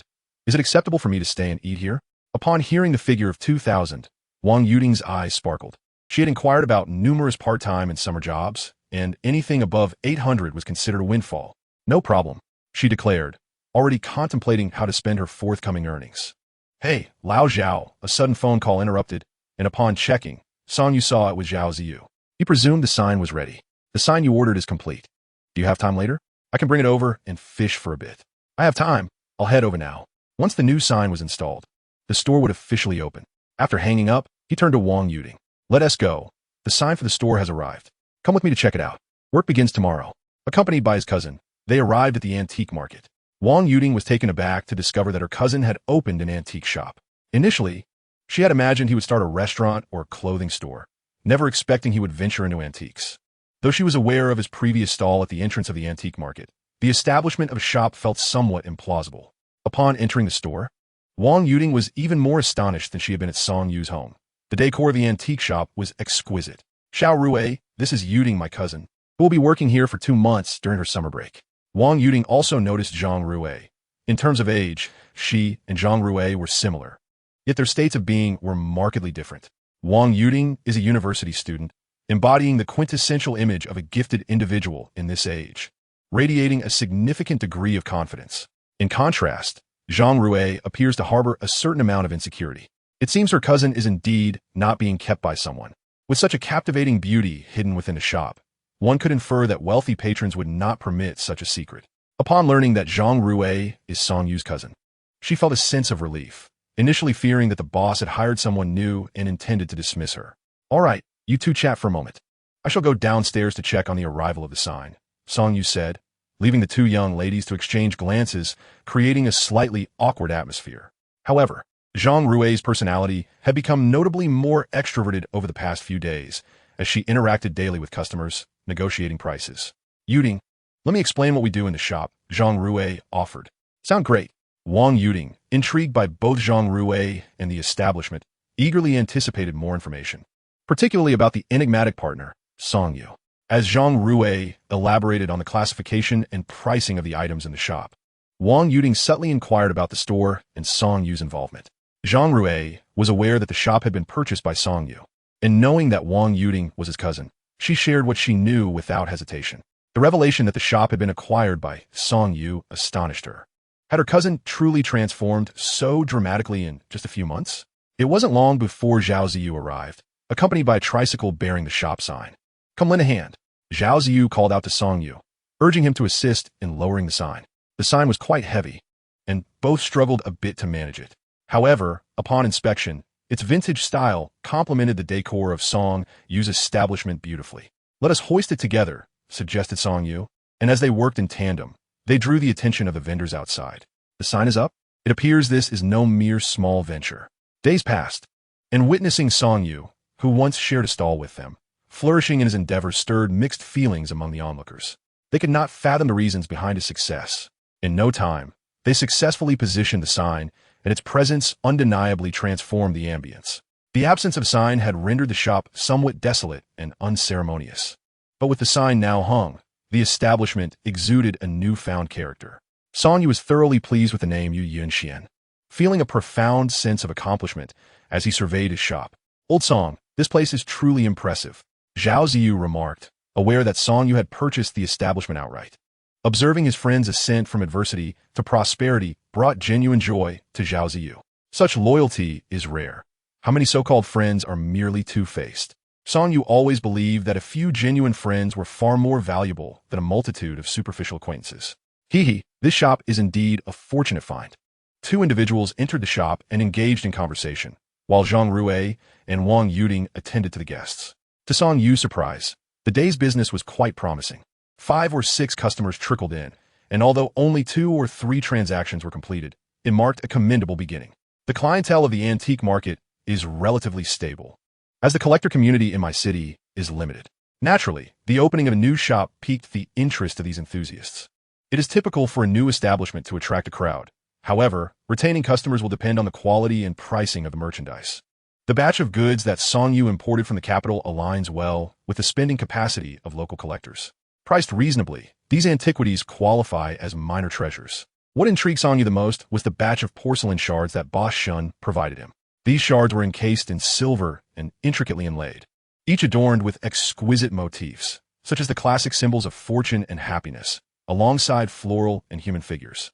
They appear to be quite refined and were indeed vintage porcelain, likely to perform well in sales. Chapter 53. Supply Inquiry. Boss, do you buy items here? Just as Song Yu was conversing with Zhao Ziyu, a man suddenly entered the store, holding a fabric bag and inquiring about purchasing items. In the realm of antique shops, it is essential not only to sell, but also to acquire. Some antique stores even engage in business akin to pawnbroking, which can be quite convoluted. Yes, please show me what you have, said Song Yu. The man stepped inside, momentarily unsure of who the proprietor was, given the presence of 2 young women and 2 young men. Typically, an antique shop would have an older, more seasoned individual overseeing operations. Upon hearing Song Yu speak, he approached, clutching his bag. Are you the owner? The man scrutinized Song Yu, deeming the young man somewhat unreliable. Indeed, I am the owner. You need not worry, replied Song Yu, aware of his youthful appearance, which he could not alter. It would be unreasonable to attempt to appear older. The man approached the table, placing his bag down cautiously, and carefully unwrapped an item swathed in newspaper. As he revealed it, a fine layer of yellowish earth spilled onto the table, causing Song Yu to frown. Another piece of dirt? As anticipated, he uncovered a clay pot encrusted with soil, unmistakably an item excavated from ground. Such artifacts typically hold little value, being commonplace household items from the past, devoid of cultural significance. Furthermore, their age often leads to potential legal complications. The collector community seldom appreciates such items unless they bear distinctive patterns or designs. We do not acquire such items here, Song Yu stated. Although it was indeed an old piece, it lacked value and likely originated from a former landlord's burial site, recently unearthed by this man. Do you even understand? The man felt a twinge of embarrassment as Song Yu dismissed the item with a mere glance. Song Yu shook his head. I cannot make a determination on this piece. Perhaps you should explore other shops. Fine, if you cannot assess it, so be it. The man spoke little, simply taking his belongings and departing. In the future, should someone wish to bring items, you may wait for my arrival. If I am not present, do not accept anything. Song Yu advised Zhang Rue and Wang Yuding. Hunan Province, steeped in history, is home to many who, not limited to grave robbers and tomb excavators, often unearth various artifacts while tilling their own fields. Encountering such individuals while running an antique shop is not uncommon. As the hours passed and closing time approached, the same man unexpectedly returned. Why are you back? Wang Yuding, having spent the afternoon familiarizing herself with the shop, found the sheer variety of items overwhelming, making it difficult to ascertain their values. She was somewhat puzzled by the man's return. I have come to seek your boss. What concern is it of yours? His demeanor was brusque as he strode into the store. He had previously paraded the porcelain jar around the antique market, only to find no shop willing to accept his offering. After his rounds, he concluded that Song Yu had exhibited the most amiable disposition, and his establishment was the most lavishly decorated, prompting his return. Allow me to show you something truly remarkable. You must offer a fair price. The bag he had previously carried was now absent, leaving Song Yu uncertain whether he had sold the ceramic jar or merely tucked it away. Upon unveiling the contents, Song Yu was taken aback. What do you think of this set? Surely, you can't refuse it? The man produced a collection of 5 or 6 delicate pastel plates, clearly intended as offerings for deities, typical of such ceremonial wares. These plates varied in size, yet all exuded exquisite craftsmanship, particularly a set adorned with turquoise-green hues that caught the eye. Examining the pieces closely, Song Yu discerned their antiquity, likely dating from the late Qing dynasty to the Republic era. These items, though representative of their time, were locally crafted, showing some roughness in form and decoration, accompanied by distinct signs of wear. The moment the man's fabric bag was opened, a faint scent of sandalwood wafted through the air. Could it be that he pilfered these from a temple or shrine? State your price. How much for this entire lot? As Song Yu negotiated, The other patrons in the shop grew intrigued. Among them was a familiar customer, one who had previously purchased numerous items from Song-yu, now visiting to browse and engage in conversation. Clearly captivated, he found the small offering plates quite appealing, particularly due to their charming colors. After a moment's hesitation, the man looked at Song-yu and proposed a steep price. This set will be 20,000. 20,000? Song-yu internally estimated the value to be in the thousands. While the items were indeed commendable, their worth did not warrant such a high figure. Reconsider your price. Offer something more genuine, and I will gladly accept good pieces in the future. Song-yu maintained his composure, coolly assessing the man before him. For him, the decision to acquire this porcelain was of little consequence. The mindset of a store owner diverges significantly from that of a collector. For the latter, encountering a cherished object compels one to employ every means possible to obtain it. Nearly all collectors have experienced the urge to expend more for something they desire. Conversely, for those operating antique shops, the value of an item is intrinsically linked to its potential for profit. The current batch of offerings consisted of small, exquisite pieces. Acquiring them would yield profit. Yet if the seller's asking price were excessively high, there would be no need to press the matter. However, Song-yu's mention of long-term cooperation piqued his interest. The store appeared rather impressive, and if the price were raised slightly, a continued partnership could be feasible. After a moment of contemplation, he internally settled on a price of 3,000 for the 3 sets of offering dishes, dismissing the 20,000 as a mere exaggeration. How about 5,000, or perhaps 4,000? I could readily part with that amount. Chapter 54, Receipt of Goods.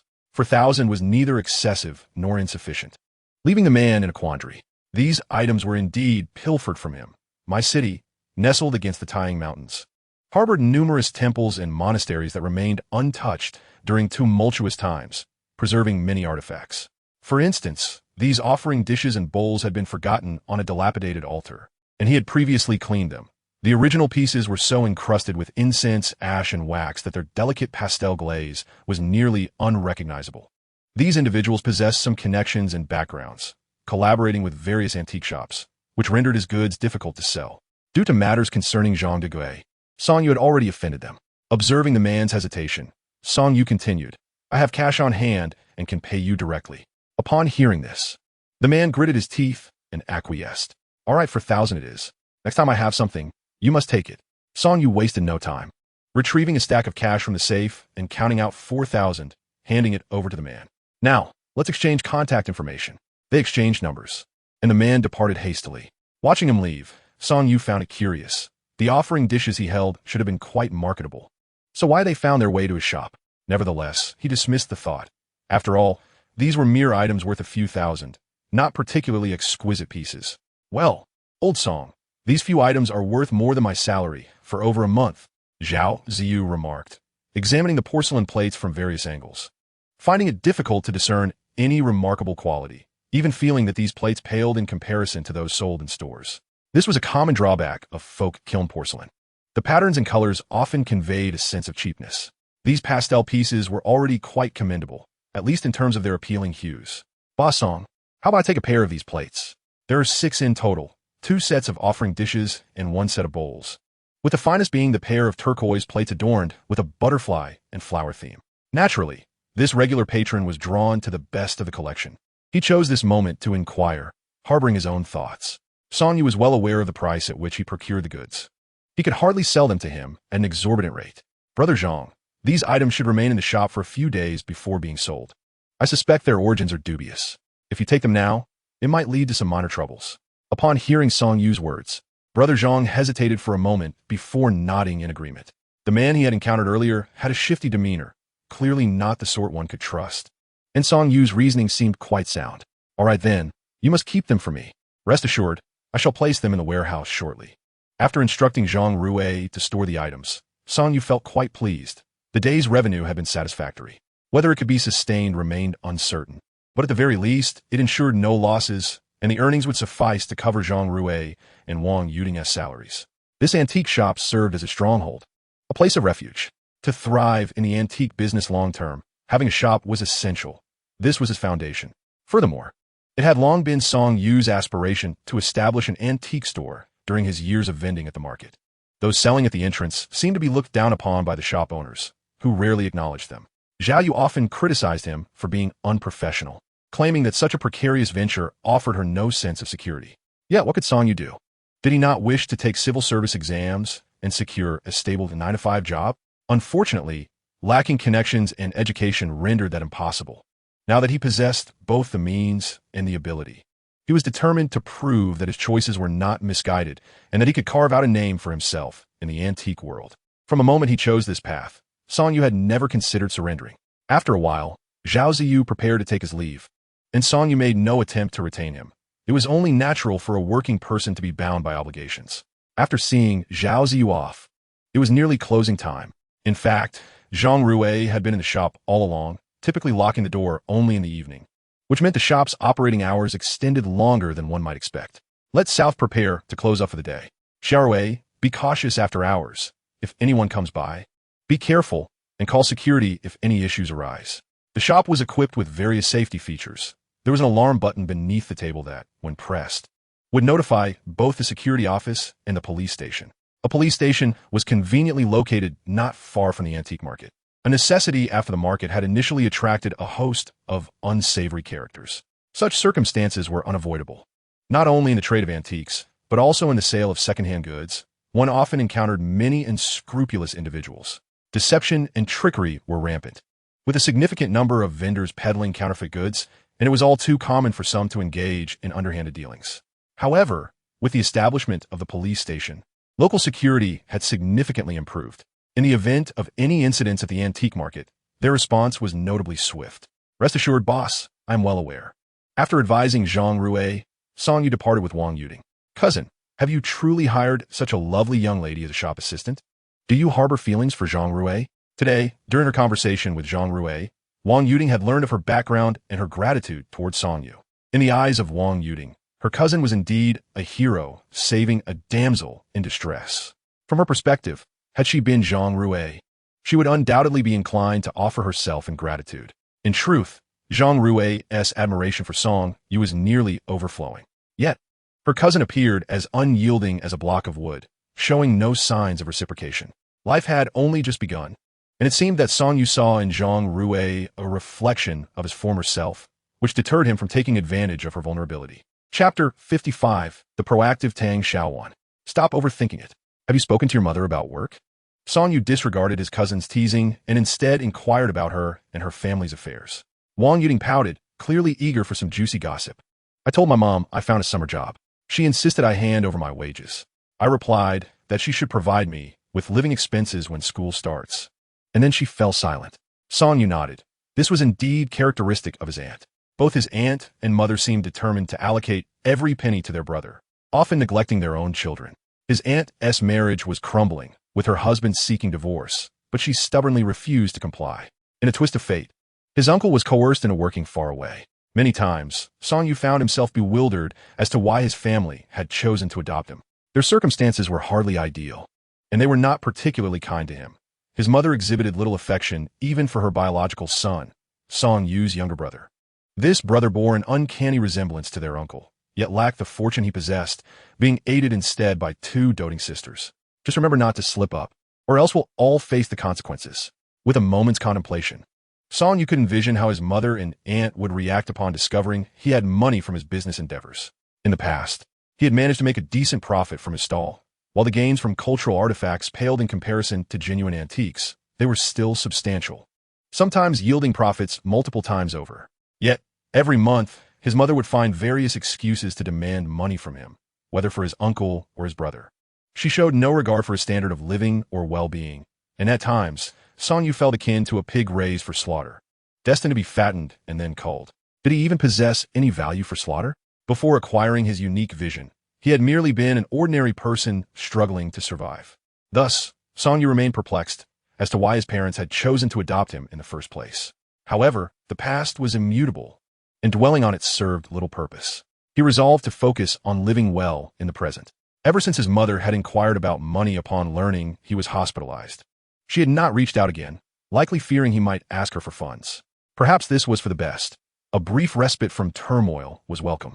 It is often said that even the most impartial judges find it difficult to resolve family matters, tangled and chaotic as they are. Everyone bears their own faults and grievances. Yet at this moment, Song Yu wished to set aside such considerations. He simply aspired to improve his life as much as possible. For some individuals, family can offer substantial support, meticulously arranging every aspect of their lives from childhood. They attend the finest schools, and even if their academic performance falters, they are afforded opportunities to study abroad. Employment is seldom a concern for such individuals, as if they were destined to relish life as pleasures. However, for many others, family resembles a quagmire, an inescapable struggle that only deepens with each attempt to break free. In this regard, Song Yu and Wang Yuding share a poignant camaraderie. Presently, Song Yu's cousin has opened a shop that appears to be quite lucrative, bringing Wang Yuding joy on his behalf. Upon returning home, Song Yu's phone rang. It was a call from Tang Xiaowan. The thought of this charming and petite nurse lightened his previously somber mood. "What's the matter? Does Nurse Tang have something to discuss with me?" he inquired. "Is it not permissible to call you without a reason?" Tang Xiaowan's voice was sweetly playful, inadvertently charming Song Yu. In truth, she had no pressing matters. She was merely on leave today and wished to see if he had time to meet. Over the past few days, Song Yu had been exceptionally busy, whether learning under old Lu or managing shop affairs, leaving little room for communication with Tang Xiaowan. Their interactions had diminished significantly, limited to occasional messages inquiring after each other's well-being, with not a single phone call exchanged. After a few days of waiting, Tang Xiaowan could no longer contain her impatience and reached out to him. "Do you have any plans? How about dinner and a movie?" Song Yu readily accepted, recalling that it had been ages since their last cinematic outing. "Sound great. Should I come find you?" he asked. "No need. I've already made arrangements. There's a cinema nearby, so I'll come to you," she replied, revealing her thoughtful planning not only regarding their movie choice, but also her attire for the evening. Once their plans were settled and the call ended, Wang Yuding, who had been eavesdropping, shot Song Yu a teasing glance. Having always attracted the admiration of girls since childhood, and now achieving success in his endeavors, it was only natural that he would garner even more attention. "Cousin, go ahead and enjoy your date. I'll be fine at home. Just handle your own dinner later. The fridge is stocked with ingredients," she remarked. Song Yu turned to take a shower. Having worked up a sweat while putting on his FAA, knowing he had a date, he felt compelled to cleanse himself and don fresh attire. Meanwhile, Tang Xiaowan had already prepared and applied her makeup in advance, and as she pondered her outfit, she ultimately decided on a charming little dress. Although this ensemble was inherently innocent, Tang Xiaowan's stunning figure rendered it quite alluring. Having always had a good physique, she typically opted for looser clothing, but this time, in her eagerness to meet Song Yu, she chose something more fitted.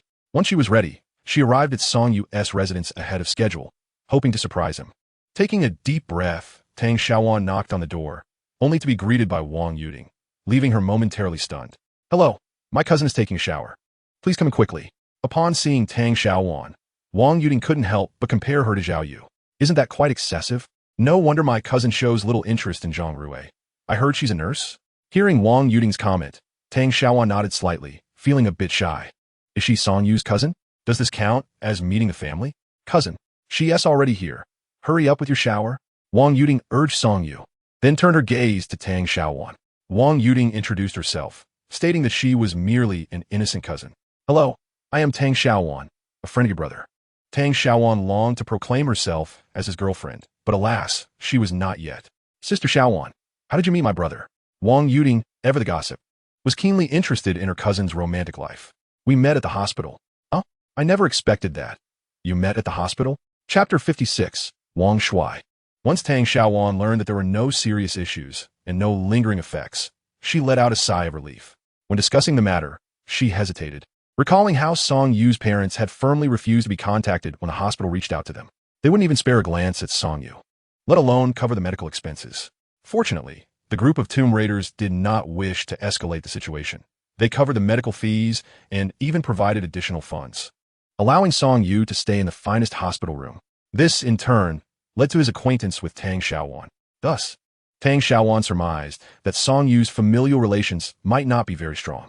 She was somewhat surprised to learn that Wang Yuding was Song Yu's cousin, but as it was a personal family matter, she refrained from prying further. "At least you're fine. Health is the most important thing."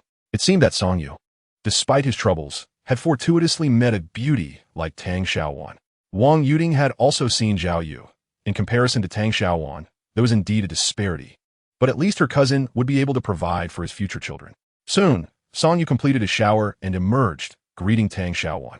His hair was still damp, and the shirt accentuated his impressive physique, causing Tang Xiaowan to glance down shyly, her cheeks flushed. "Wait for me to change, and then we shall depart." Tang Xiaowan nodded, looking at Wang Yuding. "Yuding, are you coming along?" Wang Yuding, not wishing to be a third wheel, quickly waved her hand. "Oh no, I'm quite tired after a long day. You two go enjoy yourselves. I have to work at the store tomorrow." Tang Xiaowan refrained from extending another invitation, as she too desired to spend some intimate time with Song Yu. Before long, Song Yu emerged, having changed his clothes. Since acquiring his X-ray vision abilities, his appetite had significantly increased. Thankfully, he now had money. Otherwise, he would likely struggle to afford meals. After absorbing a considerable amount of spiritual energy at the museum, his X-ray vision could now last longer and he recovered more swiftly.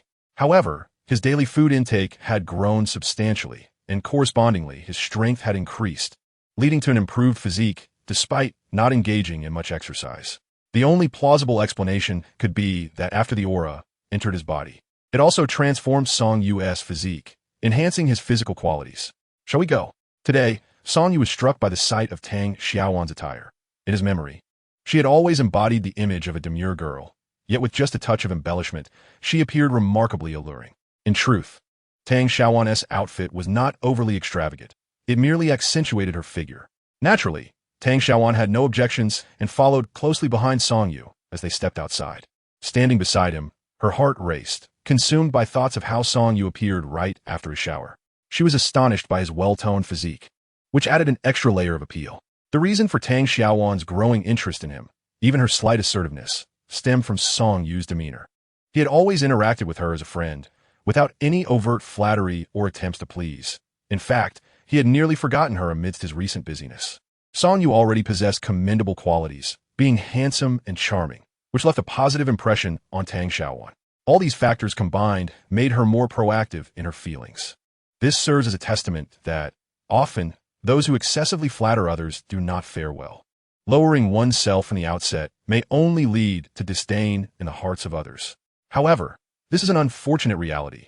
Without wealth, connections, or power, what other recourse is there but to adopt a humble stance? Tang Xiaowan had meticulously planned their day. They would first indulge in some street food before heading to the cinema. A handsome man paired with a beautiful woman draws attention wherever they go. "Song Yu, try a bite of this." With a wooden skewer, Tang Xiaowan offered him a freshly bought fry, delivering it directly to his lips. As Song Yu bent slightly down, he inadvertently caught a glimpse of something enticing, his ability to see through fabric momentarily unbidden, revealing a generous expanse of porcelain skin. After swallowing the fry, he quickly turned away. While his ability was advantageous, it could sometimes be rather unruly, clearing his throat to mask his embarrassment. He managed to regain composure before glancing at Tang Xiaowan. Her delight was palpable. It seemed she still possessed a certain charm. Unbeknownst to her, she believed her act of feeding Song Yu had made him shy, while in reality, it was his unintended glimpse that had caused his reaction. "I'm not eating anymore. I'm on a diet." Tang Xiaowan expressed her slight distress. Maintaining a great physique came at a cost, as even a slight weight gain could alter her silhouette from curvy to plump. Her enviable figure was a result of both diligent maintenance and favorable genetics. With a slender waist contrasting her ample curves, she was indeed a sight to behold. Song Yu nodded in agreement. Tang Xiaowan did appear to have a bit of excess nourishment. "Shall we go watch a movie?" "Sure." The two made their way to the cinema. Yet, unbeknownst to Song Yu, someone was watching him closely from behind. "Didn't the lady say this kid was hospitalized? How come he seems perfectly fine?" The individual in question is Wang Shuai, the brother-in-law of Song Yu, whose rather vulgar name reflects the expectations of his parents. Regrettably, despite being named Shuai, he bears no resemblance to the character of handsomeness his name implies, possessing an utterly unremarkable appearance. A few days prior, he found himself devoid of funds while out drinking with friends and sought assistance from his elder sister, only to be met with the disappointing news that she too was financially constrained due to Song Yu's hospitalization. Now it appears that Song Yu has been deceiving everyone. There is no sign of illness about him, especially with the beautiful woman standing beside him, a sight that stirs envy. Even from a distance, Wang Shuai is captivated by Tang Xiaowan. Throughout his life, Song Yu has enjoyed considerable favor with women, while Wang Shuai, with his ordinary looks, approaches 30 without a girlfriend. Witnessing the closeness of Song Yu and Tang Xiaowan fills him with jealousy and resentment. They have toiled to raise Song Yu. So what is so wrong with seeking a little financial assistance from him? This scoundrel is feigning illness. In fact, most of the money that Wang Tsaixia, Song Yu's mother, had requested from him had been given to Wang Shuai. With Song Dehai's salary and Wang Tsaixia job at the supermarket, supporting Song Haisheng, Song Yu's younger brother, is certainly manageable. Even now, as Song Haisheng attends a prestigious high school, the expenses, which amount to several tens of thousands each year, pose no significant issue. The initial refusal to provide Song Yu with tuition was merely an unwillingness to squander money. Had Song Yu applied for a student loan back then, he could have attended university, but his family opposed the idea, preferring he work to contribute to the household. Reluctantly, Song Yu acquiesced. Over the years, Wang Shuai has come to regard it as his right to receive a portion of Song Yu's earnings. As he watches Song Yu and Tang Xiaowan depart, Wang Shuai's heart brims with jealousy. What is this? Is he enamored with that woman? Accompanying him are a few dubious associates, ruffians he met during drinking escapades. They spend their time indulging in revelry, lacking any serious pursuits. However, these miscreants are able to enjoy such a lifestyle because of their relatively affluent backgrounds, unlike Wang Shuai, whose family relies heavily on the support of his two elder sisters.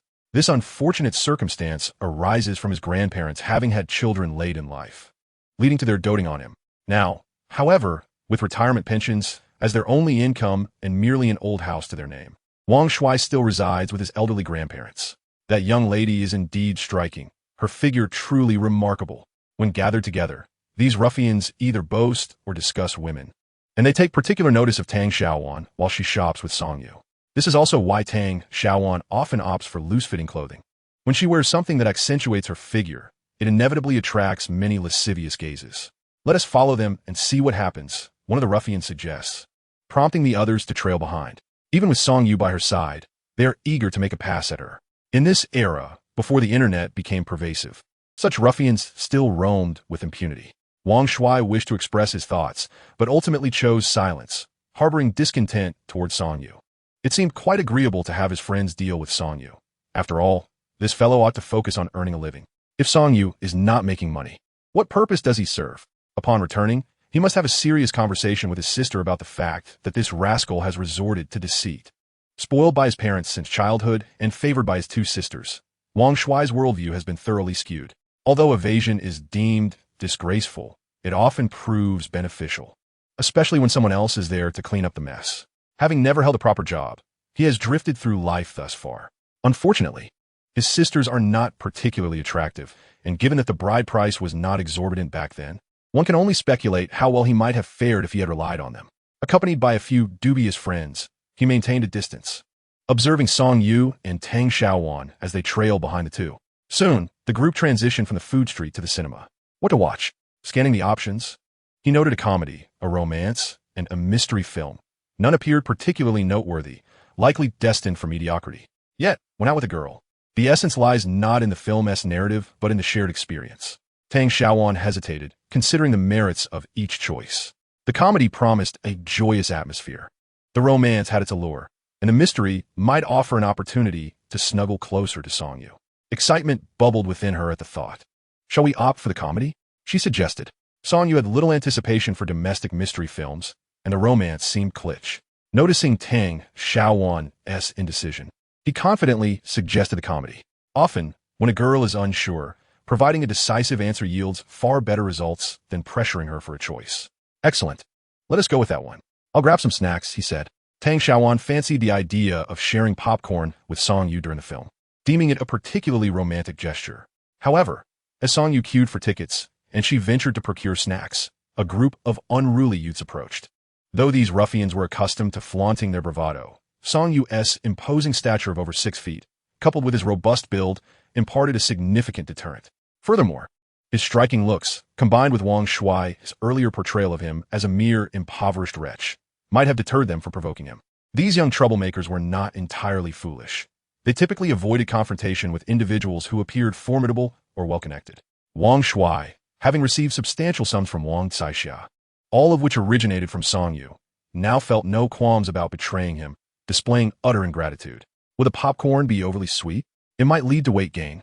Yet since this was a rare outing with Song Yu, she decided to indulge in the experience. Just as Tang Xiaowan was mulling over her choices, a lewd voice broke through from behind her. Beautiful lady, are you going to watch a movie? Would you like some company? Turning her head at the sound, She found herself confronted by a group of unruly youths with brightly dyed hair. "No, thank you. I have someone with me," she replied. In the minds of most, nurses are often perceived as delicate and fragile beings. However, this notion is far from reality. Most medical students possess a certain audacity. Even when surrounded by a group of unruly youths, Tang Xiaowan remained composed, refusing to succumb to fear. Should she have displayed overt terror, it would have played into the hands of these ruffians, for in a public setting, they dared not escalate the situation further. They harbored a desire to witness Tang Xiaowan's vulnerable state, perhaps hoping to extract her contact information under the guise of playful banter. Despite their unseemly reputation, these delinquents were not devoid of romantic pursuits, though Wang Shuai was a notable exception. "Is someone accompanying you? I fail to see anyone. How about you share your number with me? I could come by next time you're alone," the youth with dyed hair began, but his words were abruptly interrupted by a forceful clap on his shoulder. "I am here with her," Song Yu interjected, his gaze falling upon Wang Shuai amidst the group of miscreants, feeling a wave of irritation. He found his inept uncle rather bothersome, embodying the phrase, "a useless lump." If only he could settle down and learn a trade or secure a job, he wouldn't be floundering in his 30s among such a crowd. As Song Yu approached, Tang Xiaowan offered a faint smile, yet she wished for him to avoid inciting trouble. Grasping his arm, she attempted to lead him away. However, the group of delinquents, having chosen this moment to engage with Tang Xiaowan, were not inclined to retreat so easily. Wang Shuai had already shared Song Yu's background, merely a poor street vendor. And what did good looks amount to? Chapter 58, a request for assistance. Due to the absorption of spiritual energy, Song Yu's strength had notably increased. With a powerful strike, he caused one of the youths to wince in pain, momentarily rendering him speechless. The other ruffians instinctively encircled the two, their intimidating demeanor causing onlookers in the cinema to feel apprehensive. With their dyed hair and tattoos, they certainly did not present as upstanding citizens. Any ordinary person would instinctively avoid confrontation. It is said that confronting the devil is preferable to dealing with lesser nuisances. These youths, fueled by misguided loyalty, were capable of anything. Nevertheless, Song Yu was unperturbed. He had faced similar threats while vending and knew that fear would only embolden them. Each of these youths was emboldened by their numbers, growing increasingly brazen in their collective bravado. "What's it to you?" The tallest of the group stepped forward, determined to assert dominance. However, upon locking eyes with Song Yu, the dyed-haired youth felt an involuntary shiver of fear. Song Yu's gaze was sharp and self-assured. "Get lost, and don't trouble us here," he said. The youth swallowed hard, already feeling intimidated, as if Song Yu could see right through him. Unbeknownst to him, Song Yu indeed possessed that ability. At that moment, the cinema's security personnel arrived, intervening to separate the groups. "What is happening here? If you wish to cause a disturbance, take it outside. Continue this, and I shall call the authorities." Upon hearing the mention of calling the police, the group of unruly youths fell silent, for they had all, to varying degrees, experienced the inside of a detention facility. Being apprehended over such a trivial matter would hardly be worth the risk. "Let us go," Tang Xiaowan declared, clutching the freshly purchased popcorn and pulling Song Yu away, leaving the awkward gang exchanging glances, unsure of how to proceed. The proprietor of this cinema, a business of entertainment, undoubtedly possessed some degree of influence, for he owned several establishments. They dared not cause a ruckus here, especially having just witnessed the resolute demeanor of the security personnel. "Didn't you mention that fellow was merely a street vendor?" The young man with bleached hair, who had earlier locked eyes with Song Yu, felt his pride wounded and stood speechless in confrontation. His frustration was redirected towards Wang Shuai, a mere lackey within their group, lacking both wealth and lineage, regarded as a joke by the others. Can a street vendor truly be so audacious? "Indeed, that lad is my nephew. How can I not be aware of his endeavors?" Upon hearing Wang Shuai's claim, skepticism flickered among the gang. He may have appeared older, yet he was of similar age to Song Yu. The most glaring issue was their dissimilar appearances. Enough with the nonsense. Just look at the two of you. You actually have the audacity to claim kinship?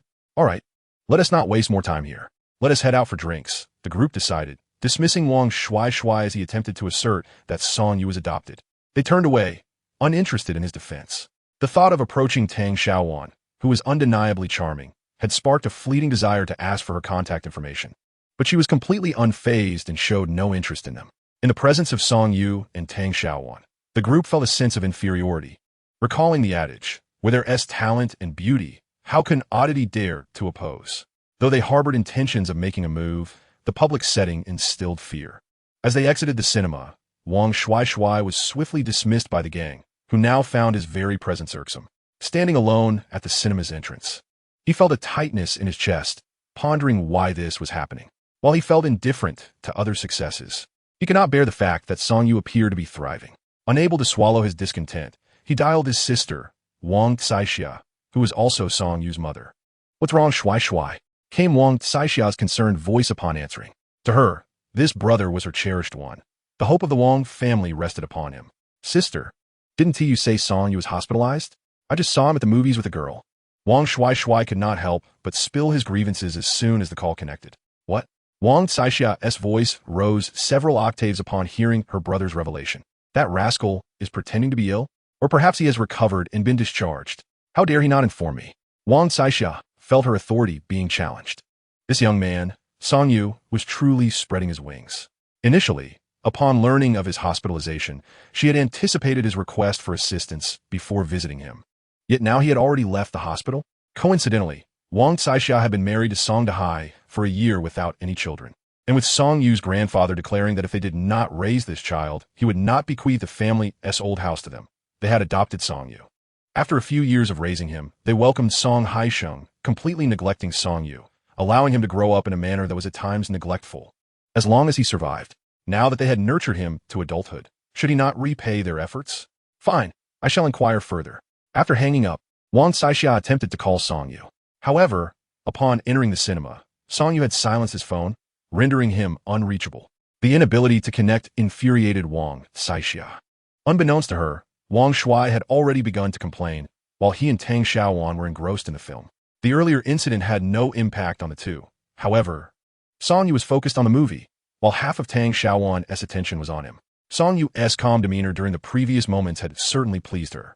Gazing at his profile, Tang Xiaowan's heart raced. Should she seize this opportunity to confess her feelings? "Xiaowan, could you do me a favor?" "Huh?" Tang Xiaowan was momentarily taken aback, wondering what he meant, but quickly responded, "Of course, if it's within my ability, I will certainly help." Zhang Rui and Wang Yuding were young and lacked social experience, whereas Tang Xiaowan, having already entered the workforce, was considerably more mature than the two of them. Chapter 59, Mother? Heading to the capital? Upon hearing that Song Yu was going to the capital, Tang Xiaowan momentarily froze, momentarily forgetting what Song Yu had asked of her. "All right, that's no problem." She exhaled in relief, accepting his request. Song Yu's willingness to let her assist in managing the store was a sign of his trust in her. Their thoughts were aligned. The film soon concluded, and time seemed to pass more swiftly in good company. Upon exiting the cinema, Song Yu checked his phone and noticed numerous missed calls from Wang Caixia. It was evident that his uncle had reported to her. "What's wrong?" Tang Xiaowan sensed Song Yu's displeasure and inquired with concern. Since encountering some troublemakers earlier, she had been holding onto his arm, and during the film, she had subtly clutched it again. Noticing his altered expression, she gently shook his arm. "All right, it's getting late." Tang Xiaowan was perceptive and did not pry further. Song Yu had already mentally prepared himself for this moment. His mother had not contacted him due to his hospitalization, but she would not remain silent forever. Many truths could not remain hidden, such as the fact that he had opened a store which his parents would eventually discover. However, the longer he delayed revealing the truth, the lesser the impact it would have on him. If possible, Song Yu wished to improve the living conditions of his family. However, he currently possessed only a meager sum of several $100,000, which significantly limited his options. Moreover, based on his understanding of his family, his younger brother and uncle were like useless mud that could not support anything, while his father and mother were exceedingly short-sighted and miserly. Knowing he had money, they would undoubtedly demand it all. How could he run a shop then? How could he seize opportunities when they arose? Perhaps it was wiser to wait until he earned more before making any decisions. The phone rang a few times before it was answered. "Why didn't you answer my call?" His mother's frantic voice erupted from the other end. He had been preoccupied and had muted his phone. "Don't think I don't know. You went to the movies with that little vixen again, didn't you?" The little vixen referred to Zhao Yu, whom Song Yu brought home once, leading to a direct confrontation between Wang Caixia and Zhao Yu. Wang Caixia relentlessly harassed Zhao Yu, insinuating that she was squandering their family's money. This issue was a pivotal reason for their breakup. After a moment of silence, Song Yu chose not to delve further into this matter. "Is there something you need?" he inquired. "Weren't you hospitalized? Are you deceiving me? Pretending to be ill just to ask for money? Have you no conscience at all?" Wang Caixia bombarded him with a barrage of questions. "I was indeed hospitalized. I can't possibly stay in the hospital for a lifetime. Can I?" Now that I have recovered, I have naturally been discharged. What money do you have for medical expenses? What illness did you even have? It was only now that Wang Tsaixia remembered to inquire about his illness. The last time the hospital had contacted her, they merely informed her that Song Yu had suddenly collapsed and needed her assistance. Wang Tsaixia, fearing the expenses, had outright refused and hung up the phone. Their subsequent conversations had also faltered, primarily due to Song Yu mentioning money. Now, once again, they were in contact because of financial matters. Not due to a lack of funds on their part, but because Wang Shuai was short on cash. Song Dahai was well aware of Wang Tsaixia nature and tightly controlled the family finances. He had clearly stated to Wang Tsaixia that if she dared to use family money for Wang Shuai, they would divorce. Wang Shuai maintained relationships with his dubious friends, which also required money. The couple's retirement funds were limited and hardly sufficient for his extravagant lifestyle. I suffered a concussion. Song Yu's diagnosis indeed confirmed a concussion. Otherwise, his sudden fainting would have been difficult to explain. Mom, do you have any money? Didn't I send you money every month? The money for my medical expenses was borrowed, and I still have to repay others. Money? We don't have any. There are expenses everywhere at home. The money you send has already been spent. Mentioning money made Wang Tsaixia react like a cat whose tail had been stepped on, instantly becoming defensive. What about the money I owe others? You figured out yourself. Originally, she intended to question Song Yu for not informing her of his recovery. But now that he was asking her for money, she was unwilling to part with even a single cent. By the way, Mom, I want to partner with some friends to open an antique shop. Do we have any money? Before Song Yu could finish his sentence, Wang Tsaixia interrupted him. Lacking financial resources, your brother has depleted the family's funds for his education. There is no money to establish your antique shop. It would be wiser for you to find a factory job and work diligently. Throughout his upbringing, apart from the essential tuition fees, Song Yu had never once requested a single penny from his family. This marked the first occasion he had asked for money, leaving Wang Tsaixia feeling inexplicably guilty, prompting her to abruptly end the call. Wang Tsaixia's decision to hang up was anticipated by Song Yu.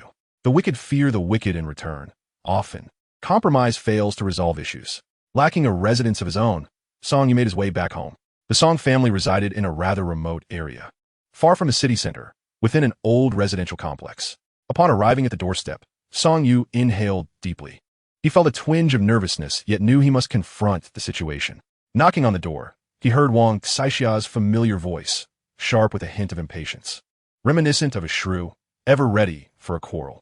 Upon opening the door and witnessing Song Yu, her expression was a vivid tableau of surprise, disbelief, and incredulity. Song Yu, exuding warmth, stepped inside without hesitation. You, aren't you feeling unwell? Wang Tsaixia inquired, sensing an ominous undercurrent to his visit. Chapter 60. The wicked meet their match. After a few days in the hospital, he was nearly recovered. Song Yu sank into the familiar sofa, its springs long since worn, offering little comfort. Who could say when he would finish work? Wang Tsaixia, sensing the gravity of the situation, found herself at a loss for words. She could feel that Song Yu's intentions were not benign. Surely he wasn't here to ask for money. Had he truly lost his mind? Mom, you don't understand. My friend has powerful connections. He is bound to make money. Song Yu's expression mirrored that of someone indoctrinated by a pyramid scheme, brimming with fervor. Once this shop opens, our family will surely amass endless wealth. If it weren't for my good relations, I wouldn't even qualify for a stake. Wang Tsaixia became increasingly convinced that her son had fallen prey to deception. How could something so fortuitous happen to him? Surely he had been misled. That's impossible.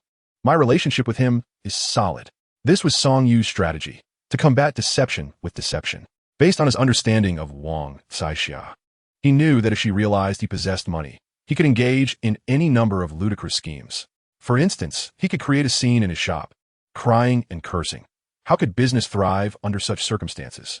To completely sever ties with his parents was not an insurmountable challenge, yet his conscience would not allow it.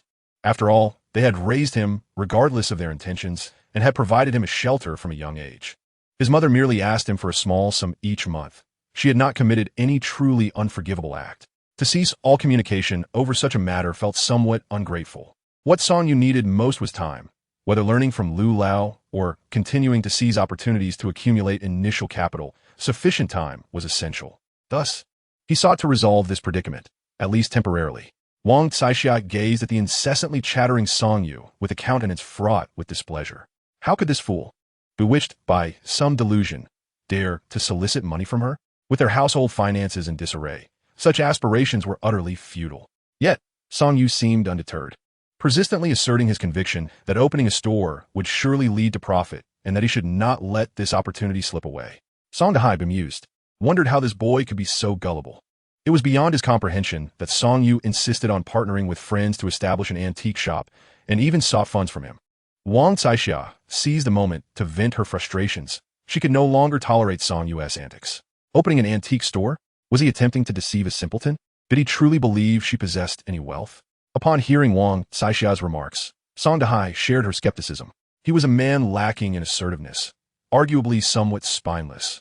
With scant knowledge of the antiquities trade, the notion that Song Yu, in his fanciful aspirations, sought to launch an antique shop and requested money from home struck him as amusing. Surely he must have been duped. How could it be? The person I'm partnering with has substantial connections and guaranteed channels to ensure profitability. Song Dahai shook his head. There's no money here for you to squander. If you wish to start a business, find your own funding. If you suffer losses, do not come to me for assistance. For the first time, Wang Caixia felt a surge of admiration for her husband's assertiveness, as she was on the verge of being exasperated by Song Yu. Dad, don't just focus on potential losses. There's a chance for profit. Rest assured, if you make a profit, it will be yours to keep, Song Dahai retorted dismissively. He found it preposterous to believe that Song Yu could earn money running an antique shop. Was all his hard work over the years for naught? Song Yu was acutely aware that even if his parents expressed such sentiments, once he opened his shop and the business faltered, they would inevitably come seeking him for money, likely disrupting his enterprise in the process. Thus, he resolved to play the part thoroughly and not let the matter rest. Father, I must inform you that the individual prepared to partner with me is a tomb raider. He operates seamlessly in both the underworld and the legitimate sphere, ensuring profitability. Just lend me 100,000. 100,000? A tomb raider? Are you not speaking nonsense? There is no money. If you desire to open a business, you must devise your own means. Should trouble arise, do not come to me.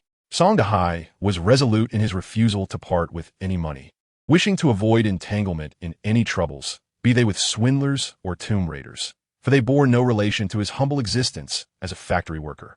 At this juncture, the conversation had nearly reached its conclusion. Any further discourse would be excessive. Alas, I am determined to open this shop. If you do not provide me with funds, I shall have to resort to loans. Song Yu sighed, manifesting his unwavering resolve to establish the store. You intend to take out a loan? Let me know that we have no means to repay it. You must be deceived. Abandon these aspirations of opening a shop. Tomorrow, I shall leverage my connections and secure you a position at my factory. You are like a stubborn mud, unable to rise. This was not the first time Song Dahai had suggested that Song Yu work in the factory, yet each time, Song Yu had steadfastly declined. Upon leaving the house, Song Yu felt a sense of liberation. His parents' attitudes remained unchanged, as unwavering as ever. Given the timid nature of his parents, even if they were aware of his new venture, they would likely refrain from causing a scene, fearing the influential friend he mentioned. As for other matters, they could be addressed later. Upon returning home, Wang Yuding was already asleep. He had experienced restless slumber, tossing and turning for considerable time before finally dozing off. Chapter 61, Journey to Zhang City. The following day, when Song Yu awoke, daylight had fully arrived, and upon glancing at his phone, he realized it was already past 10 o'clock. To his surprise, Wang Yuding had not called him. He had indulged in a rare lazy morning. Rubbing his somewhat foggy head, Song Yu felt a twinge of discomfort. Performing for his parents was undeniably an unpleasant experience. Why must family engage in such deceitful games? Does it truly matter that he is not their biological child? After freshening up, Song Yu decided to visit the shop before making a trip to Zhang City. With the weekend approaching, the antique market in Zhang City would likely be bustling, and he intended to test his luck while procuring some stock. This trip would focus on various cultural artifacts, akin to the small items he previously sold at his stall. He still maintained a handful of loyal customers, primarily enthusiasts of such collectibles. For an antique shop, a devoted long-term client could sustain business for decades. The value generated by an experienced collector far exceeds that of a novice. To cater to these loyal patrons, Song Yu needed to acquire a new batch of merchandise. The distinction between cultural artifacts and antiques is subtle yet significant. While cultural artifacts may not match antiques in artistic or monetary value, they remain highly marketable and profitable. Upon arriving at the shop, he found Wang Yuding and Zhang Rui attending to customers. Two patrons were busy selecting items. Frankly, Song Yu was astonished that his shop consistently attracted visitors. The antique market in my city was not particularly thriving, Describing it as desolate would not be an exaggeration. To his knowledge, most shops in that market relied on regular clientele, with established networks and sales channels. As a newly opened store, apart from Mr. Liu, he was unfamiliar with anyone in the local collector's circle, which hardly acknowledged his presence. Despite this, he was fortunate to have 4 or 5 customers visit each day, and securing even a single sale yielded significant profit. Unbeknownst to Song Yu, the number of collectors and antique enthusiasts in my city was far greater than he imagined. Though most were merely casual hobbyists and not fervent aficionados, the market stalls and shops failed to cater to those who had limited funds yet possessed a passion for collecting. The street vendors were rife with counterfeit goods, and exorbitant pricing was rampant. Furthermore, the shops primarily catered to regular customers, leaving newcomers largely ignored, with the authenticity of their wares varying greatly. The 2 suppliers introduced to Song Yu by Mr. Liu were among the finest in the capital, sourcing top-tier items from across the nation, ultimately funneling them to their establishment. Thus, the goods acquired by Song Yu at Jin could easily be deemed exquisite in other shops.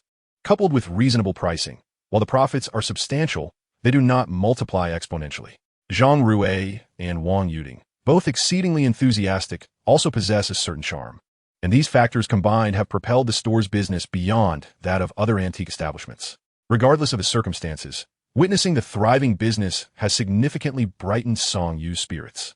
After inspecting the inventory and checking the warehouse, he discerned what the store was currently lacking. The sale of antique walnuts has been consistently robust, and various wooden bead strings are also quite popular, as his studies in the capital would require several months. Song Yu planned to visit Zheng City this time to explore several larger antique markets and fairs, aiming to acquire more stock while keeping an eye out for hidden treasures. Although Song Yu's shop is not exceptionally booming, it is certainly not underperforming, attracting considerable attention from both street vendors and shopkeepers within the antique market, all of whom have taken note of the newly opened Yongsuan. No one anticipated that the individual who purchased the shop, a mere street vendor, would actually manage to establish a successful business with a commendable inventory. Recently, the owner of Shu Wenjai, manager Jin, has been in a foul mood, having coveted the very shop that Song Yu acquired for quite some time. To his dismay, a mere vendor has outmaneuvered him in securing the shop, allegedly through some connections, managing to acquire a space that had been vacant for years. The most astonishing aspect is that the business is thriving. Manager Jin, who is rather petty and narrow-minded, finds it quite discomforting that Yi Youngswen has overshadowed Shu Wenjai, causing him considerable unease. Most individuals in the antique market are waiting to witness Song Yu's downfall, yet the burgeoning success of his shop has spurred many to reconsider their own ambitions. After all, numerous vacant shops abound in the antique market, yet none possess the ready-made decor that Yi Youngswen offers. The crux lies in the shop's decoration and initial stock. If Song Yu can succeed, why can't they? Shortly after Song Yu settled in, Uncle Li, the security guard, approached with his teacup. Having purchased a tea set for the shop, which already features a convenient tea table, Uncle Li often visits to brew tea. He had not anticipated that Song Yu's modest establishment would flourish so remarkably. Initially, he encouraged Song Yu to acquire the shop, believing that anyone who took it over would profit. Why not let a promising protege benefit?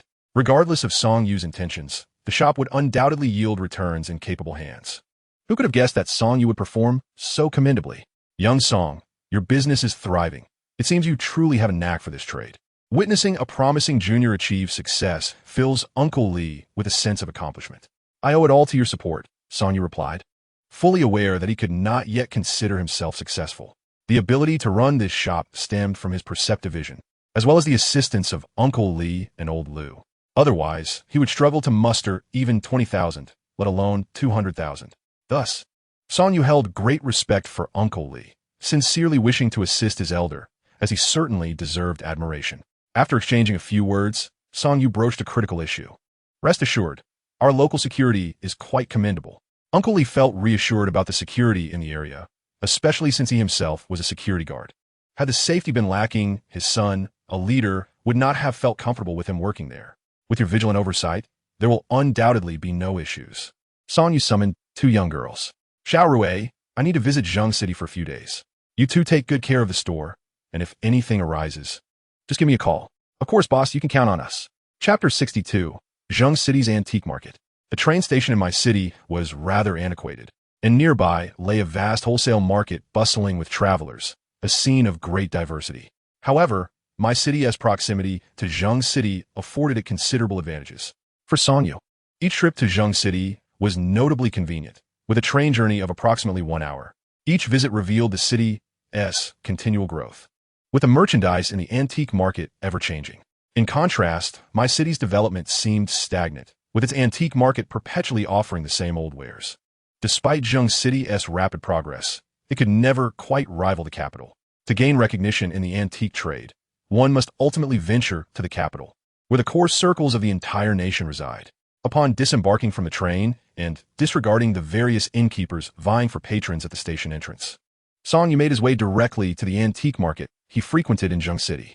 There were several antique markets in Zheng City, the oldest being the one on University Road, established in 1997, which boasted an extensive area with at least hundreds of vendors. The first floor showcased an array of jade and wooden crafts, while the second floor primarily featured assorted antiques. The third floor displayed various calligraphy and scholarly supplies.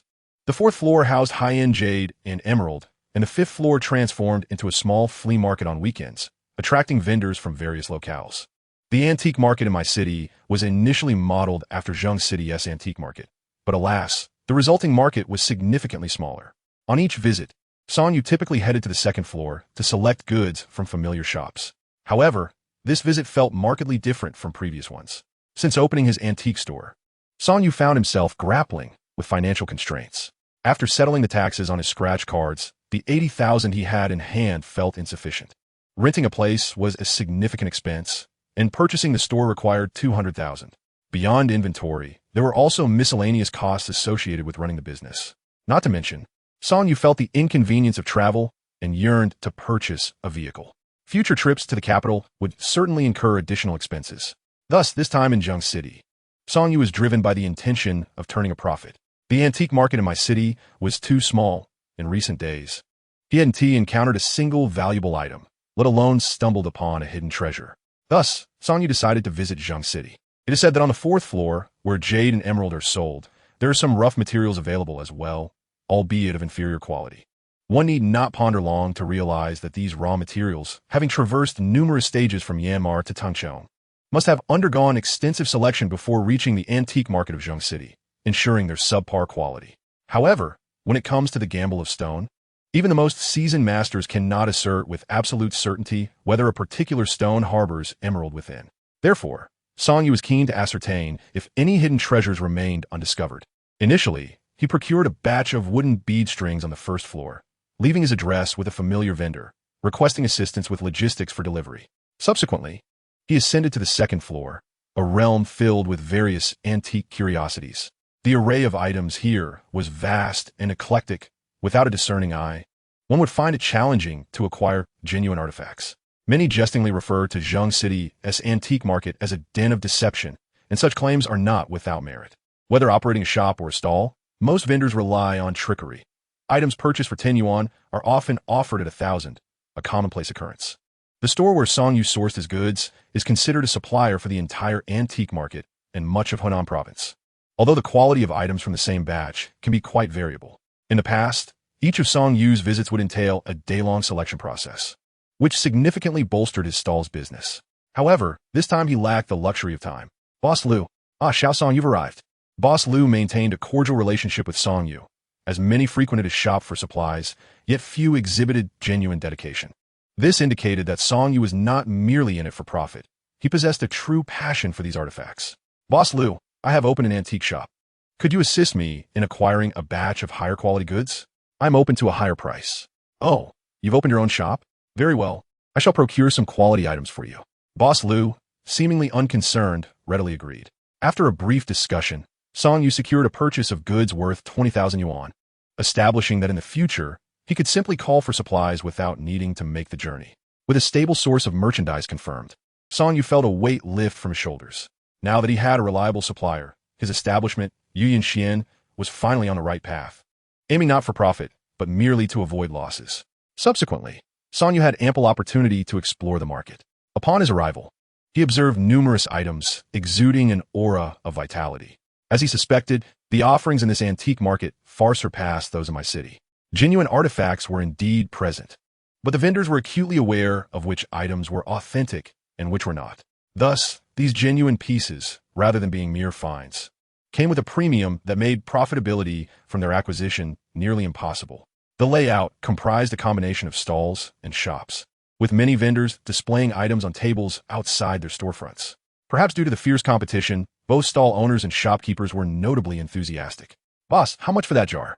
Song pointed to a large blue and white jar, its size quite substantial. The vivid hues of the blue and white were striking, emanating an aura of spiritual essence, suggesting it was indeed a genuine artifact. The proprietor, glancing at Song, offered a price. Song nodded in acknowledgement, scrutinizing the jar further. However, he discerned that the piece was of insufficient age, dating from the late Qing dynasty.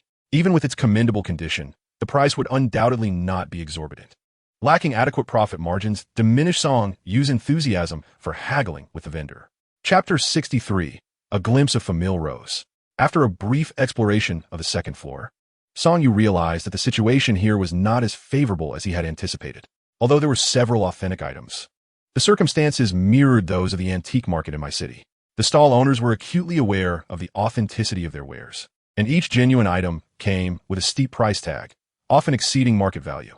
The prospect of unearthing a hidden gem proved exceedingly challenging. Even with his ability to perceive the spiritual energies surrounding these objects, the task of discovering a bargain was far from simple. In addition to the vendors being knowledgeable about their items' worth, Song own insufficient understanding of antiques played a significant role in his difficulties. Despite having studied alongside old Liu for a few days and witnessing a price negotiation, Song still felt uncertain about the valuation of these artifacts. Why is it said that the world of antiques is exceptionally complex? Even someone like Song, equipped with an advantage, found it arduous to swiftly and abundantly uncover treasures, let alone ordinary individuals with only a rudimentary grasp of antique knowledge.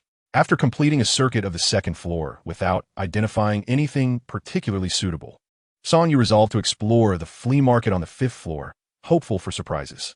This flea market resembled the makeshift stalls he once set up at the entrance of the antique market, offering an eclectic array of second-hand goods, not solely antiques, but also a variety of vintage electronics and memorabilia. Browsing here proved far more engaging than a mere antique market.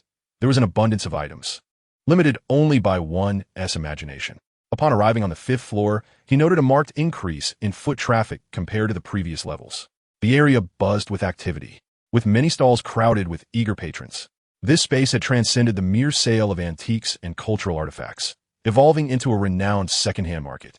One could find an assortment of vintage electronics and items that were either unavailable or discontinued in the mainstream market. Many niche collectibles were also on display. In the past, Song would hastily select goods on the second floor and leave promptly, for time was of the essence for a vendor like him. A casual glance revealed no fewer than several hundred small stalls, a stark contrast to the mere dozen or so scattered before the antique market in my city. Intrigued, Song felt a renewed sense of purpose. Having fulfilled his primary mission, he now had the leisure to explore. After all, his visit had two primary objectives, and with the store's inventory secured, he could afford to leisurely peruse. Should he fail to discover anything worthwhile in this antique city, he intended to visit other antique markets in Zheng City as well. After taking just a few steps, Song was captivated by a nearby stall, which displayed an array of intriguing items. Among them were several pastel-colored bowls and a few plum vases, seemingly artifacts from the Qing dynasty. In addition to these, there was a substantial collection of bronze wares. What astonished Song was the presence of both authentic and counterfeit pieces among the bronze items, some exuding an aura of authenticity while others did not. Was the vendor truly mixing genuine and fake merchandise? Although somewhat taken aback, he recognized this as a rather common sales tactic. Typically, the genuine items would command a higher price, while the replicas were more affordable. This stall was relatively honest. More often than not, customers were shown authentic pieces only to be presented with fakes upon purchase. Upon closer inspection, the porcelain items appeared rather intriguing, though the bronze pieces seemed rather crude in workmanship, likely dating back to the Warring States period, crafted by lesser-known feudal states with a low level of artistry. Seemingly made as burial offerings, Song had little interest in the bronze artifacts, given that trading such items was prohibited. "How much for these porcelain pieces?" he inquired. The vendor looked up, ready to quote a price, but paused upon seeing Song's face, struck by a sudden recognition. "Why do you look so familiar? Have you just been discharged from the hospital?"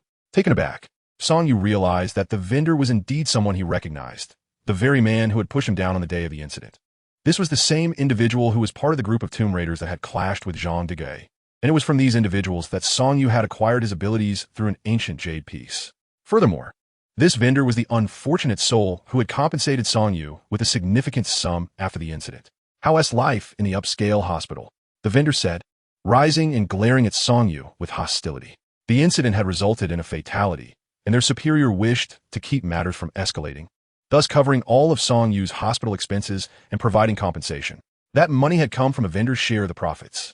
Seeing Song Yu ignited a deep-seated anger within him. However, Song Yu remained unfazed and replied, I actually feel quite good, thanks to you. His words nearly provoked the vendor to the brink of fury. After taking a couple of deep breaths, the vendor regained some composure. Finding himself alone with Song Yu, who appeared more robust than he, the vendor reconsidered his approach. Their leader had specifically instructed against seeking revenge for the time being, emphasizing that money could always be made, and escalating the situation would yield nothing but losses. In the past, their gang had been notoriously arrogant, but this was the first time someone like Jean de Gay had acted so desperately.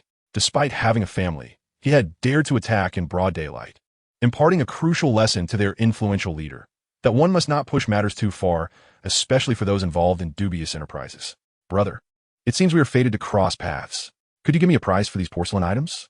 The vendor was taken aback, not expecting Song Yu to be so oblivious, addressing him as brother and asserting their connection. What connection do we have? I shall not sell you anything. So be swift and depart. How can this be? A business opportunity is presented before us, and one cannot simply ignore it.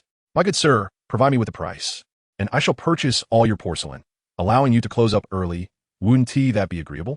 Song Yu genuinely found these porcelain pieces appealing, particularly a large bowl adorned with yellow floral patterns, its exquisite design captivating.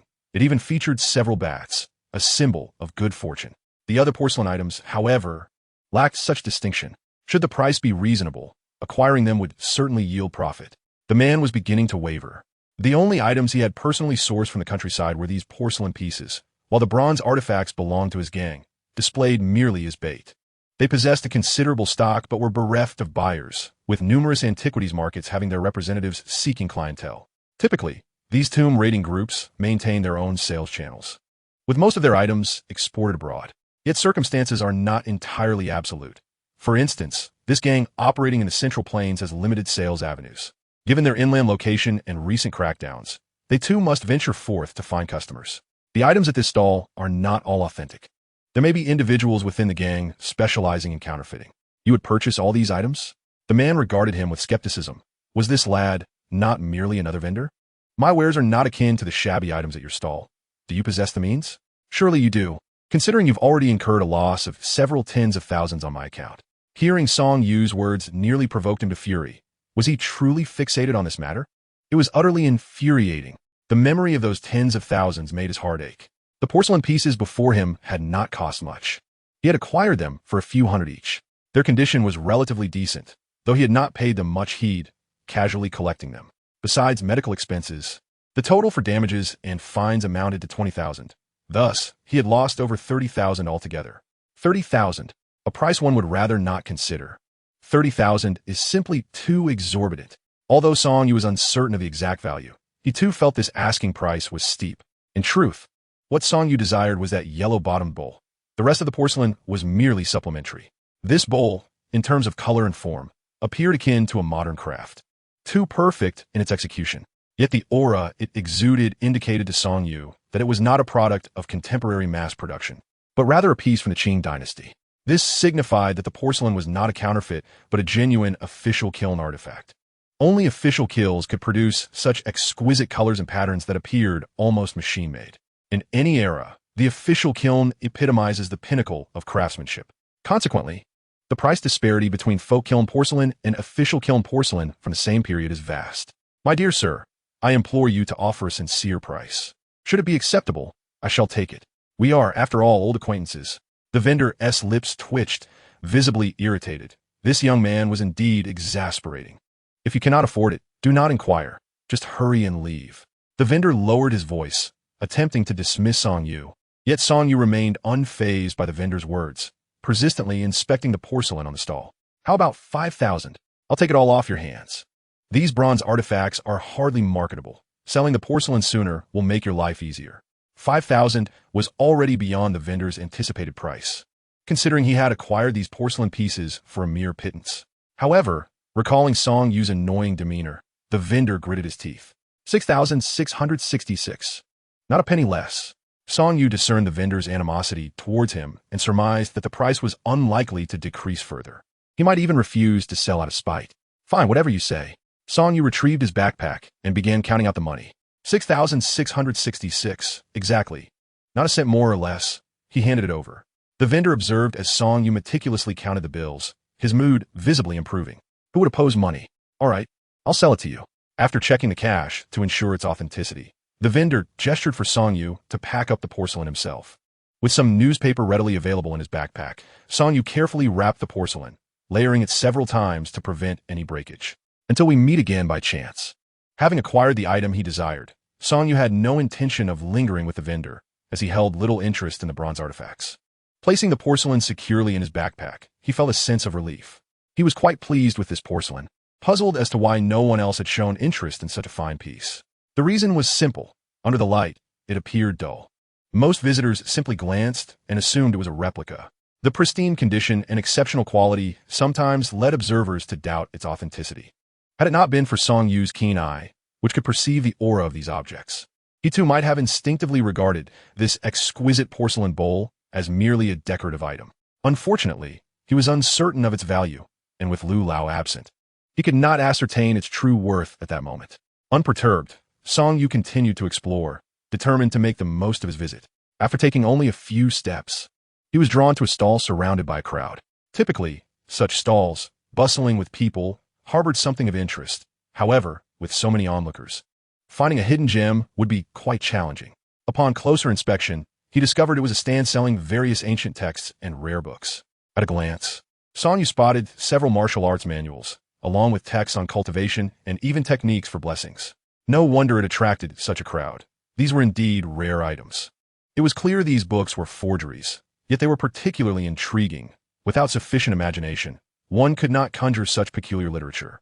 Excuse me, does your martial arts manual come with a money-back guarantee if one cannot cultivate inner strength? A middle-aged man, drawn by the spectacle, could not resist jesting as he clutched a copy of the Nine Sons' divine skill, chuckling incessantly. If you cannot cultivate inner strength, it merely indicates your lack of aptitude. Do not blame me. The vendor, well aware of the book's dubious authenticity, understood that sometimes, as long as an item possesses sufficient intrigue, there will always be buyers. Since he began his stall here, business had flourished remarkably.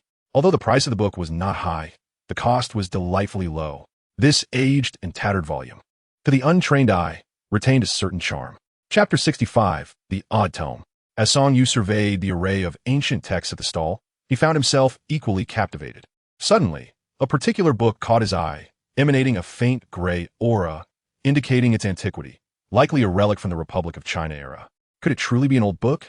This revelation astonished Song Yu, for unlike paintings or ceramics, ancient tomes are scarce and seldom preserved throughout history. However, the throng surrounding the stall was overwhelming, and it took considerable effort for Song Yu to edge his way to the front. Just as he was about to grasp the intriguing volume, a sudden shout pierced the air. Thief! Instantly, all attention pivoted to the scene, where a middle-aged man clutched his pocket, evidently having fallen victim to a pickpocket. My phone and wallet are gone. Chaos erupted as onlookers, drawn by the commotion, converged upon the site, while others feared for the safety of their belongings. Creating a tumultuous crowd, Song Yu clutched his backpack tightly against his chest, aware that it contained a significant amount of cash. He could not afford to lose it. In that fleeting moment, he noticed several individuals attempting to take advantage of the confusion. Everyone calm down. Please do not shove. The disturbance attracted the attention of security, who swiftly arrived to disperse the crowd. While losing possessions was unfortunate, the greatest fear lay in the potential for a stampede, particularly on a bustling weekend. With the individual who had lost his belongings escorted away by security, the stall grew quiet. The incident unfolded rapidly, leaving the once proud vendor in shock. With the crowd dissipated, business would inevitably suffer. He had encountered such incidents before. Pickpockets were indeed a formidable challenge. However, the antique market in my city was not typically this crowded, and such disturbances were rare. How much are you selling these books for? A new customer inquired, prompting the vendor to beam with enthusiasm. 50 for one, and discounts for multiple purchases. 50 yuan does seem rather steep, Song Yu thought, yet he refrained from haggling. Instead, he picked up the intriguing book and began to examine it closely. Even if it was an artifact from the Republic of China, that did not guarantee its worth. As he held the book, Song Yu's eyes widened in astonishment. It turned out to be a handwritten manuscript detailing the locations of various ancient tombs. The volume was relatively well preserved, showcasing multiple scripts that suggested it had been passed down through generations of a family. A brief flick through its pages revealed that it contained the locations of dozens of ancient tombs, likely a legacy bequeathed by a prominent figure to their descendants. It is certainly possible that the contents are nonsensical. At the very least, Song Yu could not decipher the directional maps illustrated in the book, which were filled with densely packed, minuscule characters, chronicling a wealth of information. After a moment's hesitation, Song Yu resolved to purchase the book. "Boss, I shall take this one," he declared, clutching the volume firmly, unwilling to relinquish it, regardless of the authenticity of the information inscribed within. The faint aura emanating from the tome justified the expenditure of 50 yuan, making it an assured bargain. He handed over the cash directly to the proprietor, placing the peculiar book into his bag. Lu Lao would surely be intrigued by this volume. He planned to present it to him upon his arrival in the capital. Though physically situated in Zheng City, Song Yu's thoughts had already soared to Beijing. The shopkeeper, not overthinking the transaction, accepted the 50 yuan without any negotiation, securing a profit of at least 40 yuan, enough for a day's sustenance. In truth, this scenario was not unique to the antique trade. Vendors peddling their wares in the streets operated under similar principles: low costs with high profits. If the costs were not sufficiently low, generating a profit became exceedingly difficult, resulting in the generally poor quality of street market goods. However, brick-and-mortar stores were not necessarily superior. Thus, the advent of online shopping had dealt a significant blow to both street vendors and physical shops. After meandering around for a while longer, he found nothing particularly suitable. Although there were various rare items, their overall value was rather minimal. A book accompanied by a few pieces of porcelain could be considered a modest success. Yet Song Yu understood that the key to discovering hidden treasures ultimately lay in luck. When fortune favored one, it could not be resisted. Conversely, when luck was lacking, even treasures placed before one's eyes remained unattainable. Both the book and the large yellow bowl adorned with colorful patterns appeared promising to Song Yu. However, he was indifferent to the ancient tombs documented within the book. With the passage of years, the landscape had transformed, and countless grand tombs had already been explored, rendering the information within the book largely incomprehensible to him. It likely required a specific lineage of knowledge to truly grasp its significance. Song Yu, as a novice, was utterly oblivious to such matters. It seemed that hoping to earn money through serendipitous finds was not a viable strategy. Yet, he could not resort to purchasing scratch-off lottery tickets either. The likelihood of striking a jackpot was slim, and relying on such luck might lead to unwelcome scrutiny. Lost in thought, he swiftly ascended to the 4th floor. This entire level was filled with upscale jade and jadeite shops, some adorned with banners proclaiming the art of stone gambling. Song Yu had no intention of purchasing jade. The prices for these items were quite transparent, leaving no room for hidden bargains. To uncover a gem, one could only rely on keen observation to gamble on stones. He approached one of the shops, where a throng of people had gathered, some drawn by curiosity, others actively participating in the stone gambling. Once an element of gambling entered the fray, the nature of the endeavor transformed entirely. Stone gambling tested the discerning eye of the participants. With experience, it was indeed possible to assess the internal potential of a stone based on its external characteristics. Materials that appeared unremarkable often yielded little of value. While raw stones sourced from established mines in Myanmar were in high demand, one cut could lead to poverty, while another could usher in wealth. Indeed, the stakes could not be more real. The materials, potentially worth tens of thousands, may yield jadeite worth hundreds of thousands or even millions, or, conversely, a few $100s from an investment of hundreds of thousands. However, in Zheng City, the practice of betting on stones is rather trivial, as the stones available have already undergone several rounds of selection, leaving only the remnants. Some of these do not even qualify as jadeite rough. They are merely fragments of, or profiting in this context is akin to climbing a mountain. Before the shop lies a black cloth, upon which are scattered dozens of stones of various sizes, while a young man enthusiastically introduces them to the onlookers. His words, however, are somewhat comical, for it is evident that the stones on display are merely the leftover waste from their inventory, with some showing clear signs of prior cutting resembling offcuts. With the advancement of the times, society's appreciation for jadeite has grown significantly. Jadeite, with its vibrant and diverse colors and delicate texture, particularly the top-grade, glass-like jadeite, which is entirely transparent, stands apart from other gemstones due to its remarkable clarity. In ancient times, jadeite was not as highly valued. But as time has passed, its price has continuously risen. By the late Qing dynasty and early republic, the city of Tengchong boasted over 100 jadeite workshops, with thousands of artisans dedicated to the craft.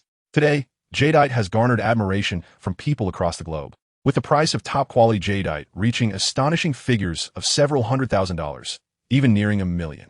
However, in cities like Zheng, while there exists a certain audience for jadeite, the market and industry related to stone gambling are virtually non-existent.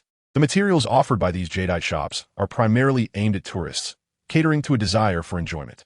As Song Yu approached, he began to scrutinize the assortment of materials displayed outside the shop.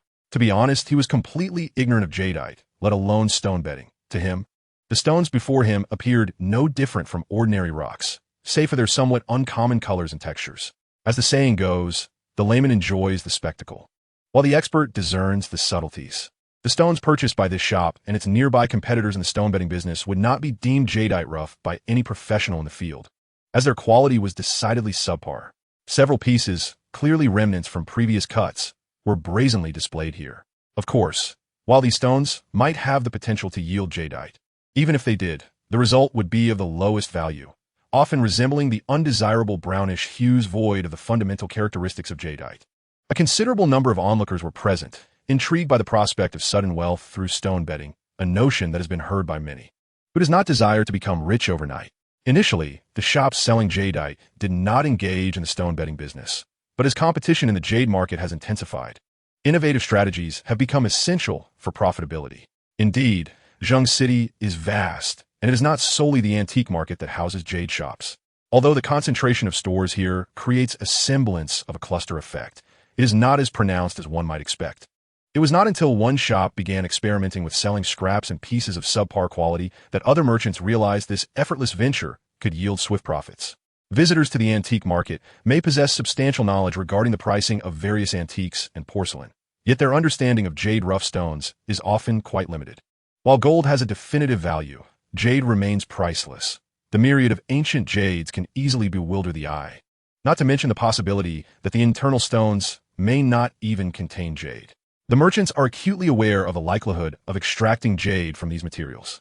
However, if they consistently fail to unearth jade, it would certainly prove unsustainable.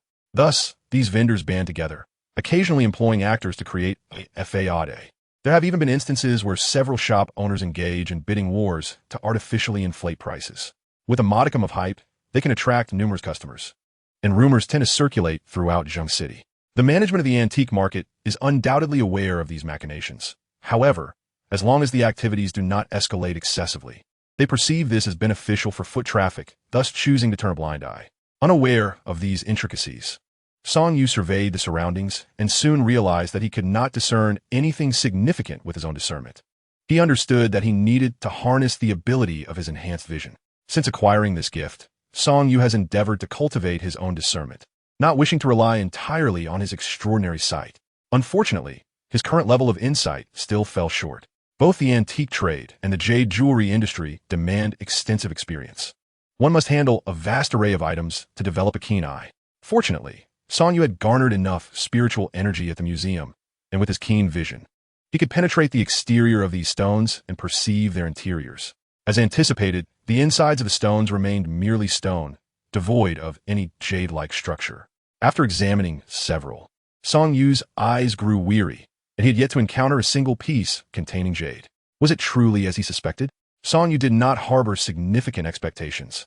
Had he been in Tengchong or other regions with a historical connection to jade, it would have been reasonable to hope for a profitable find in a random antique shop. Nonetheless, he refused to abandon his quest.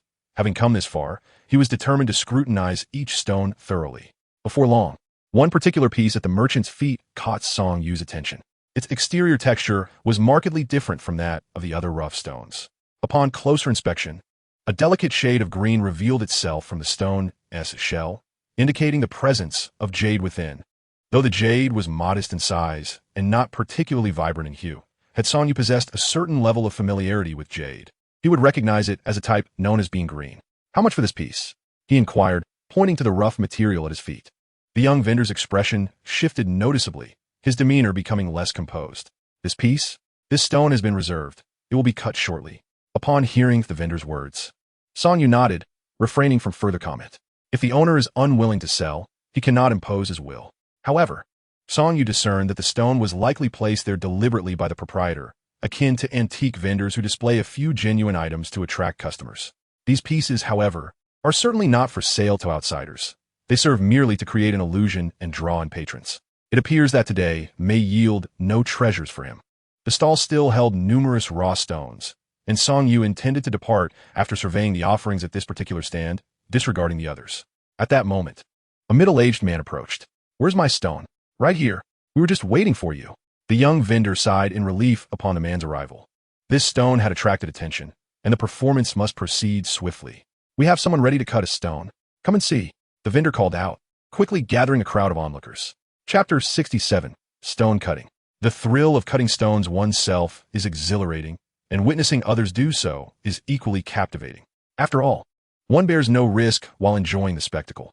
Who would not wish to witness such events? Whether it results in a gleaming jade or a complete failure, both outcomes provide ample conversation fodder. There is no shortage of spectators. It is human nature to flock to excitement. Soon word spread rapidly, and the number of those aware of the stone gambling event increased, with many rushing from other floors to witness. For most, stone gambling is a rarity, often gleaned from television dramas and novels. However, hearing is one thing, and seeing is another. The reality of stone gambling must be observed firsthand to discern its true nature. As the vendor and the middle-aged man noted the growing crowd, they exchanged glances. Simultaneously, several staff members from the jade shop emerged to help maintain order. While the onlookers may not have been concerned, Song Yu, already harboring doubts, recognized this as a mere spectacle orchestrated by the shop. Regardless of whether the raw stone yields jade, it serves as excellent publicity for the establishment. Such news will spread far more effectively than advertisements, enticing those eager to experience stone gambling to visit this venue. "Make way." The middle-aged man appeared confident, yet a closer inspection revealed his rough hands, indicative of years spent toiling with tools. In truth, this man was the shop's sculptor, who crafted and sold finely carved jade ornaments. In the broader market, top-quality jade materials remain scarce, as over 90% of jade originates from Myanmar, while stones from other regions are generally undervalued. The policies of the Myanmar government are in constant flux, and the regulations surrounding the import and export of jade are ever-changing, making it challenging to procure jade at reasonable prices. Many shops face the dilemma not of lacking customers, but of having no quality goods to offer them. This has led many owners of jade shops to venture to places such as Myanmar and Tungcheong in search of raw stones. Their gambling on stones is not motivated by a desire for overnight wealth, but rather to augment the materials available for their stores. "I paid 10,000 yuan for this stone. Everyone, please be cautious and make sure not to chip or damage it when we cut." The crowd gathered to observe is quite large. Any mishaps could lead to unfortunate consequences. Moreover, the surrounding shops sell various gemstones and jade. Should anyone attempt to steal amidst the chaos, it could cause significant disturbances. Fortunately, they had prepared in advance, with staff from several shops assisting in maintaining order. Song Yu, already aware that this stone indeed contains jade, recognized that the spectacle was merely for show. Thus, he shifted his focus to the remaining stones at the stall. Suddenly, he spotted a rather unassuming rock, within which a vibrant green glimmer caught his eye. The green was lustrous and translucent, reminiscent of glass, suggesting the presence of jade, and it appeared exceedingly beautiful. Song Yu felt invigorated. The attention of the onlookers was entirely captured by the middle-aged man performing for the crowd and the young vendor, with no one paying heed to the raw stones on the stall. "Today, we shall cut the stone live. Whether one is rich or poor hinges on this very cut." The middle-aged man, evidently experienced, examined the raw stone thoroughly before swiftly marking a line upon its surface. Song Yu could see that if they cut along this line, a piece of jade would be revealed. Indeed, the craftsman possessed considerable skill. However, the crowd was too dense for Song Yu to reach the stone, and the staff were preoccupied with the cutting process, meaning he would likely have to wait until the stone was fully cut. Yet, he felt no particular anxiety. Haste would only draw unwanted attention. Thus, he calmed himself and focused on the cutting at hand. As the man positioned the stone beneath the cutting machine, the spectators held their breath, fearing they might disturb the process. Cutting stones is, in truth, a rather tedious endeavor, given the high value of jade. It requires utmost care to avoid damaging the delicate jade flesh within. Any compromise to the integrity of the stone could drastically affect its overall value. Nonetheless, the onlookers were thoroughly engrossed, eager to discover whether this 10,000 yuan stone would yield jade and what price the resulting jade might command. In addition to those already present, more individuals had continued to gather, curious about the unfolding situation. The sheer number of spectators excited both the young vendor and the middle-aged cutter, as this event promised to attract numerous customers to the shop, offering them a chance for commissions. However, they had not considered a crucial point. Excessive theatrics in this industry only bring about detrimental consequences, with lies compounding to create greater harm in the end. After the fervor subsides, it becomes evident that many have been deceived, which will inevitably hinder the development of this industry. Green. After a brief wait, as impatience began to brew and murmurs filled the air, a middle-aged man suddenly expressed his excitement. He ceased operating the cutting machine and rinsed the surface of the rough stone, revealing a hint of green. This discovery exhilarated both the man and the stall owner, as they had not anticipated the presence of jade within this piece of raw stone. It was indeed a resounding success. Green. The prices surged. Instantly, excitement rippled through the crowd, akin to the thrill of winning the lottery. Although this stone bore no intrinsic connection to the onlookers, their exhilaration was palpable. Has jade been cut from it? How much can this jade fetch? Why the rush? We've merely seen green. It doesn't guarantee profit. Amidst the clamor and animated discussions, the stall owner felt compelled to interject. Everyone, please calm down. We've only glimpsed the green. We must fully cut the jade to ascertain its true nature. A voice from the crowd questioned, "Why are you so elated if you've cut jade? Aren't you incurring a loss?" The stall owner's demeanor did appear somewhat disingenuous, and many in the crowd recognized the performance for what it was. However, they were merely there for amusement and paid little heed to the authenticity of the display. The emergence of jade validates the quality of my stones. Moreover, our shop is in dire need of raw materials. In general, when a stone cut at a stall or shop reveals jade, the proprietor indeed experiences joy. It parallels a lottery shop that has sold a winning ticket. While they do not receive a share of the prize, it attracts numerous customers. Unlike the lottery, which is purely a game of chance. If one stone from a batch reveals jade, the likelihood of others from the same lot also containing jade increases, supported by certain scientific principles. A lottery shop that has previously sold a grand prize ticket tends to attract more hopeful gamblers, driven purely by superstitious belief in luck. Song Yu observed the man meticulously cutting the stone, perceiving the task to be less daunting than it appeared. After all, Song Yu possessed a divine perspective, understanding the internal composition of the rough stone. However, for the man wielding the cutting tool, there was a palpable fear of damaging the jade inside, prompting him to proceed with utmost caution. The stone was not particularly large, and the jade within was merely the size of an adult man's fist. But it was soon extracted entirely from the stone. The water content was average, yielding a piece of jadeite of the bean variety. Upon viewing the jade cut by the man, the stall owner felt a tinge of disappointment. Due to the coarser crystalline structure of bean jade, the resulting jade pieces generally exhibit subpar luster and transparency. Even jade of a vibrant green hue, classified as bean green, is often considered lower grade. However, such is the nature of the market. Bean jade is among the most common, with the adage claiming that 9 out of 10 stones are of this variety. Nonetheless, this particular piece of bean jade displayed a remarkably pure green, and despite its somewhat lackluster appearance, it still held significant value. A sudden uproar ensued. A raw stone purchased for 10,000 yuan yielded a jade worth 100,000 yuan, marking a tenfold increase. In this era, 10,000 yuan is no trifling sum. While 100,000 yuan is truly astonishing, many were tempted. If they could not afford a raw stone priced at 10,000, could they not risk a few hundred on a gamble for luck? This mindset of leveraging a small investment for a significant return epitomizes the gambler's mentality. Those who believe they can profit from stone gambling are indulging in sheer folly, especially in such a venue. Boss Do, the highest bidder wins. We at the Bo Chui Hall offer 111,000. The proprietor of a nearby jewelry store approached, initiating a bidding war with the stall owner. On one hand, several shop owners had conspired to inflate the hype, and on the other, although the jadeite's quality was mediocre, its vibrant green hue was striking. Most individuals associate jade with the color green, Thus, regardless of the type, as long as the color is true, it is sure to sell well. The shop owners continued to bid against one another until the price settled at 135,000, with the young stall owner surnamed Du ultimately securing the jade. However, his expression darkened, for the other shopkeepers were merely toying with him. The raw stone belonged to them, and the craftsman who cut the jade was also from their ranks. The extraction of jade held no significance for them. It must be acknowledged that their collective effort to generate buzz was effective. When such substantial cash changed hands, many eyes glimmered with envy. In the world of antiques, all manner of people congregate, and the jade in the man's possession caught the attention of several pickpockets, who plotted how to steal it. "Boss, how much for this raw stone?" "This one?" The stall owner glanced at it. Its external appearance was unimpressive. It was sourced from the old Maogang quarry. "I'll let it go for 1,000 yuan. It's from the old quarry, capable of producing exquisite jade." The stall owner's words held merit, as raw stones from Maogang often yield glass-like, fully green jade, albeit in limited quantities. The piece in Song Yu's possession was merely a leftover scrap from their gambling stones. The original, larger raw stone had been purchased at a steep price, yet it failed to yield any jade, leaving these remnants to be sold here. 1,000 yuan was not a significant amount for Song Yu, especially considering the certainty of jade within this stone. It appeared that his journey to Zheng City would conclude sooner than anticipated.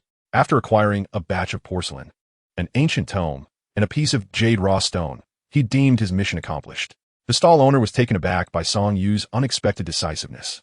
"Do you require assistance in cutting the stone?" It was evident the proprietor hoped Song Yu would choose to have a stone cut there. Regardless of whether jade was revealed, the crowd gathered around would serve as potential customers. After a brief moment of hesitation, Song Yu shook his head. He was uncertain about the precise value of the jadeite within this rough stone, yet based on its exhibited qualities, the jadeite far surpassed the previous one in terms of hue, texture, and size. If the prior valuation was indeed accurate, this piece could fetch several 100,000, a substantial sum. The two suppliers introduced to him by Lu Lao included a lady surnamed Shui, primarily engaged in the jade jewelry business. In terms of seniority, Ms. Shui was actually a senior of Song Yu, which made him more inclined to trust his own kind over outsiders. The current proprietor appeared somewhat unreliable and might even attempt to bargain down the price. When Song Yu shook his head, the owner, Mr. Du, was taken aback. After all, wasn't the purpose of coming here to gamble on stones for excitement? The fact that he chose not to cut the stone on site, but instead wished to take it away, was rather peculiar. However, since Song Yu had already paid, the stone now belonged to him, and he could do as he pleased. With Song Yu leading the way, the business at the various stone gambling stalls began to flourish, with many patrons eagerly selecting their preferred rough stones and commencing on-site cuts. Yet within these stones, there was nothing of value. The hope of uncovering jadeite was nothing more than a delusion.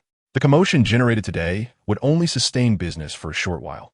Once the initial thrill-seekers failed to reveal any jadeite, the enthusiasm of the others would surely wane. Chapter 69. A visitor arrives. After acquiring his desired stone, Song Yu squeezed his way out of the crowd. The stone was quite sizable, and he feared it might damage the porcelain in his backpack. Given its considerable value, he had no choice but to cradle it in his arms. This trip to Zheng City had fulfilled both of his objectives.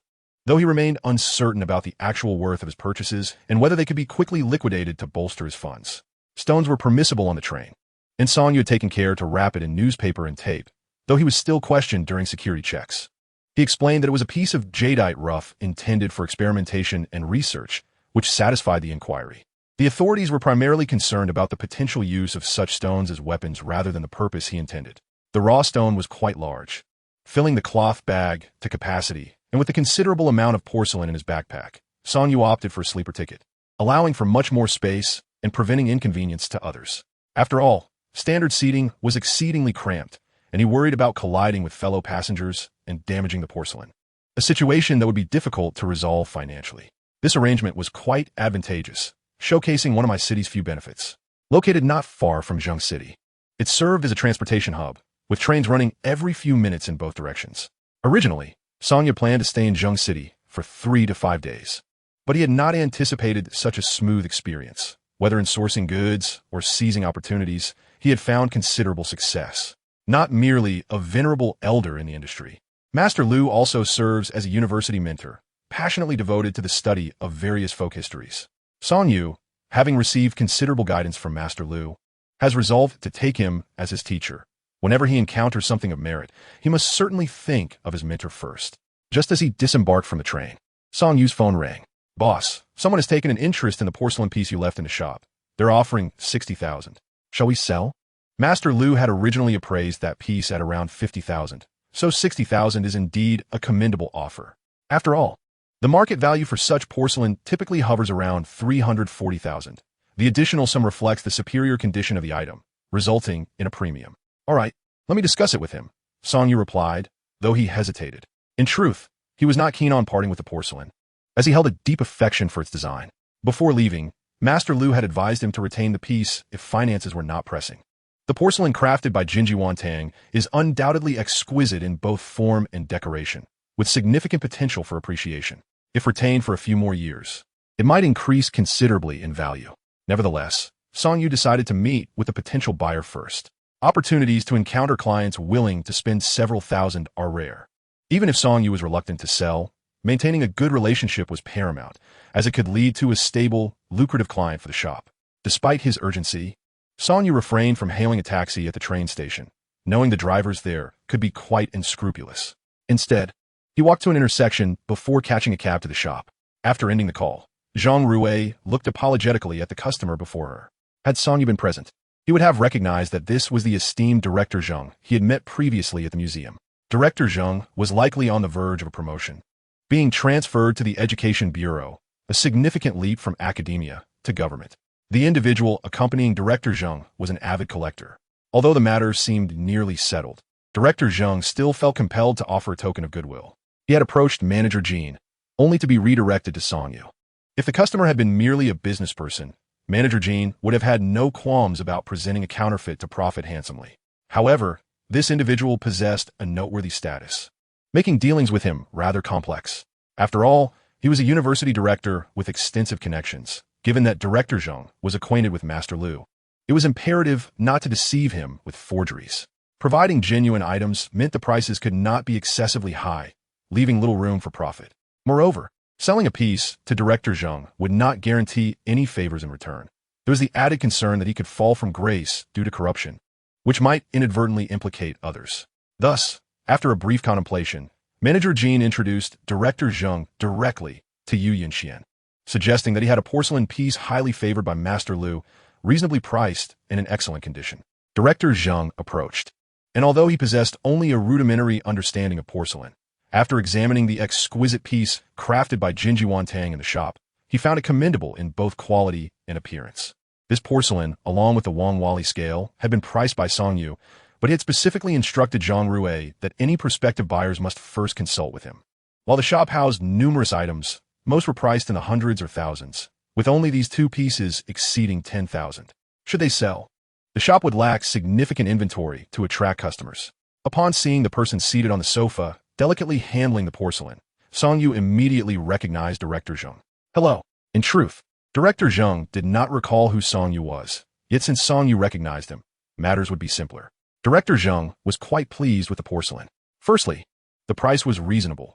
He had familiarized himself with the market for Jinji Wantang porcelain, and although this piece was a tribute to Su Shichong from an official kiln, it did not compare favorably to other official kiln wares from various dynasties.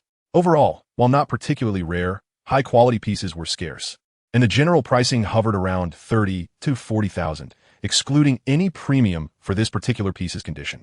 Moreover, the quality of the porcelain was indeed exceptional. Otherwise, it would be improbable for the well-versed Lu Lao to have spent an entire afternoon studying it. Given that Song Yu recognized him, purchasing this porcelain should be a straightforward process. Mr. Song, you are truly remarkable at such a young age, owning a shop like this. After exchanging pleasantries and surveying the antique store, Director Zhang felt that Yi Youngswen exuded a more upscale ambience compared to Shuwen Studio, with a broader array of merchandise. Shuwen Studio had long been a prestigious establishment in my city, and for a young man appearing to be in his 20s to surpass, it was indeed noteworthy. Please, I am unworthy of such praise. Are you interested in purchasing this porcelain? Song Yu inquired, observing the piece in Director Zhang's hands. Indeed, I wish to acquire it as a gift for a relative who has a passion for collecting antiquities. Director Zhang appeared to be in his early 40s, at the prime of his life and career, with considerable prospects for advancement. Unbeknownst to Song Yu, Director Zhang's progress was already assured. and this gift served not as a stepping stone for his own advancement, but rather as a token for his esteemed elder. On the way, Song Yu had already contemplated the significance of this porcelain to him. Despite his personal affection for it, it was impractical to keep such an item in the store indefinitely. His choice to set up a stall at the antique market stemmed from his genuine interest in collecting and antiquities. To operate an antique shop and profit from this venture, one must transition from the mindset of a collector to that of a businessman. The sum spent on acquiring this porcelain piece was modest. As long as it aligns with market value, selling it would yield pure profit. It is unrealistic to expect to retain every item in the store. Perhaps the matter of collection can be revisited once one's wealth has sufficiently accumulated. I have ascertained that the market price of this porcelain is no less than 60,000 yuan. What do you think, Mr. Song? Director Zheng inquired, gazing at Song Yu. 60,000 is indeed a reasonable price. If Song Yu remains dissatisfied, it may be perceived as a touch greedy. No problem. I shall sell this porcelain piece to you. Song Yu's prompt agreement greatly pleased Director Zheng. Given Zheng's esteemed position, Song Yu harbored no concerns regarding deceit, and perhaps, for Zheng, the funds were not even his own to transfer to Song Yu. Some matters are best left unexamined. Zhang Rue approached to wrap the porcelain simply before handing it over to Director Zheng. Business in the shop had been moderately steady. Zhang Rue had discreetly calculated that. Following this trend, the shop would certainly not incur losses. After deducting the wages for herself and Wang Yuding, Song Yu should still earn several thousand yuan each month. This prospect filled Zhang Rue with joy, as her greatest fear was the shop facing financial ruin. What would she do if Yu Yunxian were to close down? Finding a similar job would not be easy, and most importantly, Zhang Rue did not wish to part ways with Song Yu. Being by his side was a source of contentment for her. Yesterday, Tang Xiaowan had visited the shop for a brief while, and for reasons unknown. Zhang Rue felt a twinge of inadequacy each time she encountered her. Perhaps it was due to Tang Xiaowan's remarkable figure, or maybe Zhang Rue lacked her confidence and flair for presentation. Observing the diligent Zhang Rue in contrast to her clumsy cousin, Wang Yuding, Song Yu felt a profound appreciation for her. Zhang Rue's dedication to her work significantly contributed to the shop's success. Are there any other fine items in the store? Present them for my inspection. Having acquired what he desired, Director Zheng was in no hurry to depart. Instead, he turned his attention to Song Yu. The store's inventory, while abundant and diverse, lacked true treasures. Given that his benefactor had a penchant for collecting, Director Zheng possessed a fair degree of knowledge regarding such items. Most of the merchandise in Song Yu's shop did not qualify as exceptional. Although the variety and low prices attracted many collectors from my city, they fell short for seasoned connoisseurs with considerable influence and wealth. Having purchased the porcelain, Director Zheng was curious to see if there were any other noteworthy pieces available. However, this would lead to his disappointment, as there were indeed few remarkable items left in the shop, aside from a scale beam and a few offering trays acquired during the previous collection. Director Zheng, my shop has only recently opened. The porcelain piece you purchased was among my acquisitions prior to opening, and there are truly not many good items here. You probably wouldn't find much to your liking. Bring them out for me to see. After all, I have no pressing engagements today. Director Zheng held a favorable impression of Yu Yunxian and was open to examining Song Yu's offerings. Ah, Director Zheng, had the items been procured? At that moment, a voice unexpectedly echoed from outside the door. None other than the esteemed Manager Jean of Shu Wenjai had arrived. In Chapter 71, Rare Treasures, Manager Jean came to Yu Yunxian to ascertain whether Director Zheng had successfully acquired that coveted porcelain piece. To be candid, Manager Jean had harbored intentions of purchasing it himself during his last visit, but alas, Song Yu was unwilling to part with it. Moreover, since the establishment of Yu Yunxian, Manager Jean had not once set foot inside. He merely passed by daily, yet chose to refrain from visiting. After all, competitors are often rivals, and he held a certain disdain for Song Yu, viewing him as nothing more than a mere street vendor. What significance did it hold that he had managed to open a shop, after all? However, had Manager Jean been aware that Song Yu had since taken Lu Lao as his master, his perspective might have shifted entirely. Boss Song, please excuse my uninvited presence. Manager Jean remarked, his tone cordial. Not at all. Manager Jean, your presence is always welcomed. You are, after all, an esteemed senior. They exchanged pleasantries, engaging in mutual flattery upon their first encounter. Director Zheng nodded at Manager Jean in acknowledgement, though his demeanor was somewhat frosty. He had sought out Shu Wenjai with high hopes, yet found Manager Jean offering no worthwhile treasures, instead introducing him to the establishment. Was director Zheng unaware of manager Jin's underlying concerns? While such apprehensions were perhaps justifiable, they nonetheless cast an unfavorable impression.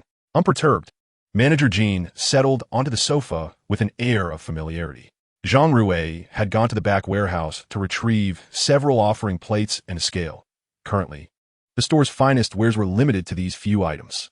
6 offering plates had been collected, leaving only 4 remaining, with a pair already sold. However, the sale of the offering plates was to a loyal customer, yielding only a modest profit. So, Director Zheng, have you acquired the items of your desire? Noticing the already packaged porcelain on the table, Manager Jin privately scoffed at Song Yu's youthfulness. Song Yu had little to discuss with Manager Jin, who seemed overly mercantile. While such a disposition might ensure profitability in business, it was hardly endearing. For Song Yu, the act of collecting held profound significance, serving as a means to cultivate one's spirit. When tainted by excessive commercial interests, the essence was inevitably distorted. In haste, he had neglected to unpack his belongings from his backpack. Rising, he first placed the fabric pouch containing jade raw stones into the warehouse. He then retrieved several pieces of porcelain along with a book from his bag. Both Manager Jin and Director Zheng were drawn to Song Yu's flurry of activity. However, their attention remained primarily on the porcelain displayed on the table, while the tattered book held little interest for them. Upon arriving at the store today, Zhang Rui had informed Director Zheng that the boss was out in Zheng City procuring goods. Manager Jin, remaining silent, observed with intrigue. He too was curious about the depths of Song Yu's discernment. If the lad had stumbled upon a few bargains, one might attribute it to luck. Yet if he were to unearth further treasures, it would indeed indicate that he possessed more than mere fortune. Indeed, this outing has yielded some rewards. Although I remain somewhat unclear about the items I acquired, I shall consult with old Lu in a few days to seek his guidance. Song Yu held in his hand a nameless tome of peculiar nature. Both Manager Jin and Director Zheng merely glanced at it before dismissing it. As he stored the book away, Song Yu removed the newspaper that enveloped several exquisite porcelain pieces. Despite minor flaws or imperfections, their charm remained intact. Manager Jin did not pay much heed to Song Yu's acquisitions, offering only a cursory glance. Yet, that fleeting gaze fell upon a striking yellow ground floral bowl, capturing Manager Jin's undivided attention, rendering him unable to look away. This, indeed, was a remarkable artifact. Manager Jin summoned all his composure, striving to maintain a facade of indifference, concealing any signs of his intrigue. This bowl is quite fascinating, he remarked. Director Zheng, too, was drawn to the porcelain bowl among the collection. He picked it up, examining it closely. The porcelain was exquisitely crafted, reminiscent of contemporary artistry. Yet, in his grasp, it exuded a substantial weight.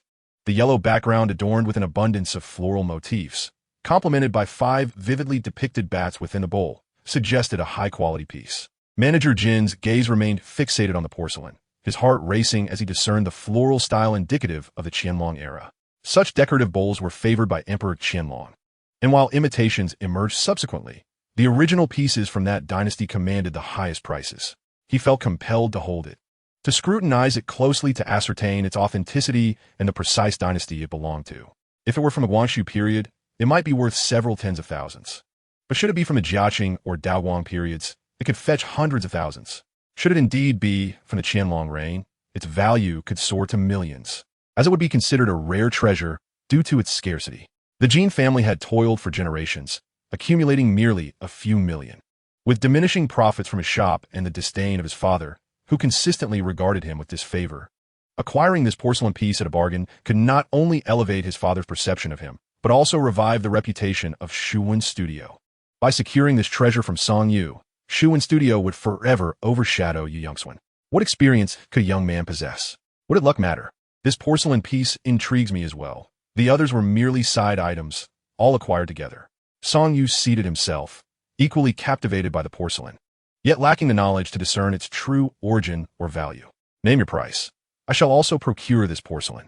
Director Zheng, increasingly convinced of the bowl's exceptional nature, began to entertain the thought of acquiring it himself. Upon hearing this, Manager Jin felt his heart leap into his throat, unable to contain his anxiety, fearing that Song Yu might sell the piece to Director Zheng at a bargain. Young Song, please sell me this porcelain. I, too, find it quite appealing. How does 100,000 sound? As Manager Jin spoke, both Song Yu and Director Zheng sensed that something was amiss. The astute Jin Zhongguei has certainly honed his discernment over the years spent learning from his father. having encountered an array of artifacts.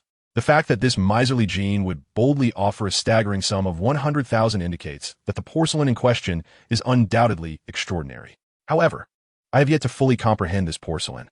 I shall conduct further research before making any conclusions. Jean Zhongguo, exasperated to the point of wanting to pound his thigh, found himself in a rush to bid, spurred by the interference of that fellow, Mr. Zhang. Had it not been for this disruption, he would have confidently inquired about Song Yu's lower offer, believing he could secure the porcelain for himself. Now, however, he is startled to prey, as Song Yu has taken the porcelain directly from Director Zhang without granting him a glance. Jean Zhongguo, with eager anticipation, put on a facade of cordiality. The price, after all, is negotiable. Young Song, what do you deem to be a fair price? Alas, despite his youthful appearance, Song Yu is not easily deceived. Jean Zhongguo, I must consult my mentor before making any decisions. For now, I'm not prepared to sell. However, if you're truly interested, I am willing to part with these other pieces of porcelain. Song Yu maintained a subtle smile. He held a favorable impression of this porcelain and would not relinquish it so readily. Chapter 72, A Million. Mentor? Who is your mentor? Jean Zhongguo could not restrain his curiosity upon hearing Song Yu's words. It is evident that someone with Song Yu's background, transitioning from a street vendor to an antique shop owner, must have guidance from someone significant. Otherwise, with so many vendors around, why would others not open shops as well? While a mentor may introduce one to the door of knowledge, personal cultivation is crucial thereafter.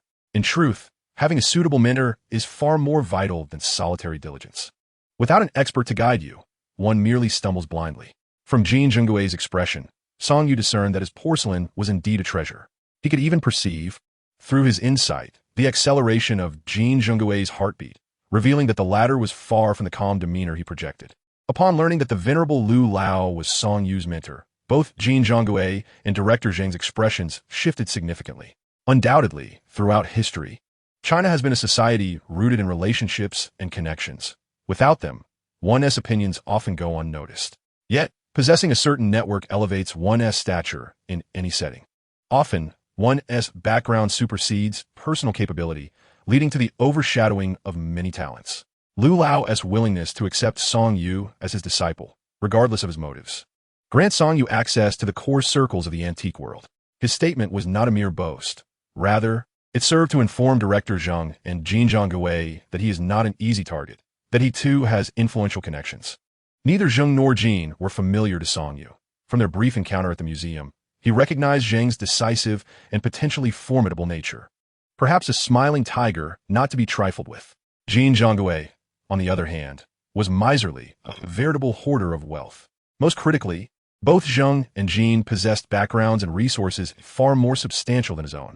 Before Song, you could ascertain the precise value of the porcelain before him. Should two individuals forcefully insist on purchasing it, even resorting to pressure, it would undoubtedly lead to considerable complications. Indeed, upon discovering the relationship between Song Yu and the esteemed Mr. Lu, the expressions of the two individuals shifted significantly, their disdain for Song Yu diminishing considerably. Although Mr. Lu is merely a scholar, a teacher within the academic realm, and holds a lesser status than the present Director Zhang, the connections that this venerable educator possesses are substantial. Several of Mr. Lu's students occupy positions far superior to that of Director Zhang. A scholar devoted to the pursuit of knowledge is, of course, held in high esteem, and his social standing is far from insignificant. Perhaps Master Jean has discerned the provenance of this porcelain. It would be enlightening for him to share his insights. Director Zhang also recognized that Song Yu had no intention of selling, and the apparent value of the porcelain seemed considerable, provoking envy in one as seasoned in the antique trade as Master Jean. With a sigh, Master Jean muttered inwardly about Song Yu's remarkable fortune. If I am not mistaken, this should be a palace bowl with foreign-colored yellow ground, produced from the second year of the Qianlong reign, highly cherished by the emperor and replicated in subsequent dynasties. Young Song, it's quite all right if you do not wish to sell. May I at least have the opportunity to examine it? Master Jean expressed his curiosity regarding whether this porcelain indeed originated from the Qianlong period or was merely a later imitation. After all, as a purveyor of antiques, encountering such exquisite pieces is simply irresistible. To possess it would be a stroke of luck, but even to handle it is a rare privilege. Despite having assisted his father in the business for many years and gradually rising to the position of proprietor, Master Jin's encounters with truly valuable items have been few, and not every antique is a national treasure. The genuine treasures that have passed through his hands are indeed scarce. Yet this piece before him undoubtedly holds that potential. Having been immersed in the world of antiques from a young age, Master Jin's familiarity with various artifacts and curiosities surpasses that of many university professors. He excels in discerning the authenticity of items, yet he struggles when it comes to articulating the cultural heritage behind them. Songyu, confident that Master Jin would not abscond with the porcelain, handed the bowl over. As Master Jin held it, he meticulously examined the piece, beginning with the mark on the base, made during the Qianlong era of the Great Qing. His breath quickened at the realization, though the possibility of it being a later imitation still lingered. Generally speaking, such imperial wares seldom underwent alterations, as they were intended for the emperor's use. This large bowl could very well have been used by the Qianlong emperor himself. With pristine condition and a scarcity in existence, this piece is undoubtedly of exceptional quality. Yet, even with Master Jin's discerning eye, he found it challenging to determine whether this bowl was genuinely from the Qianlong period or a later creation imitating the style of that era. As he set the porcelain down, Master Jin's gaze fixated on Songyu, who felt a distinct unease under such scrutiny. Master Jin, why do you gaze at me rather than the porcelain? In comparison to others, this young Song, likely just in his early 20s, is both handsome and accomplished. Already managing an antique shop and having Mr. Liu as his mentor, one could say his future is boundless. What infuriates me the most is how fortunate this fellow can be. That exquisite porcelain crafted by Jinji Wantang was already a tremendous fortune for Songyu. And now this is an even more unimaginable stroke of luck. It's akin to winning the lottery. I estimate that Songyu acquired these pieces for merely a few thousand yuan. Contemplating this, Manager Jin felt an overwhelming surge of jealousy. Yet, there was little he could do. The items belonged to someone else, and he could only indulge in a fleeting admiration. If I am not mistaken, young Song, you have indeed stumbled upon a remarkable treasure. This is an imperial artifact. At first glance, it seems authentic, though I cannot ascertain if it originates from the Qianlong period. If it truly is from that era, its market value would undoubtedly exceed 2 million. Upon hearing this, several individuals in the shop, including Director Zheng, gasped in astonishment. 2 million? That is no trivial sum.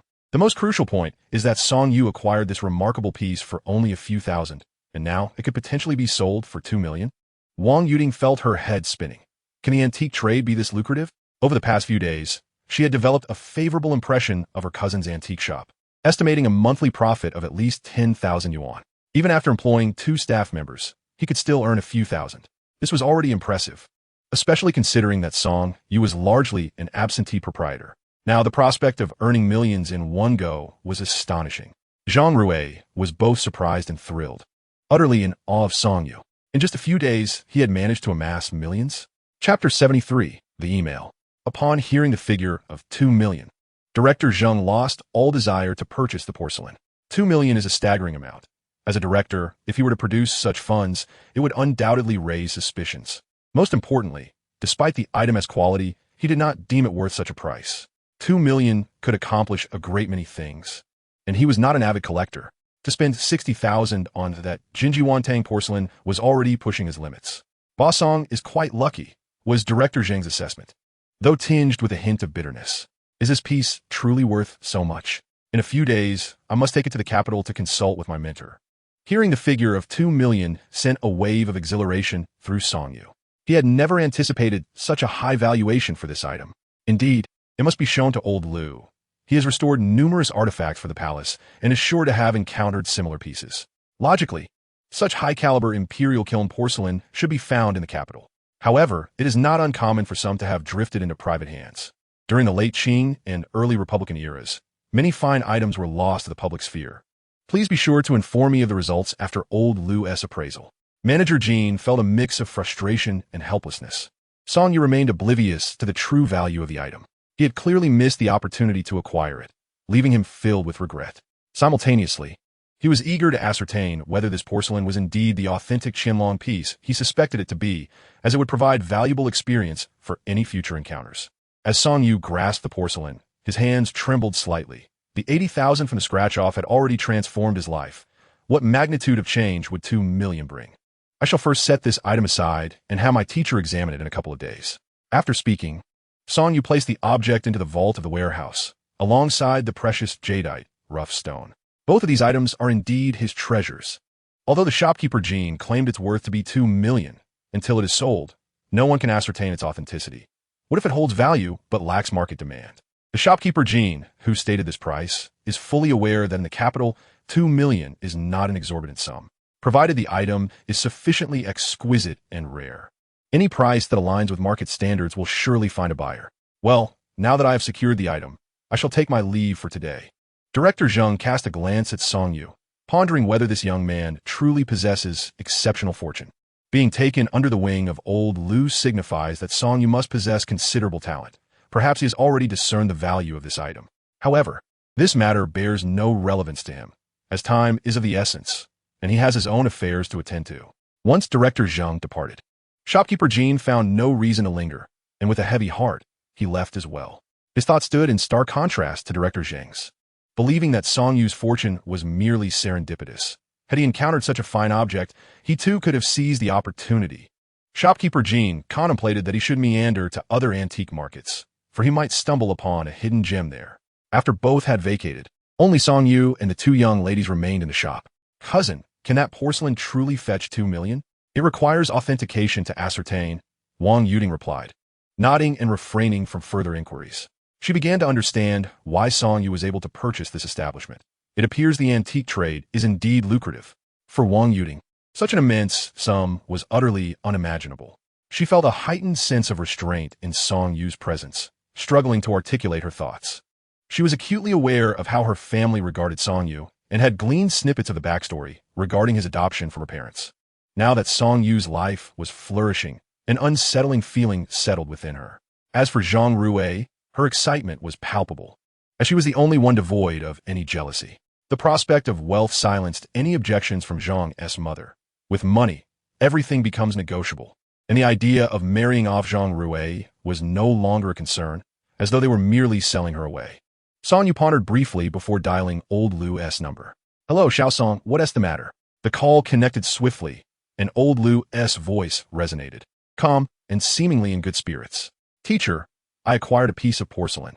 Shopkeeper Jean said he couldn't be certain, but it might be a Qianlong official kiln-s floral bowl. Oh, upon hearing this, old Lu's interest was piqued. How much did you pay for it? Was it an expensive purchase? When assessing the authenticity of an item, the acquisition price is indeed a significant factor. I acquired it along with several other pieces, totaling 6,000. Here's what you should do. Contact Xiao Huang to assist you in taking some photographs and email them to me. Though old Lu was of considerable age, he remained quite fashionable and adept at using email. In about a month, there will be an auspicious day. Prepare yourself and come to the capital in 2 weeks. Lu Lao held Song Yu in high regard. Although the apprenticeship ceremony need not be overly grand, it was essential to select an auspicious day. Rest assured, I shall send you an email in the next few days, he affirmed, and I will bring the items over shortly thereafter. Emailing was indeed a wise approach. Teacher Huang possessed a high-definition camera that could assist in capturing photographs. Even in the absence of the actual objects, Lu Lao's expertise would allow him to discern their value with remarkable accuracy. Moreover, the price quoted by Master Jean was rather daunting. 2 million was exorbitant, and Song Yu wished to form a preliminary assessment. He contacted Teacher Huang, who readily agreed to meet the following morning. Once this item is authenticated, should it truly be worth such a sum, I shall treat you all to a grand feast. Song Yu mused as he carried the porcelain piece, feeling somewhat uneasy leaving it in the shop. He decided to take it directly to the school for Teacher Huang to photograph. According to the narratives portrayed in dramas, if the porcelain were genuinely valued at 2 million, renting a safe deposit box at the bank to store it would not be excessive. As Song Yu departed with the item, Wang Yuding appeared somewhat dazed. Clearly, the prospect of 2 million had a significant impact on her. Xiao Ruei, why is my cousin so remarkable? She pondered. The boss has always been exceptional. Zhang Rui's words left Wang Yuding in contemplative silence. Indeed, Song Yu had always stood out. Once the value of the porcelain was confirmed and a sale was made, it would resolve any financial shortages. Even if he simply deposited the 2 million in the bank or invested it entirely in real estate for rental income, it would suffice for Song Yu's livelihood. However, for him, this was merely the beginning. Chapter 74, Fortune, What to Do with Newfound Wealth. Each individual possesses their own answer. Yet possessing ample wealth can cause everything around you to revolve in your favor. In the face of money, ideals and dignity often pale in significance. The reasons behind Song Yu and Zhao Yu's separation were multifaceted, Yet the fundamental cause could be distilled into a single word: money. Had Zhao Yu known of Song Yu's current affluence, she might have knelt to implore his reconciliation, readily undertaking those things she once resisted.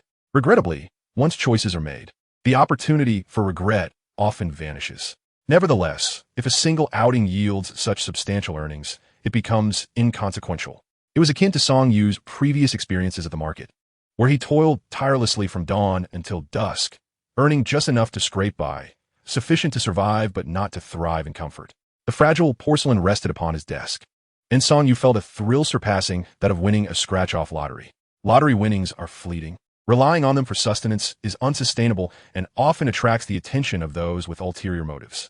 However, the world of antiques and gambling stones is distinct, being a niche realm that values orderly heritage and the serendipity of finding hidden gems, reliant on personal fortune and discernment.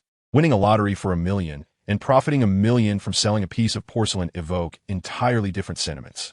No one would suspect that Song Yu's success stemmed from his keen eye and the protective guise afforded by his relationships with the antique shop owner and Lu Lao's disciples. Early the next morning, Song Yu hurried to the normal university where Professor Huang taught. The educational resources in Hunan province are rather inadequate, and this normal university stands as one of the finest in the region. Although my city is not particularly large, it boasts several universities, contributing to a vibrant atmosphere. Professor Huang, a history department faculty member, is typically not very busy. However, he had arranged to meet Song Yu today, arriving early as well. History and antiques are worlds apart. While antiques can evoke the history of a certain period, it is indeed a tall order to expect history scholars to appreciate ancient artifacts. Boss Song, I hear you have opened an antique shop. I must visit when time permits. Upon entering Professor Huang's office, Song Yu was greeted warmly by him. Regarding the incident with Ma Tianming, Professor Huang acknowledged his share of responsibility, but now that Ma Tianming had been dismissed, the entire school had undertaken a review of the teacher's ethical conduct, revealing several individuals who had tarnished the profession. Not a problem. You are most welcome. As Song Yu approached Professor Huang, he carefully retrieved a large porcelain bowl from his backpack, handling it with utmost delicacy to avoid any damage. Is this the piece from the Qinglong Imperial Kiln? Professor Huang adjusted his glasses, visibly intrigued. This is indeed a rare find. I even looked up relevant information yesterday. However, he could not discern its authenticity or specific era merely by holding it. I truly cannot tell its authenticity, but I did research yesterday, he stated, pulling out a high-definition digital camera to capture images of the porcelain while speaking. This porcelain began production in the second year of the Qianlong reign, with records in the Imperial Household Department indicating that the emperor greatly favored this yellow-ground floral bowl and requested additional pieces to be made. The design features 6 flowers intertwined, creating a vibrant floral display, while the interior showcases 5 red bats. If this porcelain were from a folk kiln, it might merely signify 5 blessings arriving. But in the context of an imperial kiln, this specification signifies heavenly blessings abound. If this piece indeed dates back to the Qianlong period, the emperor must have used it. Circling the porcelain to capture multiple angles, Professor Huang displayed evident expertise, likely stemming from prior experience in photographing artifacts. What makes this porcelain particularly unique is its decorative style. The floral designs differ markedly from traditional Chinese painting techniques, having drawn inspiration from Western art influenced by the Baroque style. This technique of foreign color has now been entirely lost. Professor Huang's insights enrich Song Yu's understanding of the porcelain.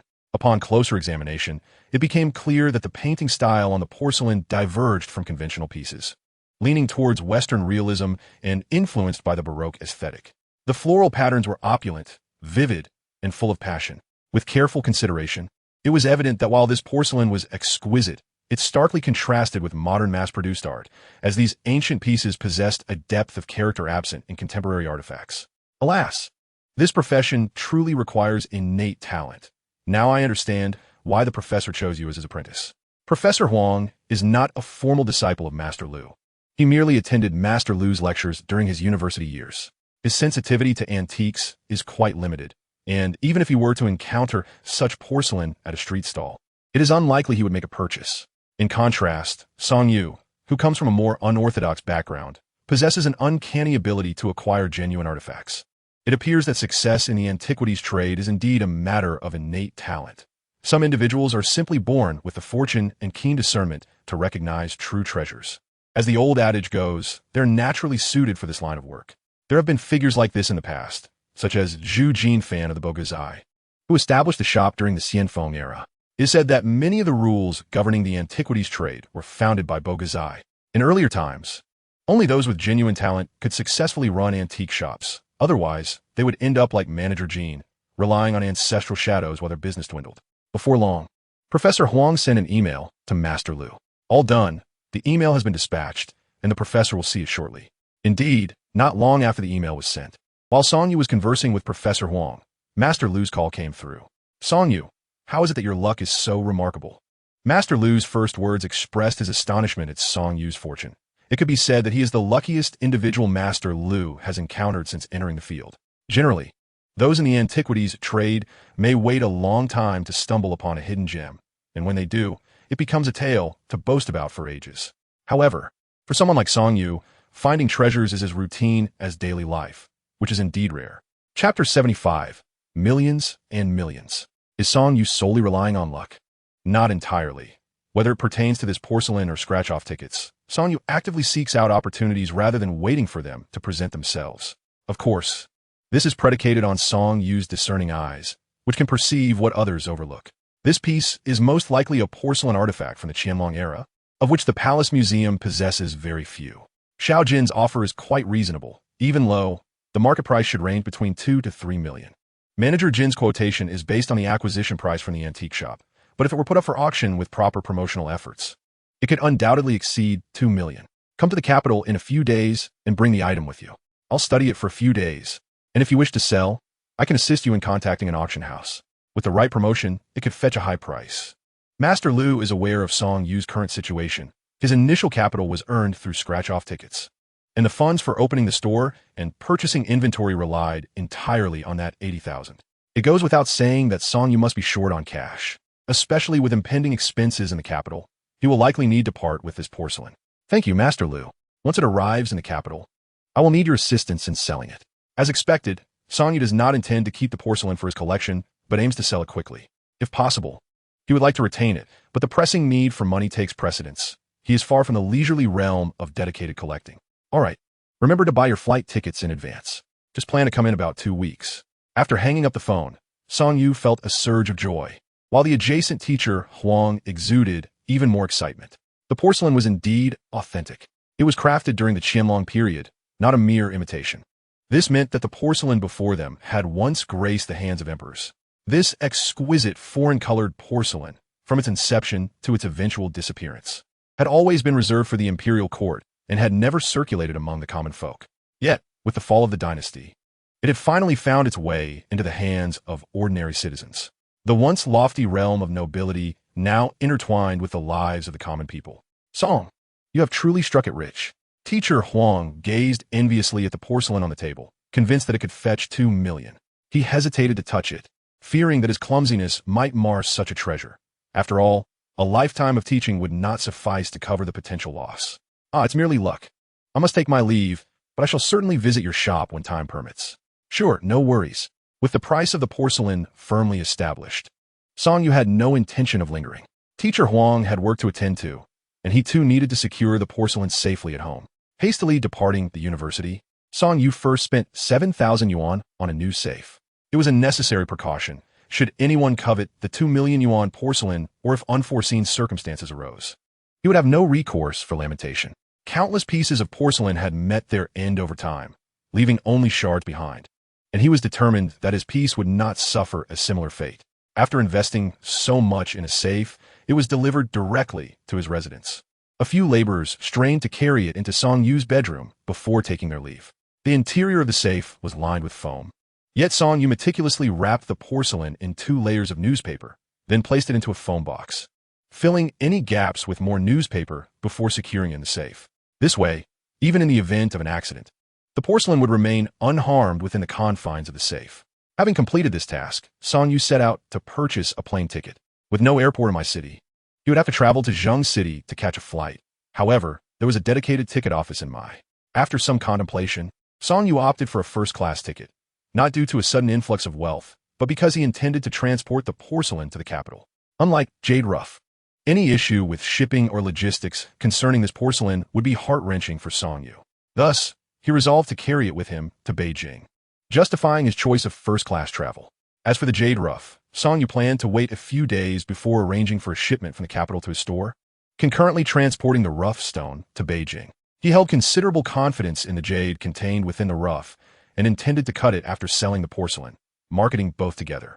Song Yu envisioned using the proceeds to invest in a property or a shop in the capital. He was optimistic about the trajectory of real estate prices in Beijing. Indeed, in recent years, property values in both my city and Zheng City have been steadily on the rise.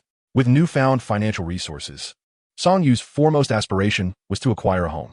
I must say that Song Yu's perspective is undoubtedly astute. In the forthcoming years, the real estate prices in the capital are bound to soar to an alarming height. In recent years, once the property prices in the capital breached the 10,000 mark, they have been on an upward trajectory ever since. A visit to the capital necessitates a place to stay, and Song Yu, being ambitious, recognizes that having a shop in the antique market at Lilikang or Panjiayuan would signify a true establishment. Not to mention, even the house he rents in my city has sparked his desire to purchase it. It is a well-known fact that money does not last long.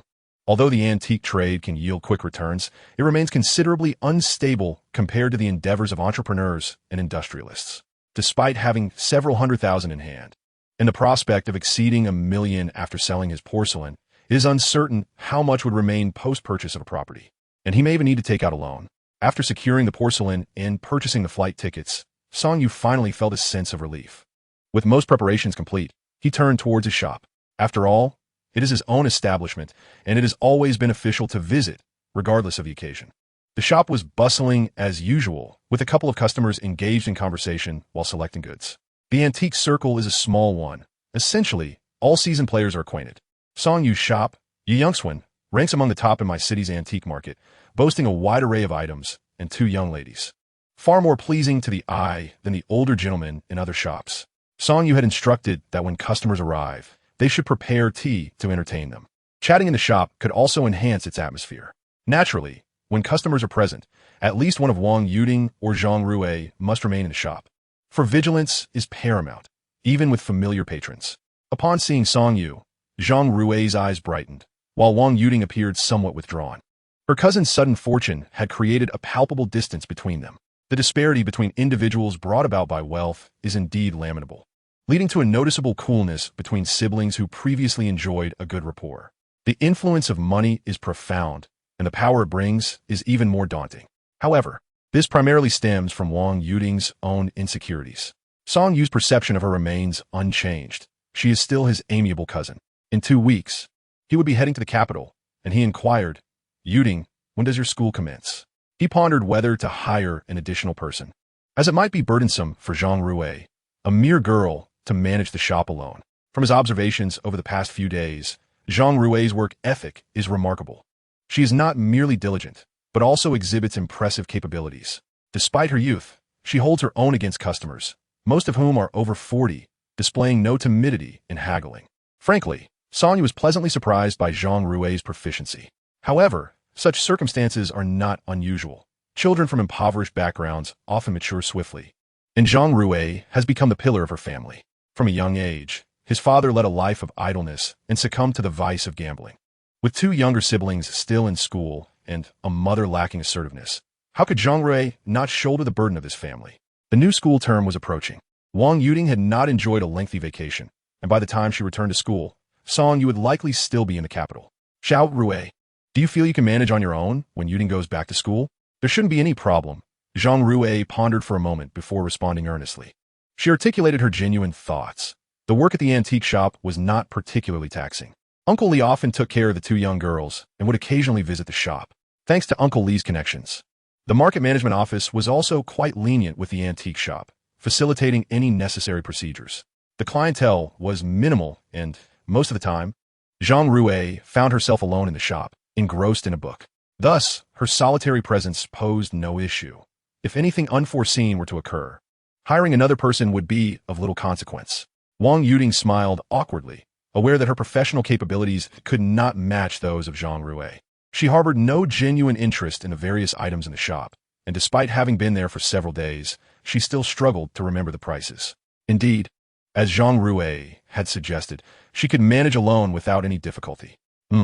Song Yu mused, acknowledging that the need to hire another person was unnecessary. Cousin, my mother has been persistently inquiring about where I am working these days.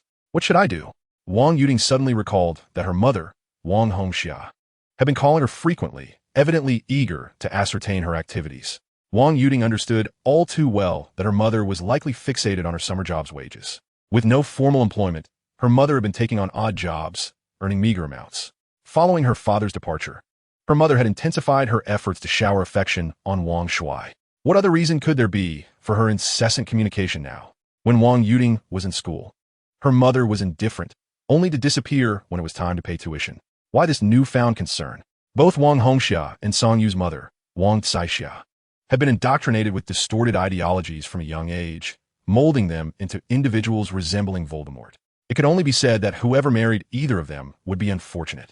Wang Yuding shared this concern with Song Yu, hoping to spare him any potential trouble. She wished to keep her summer job hidden from her family, and it was evident that Song Yu, operating the antique shop, would prefer the same discretion. Wang Yuding stood by Song Yu's side, even believing that he ought to sever ties with his family altogether. Song Yu nodded, not overly concerned, given the previous performance before their parents. As long as Wang Yuding remained silent, the existence of the shop should remain undisclosed. With the broadening of his horizons, he gradually ceased to dwell on family matters. The first time he won 800,000 from scratch card, he felt a mixture of confusion and excitement. However, now possessing a shop capable of selling porcelain worth over 2 million had instilled in Song Yu a profound sense of confidence. In the future, not only would there be millions, but perhaps even tens of millions or hundreds of millions. What impact could those trivial family matters truly have? Did they genuinely wish to bind him with moral obligations for a lifetime? While his parents indeed provided him with the essentials of upbringing, their emotional investment was rather scant, let alone any semblance of love or affection. Regardless of their tumultuous behavior, he remained steadfast in his resolve. Wealth inevitably altered his perspective on various matters. Song Yu adhered to his own moral compass, refusing to be ensnared by blind ethical obligations. Just refrain from disclosing that this establishment is mine. If inquiries arise, simply state that I co-own it with someone else and offer no further explanations. The two young girls nodded in agreement, clearly having no objections to Song Yu's instructions. As a customer arrived at the shop, Song Yu retreated to the warehouse to retrieve a piece of jade rough. Though modest in size, the jade within was substantial. Over the past few days, Song Yu had scoured the internet for information, endeavoring to familiarize himself with the rudimentary knowledge of jade. However, the online resources of this era were exceedingly limited, lacking any truly valuable insights. Even in later times, the realms of antiques and jade remained shrouded in mystery. Song Yu was aware that the jade possessed commendable quality in both translucency and hue, though it did not reach the legendary status of glass-like imperial green. It was nevertheless a rare gem. He found himself unable to assess its precise value. Although the antique market did feature stores selling jewelry and gemstones, he was uncertain whether they possessed the machinery to cut stones. Furthermore, with my city in close proximity to Zheng City, the merchandise in local shops was primarily sourced from Zheng. It was plausible that news of his porcelain acquisition had already spread from the esteemed shopkeeper Jean. Should he emerge with a piece of jade, it would certainly attract undue attention. As anticipated, word of Song Yu's fortunate acquisition of a 2 million yuan porcelain piece had circulated from Shuan Studio. It might have originated from the shopkeeper himself, or perhaps from an eavesdropping assistant. Regardless, the news swiftly permeated the entire antique market. What does finding a bargain truly mean? For those who frequent the antique market, earning a few hundred yuan could be considered a fortunate find. But 2 million? That was not merely a bargain, it was a windfall. Unbeknownst to him, he had already become a legendary figure within the antique community. Chapter 77. Absurdity. 2 million, a staggering sum. Those who frequently navigate the antique market are often divided into extremes. Among collectors, they can be generally categorized into several groups. Some are ordinary individuals with limited financial means, representing the majority of collectors. Others possess a certain economic foundation and social standing, often nurtured by familial influence or artistic pursuits, leading them to a passion for collecting. Of course, the antique trade is replete with various pretentious individuals, predominantly affluent entrepreneurs who have struck it rich overnight or those who have prospered through unorthodox means. Their sudden wealth compels them to acquire items to bolster their public image. And collecting antiques may serve as a stepping stone to elevate their taste and gain entry into elite circles. Ironically, These individuals are often the most susceptible to being taken advantage of. The disparity among antique shop owners and street vendors is equally pronounced. Those struggling barely scrape by, while those thriving may enjoy 3 years of prosperity from a single opening. However, regardless of the individual, 2 million is a sum substantial enough to provoke envy. While Song Yu was preoccupied with the jadeite raw stone in his shop, several familiar stall owners arrived. "Where's Boss Song? Such a significant event. Why has he not shared it with us?" they exclaimed. "Indeed, let's also behold this $2 million porcelain." The group entered the shop, eagerly surveying the surroundings and immediately requesting to see Song Yu's porcelain.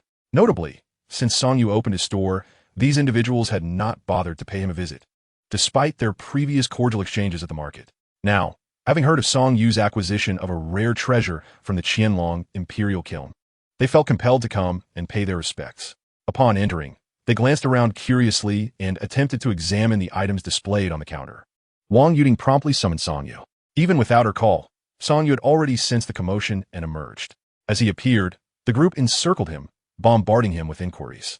Yet, the crux of their curiosity centered solely on whether Song Yu had indeed purchased a piece valued at 2 million in the market. "Boss Song, now that you've struck it rich, do not forget us, your brothers."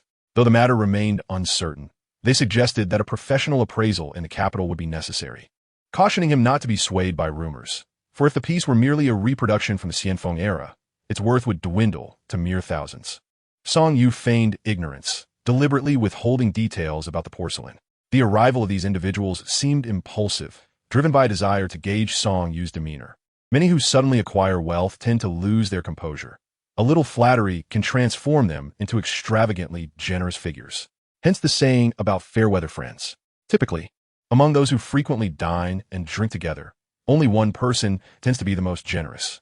Regrettably, Song Yu was inherently composed, possessing a clear understanding of interpersonal dynamics. Did they truly believe they were close acquaintances?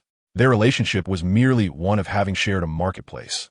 The distinction from strangers was often just a few exchanged greetings. "Manager Jean has stated that your porcelain is nearly certain. Quickly bring it out for us to see," they urged. "It is not here. I've already put it away." Song Yu retorted. "What a jest. Why would I show it to you?" If it weren't for their shared business environment, Song Yu would have wished to dismiss them outright. Observing Song Yu's indifference, one man grew increasingly impatient. Yet, beneath his impatience lay a deeper envy. They had all once been stall owners together, and while he had suddenly prospered, earning 2 million, it was a bitter pill to swallow. The saying that rivals are often found among peers had never felt truer. "Put away? Are you afraid for us to see it? Do you truly believe that opening a shop elevates your status?" Song Yu was taken aback by the audacity of this man, who dared to come to his shop and sow discord. "If I show it to you, and it gets damaged, who will compensate me?"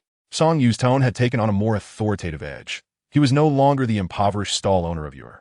The others, sensing the tension between the two, fell silent, aware that a confrontation was brewing. Upon entering Song Yu's shop, I was utterly astonished by the decor. Overhearing a conversation between a few individuals and Song Yu, I couldn't help but utter a tinge of sarcasm. Now, with everyone suddenly fixated on me, my face flushed crimson. "I am about to open my own shop, right across from yours. We shall see." This left Song Yu feeling quite perplexed. What connection did opening a shop have with him? This fellow truly regarded himself as my imagined rival. "Ahem, may your business flourish, Boss Song." The remaining few felt awkward lingering, exchanged a few words with Song Yu, and subsequently departed.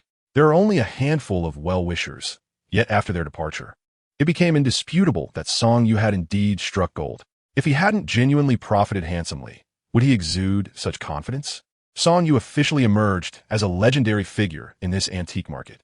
After 3 years of market trading, he experienced a moment of enlightenment, continuously unearthing treasures and amassing wealth, ultimately becoming a millionaire. It feels almost as if one is listening to a tale, does it not? Oftentimes, reality is more extraordinary than fiction, with some occurrences so absurd that even stories dare not depict them. For instance, Wang Caixia and Wang Hongxia, this brother-sister duo, found themselves in a quandary. After much effort, someone had introduced a match for Wang Shuai, and the two seemed to hit off. Admittedly, she might not be the most attractive, but at least she is a woman, capable of continuing the Wang lineage. However, the potential suitor had her own prerequisites. A house was a necessity. Wang Shuai currently resided with his elderly parents in a cramped, outdated home of over 80 square meters, where 3 individuals already felt crowded. in his room. Merely turning over could easily be overheard by the neighbors. Where'd a house come from? This predicament left both sisters distressed, not out of concern for their child, but rather for themselves. These two sisters were remarkably diligent. Their parents, who managed to raise such capable siblings, were exceptional. Song-Yu's grandparents tirelessly endeavored to instill values in their two daughters. As for the only younger brother, whom could they rely on if not their two sisters? Chapter 78, The End of Affection. As the saying goes, one must look out for oneself, lest the heavens punish them. This statement holds profound truth. Wang Caixia and Wang Hongxiao appear to dote on their younger brother, yet their motives are ultimately self-serving. In their minds, they are integral to the Wang family, and the family's prosperity hinges upon their actions. Furthermore, having been indoctrinated by their parents over the years, being kind to their brother fulfills their psychological needs, even placing their own family second. At times, Song-Yu contemplates the significance of his mother and aunt's lives. They seem almost conditioned by their parents, devoid of independent thought. Wang Hongxia's ongoing communication with Wang Yuding is not merely an interest in her summer job earnings, but rather a fascination with the savings accumulated by Wang Yuding's father over the years. By reaching out to Wang Yuding, she aims to express long overdue concern for her daughter and, in doing so, reconnect with her husband who works away from home. One evening, just after closing the shop, Song-Yu's phone rang unexpectedly. Glancing at the caller ID, he noted it was Wang Caixia. "Hello, please come to the house. I need your assistance." Wang Caixia's tone was unequivocal, directly instructing Song-Yu to come over. "What for?" "You will know once you arrive," she concluded before abruptly hanging up. Song-Yu shook his head, intending to inform them about his plans to travel to the capital. Once he was in Beijing, he anticipated that family matters would cease to trouble him. Having recently acquired the ability to see through objects, he had earned his initial fortune through scratch-off tickets, and now, as he stood on the brink of establishing his own antique shop and nearing his first million, the burdens that once constrained him seemed trivial. In the past, earning a few thousand yuan each month had brought him anxiety, and the disharmony within his family had left him despondent, leading him to believe there was no future in sight. Family and relatives appeared to be his only salvation. However, once he truly had capital, the landscape shifted dramatically. Choices multiplied, and life was no longer fraught with compromise. He could pursue his desires freely. As for his parents and domestic affairs, Song-Yu found himself less concerned. These matters seemed devoid of significance, merely adding to his troubles. Arriving home, he knocked on the door, and his mother, Wang Caixia, promptly opened it. It was quite a rarity to see Song-Yu wearing a smile. Observing his mother's demeanor, he sensed that she had something to ask of him. "You're here? Let us eat first." Her overtures felt somewhat out of place. From the past incidents in their household and his parents' attitudes, this was decidedly unusual. After the meal, he said, "If there is something on your mind, please just say it." Song-Yu wished to avoid prolonging the conversation and preferred to resolve matters swiftly. "How is your antique shop faring?" Wang Caixia appeared hesitant, seemingly struggling to broach the subject. "It's going well, the shop is open, and I borrowed money from someone to fund it." Upon hearing this, Wang Caixia's expression shifted dramatically. "Borrowed money? How much?" 100,000. "We each contributed 50,000. Secured a storefront, and I used my savings to stock some inventory. I'm currently left with nothing." The revelation that Song-Yu had spent over 100,000, and that it was borrowed, nearly caused Wang Caixia to faint from exasperation. In her eyes, what belonged to him was in fact hers. She believed that his meager antique shop would surely yield no returns. With such a substantial amount, what will you do if it fails? Witnessing Song-Yu's nonchalant demeanor only fueled her anger. "All right, I did call you here for a reason. Bring your ID tomorrow, and come with me to handle some paperwork." "What paperwork?" he inquired. "A loan. Your uncle has found a suitable match for himself. Someone who appears grounded and practical, unlike your previous partner." Wang Caixia's words left Song-Yu baffled. "A loan? Even if she is my mother, how can she speak so thoughtlessly? Tomorrow, we will see how much you can borrow. Your aunt and I will contribute to help with the down payment for your uncle to buy a house. And who will repay this loan?" Wang Caixia's eyes widened, as if Song-Yu had asked an exceedingly foolish question. "Of course, you should repay. Haven't you made money from running a shop? Moreover, purchasing a house for your uncle is only fitting, isn't it? We are family, and we ought to support one another." Song-Yu felt a surge of indignation. Were it not for the fact that this woman was his nominal mother, he would have certainly kicked her and stormed off. Why should he take out a loan to buy a house for someone else? Just because his uncle is human, does that mean he is not? Song-Yu had a multitude of things he wished to articulate, but upon gazing at the woman before him, he held his tongue. "I have no money, and I do not wish to take out a loan. If you want to buy him a house, then you should take out the loan yourself.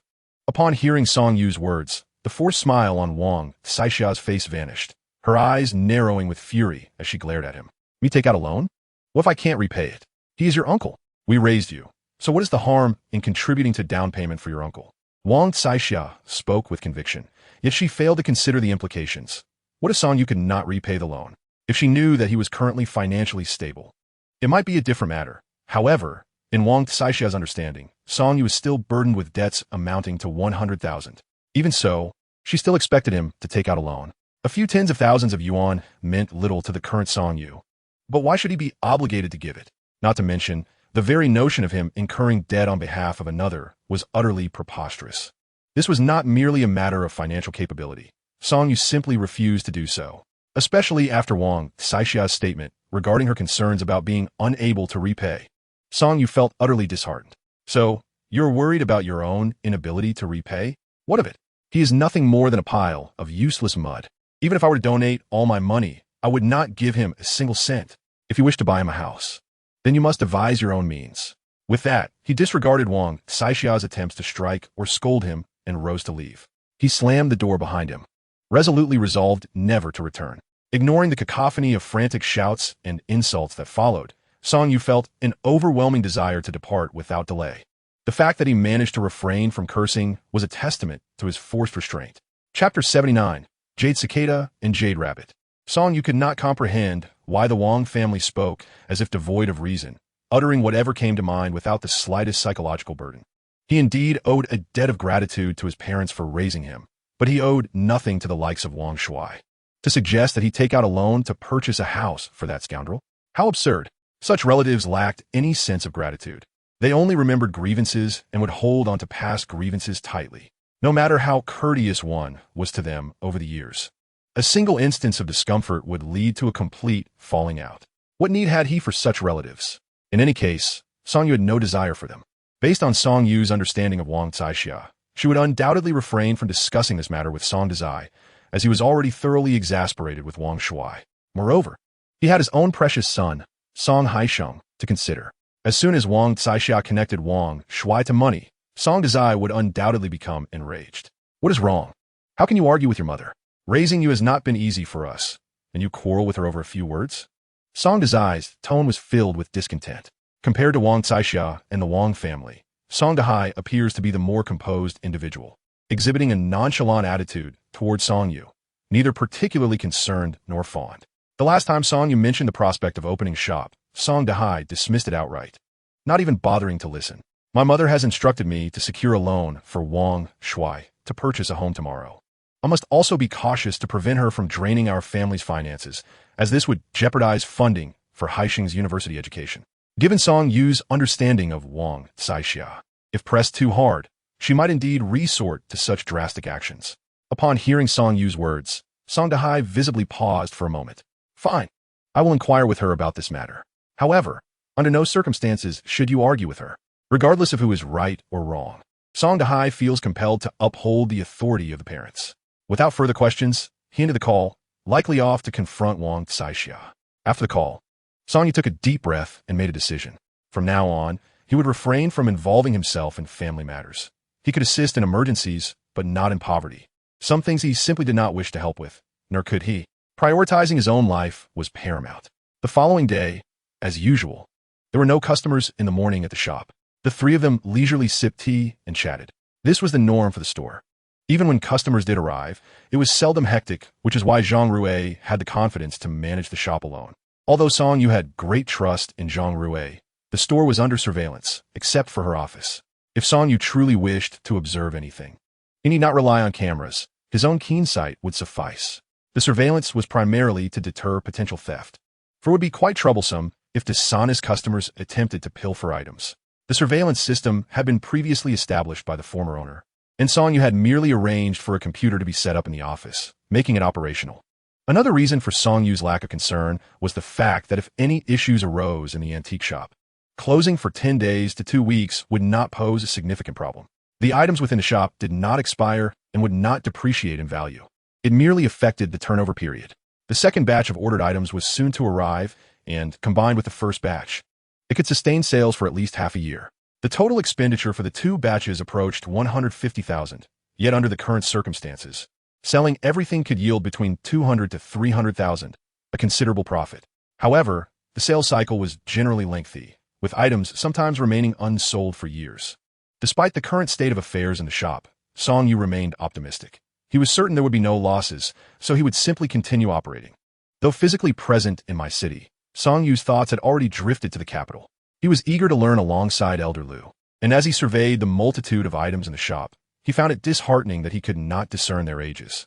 When scouring for bargains outside, he often lacked awareness of the true value of the items he purchased, making it all too easy for lucrative finds to slip through his fingers.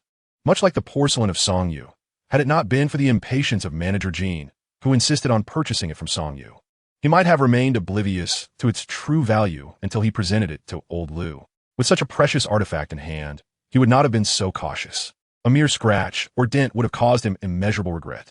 The most crucial aspect of this porcelain is its integrity. The price of a flawless piece vastly eclipses that of one with imperfections. Therefore, it has become imperative for him to study under old Liu. For only through extensive learning about antiques can Song Yu feel confident when seizing opportunities, despite his ability to perceive the spiritual essence of these artifacts. Without knowledge of their actual worth, it is no simple task to capitalize on a bargain. After all, with China's millennia of history, a plethora of antiquities have endured, and not every aged item possesses inherent value. Particularly those who inherit such objects often believe theirs to be treasures worth a fortune. Yet the reality is that most antiques fetch merely hundreds or thousands, with only the more exquisite pieces reaching tens of thousands. To command prices in the hundreds of thousands or millions requires thorough investigation regarding their condition, historical significance, and rarity. Otherwise, selling at such high prices is impossible. While a few individuals were enjoying tea, a visitor unexpectedly arrived. Upon seeing him, Song Yu recognized the man, the same one who had come previously to sell a ceremonial bowl. "Boss Song, I've returned." The man appeared quite cheerful this time, revealing his goods without hesitation. He seemed to have made a considerable find. Previously, he had tested the waters with some broken ceramic jars, but now he laid out his items without reservation. 2 silver ceremonial cups, a blood-tinged jade cicada, and a strangely shaped jade artifact that upon closer inspection resembled a jade rabbit. The 2 ceremonial cups appeared to be of relatively recent origin, likely from the Republican era, thus holding little value. However, the jade cicada and the jade rabbit were undoubtedly ancient, likely dating back to the Warring States period. It was evident that the ceremonial cups had probably been illicitly procured from a remote temple, while the other 2 artifacts might have been excavated from a tomb. The jade cicada might have even been in the man's mouth just days prior, while the jade rabbit was more respectable, adorned with inscriptions. Chapter 80. The Skinning Demon. Song Yu held a particular fondness for these ancient jades, for his abilities were derived from a piece of antiquity. The rich heritage of jade culture in China spans millennia, with artifacts from various ancient cultural periods still in existence. Archaeologists believe that as early as the Neolithic era, various jade items were crafted, and jade culture can be viewed as an extension of ancient cultural expressions. These artifacts bear the marks of our ancient ancestors' carvings, creating a fascinating dialogue that transcends the ages. It was clear that the man's items had dubious origins. The store could choose to accept or reject them, but the price would have to be significantly reduced. "Now, tell me, how do you intend to sell these items?" "Boss Song, you must offer a fair price. Just look at these 2 exquisite pieces of jade. Although the jade cicada bears a red hue reminiscent of blood, rest assured that this so-called blood stain is not the result of any liquid infiltration. Rather, it is a unique coloration formed over the years while buried underground, influenced by the surrounding environment. If one were to invest effort into polishing this jade cicada, allowing for a natural transition between the jade's body and its coloration, it could indeed be quite beautiful. However, the thought that this item may have been extracted from a person's mouth dampens Song Yu's enthusiasm. Nonetheless, such curiosities do possess their own audience. There are those who revel in the eccentricity of these oddities. Furthermore, the jade cicada carries a positive connotation, symbolizing resurrection and rebirth through the cicada's metamorphosis, often placed in the mouths of the deceased. The other piece, a jade pendant shaped like a rabbit, is smooth and lustrous, showcasing impeccable carving craftsmanship, undoubtedly a masterpiece. In comparison, the jade pendant appears significantly more polished.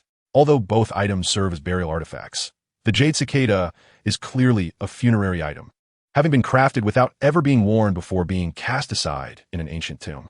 In contrast, the jade pendant likely belonged to the tomb's owner during their lifetime, displaying signs of use and wear, yet also bearing the marks of time spent buried underground.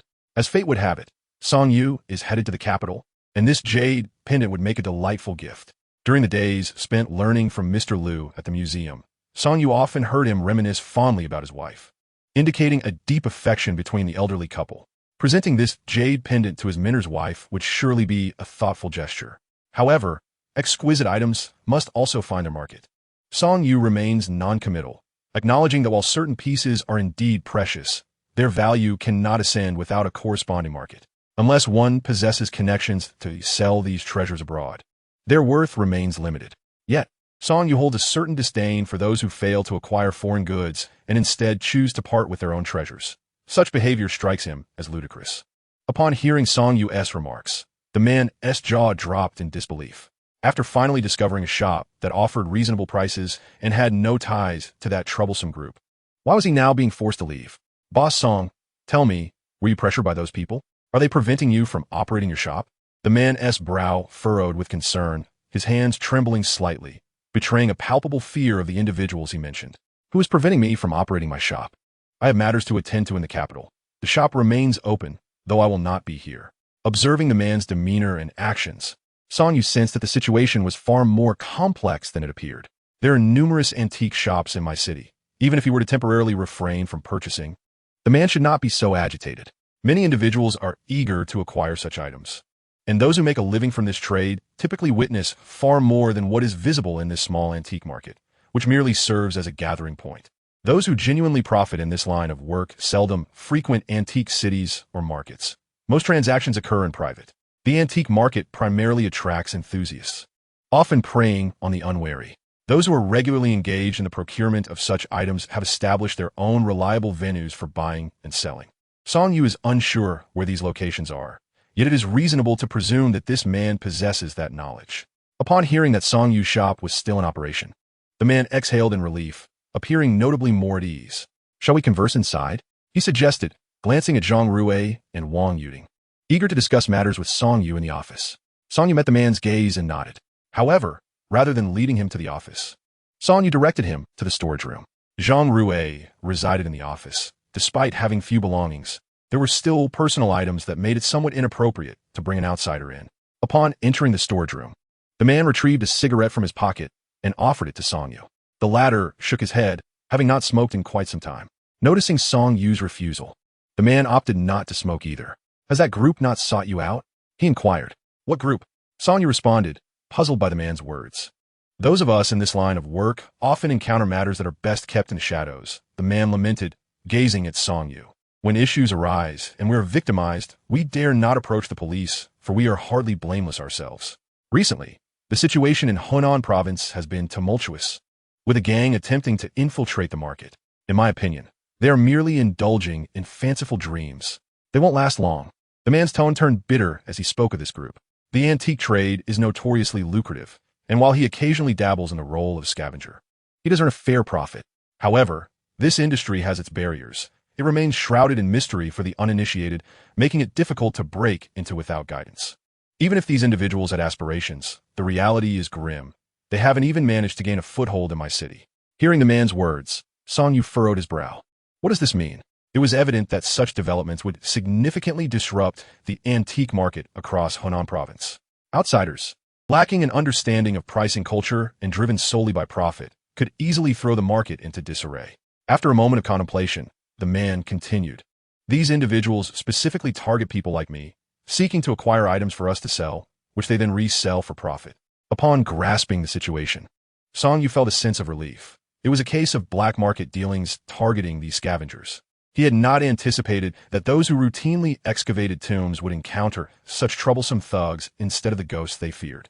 Donotist, do you have any idea how arduous this is for me? I must evade them. The man, witnessing Song Yu's amusement, became quite agitated.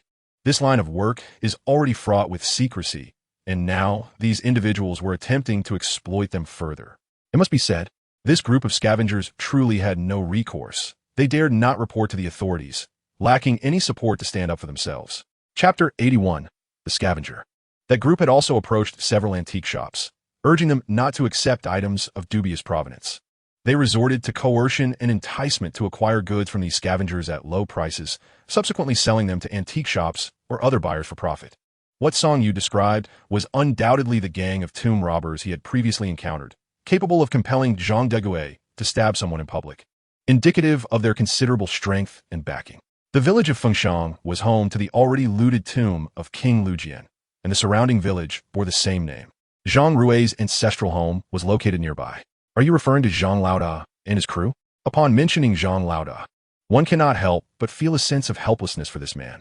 In the past, when Zhang Laoda and his associates were present, the local scavengers could scarcely gather remnants, leaving little for them to profit from. Although Zhang Laoda and his cohorts were rather brazen, they were not entirely devoid of principles. After all, they were all engaged in the same line of work, focused on amassing wealth discreetly. Even though the majority of lucrative opportunities had been seized by them, they were not overly concerned about others, as the rule of the game remained. First come, first served, with the spoils belonging to the discoverer. Now, however, these fellows seemed intent on capturing them, treating them as mere human treasure detectors. At times, fate has a peculiar way of unfolding. While Song Yu was conversing with this man, unwelcome visitors arrived. A group of men, appearing to be in their 20s or 30s, entered the establishment, their eyes lighting up upon spotting Zhang Rui and Wang Yuding. "Where's your boss?" The leader of the group boldly pulled out a chair and sat down, nonchalantly lighting a cigarette. His demeanor was audacious, exuding a distinctly ruffian aura. "Damn it, just as I mentioned him, here he is. I'll hide out here for a moment." Recognizing the voice, the man understood that the gang had arrived, urging Song Yu to step out and handle the situation while he sought refuge. Zhang Rui, ever quick-witted, seized 2 pieces of ancient jade upon noticing the group. She could discern that Song Yu had a particular fondness for the jade tablet, and the individuals before them did not appear to come with good intentions. "What do you want?" Song Yu emerged from the storage room, frowning as he regarded the group. They indeed resembled small-time thugs, and their age suggested they were not novices. Small-time thugs have a limited shelf life. As they age, they are gradually replaced. Those with wealth or connections are often ushered into stable jobs, while those without must seek ways to earn a living, whether by working in factories or pursuing careers in beauty and hairdressing. Yet, these individuals seemed misguided in their quest to exploit the local scavengers for quick gains. In truth, the situation was not as convoluted as it appeared. It had some ties to Song Yu himself. His 2 fortunate finds had spread through the antique market. The first was a piece of porcelain from Jinyuan Tang, which had astonished the lead thug when he learned that a few hundred yuan could transform into tens of thousands. Intrigued by such profitable prospects, he gathered a few friends, hoping to delve into the antiquities trade for similar fortunes. However, their navet led them to be deceived, resulting in losses that ignited their rage towards the stall owner who had duped them. The stall owner, a local scavenger, was soon targeted by the gang, who had identified a potential profit. Their intentions may have been sound, but the outcome was destined to be disastrous. It was evident that this would eventually escalate, and neither the thugs nor the scavengers would escape unscathed. "Are you the boss? This place certainly has an impressive collection," one man remarked, having visited several antique shops, including Shuan Studio owned by Jean Zhangguei. Some establishments had acquiesced, while others deemed the venture too unreliable. Nevertheless, these thugs remained undeterred, intent on intimidating the local scavengers. Their past experience in extorting protection fees made them well-versed in such tactics. They were confident that the scavengers would not dare to escalate matters, as they sought to make a profit. "We have business to discuss with you. Do you accept goods in your store? We possess a considerable amount of fine items, and the prices we ask are quite reasonable. Where do these items come from?" Song Yu was well aware of how these individuals acquire their goods, even knowing that they likely had nothing of value in hand and aimed to pull a fast one. "This is of no concern to you. All you need to know is that our prices are lower than those in the market. If you agree to accept them, I will deliver the items in a few days. You simply need to have the money ready." Song Yu frowned at this proposition. Antiques are not as commonplace as cabbages. How could one accept items without verifying their authenticity? It was utterly ridiculous. It was clear that these individuals would find themselves in trouble soon enough. "We cannot accept your goods. Our shop has its own channels. Perhaps you should seek other stores." Not accepting? Upon hearing Song Yu's refusal, the man raised an eyebrow. "Just don't regret your decision. The antique market is monitored by security, and there is a police station not far away. They wouldn't dare to overstep." As he observed the group leave for another police station, Song Yu felt a sense of helplessness. Was this not mere folly? It was not that he looked down upon these people, but a bit of reasoning made it evident that this scheme was unfeasible. First, controlling these local rascals was impossible and not sustainable. At worst, they would simply relocate their operations elsewhere. They were likely desperate for money, hoping to make a quick profit. Not long after the group departed, the man cautiously returned. Alas, to encounter them here, what bad luck for me. It appeared that he had lost the desire to haggle with Song Yu. My surname is Sun. You may call me Housie. I'll offer you 8,000 for these 2 pieces of jade and that cup. The price could certainly be negotiated further down. But seeing the man's demeanor, Song Yu readily accepted the offer. Let us settle on 8,000 then. Leave the items here and provide me with your bank card. I will transfer the money shortly. Housie hesitated for a moment, but nodded. With such a large store, he had no fear of Song Yu absconding. Song Yu appeared to be someone who engaged in long-term business and would not tarnish his reputation for a mere few thousand. After concluding the agreement, Housie did not linger, perhaps fearing another encounter with that group, and swiftly took his leave. After Housie departed, Zhang Rue produced the 2 pieces of ancient jade. No worries. If we encounter such situations in the future, we have the emergency alarm button, right? If something feels amiss, we can report it immediately. Chapter 82. Striking Fear into Others. Through years of setting up stalls, Song Yu had come to understand a vital truth. This world is filled with all manner of people. Strange and bizarre occurrences can happen at any moment. Deceit, unreasonable arguments, and blatant falsehoods are all too commonplace. The only course of action one can take is to remain steady, uphold one's integrity, and develop gradually. At times, there are far too many individuals eager to take the crooked path. Those who tread steadily often rise above the fray. It is said that the king of hell is easy to deal with, while the little devils are troublesome. These morally corrupt, societal miscreants are indeed challenging. Those who are unshod fear not the shod, and if you offend them, you must be prepared for their repugnant retaliation. However, under normal circumstances, these individuals cannot maintain their arrogance for long.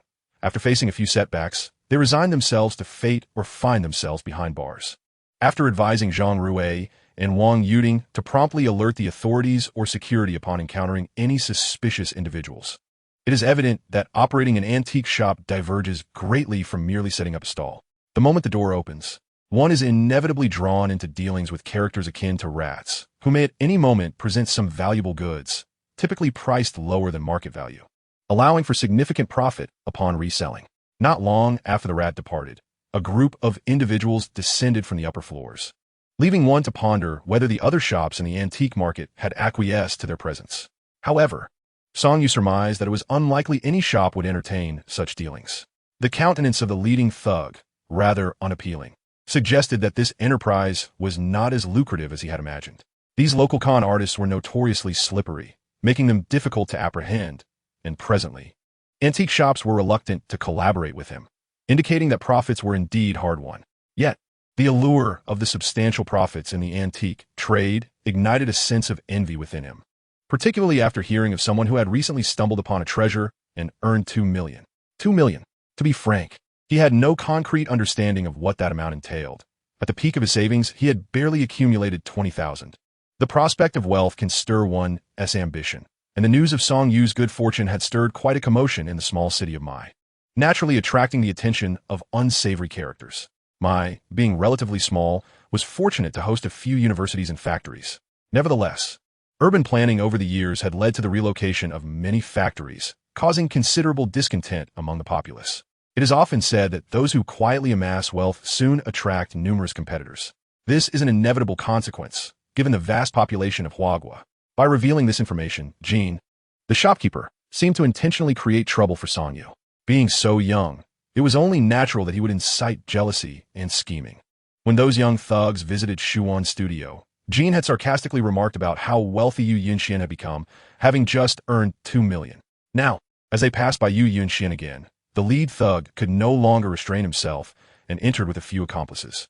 I hear you made a fortune of 2 million. Why not share the wealth with everyone? Seeing this thug, Song Yu felt a surge of unease.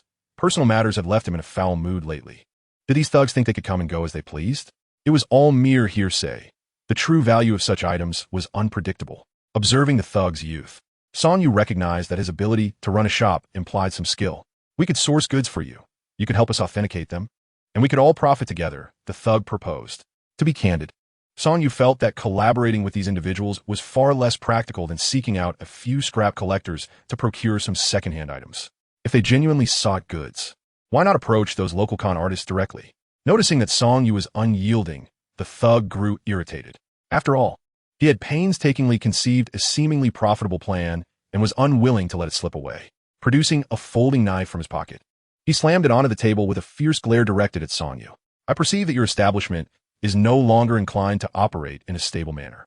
When negotiations falter, threats emerge. It appears that this group of ruffians initially intended to achieve their objectives through intimidation and coercion. However, their proximity to the police station during their inaugural visit to the antique market has tempered their behavior somewhat. Yet, as tempers flare, the true nature of these troublemakers becomes glaringly evident.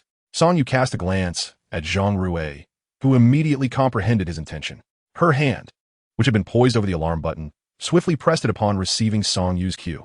The alarm emitted no sound. Yet the police station would receive the notification and dispatch personnel shortly. After a brief moment of hesitation, Song Yu resolved to act. Tolerance was futile against these ruffians. And it was not just them, but also the myriad other vendors in the antique market who were keenly observing Yu Yunxian. The incident involving the Qianlong Imperial porcelain had thrust Yu Yunxian into the spotlight. With his impending journey to the capital, the shop would be left solely in the care of Zhang Rui, and one must be wary of thieves who covet what they cannot possess. Today, Song Yu intended to send a clear message, demonstrating that he was not to be trifled with. Without uttering a word, Song Yu reached out and placed his hand upon the arm of the leading thug. The thug, taken aback, found himself unprepared for Song Yu's sudden aggression. By the time he realized what was happening, his hand was pinned to a folding knife, his arm forcefully restrained against the table, rendering him immobile. Coercive tactics? Did he dare wield a knife? Who did he think he was? The moment a blade was drawn, the situation escalated significantly. Upon witnessing Song Yu's defiance, the thug's companions grew indignant and rushed to intervene. One attempted to grasp Song Yu's arm, while another aimed a kick at his waist. However, Song Yu had anticipated their moves. In his eyes, their actions were sluggish and predictable. He seized the thug's arm with a firm grip and pivoted, bringing the leg of the one attempting to kick him down onto the table. The scene devolved into chaos, yet apart from a couple of inconsequential punches, Song Yu emerged unscathed. Zhang Rui, sensing the dire situation, had already pulled Wang Yuding aside to safety. Song Yu maintained his composure, even moderating his strength. Since absorbing spiritual energy, his appetite and physical power had both increased significantly. Aside from a slight squeeze on the thug's arm, he refrained from exerting full force. The first to arrive was not the police, but Uncle Li, the security guard, whose office was the first to receive the alarm. Upon witnessing the tumultuous scene of Song Yu single-handedly subduing several thugs, he was momentarily taken aback. Chapter 83. Li Kuei and Li Gui. The fact that these thugs resorted to such tactics indicated their utter lack of capability and desperation. In their youth, they may have been idle, yet now with age, they seemed to realize the urgency of their plight. Upon seeing Uncle Li's arrival, Song Yu moderated his pace slightly, allowing himself to absorb a few punches without significant impact. One must fully commit to the performance. If Song Yu continued to dominate the thugs, it would complicate matters with the police upon their arrival. Uncle Li cast a glance. Unperturbed, observing the situation, he surmised that Song Yu could easily handle these ruffians. His aging limbs deterred him from intervening, as doing so might result in his own injury. After a moment's hesitation, Uncle Li turned and stepped outside to make a phone call. The police would undoubtedly arrive promptly. This antique market was a project supported by the city. Although its impact had not met expectations post-establishment, it remained a focal point of concern. Uncle Li was determined to exert pressure through his son, insisting that the police address this incident seriously. Setting a precedent was imperative. The scuffle escalated, with tempers flaring. How could this young man possess such strength? Their punches landed on Song Yu, yet he felt no pain. Conversely, a single blow from him left them reeling, as if their bones might shatter. This was under the condition that Song Yu was holding back 6/10 of his power. Otherwise, he could effortlessly dispatch the entire gang of thugs. The police had already arrived. It had been a long time since any incidents occurred at this antique market. But due to several troubles in the past 2 years, including a recent fatality, their response was swift. Upon arrival, they witnessed the brawl, and exchanging glances, 2 officers immediately moved to intervene. The ruffians, upon seeing the police, froze in fear like mice confronted by a cat. They were not merely robbing. They had even contemplated using a knife. Zhang Rui burst into tears, her face a picture of distress. The sight of Song Yu fighting 3 or 4 men had genuinely pained her heart. With the police's arrival, they hurried to Song Yu's side to assess his condition. The fruit knife lay on the table, and the officers promptly called for backup, swiftly restraining the thugs. "Are you all right?" Uncle Lee entered, relieved to see that Song Yu was not seriously harmed. "I'm fine." Song Yu shook his head, feeling nothing more than a slight bruise. Reinforcements arrived quickly, escorting both parties to the police station. The management of the antique market soon arrived as well, making a few inquiries, and it was determined that Song Yu bore no responsibility for the incident. Ultimately, the police, upon separating and questioning the thugs, uncovered deeper motives. These miscreants were not merely intent on robbery. They harbored ambitions of becoming traffickers in antiquities, while the local gang, led by Boss Zhang, had connections that shielded them. These thugs were different, perfect candidates for a case study to satisfy higher authorities. Uncle Lee accompanied the market personnel to assist Song Yu in assessing the damages. Fortunately, the tables and chairs were solid wood, and aside from a few shattered cups, the losses were minimal. However, Song Yu operated an antique shop. To dare cause a ruckus and break items in such a place was unacceptable. He decided against showing any leniency to the thugs, reporting losses amounting to 100,000. The last batch of porcelain he had purchased in Zheng City, apart from a large bowl with foreign designs, had little value, and he discreetly ensured that these few pieces met their demise. However, the value of these antiques is not easily discernible. Regardless, they all belong to the Qing dynasty, and although they are all from folk hills, they possess a certain worth. Initially, these few ruffians would likely be detained for just a few days before being released. However, with the losses reported by Song Yu, coupled with their unfortunate capture in such a conspicuous manner, they may find themselves incarcerated for several years.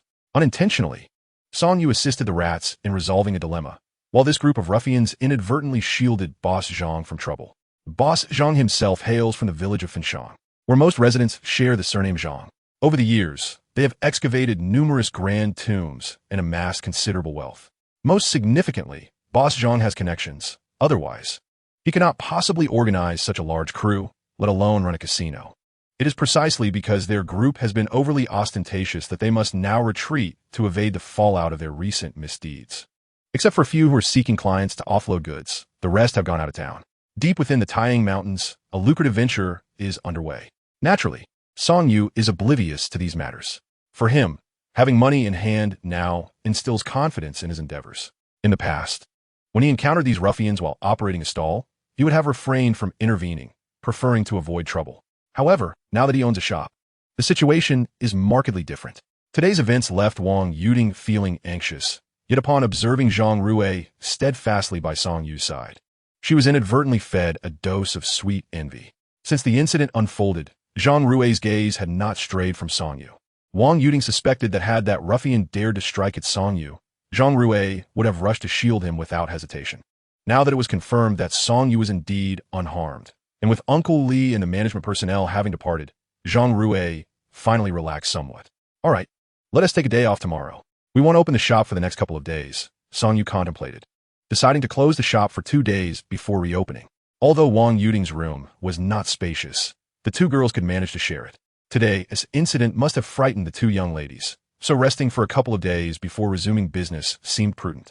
With the shop closed, the three of them exited the antique market together. Whether it was the day's events that emboldened Zhang Rui, she unexpectedly wrapped her arms around Song Yu's, walking shoulder to shoulder with him. Chapter 84, A Battleground of Emotions. Zhang Rui mustered her courage to embrace Song Yu's arm. The events of the day had genuinely terrified her. What would she do if something were to happen to him? For Zhang Rui, Song Yu had become the sole person she could rely upon. Yet, their relationship was ambiguous. They were neither family nor lovers, merely bound by a boss-employee dynamic. Her feelings for Song Yu were intricate, a blend of gratitude, affection, and admiration. Regardless, Zhang Rui was acutely aware that she wished for Song Yu to remain safe, and the only way she could assist him was to diligently run the shop, ensuring its success and prosperity. Unsure of how to articulate her emotions, she found herself unable to resist the impulse to cling to Song Yu's arm as he walked beside her. Song Yu was momentarily taken aback. He did not push Zhang Rui away. To do so would undoubtedly break her heart, and given that he was currently without a girlfriend, such an action seemed unnecessary. After the commotion subsided and the ruffians were taken away, Zhang Rui had quietly wept for quite some time. It was evident that she genuinely cared for his well-being. The events of the day had garnered considerable attention, with numerous onlookers inquiring about the situation. Word had spread about how Song Yu single-handedly faced off against several thugs without faltering. Most significantly, the ringleader of the gang had been sent to the hospital with a broken arm. The police speculated that the injury occurred during a brawl, though in truth, it was Song Yu's fear of the thug wielding a knife that led him to exert a forceful grip, resulting in the fracture. The story of Song Yu's unexpected prowess circulated rapidly, and it was certain that this incident would only amplify his notoriety. Within a few days, the tale would likely evolve into something far more exaggerated and fantastical. Regardless, following this incident, Song Yu would no longer be perceived as the insignificant youth that others looked down upon in the antique market. Anyone contemplating scheming against him would need to think twice.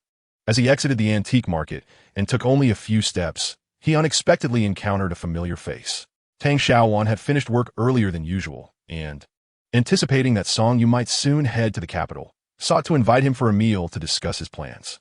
She harbored a sense of urgency, aware that the capital was filled with beautiful women. What if Song Yu encountered someone more exceptional and embarked on a romantic relationship? With his handsome appearance and commendable character, Song Yu was an anomaly among attractive men, who often led tumultuous personal lives. However, after several unanswered calls, Tang Xiaowan decided to visit Song Yu's shop. Given the tumultuous events of the day, he had neither the time to answer his phone nor to check messages. Spotting Song Yu from a distance, Tang Xiaowan was about to greet him when she noticed Zhang Rue clinging to his arm, momentarily stunned. Upon seeing Tang Xiaowan, Zhang Rue instinctively released her grip on Song Yu's arm, feeling an overwhelming sense of guilt and at a loss for words. Mustering the courage to hold on to Song Yu's arm was partly due to her concern for him after the altercation. She had noticed some bruises on his body. Her heart ached with worry, fearing further misfortune might befall him, compelling her to seek comfort in his presence. Yet, declaring her claim before Tang Xiaowan felt daunting. To Zhang Rue, Tang Xiaowan represented a significant elevation in status. Even aside from looks and figure, her family background rendered Zhang Rue hesitant to express her feelings.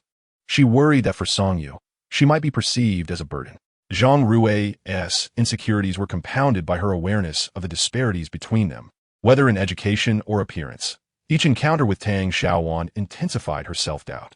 Although she resented this reality, she recognized the considerable gap that existed between them.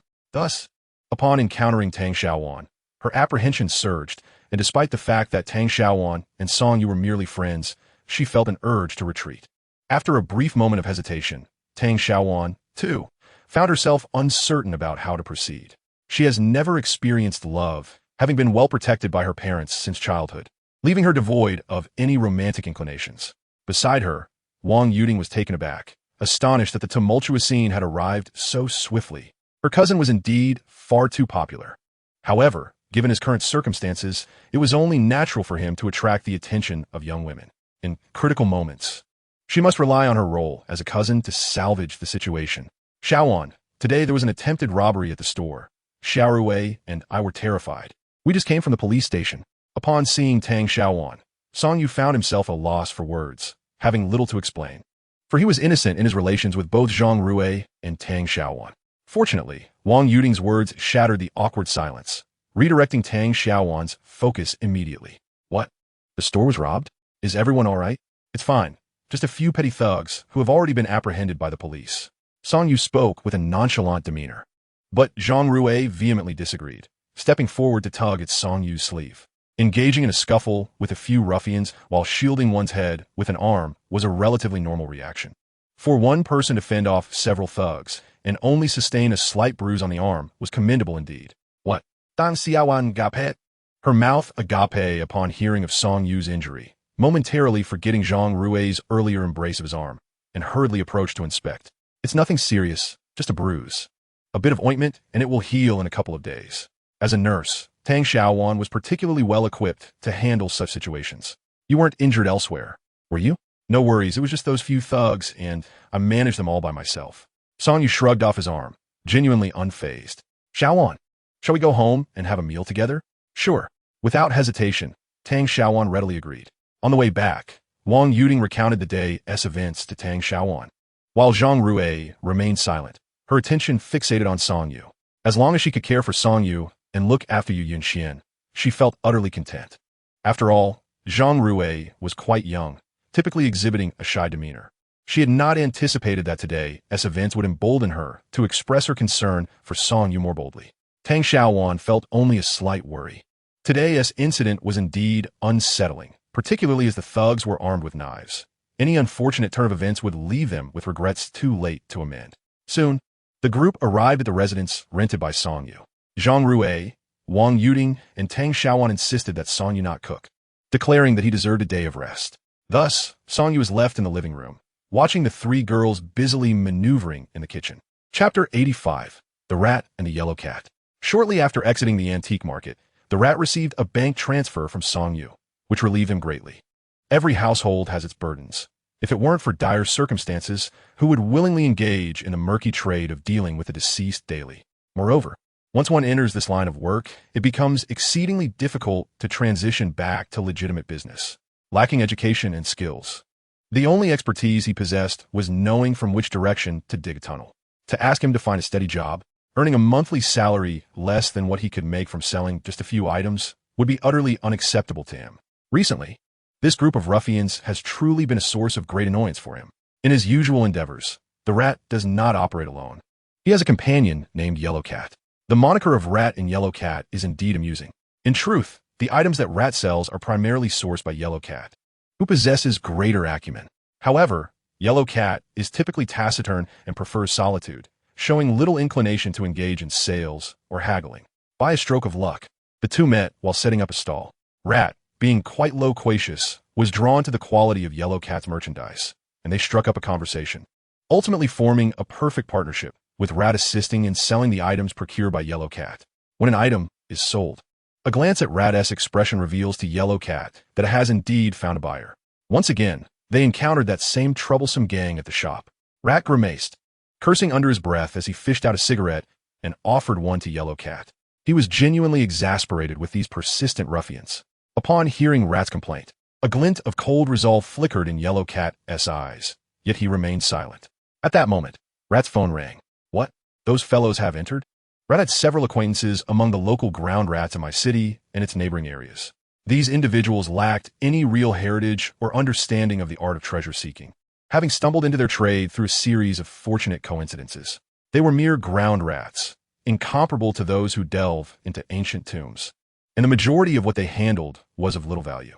Even if they stumbled upon a grand tomb, they lacked the capability to export treasures overseas, resulting in such items languishing in their possession. Robbery? Is it that establishment, you youngswin? Fine, I understand. Let us gather and celebrate with a few drinks in the coming days.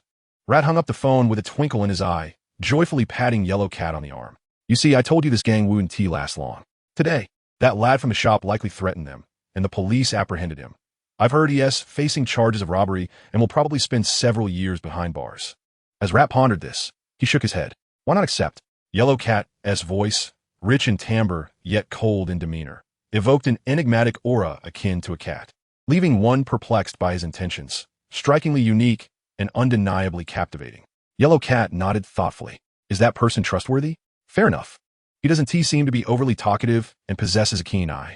Rat offered his assessment, noting that Song Yu always appeared self-assured when inspecting items, and he had heard of Song Yu's fortunate find of a Qianlong imperial kiln piece. Into the mountains? Upon hearing Yellow Cat's suggestion, Rat ceased his smoking. Was Yellow Cat inviting him to venture into the mountains? This appeared to be a significant undertaking. Into the mountains. Yellow Cat let out a cold chuckle. Not only would they enter the mountains, but they would also seize opportunities. With Zhang and his crew lying low, was this not his chance? Very well. I shall go tomorrow. The mouse possesses a profound understanding of the Yellow Cat. He is a man of his word, undoubtedly well prepared, and the two have collaborated for several years, fostering a sense of trust in the Yellow Cat. The mouse is solitary, devoid of family, whereas the Yellow Cat has a sister, their parents having passed away, leaving only their grandmother to care for her. The Yellow Cat has expended most of his resources on his household, particularly as his sister suffers from a peculiar ailment that has resisted the efforts of numerous physicians, leading to considerable expenses. Now, as they prepare to venture into the mountains, it appears they are in need of funds once more. Nodding in agreement, the Yellow Cat retreated indoors and emerged with several items, which he placed into the mouse's hands. Upon seeing these objects, the mouse inhaled sharply. 2 gold ingots. Their gourd-like exterior revealed, upon closer inspection, that they were shaped like Buddhist statues. Though somewhat rudely crafted, they were undoubtedly ancient artifacts. Most importantly, their weight instantly confirmed their composition as gold. Additionally, there was a jade pendant, pristine and lustrous like mutton fat, composed of genuine mutton fat white jade. The pendant was intricately engraved with images of Achelan and landscapes, adorned with swirling cloud patterns. This could easily have been a personal jade ornament of a former prince. Considering the market value of the gold and the potential worth of the jade pendant, the mouse felt no urgency to part with them. The gold alone would suffice for their immediate needs. Hearing the yellow cat's words, the mouse could not help but lick his lips, his beady eyes betraying a resemblance to a large rodent. Little did he expect that his companion possessed such remarkable treasures. Typically, the items he received from the yellow cat were worth mere thousands or tens of thousands. Yet here lay gold ingots and a jade pendant that could fetch hundreds of thousands if genuine. However, understanding the yellow cat's nature, the mouse refrained from further comment and nodded in agreement. I will contact him tomorrow. The yellow cat acknowledged with a nod, saying little more. As the mouse observed the yellow cat, he could not suppress his thoughts. Truly, he was an eccentric individual. Cooking, in essence, is a task that, if approached with sincerity and adherence to the proper steps, is unlikely to yield unsatisfactory results. The key factor, however, remains one of proficiency. Tang Xiaowan's culinary skills are modest. She frequently cooks alongside Lin Xia in their rented accommodations. On the other hand, Zhang Rui has handled household chores since childhood, adept in laundry and cooking alike. However, the dishes prepared in Zhang Rui's household are rather ordinary, lacking the sumptuousness of those crafted by Song Yu. Among the trio, Wang Yuding possesses the least culinary skill, merely assisting in the kitchen. Initially, when cooking for Song Yu, Zhang Rui was not as cautious, her boldness emerging whenever it was for his sake. Soon, several dishes were prepared using the remaining ingredients from their home, appearing quite appetizing. As they gathered around the dining table, each lost in their own thoughts, the events of the day weighed heavily upon them. Chapter 86, Evening Conversations. Tang Xiaowan glanced at Zhang Rui, then at Song Yu, her previously inflated courage inexplicably dissipating. Could she, like Zhang Rui, truly consider only Song Yu's interests? Tang Xiaowan merely wished to engage in a romantic relationship, without contemplating the complexities of future developments. Moreover, with Song Yu soon departing for the capital, even if she were to establish a relationship with him, it would inevitably lead to a long-distance romance. The nurse's duties are exceedingly demanding. Every visit to Song Yu occurs during her scarce moments of respite. Zhang Rui, however, did not ponder much, simply remaining quietly by Song Yu's side, watching him savor his meal. The dishes prepared by Zhang Rui, though homely in flavor, were nevertheless delightful to consume. Typically, Song Yu dined on lavish meats, but today, a selection of vegetarian fare felt refreshingly satisfying. Wang Yuding endeavored to enliven the atmosphere, and soon, Zhang Rui and Tang Xiaowan shed their awkwardness. In truth, there was no animosity between them. The day's events had primarily stemmed from an incident at the shop. Was the shop significantly affected? Although Wang Yuding had recounted the day's occurrences, Tang Xiaowan remained unaware of the specifics. The impact on the shop was minimal. Yet I plan to close for 2 days, reopening thereafter. Tang Xiaowan nodded, acknowledging that such an incident warranted a brief hiatus. When you plan to go to the capital? I'll be waiting for a little over a week. The plane ticket is already purchased. Tang Xiaowan found herself at a loss for words. Was he really leaving in just over a week? Primarily, there was little to bind him here. His girlfriend had already parted ways with him, and his familial ties were tenuous at best. The moment Wang Tsaixia suggested he take out a loan, he relinquished all hope, resigning to the notion that this family was a mere figment. Thus, in my city, apart from a few acquaintances and this antique shop, nothing truly held Song Yu's interest. Even without Lu Lao, he would contemplate moving to another city. My city felt stiflingly small, even inferior to Zheng's city, which in turn was not particularly impressive when compared to larger metropolises. To thrive in the antiques trade, one must venture to larger cities. While the competition is indeed fiercer, the opportunities are far more abundant. Despite the abundance of local traders in my city, most of their goods are not sold here. They seek Song Yu out of desperation and a lack of connections. The same item that might fetch a mere 1,000 in my city's antique market could command 5,000 at Panjiayuan, where haggling would undoubtedly yield a final price exceeding 1,000. People aspire to ascend. Song Yu, being young, cannot afford to languish in my city, merely subsisting. Aware that Song Yu was pursuing knowledge in the antiques field, Tang Xiaowan felt even more at a loss for words. Their relationship might still hinge on awaiting the right opportunity. After dinner, Tang Xiaowan bid her farewells, reluctant to depart, yet mindful of her early shift the following day. Such is the plight of the working individual. Once she left, Zhang Rui exhaled in relief. In her heart, she often viewed Tang Xiaowan as a rival. But the thought of sharing a residence with her that night caused her cheeks to flush. However, no suggestive incidents transpired that evening. The spaciousness of Song Yu's rented abode, while Zhang Rui and Wang Yuding occupied a modest room with a private bathroom, mitigated any potential awkwardness. After the meal, Song Yu retreated to his study, extracting a porcelain piece from a safe. He examined it for a while before retiring for the night. Meanwhile, Zhang Rui and Wang Yuding found themselves unable to sleep. Today's events have left both of them quite shaken. Xiaorui, tell me honestly, do you like my cousin? Wang Yuding's question immediately flustered Zhang Rui, rendering her speechless. I could see it at a glance. And that Tang Xiaowan, she surely harbors feelings for him as well. I must tell you, if you truly like him, you mustn't be afraid. What will happen if my cousin is snatched away? Yet, upon considering Tang Xiaowan's figure, Wang Yuding felt the challenge might be daunting. For her rival indeed possessed formidable allure. I only wish to see the boss. I don't think too much about it, Zhang Rui confessed, her self-doubt evident. She genuinely felt that being an employee of Song Yu and helping him manage the antique shop was enough. Merely seeing him brought her contentment. But that won't do. If you like him, you must express it boldly. Wang Yuding lamented, feeling exasperated. Zhang Rui, although beautiful in her own right, perhaps lacked the striking figure that might overshadow her gentle, intellectual charm. I think you are quite lovely as well. Perhaps my brother would fancy someone like you. Zhang Rui shook her head, wishing to be a support to Song Yu, rather than a burden. Faced with Zhang Rui's resolute stance, Wang Yuding could only sigh. Weren't you planning to confess today? Did he not respond to you? Tang Xiaowan had hoped to express her feelings to Song Yu, and Lin Xia had played a role in that, yet she hadn't anticipated the rejection. No, I didn't even mention it. Tang Xiaowan recounted her day's events to Lin Xia, her tone tinged with melancholy. He is about to leave for the capital and may not return for a long time. I think it's best to let it go. Understanding the situation, Lin Xia breathed a sigh of relief. You needn't worry about Zhang Rui. I perceive the core issue is that Song Yu may not be interested in dating at this moment. Lin Xia had pinpointed the crux of the matter. Song Yu indeed had no immediate intentions of engaging in romance. In other words, he was not in a hurry. The aftermath of his breakup with Zhao Yu had left its mark on him. His dreams of love had faded, and the rarity of love without material security had led him to relinquish hope for such encounters. What should I do? Tang Xiaowan echoed a similar sentiment. Song Yu maintained an impeccable balance during their outings, whether dining or watching a film, neither overly intimate nor excessively distant. Most men she encountered were inevitably drawn to her physicality. Yet Song Yu's lack of deliberate flattery was precisely what fostered her affection for him.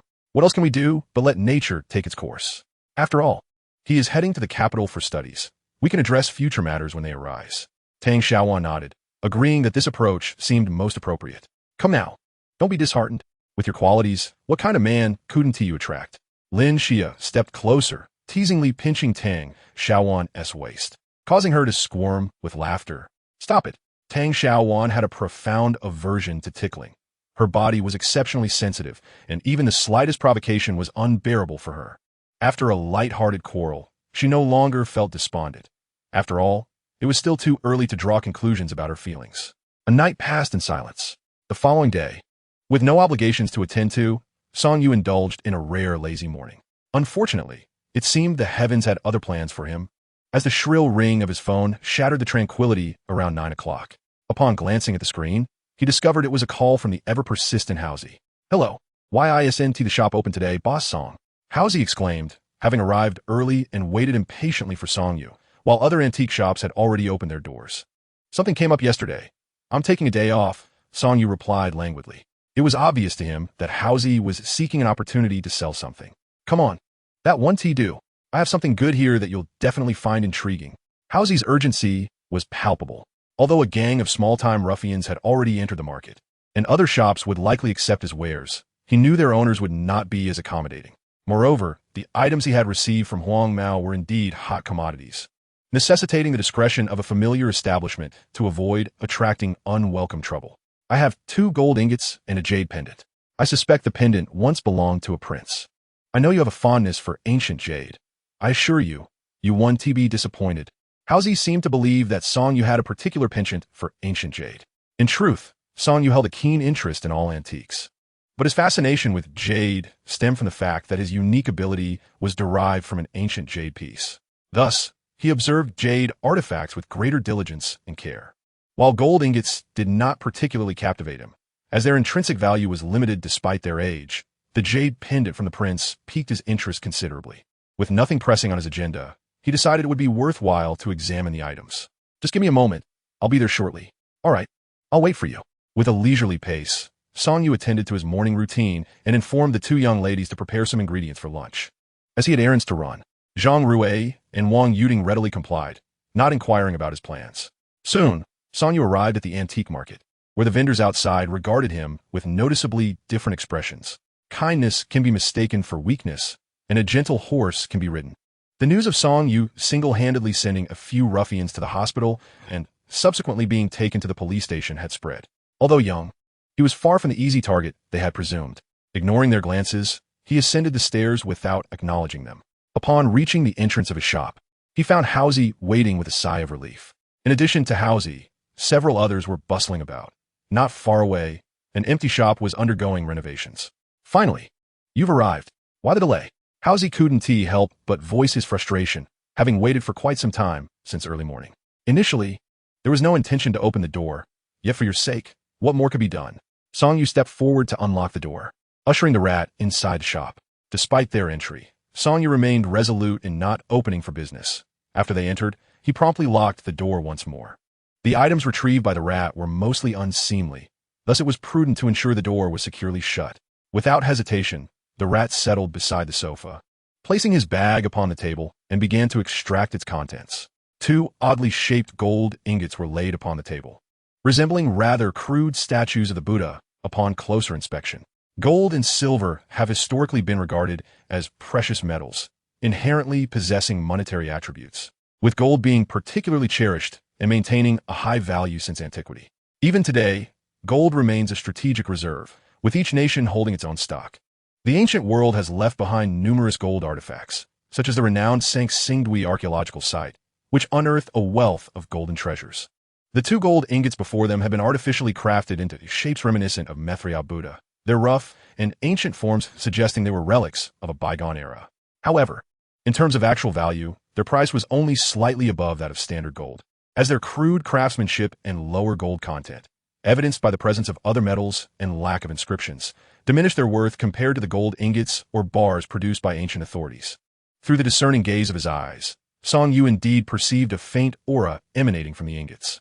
Almost instinctively, he glanced within the gold ingots to ensure no inferior metals had been substituted. Curiously, he discovered peculiar objects nestled inside both ingots, suggesting they could potentially fit together. Just as Song Yu was about to examine them more closely, he was interrupted by the rat. Name your price for these two ingots. Their purity is average. Yet their antiquities just go by market value. The main value lies here. The rat cautiously retrieved a small cloth pouch from his breast pocket, producing a jade tablet. The rich spiritual energy radiating from the jade made it evident to Song Yu that the rat was indeed speaking the truth. This jade was far from ordinary. The degree of spiritual energy varies among objects. While it is often said that older items exude a stronger aura, time alone does not solely dictate this quality. An object that has been cherished and worn over time can also accumulate spiritual energy. Similarly, items unearthed do not possess the same richness as those that have been passed down through generations. Chapter 88, Jade Gold Buddha. The jade tablet before them was intricately carved with a qilin, along with motifs of mountains and auspicious clouds, indicating its high caliber. Most importantly, the quality of the jade was exceptional, a fine piece of Hichian jade, akin to the coveted mutton fat white jade of antiquity, characterized by its delicate, smooth texture and rich luster. Yet, these two bear witness to history. However, this piece of jade was likely not as ancient as others, as its spiritual energy suggested it dated back to the Ming dynasty. Even so, this piece of jade is undoubtedly the finest among the many ancient jades that Song Yu has encountered. This jade pendant likely originates from the estate of certain prince. Yet it may not have been worn by the prince himself. It is more plausible that it belonged to the prince's son. Judging by the craftsmanship and quality of the jade, it most likely has a lineage tracing back to the palace, perhaps even bestowed by the emperor himself. Such an item is certainly not inexpensive. While there is undoubtedly a profit to be made, the primary concern for Songyu lies in the uncertainty of its market value. There is no rush. We can take our time discussing this. You can take those 2 gold ingots, and we will negotiate slowly over this jade pendant. The individual is using a clever tactic. By offering 2 gold ingots, he has drawn out the jade pendant. After glancing at the jade pendant, it is clear that it is of exceptional quality, yet items of this nature do not come at a low price. As for the 2 gold ingots, Songyu finds himself intrigued, not by the gold itself, but rather by the contents hidden within the ingots. "Let me take a look," he said. In the world of antiquities, one must always seek the owner's permission before handling an item. The individual nodded, granting Songyu the freedom to inspect.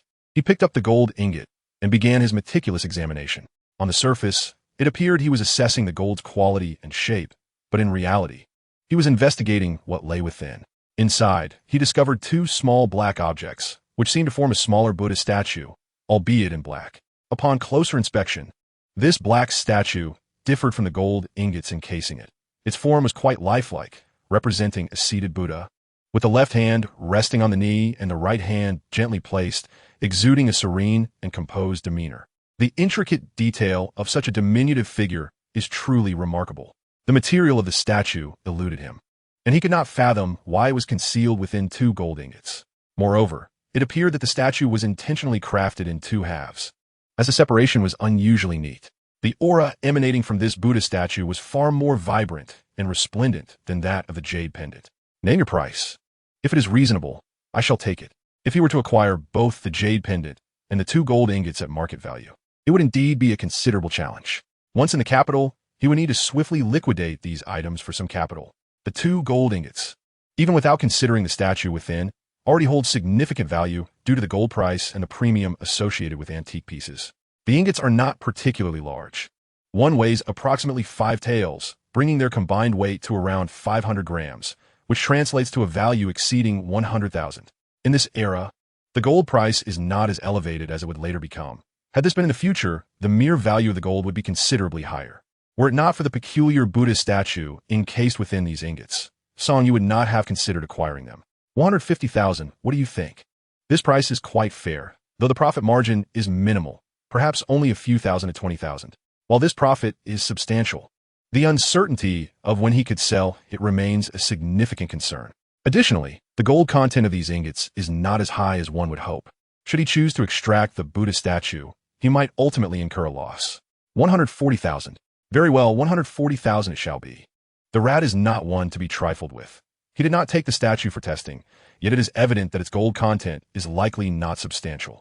Huang Mao appears to be quite anxious. Aside from purchasing equipment, he seems intent on taking his sister to see a doctor again. His sister has consulted numerous physicians and tried countless remedies, yet no improvement has been observed. As for the jade tablet, it is certainly not inexpensive. One is well aware of its rarity.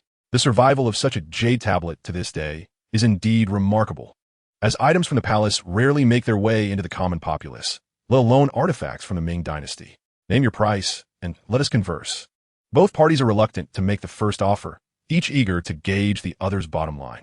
Unfortunately, Songyu is entirely unaware of the market value of this item. How about I make a phone call? Very well, there is no rush. Huang Mao's assignment was primarily to sell these 2 gold ingots to alleviate immediate concerns. The jade tablet can be discussed at leisure. It seems Huang Mao possesses numerous valuable items, judging by his demeanor. He merely presented the jade tablet to test Songyu's interest, with the possibility of offering more valuable items later. I have a plethora of treasures on my side. We could establish a long-term collaboration. Wouldn't you agree? In the past, the rat would not have had such confidence, but with Huang Mao capable of presenting these items, the situation is markedly different. He is aware that his brother possesses genuine skills. Songyu was surprised. The rat, appearing shifty-eyed, could indeed procure some noteworthy items. Nodding slightly, Songyu rose to call Old Lu. It was unavoidable. When confronted with uncertain items, one must seek assistance. What is the matter, Xiao Song? Came Old Lu's robust voice through the phone. Despite his advanced age, he remains in good health. Master, I have encountered an item whose price eludes me. Oh, Old Lu's interest was piqued. He knows his disciple has astonishing luck, having recently bought a piece of porcelain that sold for 200,000 with ease. Do you have a photograph? Send it to my email. No, it is a jade tablet, a genuine piece of mutton-fat white jade, adorned with a qilin, mountains, and water, along with auspicious dragon patterns. Song Yu briefly described the tablet's appearance. I suspect it is a Ming Dynasty jade tablet, possibly an item from a princely estate. I must see it with my own eyes. If what you assert is accurate, the price should be around 500,000. Though such items are not currently in high demand in the market. Generally, these jade tablets are unearthed artifacts, and due to the fluctuating prices of jade, an item once used by a prince may not be worth more than a piece of high-quality jade material. Song Yu gained a clearer understanding of the market value of this item. All right, I have a fair grasp now. Old Lu cautioned Song Yu that items of uncertain provenance may not be authentic, and one could easily incur a loss of hundreds of thousands. Chapter 89, Magnetism. This jade tablet is indeed valuable, yet lacks a market. Unless acquired at a significantly low price, Song Yu's interest remains tepid. He has now developed a greater interest in the Buddhist statues encased in gold ingots, perhaps having grown accustomed to acquiring treasures at minimal cost. Song Yu finds little appeal in the notion of purchasing high-priced items solely for resale in a shop. As for the jade pendant, it would be prudent to set it aside for the moment. My offer stands at 300,000. This sum, significantly lower than the 500,000 suggested by Old Lu, poses a dilemma for Song Yu, as he lacks viable sales channels. Retaining the item without a clear path to sell, it leaves him uncertain about when he might recoup his investment. Thus, he has settled on the lowest possible price. Upon hearing the figure of 300,000, the rat expressed dissatisfaction. Boss Song, your offer lacks sincerity. Please consider increasing it. This price is indeed quite low. Old Lu's valuation was 500,000, and should a wealthy enthusiast come along, it might even fetch $1 million. However, the likelihood of finding the right item in front of the right buyer is regrettably slim. Lacking sufficient funds, the rat suggested that the jade pendant be left for now. Song Yu shook his head. He was unwilling to raise the price for the jade pendant. Very well, let it be for the time being. You wish to keep these 2 gold ingots, correct? Yes, leave the items here. I will transfer the payment shortly. Suddenly, Song Yu recognized a significant issue, the absence of sales avenue. The clientele frequenting antique shops currently possesses limited purchasing power in my city. There are few who could muster 500,000 for the jade pendant. Lacking connections in higher social circles, even with desirable items, he faces challenges in finding buyers. A trip to the capital could help him forge new relationships and broaden his sales prospects, thus facilitating the movement of his acquired treasures. While the jade pendant could be put up for auction, with the right promotion potentially yielding a favorable price, the auction process is fraught with complications, including fees and taxes, which would diminish his profits. Moreover, presenting too many items for auction might attract unwanted attention. Although the jade pendant remained unsold, the successful sale of the 2 gold ingots achieved a portion of his objective. Should you desire this item, feel free to reach out, but be prepared for a higher price. Song Yu nodded, contemplating the purchase of a better quality digital camera, allowing him to document his finds. The rat departed with the jade pendant, leaving behind the 2 gold ingots. Song Yu picked up the ingots for closer examination. The gold ingots and the Buddhist statues within did not originate from the same era. The statues were considerably older, while the ingots appeared to date to the Ming Dynasty. He pondered the rationale behind encasing the statues in gold. It was clear that a method must be devised to extract the statues before selling the gold ingots. Unfamiliar with goldsmiths, Song Yu worried that the uncertain provenance of these ingots might lead to a devaluation. Nevertheless, he recognized the necessity of safely extracting the statues. Entrusting this task to another was out of the question, as both melting down the gold and cutting the ingots could damage the statues. Furthermore, others might question how he knew there was something within the gold ingots. Thus, Song Yu resolved to extract the items himself, planning to sell the gold at a later date when market conditions were favorable. Given the current gold prices, retrieving the Buddha statues would undoubtedly result in a financial loss. However, it all depended on the value of the statues. In any case, he was determined to acquire them. Gold, being relatively malleable, was not particularly difficult to dismantle. Song Yu procured a pair of pliers from the warehouse and commenced the vigorous disassembly of the gold ingot. With his strength, the task was effortless, especially since he possessed the ability to see through the gold, clearly revealing the Buddha statues within, making the operation exceedingly straightforward. Before long, he had pried open the ingot, allowing the statues to bask in the light once more. The 2 statues, entirely obsidian in hue, felt metallic to the touch. Intriguingly, the petite statue, now halved, exhibited magnetic properties, snapping together the moment they were placed in proximity. When united, the two pieces measured a mere 5 centimeters. Yet the craftsmanship was extraordinarily intricate, a testament to exquisite artistry. As he held the pieces, a gentle press separated them, and upon release, the magnetic force drew them back together.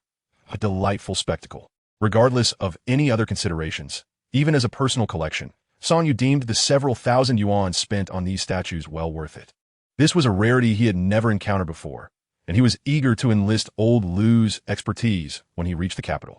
Meticulously, he gathered the gold shavings from the table, for they represented wealth. Even with a purity that might yield only about 7 taels of gold post-extraction, it was not an insignificant sum. After a flurry of activity, the clock struck noon. Suddenly, the phone rang, and Song Yu answered it instinctively. He was hungry. Extracting the statues from the gold had required delicate precision to avoid damaging them. However, as he was soon to travel to the capital, if he intended to purchase a vehicle, it would be prudent to do so there, especially since he also aspired to buy a house in the city. Upon returning home, he was pleasantly surprised when Zhang Ruwei opened the door. She had exchanged her often-worn, faded garments for a set of clothes belonging to Wang Yuding. After all, Wang Yuding was a university student, and her attire was fashionable. The transformation imbued Zhang Ruwei with a refreshing vitality, and her bashful demeanor only enhanced her charm. Zhang Ruwei's natural beauty was evident. Her nutrition over the past few days had rounded her cheeks, rendering her even more attractive. Her complexion was fair, reminiscent of the mutton fat jade he had recently encountered, exuding a delicate rosy glow. Chapter 90. Song Yu's affection. Quite lovely, he remarked. In the afternoon, let Yuding take you shopping for a few outfits. I will cover the expenses. At times, Song Yu found himself reflecting on how similar he and Zhang Ruwei were, especially recalling his own early days in the workforce, when serendipity led him to set up a stall at the entrance of the antique market. Moreover, he sensed Zhang Ruwei's genuine concern for him. In the shop, she approached every task with utmost seriousness, demonstrating a commendable devotion. As for Zhang Ruwei's feelings toward him, Song Yu was acutely aware, yet he primarily regarded her as a sister, fostering their relationship accordingly. Upon hearing Song Yu's praise, Zhang Ruwei felt a surge of joy. However, when informed that she and Wang Yuding were to go shopping for clothes together, she promptly shook her head. I have enough clothes to wear. I usually dress well at the store. There's no need to buy more. Looking good in the store enhances its image, doesn't it? Song Yu understood Zhang Ruwei's concerns well, yet purchasing some new garments for the two girls was a trivial matter for him. He gently ruffled Zhang Ruwei's hair, causing her cheeks to flush and leaving her at a loss for words. Hooray! Wang Yuding, having overheard that Song Yu wanted her to take Zhang Ruwei shopping, immediately burst into cheers. Knowing that Song Yu had the means, she felt no qualms about asking him to buy clothes for both her and Zhang Ruwei. Of course, Wang Yuding was also aware that she was somewhat benefiting from Zhang Ruwei's good fortune. All right, let us eat quickly. I'm starving. Song Yu placed the gold into the safe, while the small black Buddha statue found a home in his pocket. This statue was petite and exquisitely crafted, providing a delightful tactile experience, making it comfortable to hold. Thus, he kept it within easy reach. He had intended to say more, but upon hearing that Song Yu was hungry, Zhang Ruwei hurried to the kitchen, realizing that the dishes had cooled and needed reheating. Meanwhile, Wang Caixia was at home, grappling with an internal conflict as she gazed at her savings book. If she didn't purchase a house soon, Wang Shuai's prospect for marriage would likely fall through. Their parents incessantly urged both Wang Caixia and Wang Hongxia. He is your only brother. Our family relies on him. If you don't assist him, who will? Having been raised with such distorted values, and with neither sister possessing a high level of education, they had long been indoctrinated. To make matters worse, Wang Shuai shamelessly asked his sisters for money to help with his marital home. Wang Hongxia truly had no funds, as her husband had gone to work in another city, and they were embroiled in a divorce. In a bid to secure a home for Wang Shuai, she resolutely decided to divorce Wang Yuding's father, promising to cease her entanglements if he could provide some financial assistance. Wang Caixia's attempt to persuade Song Yu to lend money to Wang Shuai for a house had failed miserably, resulting in a reprimand from Song Dahai, who told her to stay out of Wang Shuai's affairs. However, Wang Caixia was unwilling to heed such advice and instead turned her focus to the family's savings. Song Dahai never anticipated that Wang Caixia would resort to such desperate measures to assist her brother. The family's savings were meager, but when combined with their parents' meager life savings, it might suffice for a down payment and a bride price, as the dowry in this era was not excessively high. Otherwise, marriage for Wang Shuai would be even more unattainable. Yet, They failed to consider that even if a down payment was made and a house purchased for Wang Shuai, would life truly improve? With his carefree demeanor, who would shoulder the mortgage? How would the various wedding expenses be managed? The family certainly did not ponder too deeply. In the eyes of Wang Caixia, Wang Hongxia, and the elderly couple, Wang Shuai would settle down after marriage. Once he established a family and career, they would no longer need to worry. Ideally, he would quickly father a robust son to carry on the Wang family's lineage. As for whether Wang Shuai's family would be happy or if their future children would receive a good education, such considerations were beyond their thoughts. Glancing at the savings book and thinking of Wang Shuai, Wang Caixia gritted her teeth. What did it matter? As for her son, Song Haisheng, he was still young and had years before marriage. Those matters could wait. With the savings book in hand, Wang Caixia hurried to withdraw money and simultaneously reached out to Wang Hongxia and Wang Shuai to handle the mortgage paperwork. Once the arrangements were made, the deed would be done. What could Song Dahai do then? Would he truly dare to seek a divorce? To be candid, Wang Caixia felt a twinge of guilt. Yet for her brother's sake, she could not dwell on it. Upon hearing that Wang Caixia was willing to withdraw the family savings, the elderly couple quickly brought Wang Shuai along. Buying a house, getting married, the mere thought of holding a grandchild made them beam with joy. In the afternoon, Wang Yuding was shopping with Zhang Rui when she suddenly received a call from her father. Ting Ting, your mother has agreed to divorce me, but she wants me to come up with 20,000 yuan. What do you think? Wang Yuding had no objections to her parents' divorce. They had remained together primarily due to Wang Hongxia's disapproval and the fact that the house was a joint asset. If they divorced and split the household items, it would be quite a loss. 20,000 was excessive. She would offer only 10,000 at most. All right, let me discuss it with her. Once the divorce is finalized, I will feel liberated. After a brief conversation, they hung up. Wang Yuding felt a bit unsettled, yet her spirits remained high as she continued shopping with Zhang Rui, vowing to buy a few outfits to celebrate. Naturally, most of the purchases were for Zhang Rui, several complete outfits, including undergarments. Zhang Rui attempted to decline, but Wang Yuding insisted that to win Song Yu's affection, she must present herself beautifully. Thinking of Song Yu, Zhang Rui acquiesced, allowing Wang Yuding to select a couple of outfits for her. Xiao Rui, your legs are truly stunning. Zhang Rui's legs were indeed beautiful, not the slender, spindly type, but rather a graceful balance of softness and elegance. I tell you, my cousin is quite fond of that. His ex-girlfriend always dressed like that. As Wang Yuding held up a pair of stockings, Zhang Rui felt too shy to speak.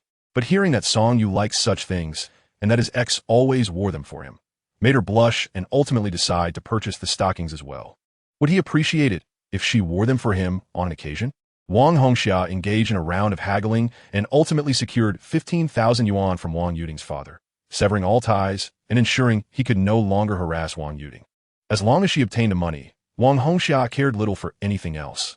After all, Wang Yuding was merely a financial burden, and she did not hold out much hope for her. Chapter 91. The Off-Plan Property. The Wang family arrived at the real estate office to select a home, with Wang Caixia having already withdrawn the necessary funds. However, Wang Hongxia had yet to bring her money, as Wang Yuding's father insisted that the divorce agreement must be signed first. Wang Shuai, lacking formal employment, along with his elderly parents, found their loan eligibility limited, and with a shortfall of 20,000 yuan, their choices became rather restricted. Upon entering the sales office, the family exhibited a demeanor of apprehension. While they could assert themselves within the confines of their family, they became timid in the presence of outsiders. Once at the sales office, the group fell silent. Yet the sales representatives remained warm and welcoming, offering detailed explanations of the available layouts and pricing without any hint of discrimination. If your funds are insufficient and securing a loan proved challenging, I would recommend considering pre-sale properties, one representative suggested.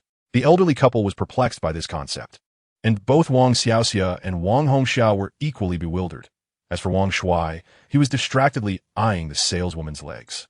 He seemed utterly carefree, relying on his parents and two sisters to resolve his issues, and now the prospect of homeownership depended solely on their financial sacrifices. Pre-sale properties, he learned, were homes sold before construction was completed, often at a more favorable price. What?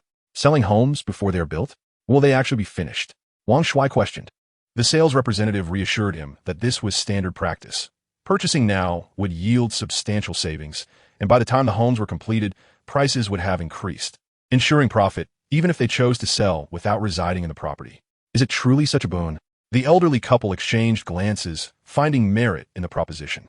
After all, it was a property purchase with all the requisite procedures, and the seller was unlikely to abscond. However, the unfinished state of the home raised concerns for Wang Shuai's impending marriage.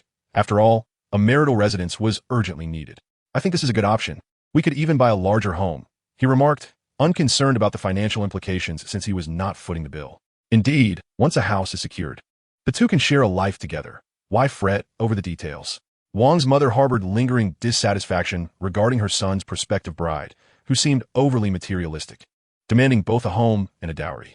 Yet, she understood her son's shortcomings and recognized that finding someone suitable was already a feat. Thus, she reluctantly acquiesced to the demands. Nevertheless, an unusual circumstance often harbors hidden motives. Would the prospective bride not inquire into the Wang family's circumstances? Knowing Wang Shuai's disposition, her agreement to marry must surely be motivated by financial gain.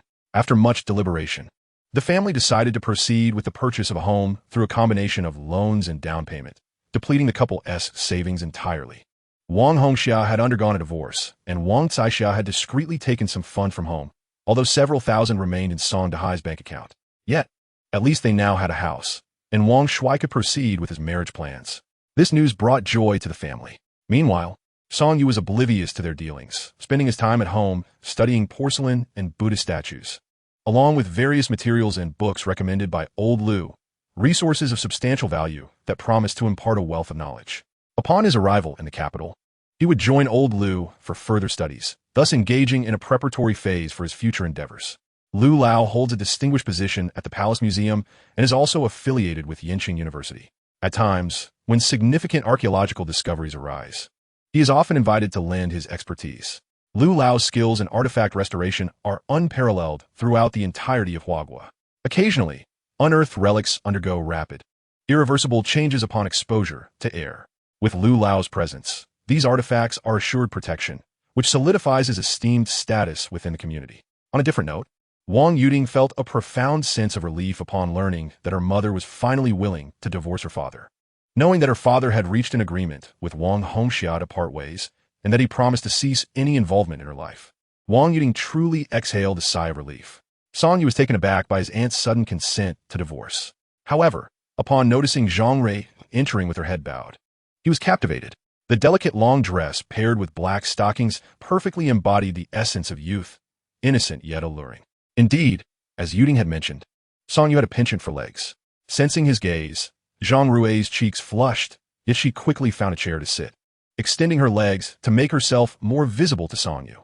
Upon her return, Zhang Rui had initially worn jeans, feeling bashful about exposing her stockings in public, only removing them just before entering the house. Since Song Yu was the sole occupant on the first floor, he had no concerns about encountering anyone else. Realizing he might have been a tad excessive in his observation, he justified that it was not entirely his fault, given his newfound ability of perception. Restraining himself from wandering eyes was commendable. Yet, at times, this ability proved to be rather unruly. For instance, as he glanced up, he inadvertently caught sight of Zhang Rui's newly purchased lingerie, prompting him to swiftly avert his gaze. Did she not stipulate any conditions? She simply agreed to the divorce? Wang Yuding shot Zhang Rui a knowing look, seemingly affirming her assumption that Song Yu indeed had an affinity for legs. Upon hearing Wang Yuding's remark, Song Yu deduced that the divorce must have been contingent upon purchasing a house for Wang Shuai. Regardless, he would not be contributing financially. How Wang Shuai chose to proceed was of no concern to him. Just ensure that a divorce agreement is signed beforehand, stipulating that they must not harass you and your daughter, Song Yu advised, fully aware that, given the Wang family's disposition, expecting them to adhere to any agreements was implausible. Without a prior agreement, harassment of Wang Yuding would undoubtedly persist. All right, I shall speak with my father tomorrow to clarify matters. Wang Yuding understood the dynamics of her family and was unfazed by the prospect of a written agreement impacting their emotions. The sentiment had long since dissipated. Shifting her focus from these troubling matters, she turned her attention to the lovely Zhang Rui. Today, I helped her pick out outfits for quite some time. Wang Yuding urged Zhang Rui to stand and twirl for a moment. What do you think? Please give your assessment. Beautiful. A girl should certainly take the time to adorn herself, Zhang Rui replied, unable to contain herself any longer. With a quick excuse to prepare a meal, she dashed off to the kitchen. Perhaps it was the fervent intensity of Song Yu's gaze, Or perhaps he felt a tinge of shyness from the playful banter of two companions regarding his new attire. Nevertheless, the joy that danced at the corners of his mouth was utterly undeniable. Chapter 92. The Snatch. The rat had his own channels, and, soon enough, the equipment that Yellow Cat desired was nearly acquired. Moreover, their requisites were not particularly expensive. The bulk of the expenses still stemmed from the funds Yellow Cat needed for his sister's medical treatment. Zhang Rui's hometown, located in Funshang Village, lay on the periphery of the Taiyang Mountains. The positions occupied by the rat and Yellow Cat had officially entered the Taiyang Range, though they still resided on the relatively outer fringes amidst populated areas. The truly desolate mountains were seldom inhabited. Old Cat, I must say, why not take your sister to the big city for a visit? Relying solely on these doctors is rather futile. Yellow Cat shook his head. How could he not have taken his sister to a major hospital? They had frequented hospitals in the capital and the magical metropolis. Yet those physicians were unable to provide any definitive answers. The affliction affecting Yellow Cat's sister was indeed peculiar. One day, she simply lost the ability to walk.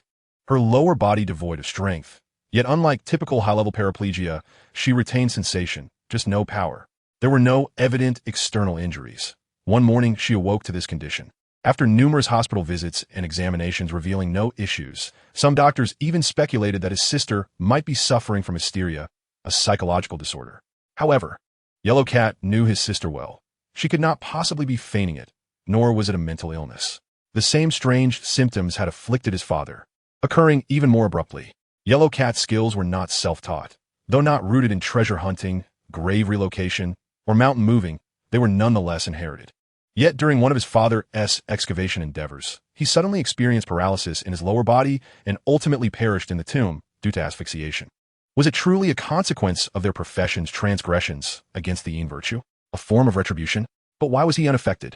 Faced with such an enigmatic ailment, he had sought various so-called folk healers. Noticing Yellow Cat's silence, the rat refrained from further inquiries. Now that we have procured everything, when shall we set forth? Upon hearing this, the rat's eyes widened. It seemed that Yellow Cat intended to accompany him on this audacious venture. Zhang's gang relied purely on their numbers. Equipped with superior gear and connections, even daring to operate excavators on site. The sheer multitude made it easy for information to leak. Frankly speaking, even someone like the rat, accustomed to the underbelly of society, looked down upon this crowd. Yet what good was disdain? These mercenaries were ultimately rootless drifters, mere country bumpkins in the eyes of the powerful. Yellow Cat dared to seize the spoils from the jaws of the tiger. The rat could not help but feel a surge of excitement. Do you know what business they've been engaged in lately? Yellow Cat nodded, extracting a cigarette, and as the smoke swirled around him, his gaze sharpened gradually.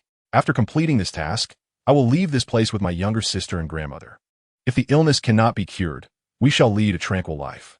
During mealtime, Wang Yuding refrained from teasing Zhang Rui. Sometimes, excessive chatter can have the opposite effect. Her assistance to Zhang Rui is limited to this. In truth, she harbors little optimism for Zhang Rui and Song Yu. Their age difference and Zhang Rui's family's modest circumstances weigh heavily on her mind. Wang Hongxia's divorce from her father has liberated her, allowing her to pursue her desires freely. In due time, as they grow older, it will be revealed whether her younger brother will care for her. She hopes he does not come back seeking refuge with her and their father when they are old and alone. Following Song Yu's suggestion, she intends to ensure that her father and Wang Hongxia finalize the agreement by tomorrow. From the moment Wang Caixia informed him of Wang Shuai's plans to purchase a home, Song Yu understood that both Wang Caixia and Wang Hongxia would undoubtedly find a way to facilitate this acquisition. Having already urged him to secure a loan, it is evident that they would stop at nothing. Even if he is not Wang Hongxia's biological child, such actions indicate her increasing obsession. Perhaps a portion of the funds for Wang Shuai's house even originates from the Song family. As Song Yu suspected, Wang Caixia indeed retrieved a savings book from home. Song Dahai did not dwell on it. Upon learning of the situation from Song Yu, he promptly warned Wang Caixia. Little did he know, Wang Caixia's fervor for Wang Shuai would drive her to secretly withdraw family funds for the purchase. The following day, only Song Yu and Zhang Rui remained at home. As Wang Yuding had gone out in the morning, Song Yu chose not to accompany her. He wished to avoid encountering Wang Hongxia and meddling in such trivial family matters. He preferred to spend his time reading at home. The books recommended by Old Lu were genuinely enlightening. One detailing the history of porcelain development during the Qing dynasty, and another exploring the evolution of various bronze artifacts. both presented in an accessible manner. Given the flourishing interest in cultural relics, numerous books on how to appreciate them have emerged. Yet, the number of genuinely informative volumes is scarce. Some are entirely fabricated, and relying on their content for insights would likely result in significant losses. While reading thousands of books is valuable, traversing thousands of miles is far more enlightening. For Songyu, these readings serve merely as a foundation. True learning comes from following Old Liu, who provides personal explanations and encourages hands-on experience with actual artifacts. Zhang Rui, unable to remain idle, busied herself with household chores after Wang Yuding's departure. She swept and mopped the floors, changed the bedding, and worked diligently from the inside out, making Songyu feel a bit embarrassed. However, Zhang Rui insisted on managing the tasks herself, as these were among the few things she could do. Besides assisting Songyu in the shop by ensuring they acquired more valuable items, her responsibilities included tidying up the house and maintaining cleanliness in the store. Songyu always felt that Zhang Rui's living arrangement in the shop was not very convenient, but at the time they had just met, and he refrained from expressing his thoughts. Now that the young girl treats him with such kindness, it seems inappropriate for her to continue residing in the shop. The office of the antique store is rather cramped, making any endeavor cumbersome. Zhang Rui pondered for a moment before nodding in agreement. After a heartfelt persuasion from Wang Yuding, she gradually became more comfortable with the situation. Whatever Songyu said was law. She simply needed to heed his words. In fact, with just a subtle hint from Songyu, Zhang Rui would dare to offer herself for the night. Chapter 93, A Marriage Deception. However, when they met at the station today, both appeared jubilant. The reason was quite simple. They were finally liberated from Wang Hongxia, who only had eyes for her brother. A once harmonious family had been thrown into disarray solely due to Wang Hongxia's overwhelming desire to support her sibling. Dad, we must clarify to her that after receiving the money, she cannot harass us. Words alone won't suffice. We need to draft a formal agreement. Fine, as long as we can finalize the divorce. Wang Donglin had long been informed by Wang Yuding about Songyu's antique shop venture. Being a caring father, he inquired about his daughter's summer job plans. It was no surprise to Wang Donglin that Songyu had found success. He had always possessed a strong sense of self and ambition. After a brief meal, they proceeded to confront Wang Hongxia. Upon meeting, they engaged in no trivial chatter. Disregarding any of Wang Hongxia's idle talk, they sought the assistance of a lawyer to draft the divorce agreement and promptly obtained their divorce certificate. With the money in hand, Wang Hongxia ceased her complaints. The house had already been purchased, and the funds were aptly allocated for Wang Shuai's forthcoming wedding. Finally liberated, the father and daughter exited the Civil Affairs Bureau, both exhaling in relief. After securing the divorce certificate, Wang Donglin hurried away, having only taken a day off from his factory job, though he was relieved that the ordeal was over. With money secured and a house acquired, why not hasten the wedding? Once Wang Shuai married, they could look for work and soon welcome a grandchild into their lives. Hope for a brighter future had finally emerged. Though the woman he was set up with was of rather ordinary appearance, far from Tang Xiaowan's beauty, he now had a home and a fiancée. How could Songyu possibly compare? Conversely, he had always been the cherished darling of his family, showered with affection. What good was Songyu's good looks if he was still penniless? Quickly, Shuai, call Lily and see when we can finalize everything. The elderly couple was eager to settle matters without delay. Wang Shuai retrieved his phone and dialed. Hello, Lily? We have prepared the betrothal gifts, and the house is ready. What do you propose for our arrangement? After a brief conversation, he hung up, relaying. Lily requested that we transfer the betrothal gifts and suggested we select a date for the banquet. Excellent. Upon hearing this, the family was overwhelmed with excitement. The Wang family finally saw a glimmer of hope. Meanwhile, Lily, having ended the call, scoffed dismissively. Marriage? What a joke. Just look at him, living off his two sisters and barely managing to purchase a shabby little house. And he thinks he can get married? Once she receives the betrothal gifts, she'll be gone. The Wang family, along with sisters Wang Hongxia and Wang Caixia, seem to be oblivious to the reality of their situation. Given the circumstances surrounding Wang Shuai, it is perplexing that anyone of sound judgment would consider him a suitable partner. It's not that their conditions are unfavorable, but rather that if one truly seeks a marriage founded on the intention of a harmonious life together, it is essential to thoroughly evaluate the other party's background. The brief acquaintance between the two parties before contemplating marriage reflects the Wang family's impatience and Wang Shuai's gullibility. The matters concerning the Wang family bear no relation to Songyu, as the antique shop is set to reopen tomorrow. Uncle Li recently called to inquire if Songyu was facing any difficulties that prevented him from opening the door. Song Yu promptly clarified that he simply wished to take a couple of days off, to which Uncle Lee did not press further. In a few days, he plans to travel to the capital and will certainly require Uncle Lee's assistance at the shop. Before departing, Song Yu intends to invite Zhang Rui to join him and extend an invitation to Uncle Lee for a meal at his home. In the subsequent days, nothing of significant note occurred. After Yinxian reopened the shop, business remained rather lukewarm, showing little change from before. During this time, Tang Xiaowan did not reach out to Song Yu, possibly feeling unsettled after witnessing Zhang Rui's affectionate gesture towards him. Or perhaps she was simply busy with her demanding nursing duties, which often require erratic hours. Song Yu has resolved to travel light for his trip to the capital, planning to purchase any necessary items upon arrival. He intends to carry only the porcelain piece, while the jade ruff will be sent via logistics, as its thick stone casing offers ample protection against damage. The porcelain, being relatively small, will be carefully packaged and placed in his backpack. He has booked a first-class cabin, so he is unconcerned about the potential crowd.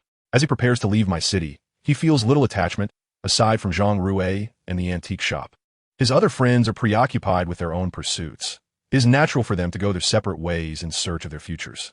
The shop belongs to him, and Zhang Rui, as his employee, shares a minor yet significant bond with him, making her his only connection in the city.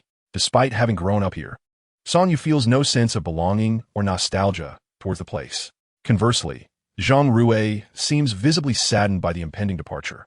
Meanwhile, the Wang family has nearly finalized the arrangements for the marriage, having secured a hotel venue, albeit the most basic option, given their current financial constraints. In Chapter 94, titled Is the Wife Gone?, Wang Shuai finds himself unable to contact Lily and does not dwell on it too deeply. His lack of serious romantic experience stems from an unfortunate appearance and a childhood marked by excessive pampering from his parents and two sisters, leaving him emotionally immature. On the final night before his departure, Song Yu invited Uncle Lee to his home for dinner, and Uncle Lee brought Aunt Lee along. The elderly couple, known for their amiable nature, were delighted to enjoy a meal together, especially since their son is often too busy to spend quality time with them. Song Yu is an exceptional cook, and coupled with his strikingly attractive features, he has won the favor of the elders. After Aunt Lee and Uncle Lee arrived, it didn't take long for them to become familiar with him. Young Song, I hear you're planning to go to the capital. Are you intending to develop your career there? The more Aunt Lee observed Song Yu, the more she found him appealing. Already contemplating whether there might be a suitable young person in her family to introduce to him. As women grow older, many become enthusiastic matchmakers, relishing the unique satisfaction that comes from facilitating a marriage. I'm not quite sure. I believe one should explore the world while still young. Learn a few things along the way, Song Yu replied. Hearing this, both Uncle Lee and Aunt Lee nodded in agreement. Given Song Yu's current situation, it was indeed wise for him to venture out and gain experience. Whether he would learn something substantial was secondary. Merely enriching his life experiences was commendable. After all, despite his good looks, Song Yu's educational background and family circumstances were somewhat lacking. His high school diploma was hardly impressive, making it difficult for Uncle Lee to assist him in securing employment. Furthermore, discussing family matters was futile, as they could offer no assistance. And simply not being a burden was a blessing. In the eyes of Uncle Lee and Aunt Lee, running an antique shop was somewhat beneath them. Although the antique trade may sound prestigious, it held little weight in the eyes of those with political connections like Uncle Lee. After a brief conversation, they chose not to delve further into these topics, and Aunt Lee refrained from mentioning any matchmaking endeavors for Song Yu. After all, with his imminent departure for the capital, where the distance is vast and opportunities uncertain, who could predict what the future holds? The meal was a joyful occasion, with both hosts and guests relishing the moment. The elderly couple often felt lonely at home, as their son was busy and their grandchildren were engrossed in their studies. Dining with the younger generation undoubtedly lifted their spirits. In terms of packing, Song Yu needed only a set of clothes and some essential personal items. Although the shop was open, Zhang Rui had been staying with Song Yu. And after Wang Yuding's departure, the small room was now reserved for Zhang Rui. With the store reopening tomorrow and a flight to Zheng City ahead, it was clear that Zhang Rui would be unable to accompany him. Don't worry, Brother Song. I am well aware, he assured. The shop was thriving, largely due to Zhang Rui's efforts. Though she appeared soft-spoken in front of Song Yu, she was quite assertive when negotiating with customers, not shying away from asserting herself. Meanwhile, the entire Wang family was busy preparing for Wang Shuai's wedding, searching for a venue and notifying relatives. The more impoverished they were, the more they emphasized appearances. Those lacking ability often sought to save face. They had settled on the Jing Shu restaurant for the event. Upon hearing her sister's choice, Wang Shuai was immediately displeased.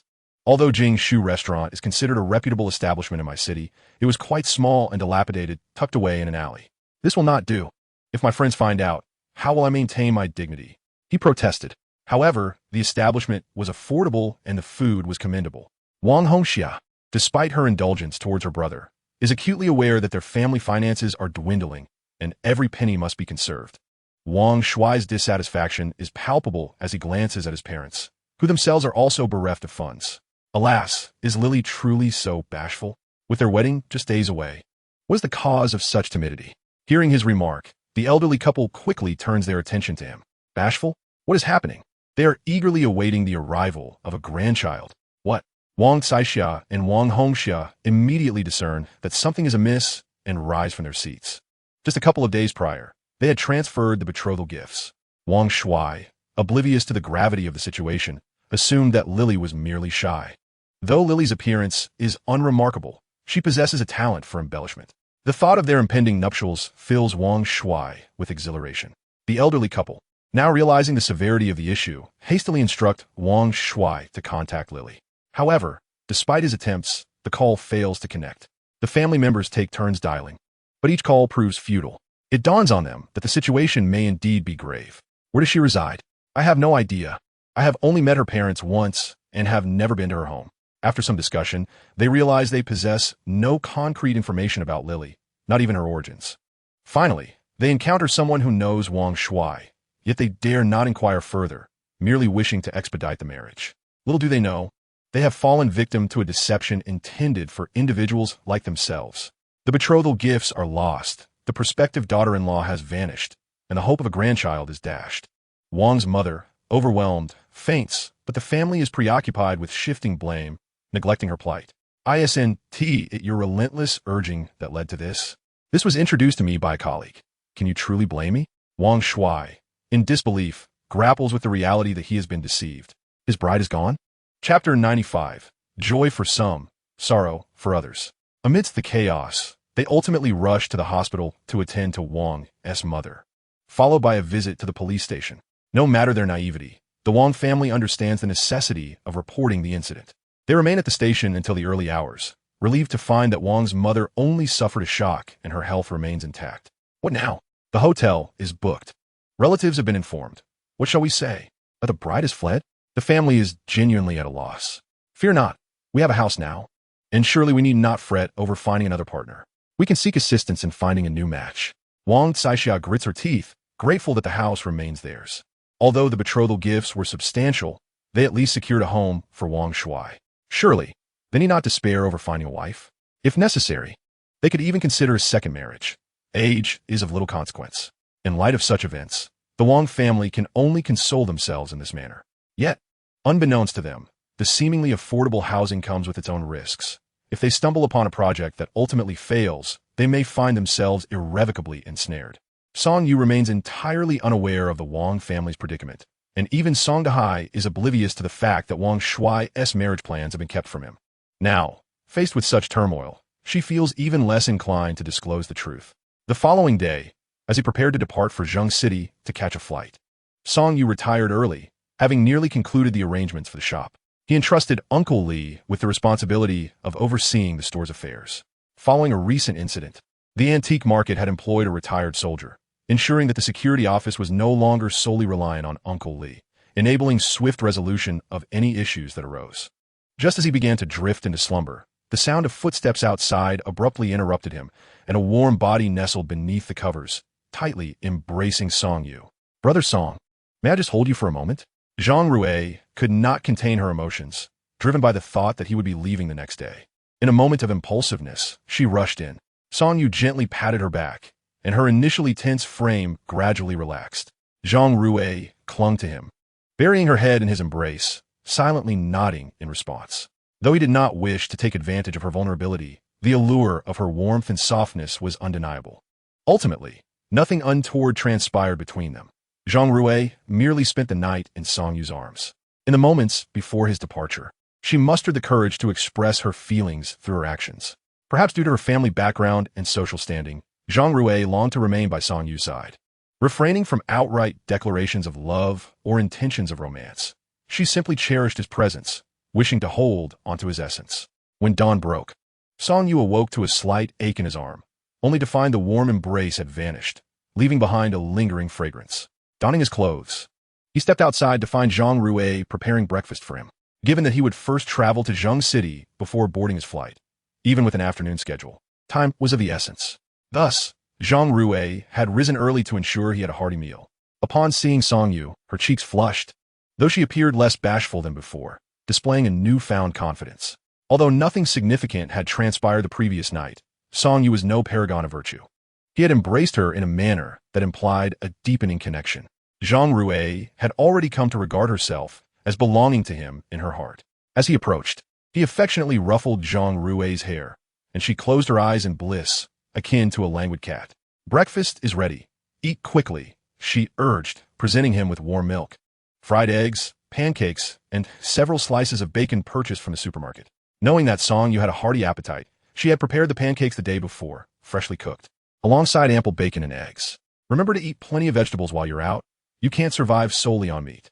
Song Yu seldom prepared vegetarian dishes himself, relying on Zhang Rui to provide them during his recent stay, and her concern for his nutritional balance was evident, given his substantial appetite. "Rest assured, I will call you immediately if anything arises," he reassured her. Zhang Rui nodded, seated across from him, her gaze filled with affection as she watched him relish his meal. Song Yu's enjoyment of food was palpable, and she marveled at how he could consume so much without gaining weight. Yet, recalling her accidental brush against his physique the day prior, she speculated that his well-toned form must be attributed to regular exercise. Otherwise, how could he maintain such a fine figure? Breakfast was consumed in haste. Even if Song Yu had a substantial appetite, it was improbable that he could indulge excessively in the morning. After finishing his meal, he gathered his belongings, embraced the young girl tenderly, and departed without delay. He intended to take a taxi to Zheng City. Although it would be a more costly endeavor, caution was warranted for the sake of that precious porcelain. As Song Yu left, Zhang Rui also completed her breakfast. The young girl was engulfed in a whirlwind of emotions, both joyous and perplexed. Despite Song Yu perceiving her as merely a child, she was nearing the age of 20, an age when girls in her village were typically wed. Currently, the household expenses rested solely on her shoulders. All that her family demanded was money and the urging for her marriage, showing little regard for her own aspirations. Recently, Song Yu gifted her a bank card, the contents of which she was uncertain about but presumed to be substantial, given his character. Yet, Zhang Rui was reluctant to dip into those funds. The remaining 500 from her monthly salary sufficed for her needs. Nevertheless, she supported Song Yu's pursuit of knowledge under the mentorship of Lu Lao. While she possessed the courage to defy her family's expectations, her upbringing had instilled in her a rather traditional mindset. It was precisely Zhang Rui's gentle and considerate demeanor, akin to a spring rain that nourishes without ostentation, that subtly shifted Song Yu's perception of her. The authenticity of one's affection can be discerned effortlessly. Chapter 96. Journey to the Capital. Seated in the taxi, Song Yu's mind was awash with thoughts. The moment of departure he had long anticipated had finally arrived. Zhang Rui's unexpected display of affection the previous day had indeed taken him by surprise, though he was not as astonished as one might think. After his breakup with Zhao Yu, his views on love and marriage had undergone a transformation. Throughout his life, he had witnessed more discord than harmony among couples and families. Even the most affectionate pairs could not escape the inevitable frictions and quarrels of daily life. Infidelity, deceit, and emotional fractures were all too familiar to him. While love undeniably existed, it was exceedingly rare, otherwise the tales of enduring fidelity would not be so often recounted through the ages. The scarcity of true love rendered it unattainable for many. In truth, the world bore witness to more figures akin to Chen Shimi and Pan Jinlian than to Liang Shanbua and Zhu Yingtai. Thus, at his core, Song Yu harbored a certain aversion to the idea of marriage. He was acutely aware that the progression of his relationship with Zhang Rui was largely influenced by financial considerations. Were it not for his monetary means and the antique shop, perhaps Zhang Rui would have already been promised to another. Material wealth served as the foundation. Without it, even the most genuine and beautiful emotions could devolve into mere illusions, likely culminating in tragedy. His aspiration was to ensure a better life for those he cherished and who cherished him in return. This was Song Yu's true desire. The relentless pursuit of financial stability was all for this purpose. After a moment of contemplation, he resolved to cease his internal conflict. Upon arriving in the capital, a multitude of responsibilities awaited him. Settling in and diligently acquiring knowledge of antiques from Lu Lao was his foremost obligation. Possessing ample knowledge and discernment regarding antiques, along with the adeptness to utilize one's keen eyesight, renders the pursuit of such treasures far more manageable. Even should one lose the ability to perceive and observe the mystical essence of these artifacts in the future, the knowledge acquired would still suffice to navigate the antique realm. The journey from my city to Zheng City, in truth, is not particularly distant. Opting for a taxi undoubtedly ranks as the least cost-effective choice. Both train and bus fare considerably less. However, the overwhelming crowds on buses and trains, compounded by the chaotic nature of today as transport hubs, pose a risk of encountering unscrupulous thieves. Given Song Yu's appearance, it is evident to the discerning eye that his bag likely contains valuables, perhaps even a bundle of cash. Porcelain is exceedingly precious, and Song Yu's vigilance over his backpack is a necessary precaution. Thus, he chose to take a taxi to Zheng City's airport, incurring a substantial fare. In any profession that seeks profit, lacking genuine skill necessitates a certain ruthlessness. It is all too common for taxi drivers to inflate prices. Fortunately, the driver of the taxi Song Yu hailed was relatively decent, albeit overly talkative, regaling him with a series of bland jokes and recommending a local spa in Zheng City. Upon reaching their destination and settling the fare, the driver craned his neck to glimpse the contents of Song Yu's backpack, presumably curious about its contents. Regrettably, Song Yu offered him no opportunity to inquire further, promptly turning away to depart. Upon arrival, and after completing the necessary procedures, Song Yu found himself in the first-class lounge. This marked his inaugural flight. Although he had previously traveled with Zhao Yu, financial constraints had relegated them to trains, often opting for the cheapest hard seats to save on sleeper fares. Yet, as he entered the lounge, he felt no discomfort. Wealth breeds confidence, and with it, a sense of assurance. The lounge was not overly crowded, and as Song Yu settled into a seat, a flight attendant approached, inquiring about his beverage preference. Unaccustomed to coffee and disinterested in tea, he waved her off. On a nearby table lay an array of desserts, and the lounge's decor exuded opulence, starkly contrasting with the waiting areas outside. Song Yu did not feel the sudden shift from poverty to wealth. Rather, he felt entirely at ease in this environment. Soon, it was time for the flight to commence, and he boarded the plane via the exclusive first-class entrance. Aside from the rather awkward crouching service of the flight attendants, he felt no particular sensation. However, upon disembarking, there were no flight attendants offering him small notes of connection. Perhaps his attire, composed entirely of modest, inexpensive garments, including the backpack he clutched to his chest, clearly a bargain from a street vendor, failed to draw attention.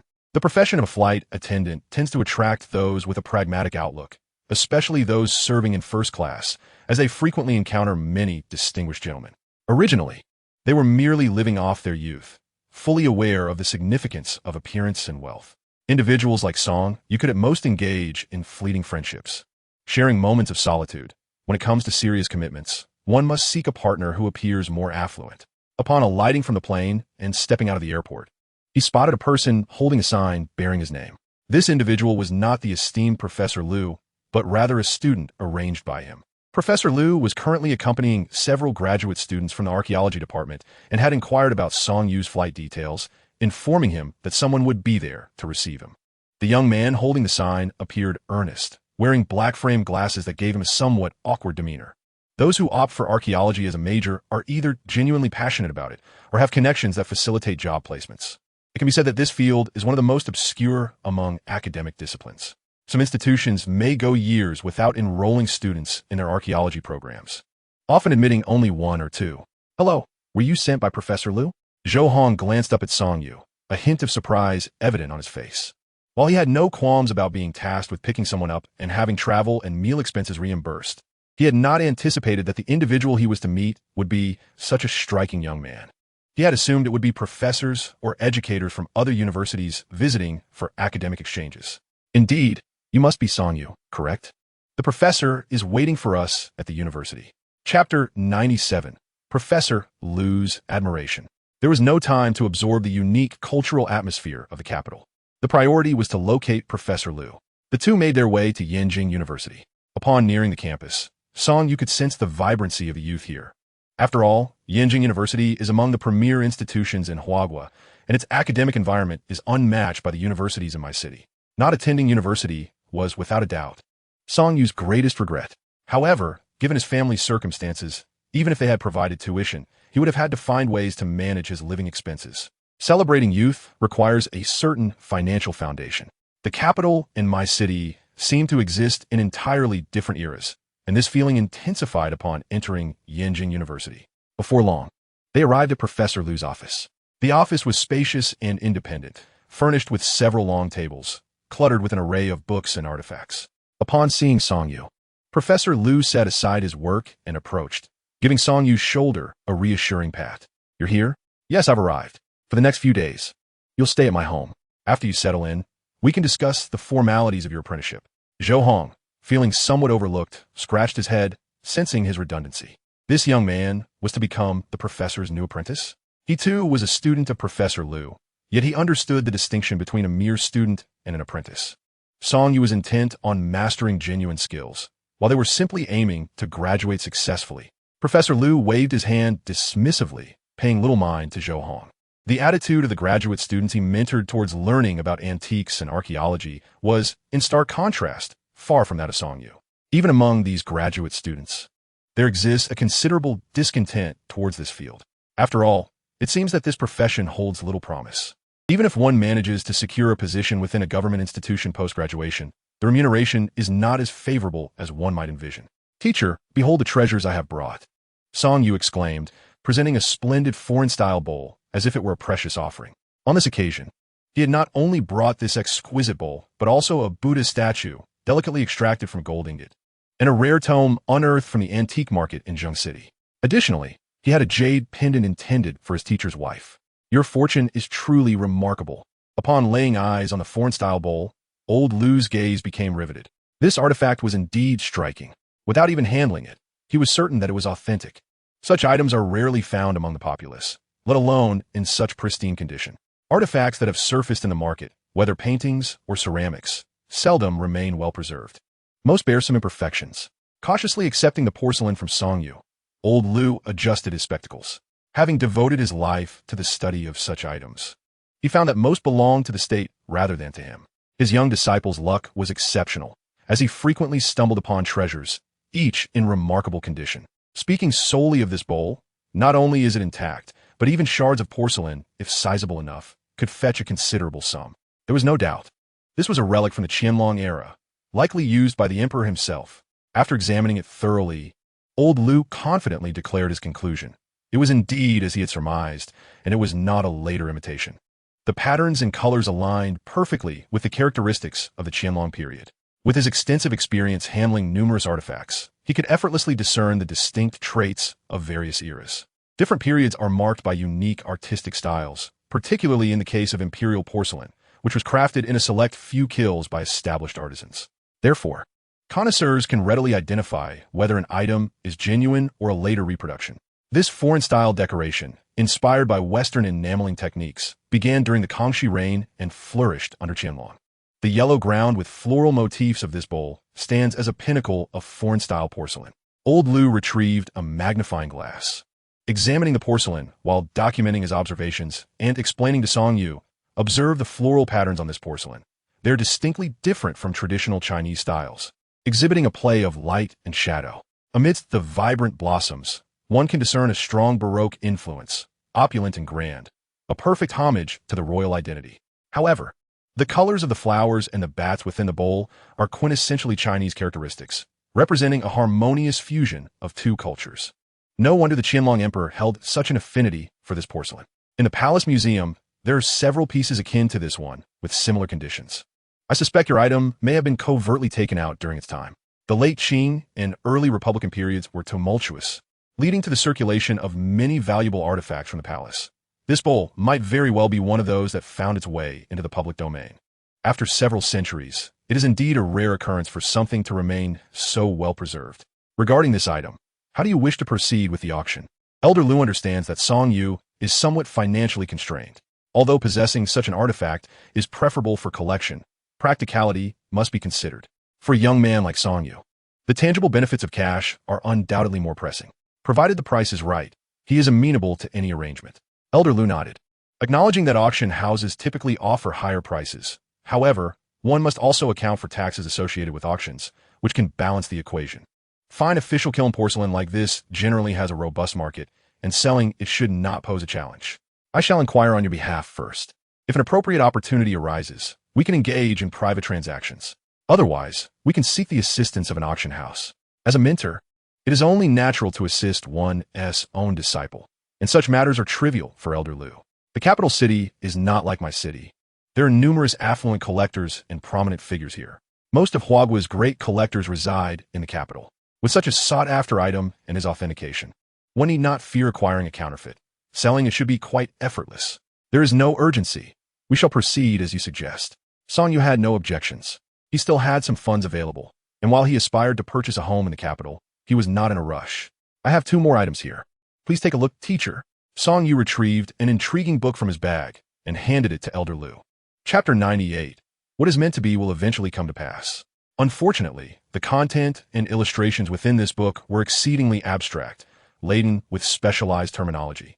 And many words evidently seemed to be either the author's inventions or jargon from a specific field, rendering it challenging for outsiders to comprehend. Upon receiving the book from Song Yu, Elder Lu initially did not regard it with much interest. It was apparent that this book bore some age. Yet such old tomes are relatively common, and from its appearance, it did not qualify as a true ancient classic. However, upon perusal, Elder Lu's demeanor shifted to one of gravity. Where did you acquire this book? I bought it from a stall at Zhengshi Antique Market. The stall had a variety of old books, and I found it quite intriguing, so I purchased it. Elder Lu's gaze remained fixed on the book, his brow furrowing deeper with each glance. This book is no ordinary item. It appears to be a relic from a family of tomb raiders, containing information about various ancient tombs. The illustrations must be interpreted in conjunction with elements, such as the I Ching and light, only revealing their secrets from particular angles. The entire text is filled with cryptic language, rendering it nearly incomprehensible. Even Elder Lu could only grasp a fragment of the book's content, as one's expertise is often specialized. He had considerable knowledge in archaeology, cultural relic restoration, and artifact appreciation. Yet, when it comes to seeking out ancient tombs in desolate mountains, Elder Lu might not surpass Song Yu, who possesses an extraordinary ability to perceive what eludes others. This book is fascinating, albeit of limited value, primarily because we cannot decipher it. If this were in the hands of a knowledgeable tomb raider, it would be a treasure. But for an ordinary individual, it holds merely a modicum of collectible worth. Who can discern the authenticity of the contents within this book? Some individuals are particularly tedious, relishing in the art of deception. If the book is entirely fabricated, it will be a sheer waste of both time and energy. Song Yu nodded, feeling rather indifferent. He could discern that the text recorded various ancient tomb locations. Yet after so many years, who can ascertain whether those tombs have been plundered? It is quite normal for old Lu to be unable to comprehend the contents of the book. Teacher, let this book remain with you. Perhaps you might derive some insights from it. Keeping it here would serve little purpose. Do present any other treasures you may have. Lu did not refuse, placing the book on his desk, preparing to study it leisurely when time permitted. His anticipation for the items brought by Song Yu grew. His young apprentice indeed possessed remarkable artifacts, consistently presenting exquisite pieces. Luck holds considerable significance in the antique trade. Many have spent their lives in this realm without ever encountering a substantial find. Song Yu retrieved a small black Buddha statue from his pocket and handed it to old Lu. This black Buddha, which Song Yu treasured dearly, possessed a pleasing texture and a substantial weight due to its metallic composition. Most intriguingly, the statue was magnetic, capable of being divided into 2 parts and reassembled, showcasing remarkable craftsmanship. Whether for handling or admiration, it was filled with delightful intrigue. This piece surely bore age. Upon receiving the statue, Lu held it in his hands, marveling at its texture, which was neither copper nor iron. Observe, this statue exhibits quintessential characteristics of the Song dynasty. Its form is graceful, the carvings are exquisitely detailed, and the facial expression radiates compassion. Indeed, this piece is imbued with a rich patina, embodying a classic state of preservation.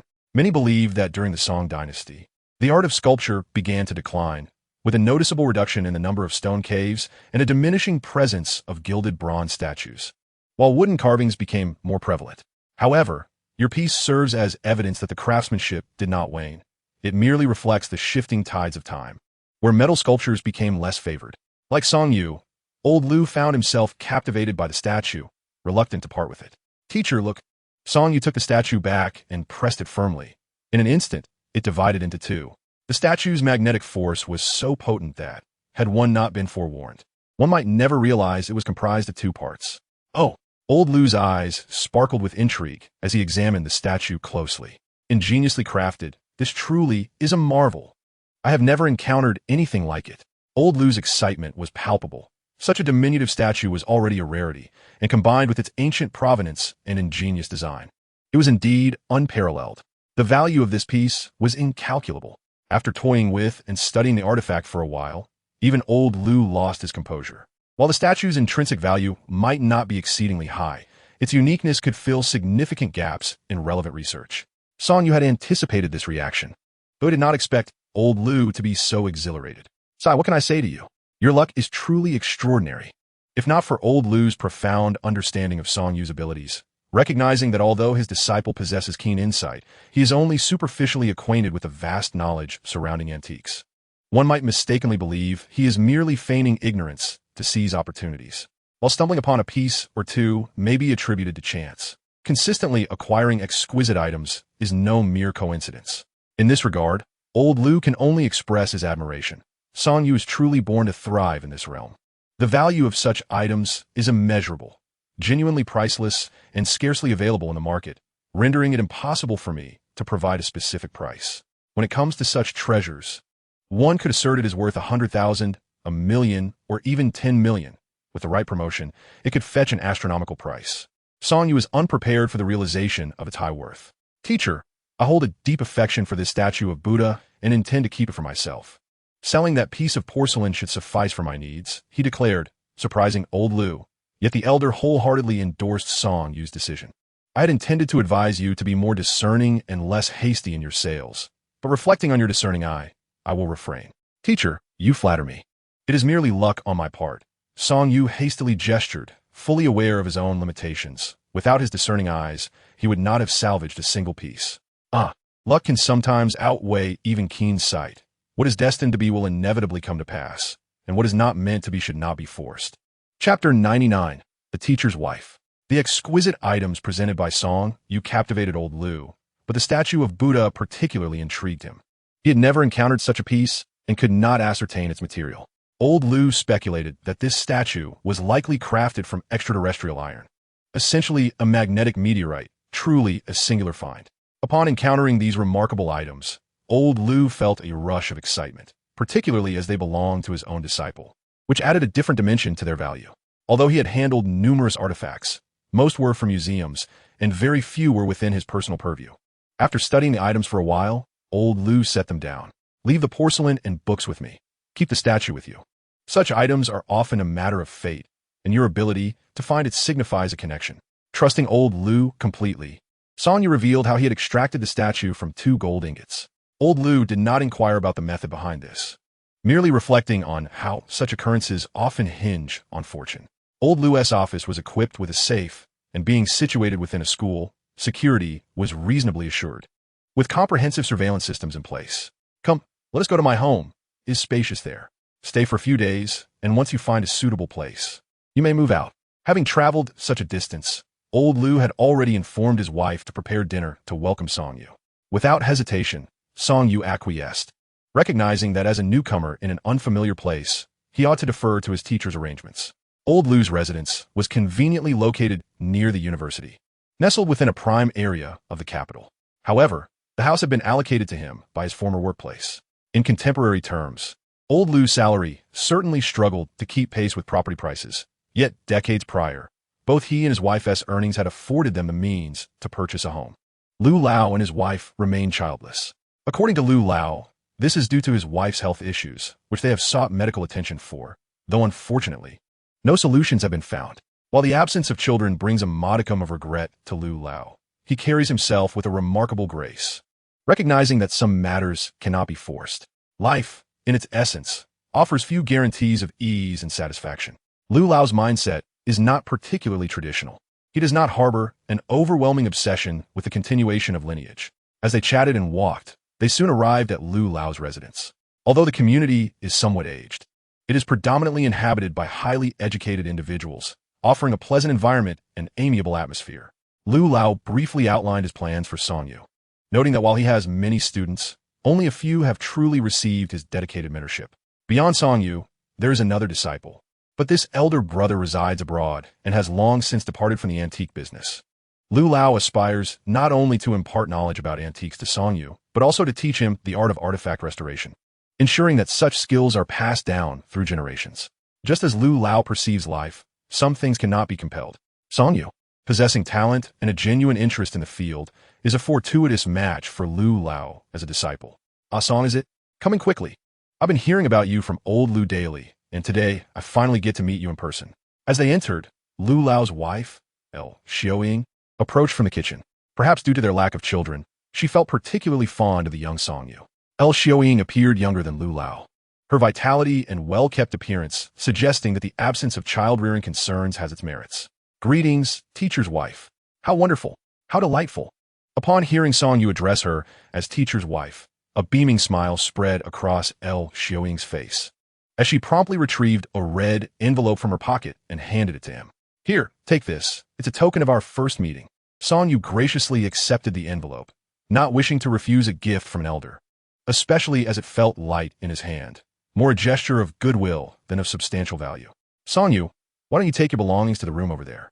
Lu Lao's residence, a spacious 3-bedroom apartment, likely exceeds 100 square meters, an arrangement seemingly made for Songyu's arrival. This thoughtful gesture deeply moved him, as it was clear that Lu Lao's concern for him was genuine, free from ulterior motives, embodying a sincere mentorship. After placing his belongings on the table, Songyu ventured into the living room. How is it? Is it comfortable for you? Xiaoying's warmth was palpable.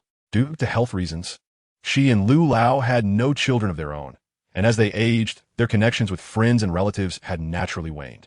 Now, the presence of a young prodigy, especially one of her husbands, felt akin to having a surrogate son. Songyu's amiable demeanor only made her fondness for him more understandable. Absolutely, it's perfect, Songyu replied, reaching into his pocket to produce a jade plaque. Teacher's wife, as this is our first meeting, I wasn't sure what you might like. As I run an antique shop, I thought this jade plaque might be a suitable gift for you. The jade pendant is intricately carved with a rabbit, a motif rather rare among ancient jade artifacts. The pendant is truly exquisite and not prohibitively priced, making it an ideal gift.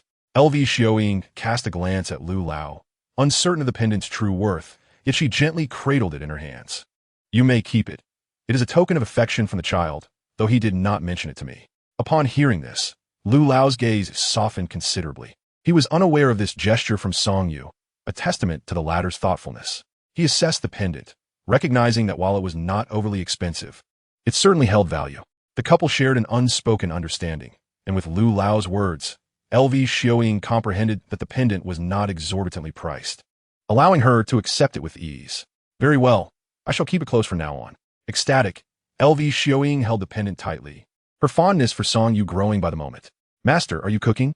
Shall I lend a hand? Haha, do spare yourself the trouble. Let young Song prepare dinner. Lu Lao chuckled at Songyu's suggestion.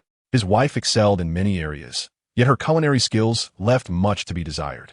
Having tasted Songyu's cooking on 2 occasions, he found it comparable to that of a professional chef. How could we ask young Song to cook, just having arrived at our home? Xiaoying shot her husband a playful glare. Their enduring affection after years without children was a testament to their mutual support and understanding, and light-hearted banter was harmless. Master, we are all family. It is quite all right. Songyu proceeded to the kitchen, where he discovered an array of disheveled potatoes on the cutting board, confirming his suspicions about Xiaoying's culinary prowess. All right, you may assist me. Xiaoying, despite lacking innate cooking talent, possessed a fervent passion for the culinary arts and enjoyed experimenting, albeit often with imbalanced proportions of spices. Lu Lao had endured numerous peculiar dishes crafted by her hands. Although she had requested Songyu's help, the moment they entered the kitchen, it became evident that Songyu was in his element, leaving her somewhat sidelined. Cooking was merely a hobby for her. As an art teacher at Yenjing University, though not a widely acclaimed painter, she certainly qualified as an artist. Perhaps the artist's imagination was somewhat unrestrained. While cooking, she sought to express her creativity, yet cooking necessitated a methodical approach. Any misstep in the process could drastically alter the dish's flavor. Songyu efficiently prepared the ingredients, and with several hours until dinner. Xiaoying's lack of confidence in her cooking prompted her to begin preparations early. All right, We are nearly ready. We can proceed with cooking shortly. In the living room, the couple expressed their utmost satisfaction with Song Yu, recognizing him as a considerate young man, a rarity in these tumultuous times. Of course, their lack of children might have contributed to their affection for Song Yu, Lu Lao's esteemed disciple. It appears that only Wang Caixia and Song Dehai harbor a certain disdain for Song Yu. Their biological son, Song Haisheng, is perpetually overshadowed by Song Yu in every regard, which explains their lack of admiration for him. The Wang family also view Song Yu unfavorably, as the comparison between Wang Shuai and Song Yu is starkly unfavorable. Indeed, comparison breeds envy, and some individuals simply cannot bear to see others thrive. The trio engaged in delightful conversation, reminiscing about the past. El Xiaoying harbored some feelings of guilt regarding her inability to conceive, yet Lu Lao approached the subject with remarkable nonchalance, indicating that some things cannot be forced. I believe my life has been quite fulfilling. I have made my mark in fields that interest me. Is that not enough? Lu Lao's humility was evident, for he is regarded as a luminary in the realm of collectibles. Song Yu refrained from discussing his own circumstances, for there was little to say. The indifference of his family mattered little. After all, he was not their biological child. They provided him with sustenance and care, which he deemed sufficient. He intended to reside peacefully at home and diligently learn from his mentor. Initially, El Xiaoying did not pay much heed to Lu Lao's words, but upon meeting Song Yu, her demeanor shifted entirely. She began to treat him as a younger relative. Song Yu had only spoken to Miss Cui a couple of times, yet he was aware that her shop primarily offered calligraphy, paintings, and various jades. Once settled in the capital, Song Yu planned to visit both Miss Cui and Boss Shun, as the inventory of the shop depended on these two proprietors. Maintaining these relationships was essential, as Song Yu's acquisitions relied on Lu Lao's reputation. It was imperative to cultivate these connections for his own benefit, rather than solely depending on Lu Lao's influence. Where is Sister Chui's shop located? He inquired. It is situated in Panjiayuan, where Xiao Shun also has a store. If you wish to make a name for yourself in the antiques business, you can learn a great deal from both of them. Lu Lao, being more of a researcher, could impart theoretical knowledge. Yet the intricacies of the antiques trade were best learned from seasoned veterans who had navigated the bustling marketplace of Panjiayuan for many years. Before long, Cui Yulan arrived. Though she appeared quite mature, her actual age was not yet 30, likely around 28 or 29. Upon first seeing her, Song Yu was struck by her grace and poise, as well as her striking beauty. Teacher, I hope I'm not intruding today. This must be Song Yu. We have long been acquainted in spirit, she said, entering the room with the familiarity of a frequent visitor, exchanging pleasantries with Song Yu. Please take a seat. Today, Yulan, you are in for a treat. The chef is none other than Xiao Song, Lu Lao remarked, earning a playful glare from El Xiaoying, who conceded that her culinary skills were indeed inferior to those of Song Yu. How delightful. Song Boss is, in a sense, my junior apprentice, is he not? In the realm of antiques, it is indeed rare to encounter a female proprietor. To have a shop in Panjiayuan and catch the attention of Lu Lao, who subsequently sent Song Yu to learn from her, speaks volumes about Cui Yulan's exceptional qualities. From their very first meeting, her demeanor and way of speaking enveloped one in a refreshing aura, akin to the gentle warmth of spring.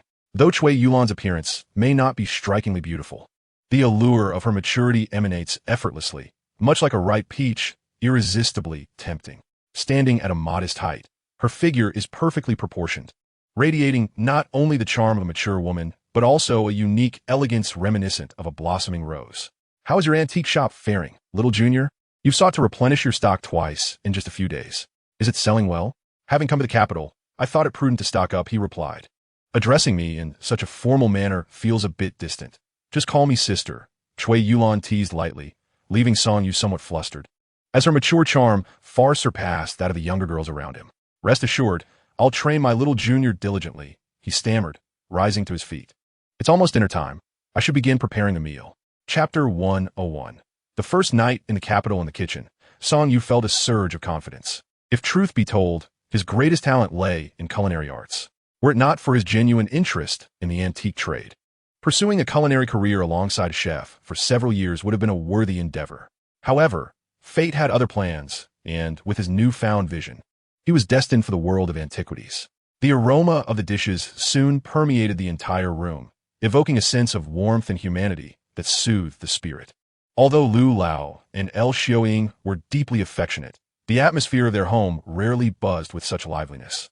The delightful sense of a meal and the sounds of laughter brought life to what was usually a quiet abode. Dinner is ready. A variety of delectable dishes were laid out on the table. Lu Lao and El Xiaoying typically dined out for their New Year's Eve feast. Yet they had never experienced such a sumptuous spread at home. Cui Yulan was pleasantly surprised by Song Yu's culinary skills, which increased her fondness for him. Despite her cheerful demeanor and playful teasing, her true thoughts remained inscrutable. It would indeed be peculiar for her to develop an immediate fondness for him upon their first meeting. Her warm interactions were likely more a matter of habit than genuine affection. Song Yu recalled that his piece of rough stone was due to arrive via logistics in the next couple of days. Cui Yulan's shop primarily dealt in paintings and jade, having maintained a long-standing relationship with Lu Lao, who had been her mentor. Beyond the teacher-student bond, Lu Lao held a unique status in the antique world, particularly in the restoration of artworks, an area where he excelled. Antique paintings and calligraphy are notoriously difficult to preserve. Even minor flaws can significantly impact their value. Should any artwork require Lu Lao's assistance in restoration, its price could skyrocket. Jade Ruff, are you involved in stone gambling? Although Cui Yulan's shop did engage in jade trading, she was generally reluctant about gambling on stones, preferring to directly acquire jade materials for processing and sale. Upon hearing that Song Yu has taken to the practice of stone gambling, my previously favorable impression of him has diminished somewhat. Stone gambling is quintessentially a game of chance. Even the most seasoned masters of stone cutting would hesitate to claim they can discern the true essence of a raw stone. The adage that 9 out of 10 bets end in loss is particularly apt here. In both Myanmar and our homeland, there are individuals who have amassed wealth through jade, and some families even rely on jade for their livelihood. However, these jade families do not profit from gambling on stones. Rather, they thrive on the trade of jade materials and raw stones. Indeed, some families have rules prohibiting stone gambling altogether. While cutting a jade raw stone does not guarantee profit, refraining from cutting certainly ensures no loss. Given Song Yu's seemingly composed demeanor, it is perplexing that he would engage in such gambling. On his first encounter, he purchased a piece, which was not expensive. With cutting equipment available, one merely needs to have the stone delivered to the shop.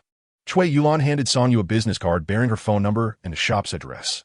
Yulan Hall, a name inspired by a plaque in the Summer Palace, harmonizing well with Cui Yulan's own name.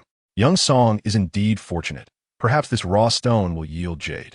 Had it been anyone else, Lu Lao would surely have offered a few words of caution, but he has begun to admire Song Yu's luck. It can be said that Song Yu is the luckiest person Lu Lao has encountered. Cui Yulan smiled without speaking further, as they had only just met, and it seemed inappropriate to elaborate.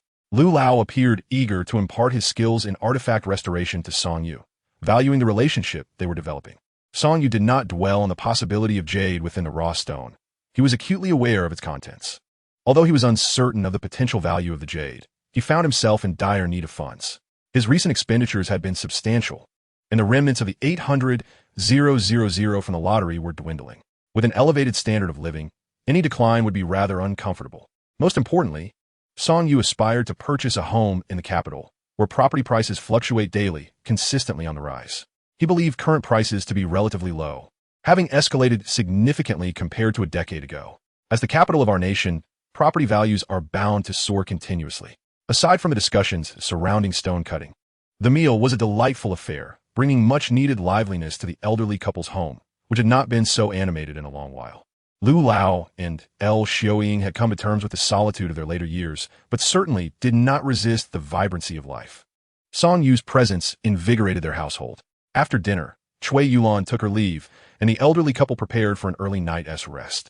Song Yu maintained a healthy sleep schedule, yet it felt too early for him to retire. He found himself unable to sleep. Adjusting to a new environment proved somewhat challenging. However, just as he picked up a book to read, his phone rang. Upon checking, he saw an unfamiliar number. Hello, Song-gu, how are things on your end? The caller was Zhang Rui, to whom Song Yu had once gifted a mobile phone and SIM card, though she seldom used it. Concerned since his departure that morning, she could no longer contain her curiosity, believing he had settled in sufficiently to warrant a call. Upon hearing Zhang Rui's voice, Song Yu felt a significant easing of the unfamiliarity of being alone in a foreign place. He realized he was missed by someone. He had settled in comfortably at his teacher's residence, where both the teacher and his wife were exceedingly kind, alleviating any concerns for his well-being. Conversely, one wondered if Zhang Rui could manage alone. Currently, she was the sole individual at the store. but now residing at Song Yu's house provided her with greater security than staying at the shop. The apartment rented by Song Yu was situated in the most upscale neighborhood of my city, ensuring utmost safety. Previously, Zhang Rue would open the store at dawn and only close after the antique market's hours. Before departing, Song Yu had specifically instructed her to finish work by 5 or 6 in the evening, discouraging late hours. While the antique shop did not fear a lack of business during the day, those who visited at night were often of dubious character. After an extended conversation, they hung up. Song Yu set aside his book, freshened up, and retired early. He had gradually discovered the essence of life. It was about striving to enhance his own existence while ensuring the well-being of those around him. Zheng Hui, along with his master and mistress, genuinely cared for him. Chapter 102. An encounter with an old friend in a foreign land. In the blink of an eye, Song Yu had been in the capital for several days. He had arrived on a weekend, and with the university being relatively unhurried, particularly in the archaeology department, which had few students, the professors were quite relaxed in their approach. Moreover, Lu Lao, who had his own professional commitments, had been accommodating Song Yu at his home for the past few days. Today marked the first occasion he officially joined Lu Lao at the university. Song Yu harbored a strong desire to accompany Lu Lao to the museum. He found himself at a creative impasse regarding his insights, and a visit to the museum's storerooms might unveil unexpected treasures. As he walked through the university, Song Yu sensed a slight dissonance with his surroundings. Once one enters the workforce, it becomes challenging to maintain the same enthusiastic disposition as during student days. High school had been a true trial, whereas university offered a semblance of relaxation, devoid of significant financial burdens or major setbacks, resulting in the vibrant energy of the university students. Song Yu was different. He had begun his entrepreneurial journey immediately after high school, and years of struggles had softened his edges. Lu Lao had 6 students, with a balanced gender ratio of 3 males and 3 females. Apart from Zhou Hong, who had greeted Song Yu at the airport, he was unfamiliar with the others. Lu Lao refrained from making introductions, as Song Yu was not a formal student of the institution, but rather Lu Lao's pupil, exempt from attending other classes. The school would not raise concerns, yet it might reflect poorly nonetheless. "This is Song Yu. He will join us in class from now on. Let's get acquainted," Lu Lao announced.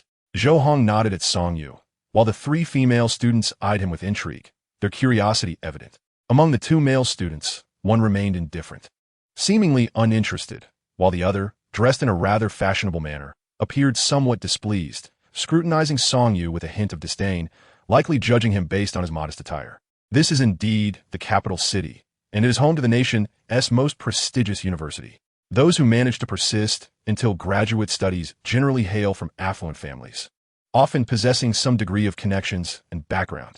Song Yu nodded at a few individuals, but refrained from elaborating further. Old Lu, accompanied by a few others, entered an unoccupied classroom filled with numerous porcelain artifacts. The book that Old Lu had shown to Song Yu detailed the fundamental knowledge of porcelain, indicating that he had long considered Song Yu's education. Of course, the knowledge acquired in school merely serves as a foundation. It might even be said to hold little practical value. Ultimately, what truly matters is whether one engages in relevant work subsequently, along with personal effort and determination. Many concepts learned in university often require extensive relearning when one enters the workforce. This is especially true in the field of antiques, which harbors a peculiar phenomenon. Those who operate antique shops or stalls in major antique markets or work in auction houses rarely possess formal training. Most archaeology graduates have shifted careers, whether to official institutions, securing positions in museums or cultural heritage agencies, or even opting to teach. Old Lu's teaching style is quite engaging.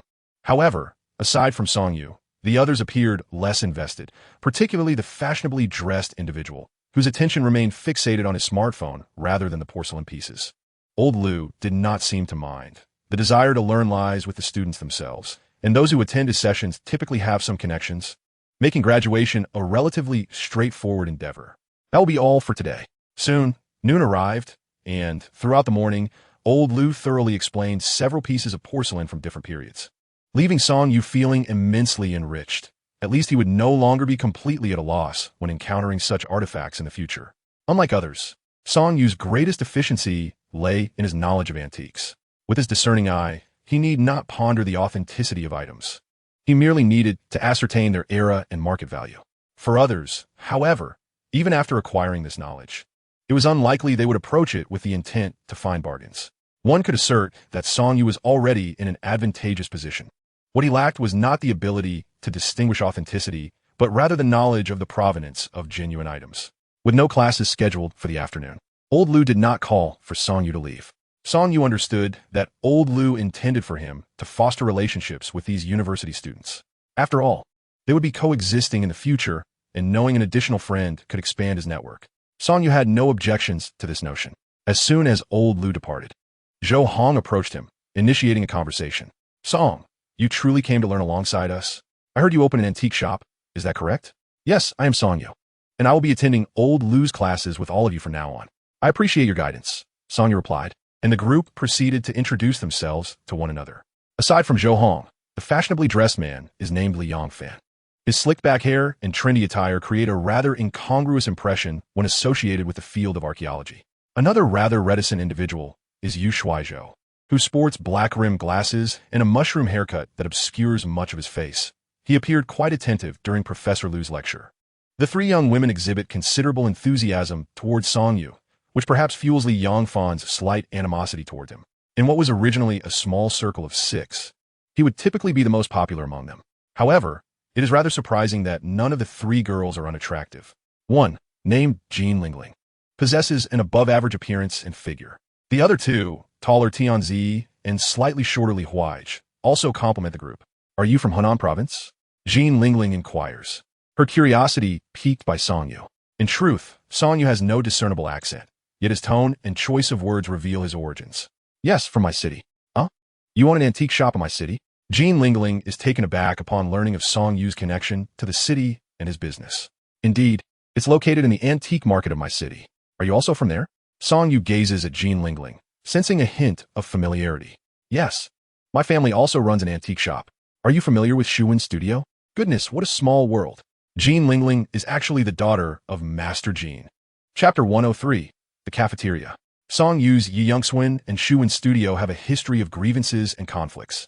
Master Jean seems to harbor some reservations about this younger generation, as the opening of Yi Youngswen has notably impacted the business of Shuwen's studio.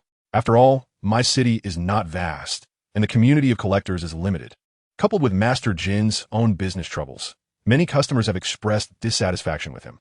Previously, there were few alternatives, but with the emergence of Shuwen's studio, despite its limited high-end collectibles, the variety and competitive pricing have swayed some patrons away from Master Jin's establishment.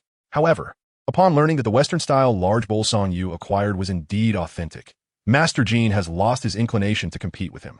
In the past, Master Jean felt quite resentful. He has long believed that the success of the late Master Jean was due to the fortuitous timing of the Reform and Opening Up era, which allowed him to prosper from scavenging. During that period, uncovering hidden treasures was significantly easier than it is now, as the landscape has been entirely reshaped and opportunities abound. Yet, by the time Master Jean took over, the prime era had passed, making it increasingly difficult to seize opportunities or establish a foothold in the antique world. Nonetheless, Song Yu's emergence serves as a testament to the notion that opportunities do exist. It is merely a matter of seizing them. Master Jean is aware that his approach to both life and business harbors flaws, yet he rationalizes that such practices are commonplace in this industry, which often relies on deception and trickery. Regrettably, there are individuals who eschew such methods and excel beyond his own capabilities. Jean Lingling's choice of this profession is evidently influenced by her family's antique shop. Are you also part of that antique market? I have not seen you before. Song Yu's shop has only been open for a few months, and Jean Lingling has been attending school for several years. It is understandable that she is unaware of Yu Yinxian. Naturally, Manager Jean would refrain from discussing shop matters with his daughter. Despite the fact that Shuwen Studios' business may have been somewhat impacted as an established brand with years of history, it can still generate substantial profit even by relying on its reputation. For a seasoned businessman like Manager Jean, there are always numerous avenues to earn money. The shop that opened in recent months. Upon hearing Song Yu's words, Jean Lingling nodded, recognizing this as a serendipitous encounter with an acquaintance. And her demeanor toward Song Yu became notably warmer. Cultivated by her grandfather from a young age, Jean Lingling possesses a keen interest in the antique trade, which led her to select this field of study. Jean Lingling's inquiry compelled Song Yu to respond, and he was taken aback by the stark contrast between Manager Jin's somber demeanor and the striking beauty of his daughter. Upon learning that Song Yu operates an antique shop, Li Yongfan displayed a palpable disdain, as his father holds a managerial position at Jade Auction House, which naturally leads him to look down upon Song Yu's humble enterprise. The true arbiters of the antique market's pricing are the auction houses. After all, it is merely an antique shop in a small city of Yu province, hardly worthy of significant regard. Nevertheless, witnessing the camaraderie between Jean Lingling and Song Yu, Liang Fan could not suppress his frown, betraying his displeasure. So Song Yu, what do you primarily sell in your shop? My father works at Jade Auction House, and we could supply you if needed. While he was explicitly addressing Song Yu, he was subtly signaling Jean Lingling as well.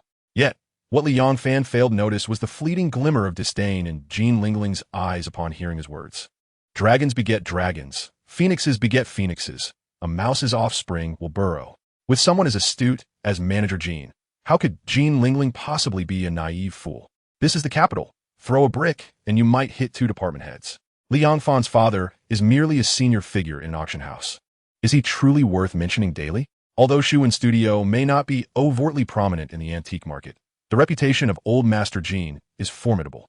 Long before Jade Auction House was established, Old Master Jean had already retired. Individuals like Liang Fan do not hold her interest. She finds his immaturity particularly off-putting. Your father's position at the auction house has no bearing on others. Song Yu, having long surpassed the age of competitive rivalry, paid little heed to the comment. In small-town shops, various types of goods are sold, but they are generally mid to low-end items. The pieces worthy of auction houses are exquisite, and my modest shop cannot accommodate such selections. We should engage in more dialogue. What is your relationship with Old Lu, and what prompted you to study here? Upon hearing Song Yu's remark, Liang Fan felt pleased and casually inquired about the relationship between Song Yu and Old Lu. Song Yu did not elucidate, and Liang Fan did not press for further details. The other 2 girls, aside from Jean Lingling, initially expressed considerable interest upon learning that Song Yu ran an antique shop.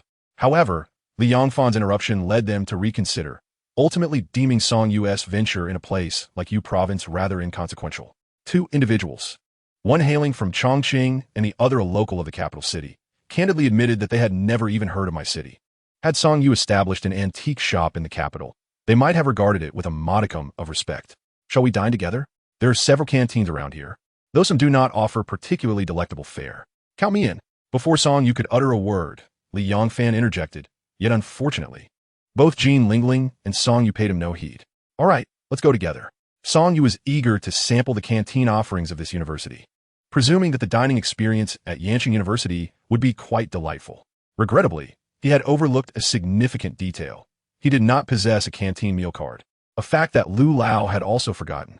His attendance at the university was merely to audit Lu Lao's classes, acquiring related knowledge. It must be said, the food in the canteen was indeed commendable, yet upon witnessing Jean Lingling finalize her choice of noodles and swipe her card, Song Yu was left dumbfounded. He had no meal card. Fortunately, Jean Lingling kindly assisted him in this regard, while Liang Fan, observing Song Yu's expression, grew increasingly irritable.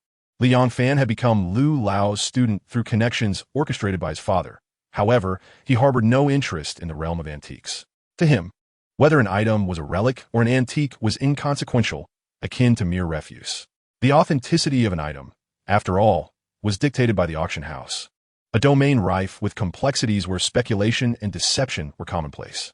Many viewed auction houses as bastions of authority, assuring them that the items sold could be trusted. In truth, regardless of the origins of an item, be it procured from a street vendor or a first-tier source, the value ultimately rested upon one's discerning eye and judgment. An item would not deceive. Identical pieces commanded different prices depending on whether they were sold at a bustling market or an esteemed auction house. The more prestigious the venue, the higher the price, as the associated ancillary services required financial backing. One's influence in this industry, however limited, would hardly concern those aspiring to become educators or those preparing to enter the Cultural Relics Bureau.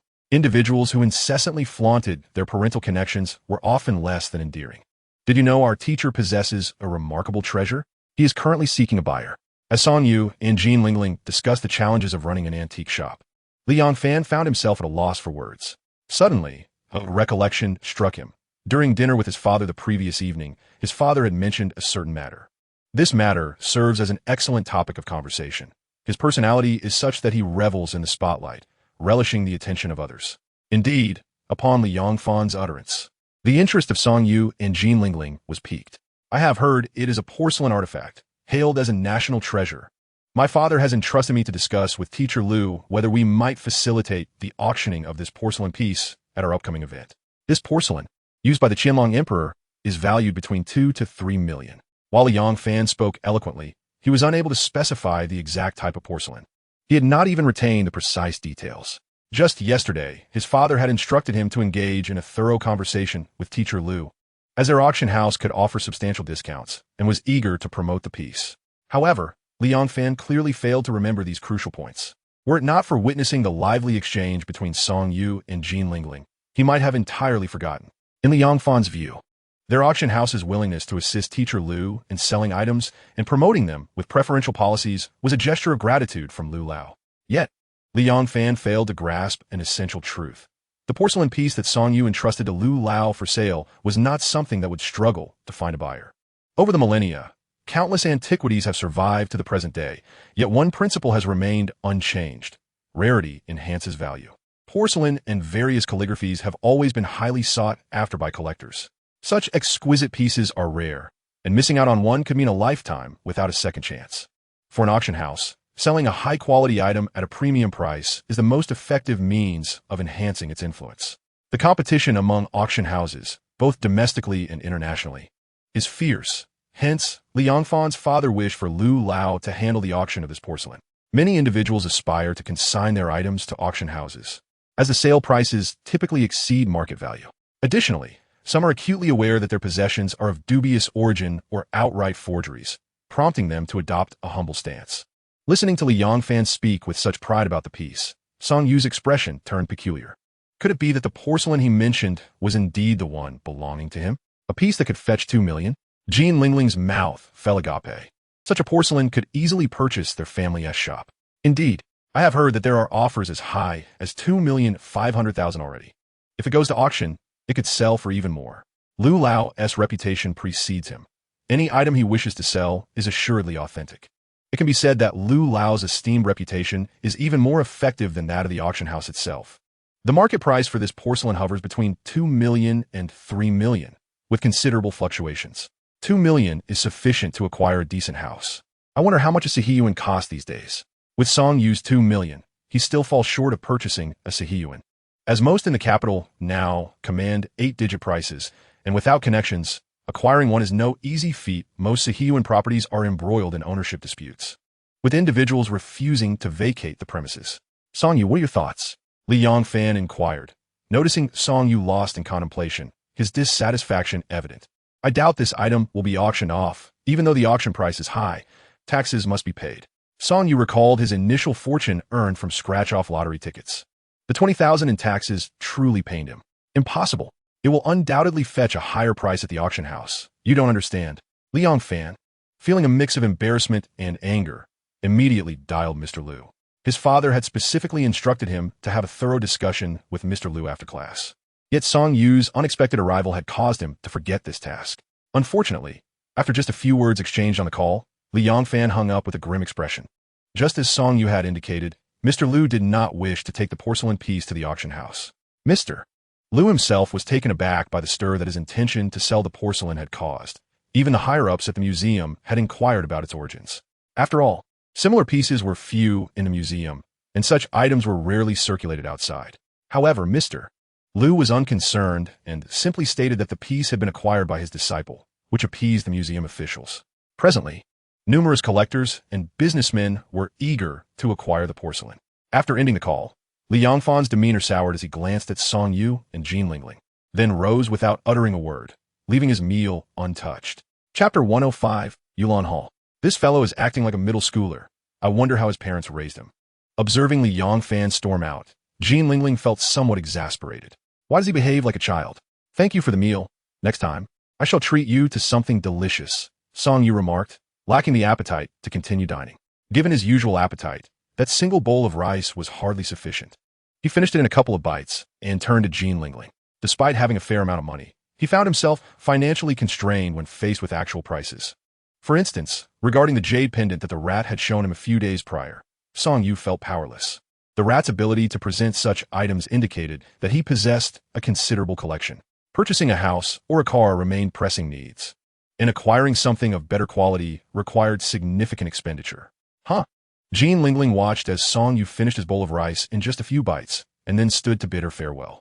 Why are all these boys like this? Shaking her head, Jean Lingling resumed eating her noodles, unconcerned with the departure of the two. Upon exiting the school cafeteria, Song Yu placed a call to Mr. Liu. As expected, the porcelain was on the verge of being sold.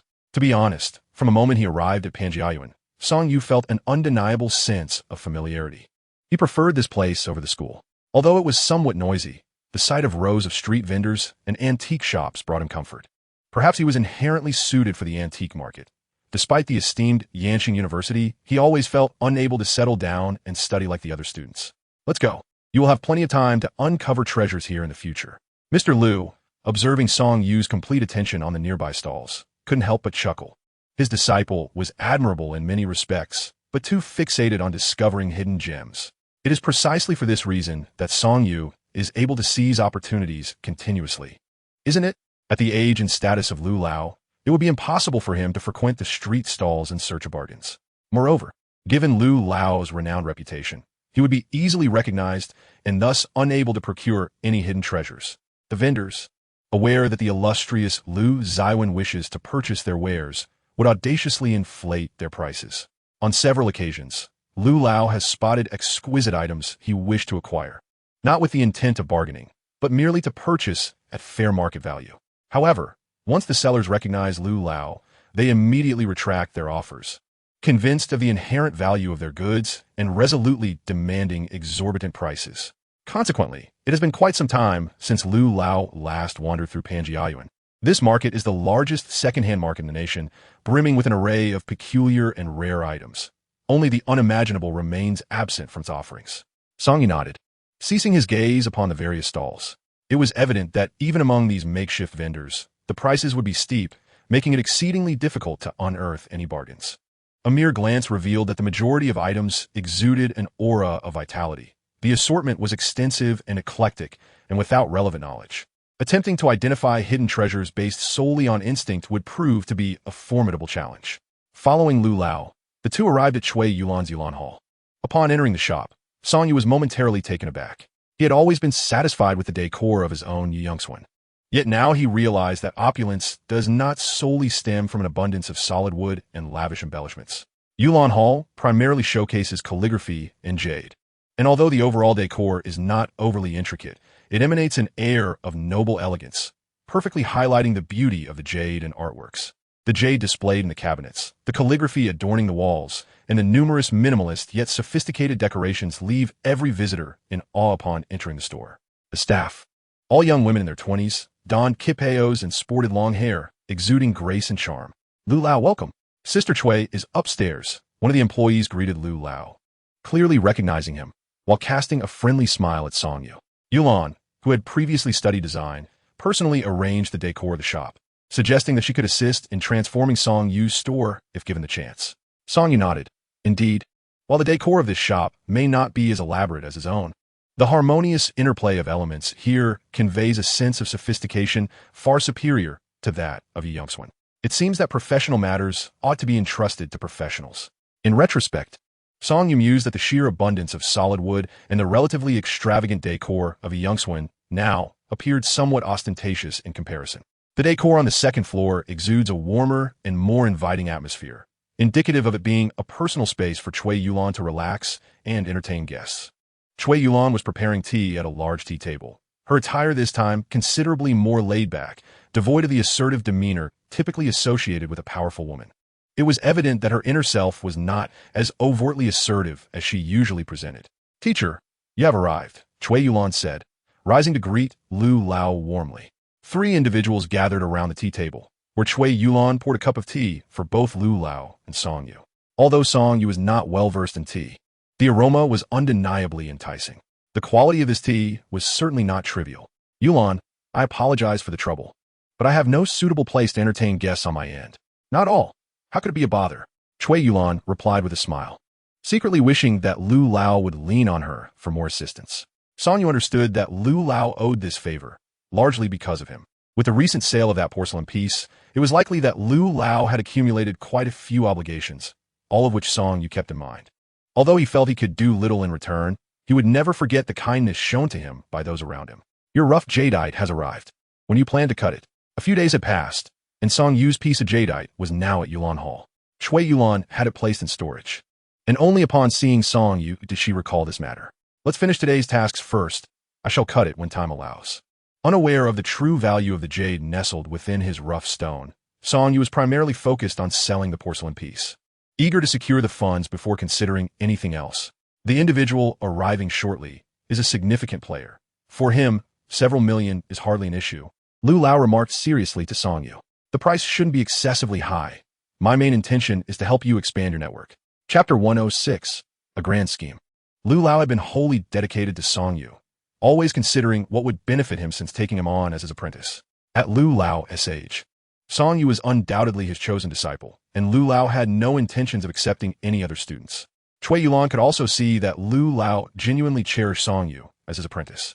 Although she referred to Lu Lao as teacher, she was not his disciple. She had merely attended his classes in the past, maintaining a sufficiently good relationship. Song Yu left a favorable impression on her, aside from his somewhat reckless venture into the world of stone gambling, which she found concerning. Whether it was stone gambling or mahjong, activities infused with risk, engaging in them occasionally is harmless. The true danger lies in addiction. Many believe they can control their impulses, yet once ensnared, they find themselves helpless. The buyer is always less astute than the seller. How could a dealer allow themselves to incur losses? The nature of stone gambling is akin. Those who hope to profit ultimately find themselves at a loss. Those who remain at the jade mines in Myanmar seldom achieve fortune. Given that Song Yu had purchased a piece of jadeite in Zheng City, the outcome was almost predictable. Cui Yulan had scrutinized the rough stone, and its external appearance could only be described as subpar, although certain characteristics indicated it was indeed a piece of jade. One could easily surmise it was merely a leftover from a rigorous selection process. Yulan Hall primarily dealt with jade and various artworks and ancient texts as supplementary offerings. In recent years, alongside ancient jades, jadeite had become increasingly popular, with Yulan Hall's jade sales consistently on a rise. The profits remain quite substantial. However, the jade business and the raw jade trade are entirely distinct matters. Certainly, the recent turmoil within the Burmese government has also impacted the prices of raw jade. As the prices of raw materials rise, the cost of jade inevitably follows suit. Furthermore, with only a handful of mines in Myanmar that have been exploited over the years, high-quality jade has become increasingly rare. Is it truly this porcelain piece that can fetch over 2 million? Mr. Liu extracted the exquisite bowl from his bag, meticulously wrapped in layers of foam, and placed it upon the table. Immediately, Cui Yulan's attention shifted to this porcelain masterpiece. Its vibrant colors and delicate texture, combined with the regal yellow hue that has historically been favored by royalty, impart an air of opulence at first glance. Indeed, this is the porcelain in question. Mr. Liu carefully examined the piece, noting its remarkable condition. One wonders how it has been so well preserved since its departure from the palace.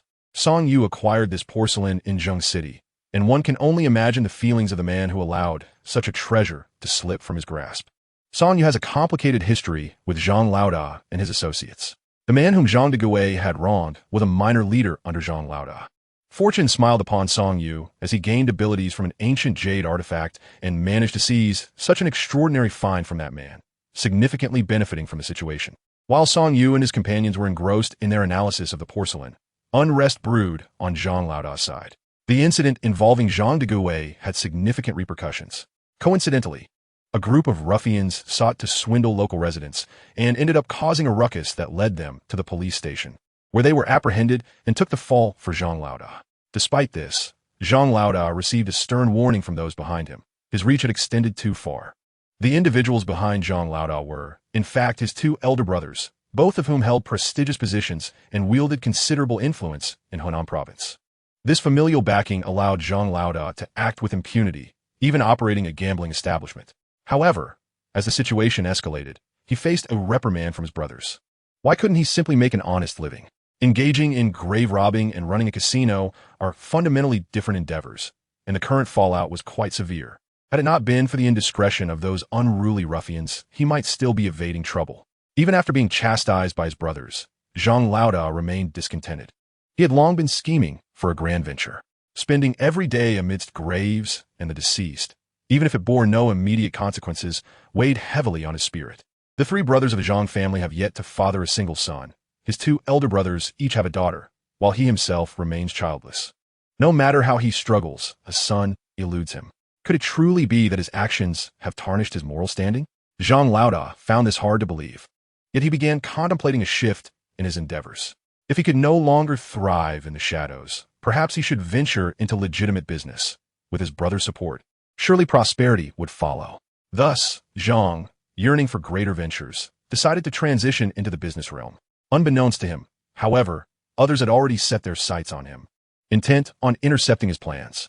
Huang Mao and Hao Zi, during Song Yu's journey to the capital, had meticulously prepared and plunged deep into the vast expanse of the Taihang Mountains. Ultimately, the fate of this prized possession remains uncertain. This porcelain's market value hovers between 2 million and 3 million. If it were to grace an auction house, it might even fetch upwards of 3 million, old Lu remarked, handing the grand bowl to Song Yu, gazing at his apprentice. Yet, the intricacies of auction houses are numerous. Some have approached me seeking discounts, but I declined. The proprietor I have arranged to meet today, we discussed a figure of 220,000, which you need not consider trivial. At this juncture, old Lu paused, observing that Song Yu's expression remained unchanged, and nodded in approval. Despite their master-apprentice bond, the allure of several tens of thousands could easily provoke discord, even among brothers. Rest assured, I will adhere to your guidance. Securing 220,000 is already substantial. Any additional tens of thousands hold little significance. Old Lu would certainly not deceive him or covet his riches. The proprietor, surnamed Wang, is a businessman of considerable stature. For him, several million is hardly a burden. He possesses a deep passion for collecting, having been deceived on numerous occasions, and has long sought my assistance in acquiring fine items. Cultivating a network of connections will serve you well in the future, enabling you to sell your possessions without resorting to auction houses. In our line of work, having a few loyal clients who consistently purchase your wares over decades is invaluable. Chui Yulan chimed in, having witnessed some customers who had been purchasing from her shop for over a decade, with bonds of friendship established between them. Chapter 107, Boss Wang. The speculation surrounding auction houses acts as a double-edged sword. Prices can indeed be driven upward, yet this also attracts undue attention, leading to unnecessary complications. Young and relatively new to the field, Song Yu's foundation remains unsteady. The stir caused by this porcelain could draw excessive scrutiny, prompting old Lu to shield Song Yu from such exposure. Building relationships with collectors is undoubtedly more beneficial than merely consigning items to auction houses. Absolutely. I will follow your lead. These tens of thousands are inconsequential. Song Yu genuinely believed this, recognizing his current financial shortfall did not preclude future prosperity. He held unwavering confidence in his ability to earn, bolstered by his discerning eye, which assured him of profitable ventures. Merely relying on his keen judgment in stone gambling would guarantee no losses. Moreover, Song Yu harbored a profound interest in antiques. The historical significance encapsulated within these artifacts, embodying the wisdom of bygone eras, captivated him immensely. Song Yu's attitude pleased old Lu, and Chui Yulan's perception of him underwent a notable transformation. It is natural for a gentleman to cherish wealth, yet few possess the ability to take up and relinquish it with grace. Both had encountered numerous affluent individuals, worth millions or even tens of millions, who would haggle over mere thousands.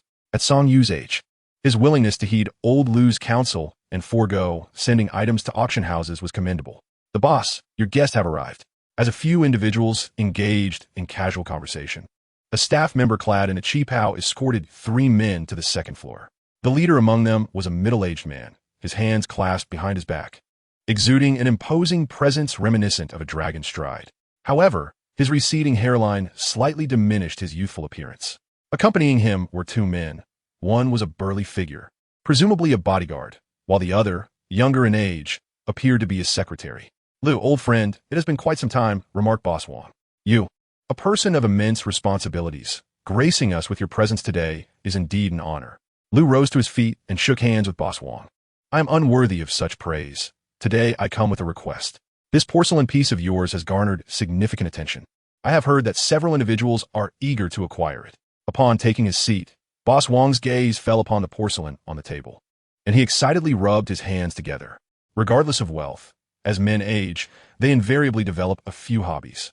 Collecting antiques, raising birds, fishing, and playing chess are all refined pursuits, infinitely more cultured than indulging in smoking, drinking, or gambling. A magnate like Boss Wang possesses wealth beyond comprehension. Yet he has not escaped the pitfalls of deception. He is willing to spend money, but he is particularly averse to being swindled.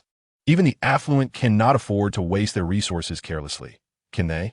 Genuine artifacts are scarce, and exquisite pieces even more so.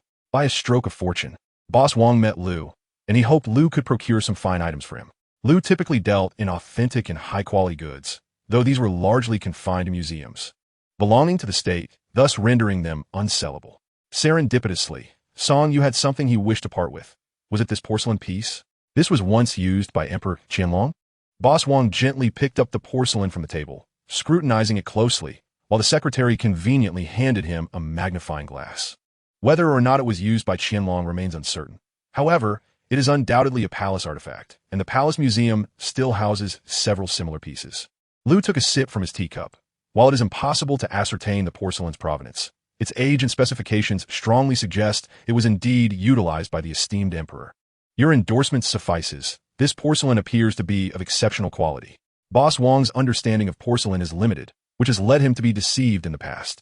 Having suffered numerous losses and lacking knowledgeable companions, he genuinely desires to build a collection of fine items.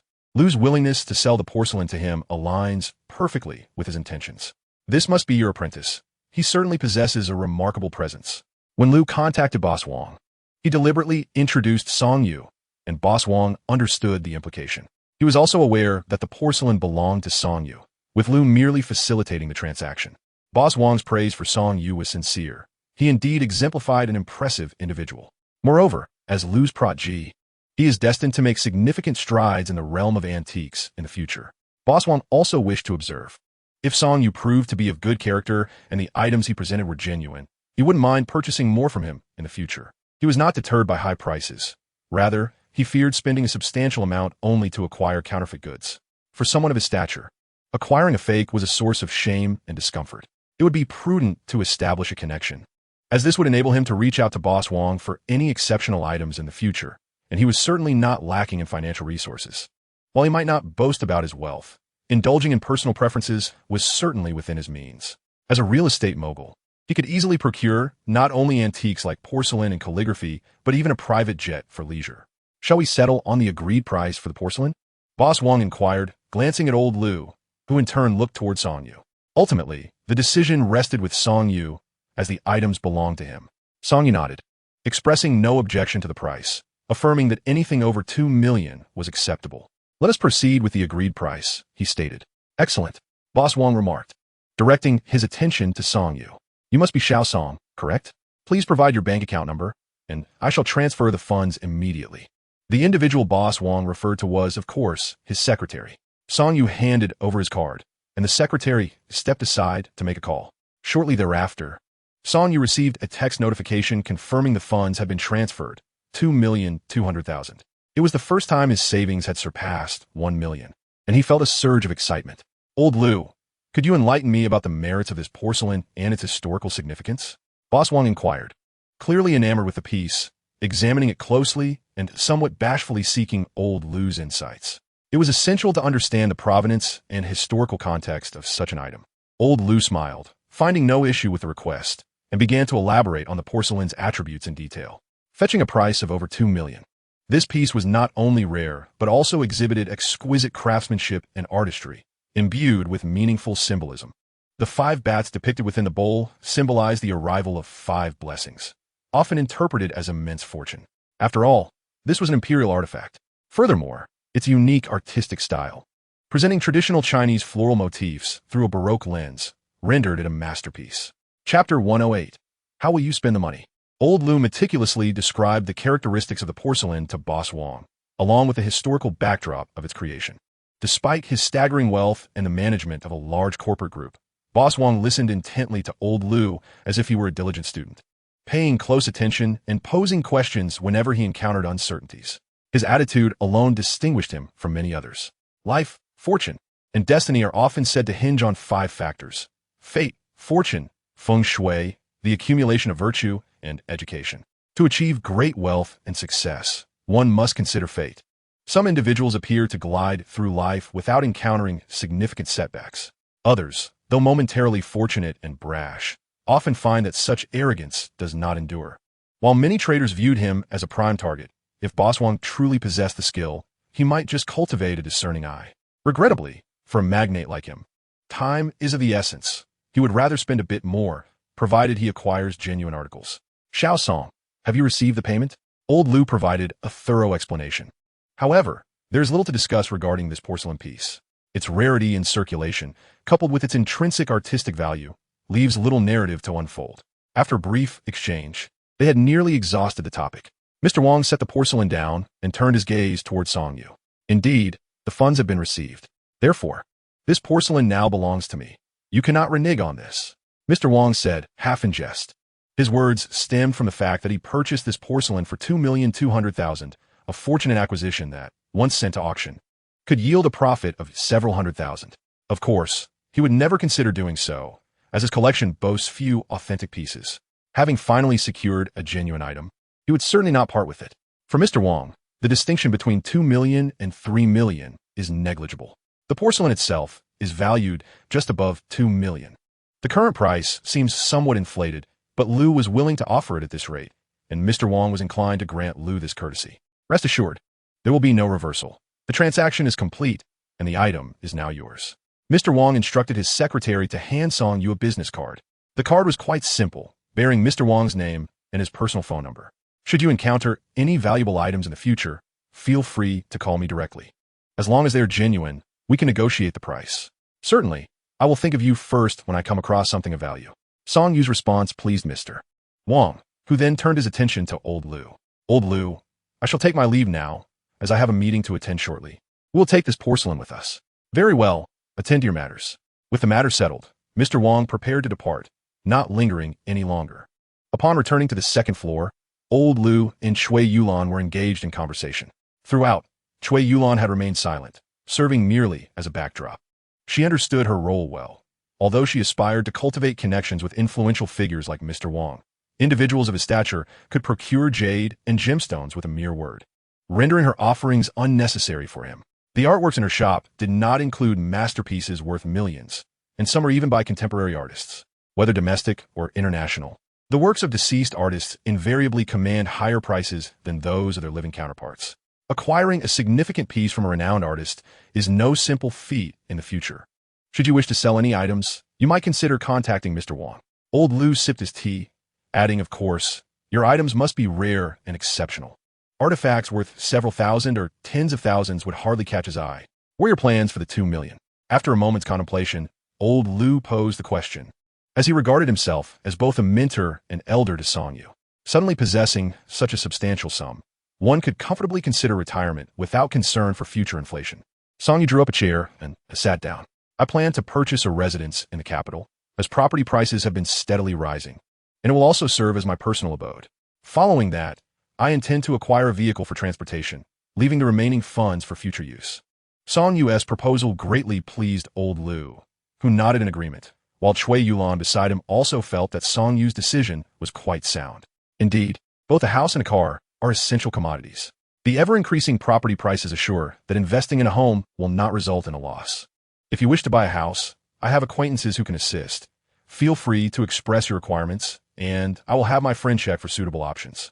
Cui Yulan suddenly interjected, mentioning that she had a well-connected friend in the real estate industry who possesses numerous high-quality listings. Old Lu, on the other hand, was not particularly knowledgeable in this area, having dedicated most of his life to research and academia. Moreover, he and his wife, Lu Xiaoying, had minimal material needs, as their salaries sufficed for a comfortable life. All right, I have yet to determine the specifics of the type of house I wish to buy. Ideally, it should be spacious and situated in a pleasant environment. Currently, I have around 2 million, so I hope not to spend it all. Cui Yulan chuckled and shook her head, realizing that this young man truly lacked understanding. Should he venture to purchase a house on his own, he would likely encounter pitfalls. However, having studied interior design, Cui Yulan possessed some knowledge in this field. What type of layout do you envision? Will you be living alone? Or are you considering a future with a wife and children? Are you interested in new property or a second-hand one? Do you have specific requirements for the decor? Upon hearing Cui Yulan's inquiries, Song Yu recognized that he had been rather simplistic in his considerations. He had only focused on the notion of purchasing a house without contemplating the specifics. Nonetheless, he was quite content with the apartment he rented in my city. With his budget of 2 million, acquiring a villa in a reasonably central area of the capital would be quite challenging. Even with the current property prices not being excessively high, I only need to consider myself, and I prefer a more sophisticated decor style, avoiding anything too traditional. If possible, I will be open to financing a nicer villa. Chapter 109. Luck? Upon hearing Song Yu's requirements, Cui Yulan began to grasp his needs, realizing that her junior had little concept of real estate. All right, I understand. Let me discuss with my friend to see if there are any suitable houses available. Old Lu held great trust in Cui Yulan, knowing her to be prudent in her dealings, ensuring that no one would be taken advantage of. You should discuss this matter with Yulan. If nothing suitable arises, there is no need to feel burdened about living at home. Ever since you arrived, your teacher's wife has visibly improved in spirit. Old Lu certainly did not mind Song Yu residing with them. Having an extra set of hands at the table was beneficial, especially since Song Yu's presence meant that he and Lu Xiaoying often enjoyed warm, home-cooked meals. That is fine. I have no psychological burden. Song Yu scratched his head, feeling nothing but gratitude. Haha, that works then. Don't you still have an uncut jade stone? I've never seen a gambling stone before. Shall we go take a look? Lu Lao, filled with curiosity, had never encountered raw jadeite before. He had seen numerous jade jewelry and various gemstones, yet raw jadeite was a rarity.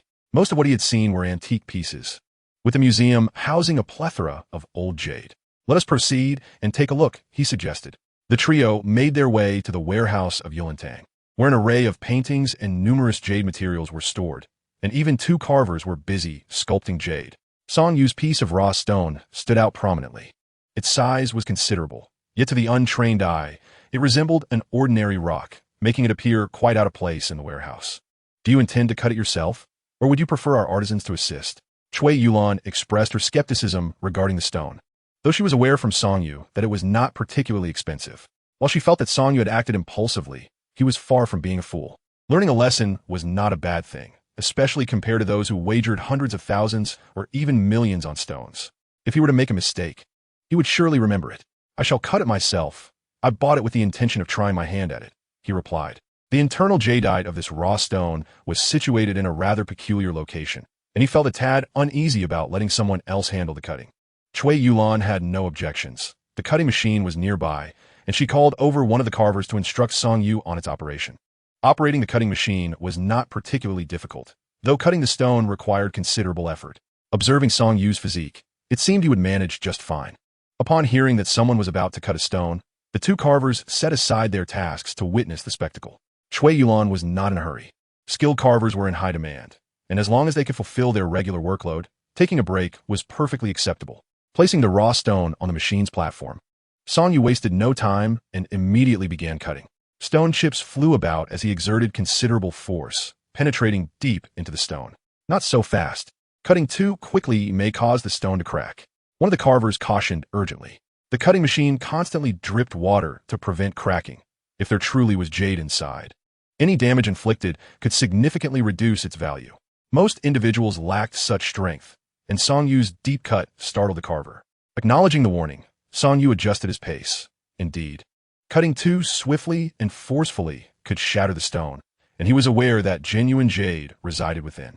As he slowed his speed considerably, the carver who had spoken nodded in approval. This young man has a steady hand and considerable strength. He would likely excel in carving.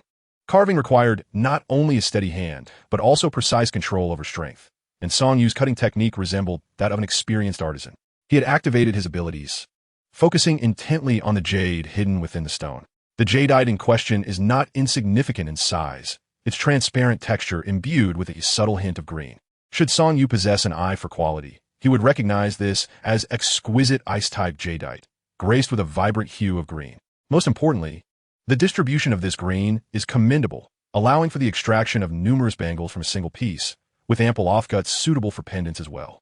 Song Yu has slowed his pace considerably, yet his chosen angle is remarkably astute, and before long, he has reached the jadeite's location. Upon revealing a glimpse of green, he pauses to let the flowing water wash away the fine dust. What is the matter? Are you tired?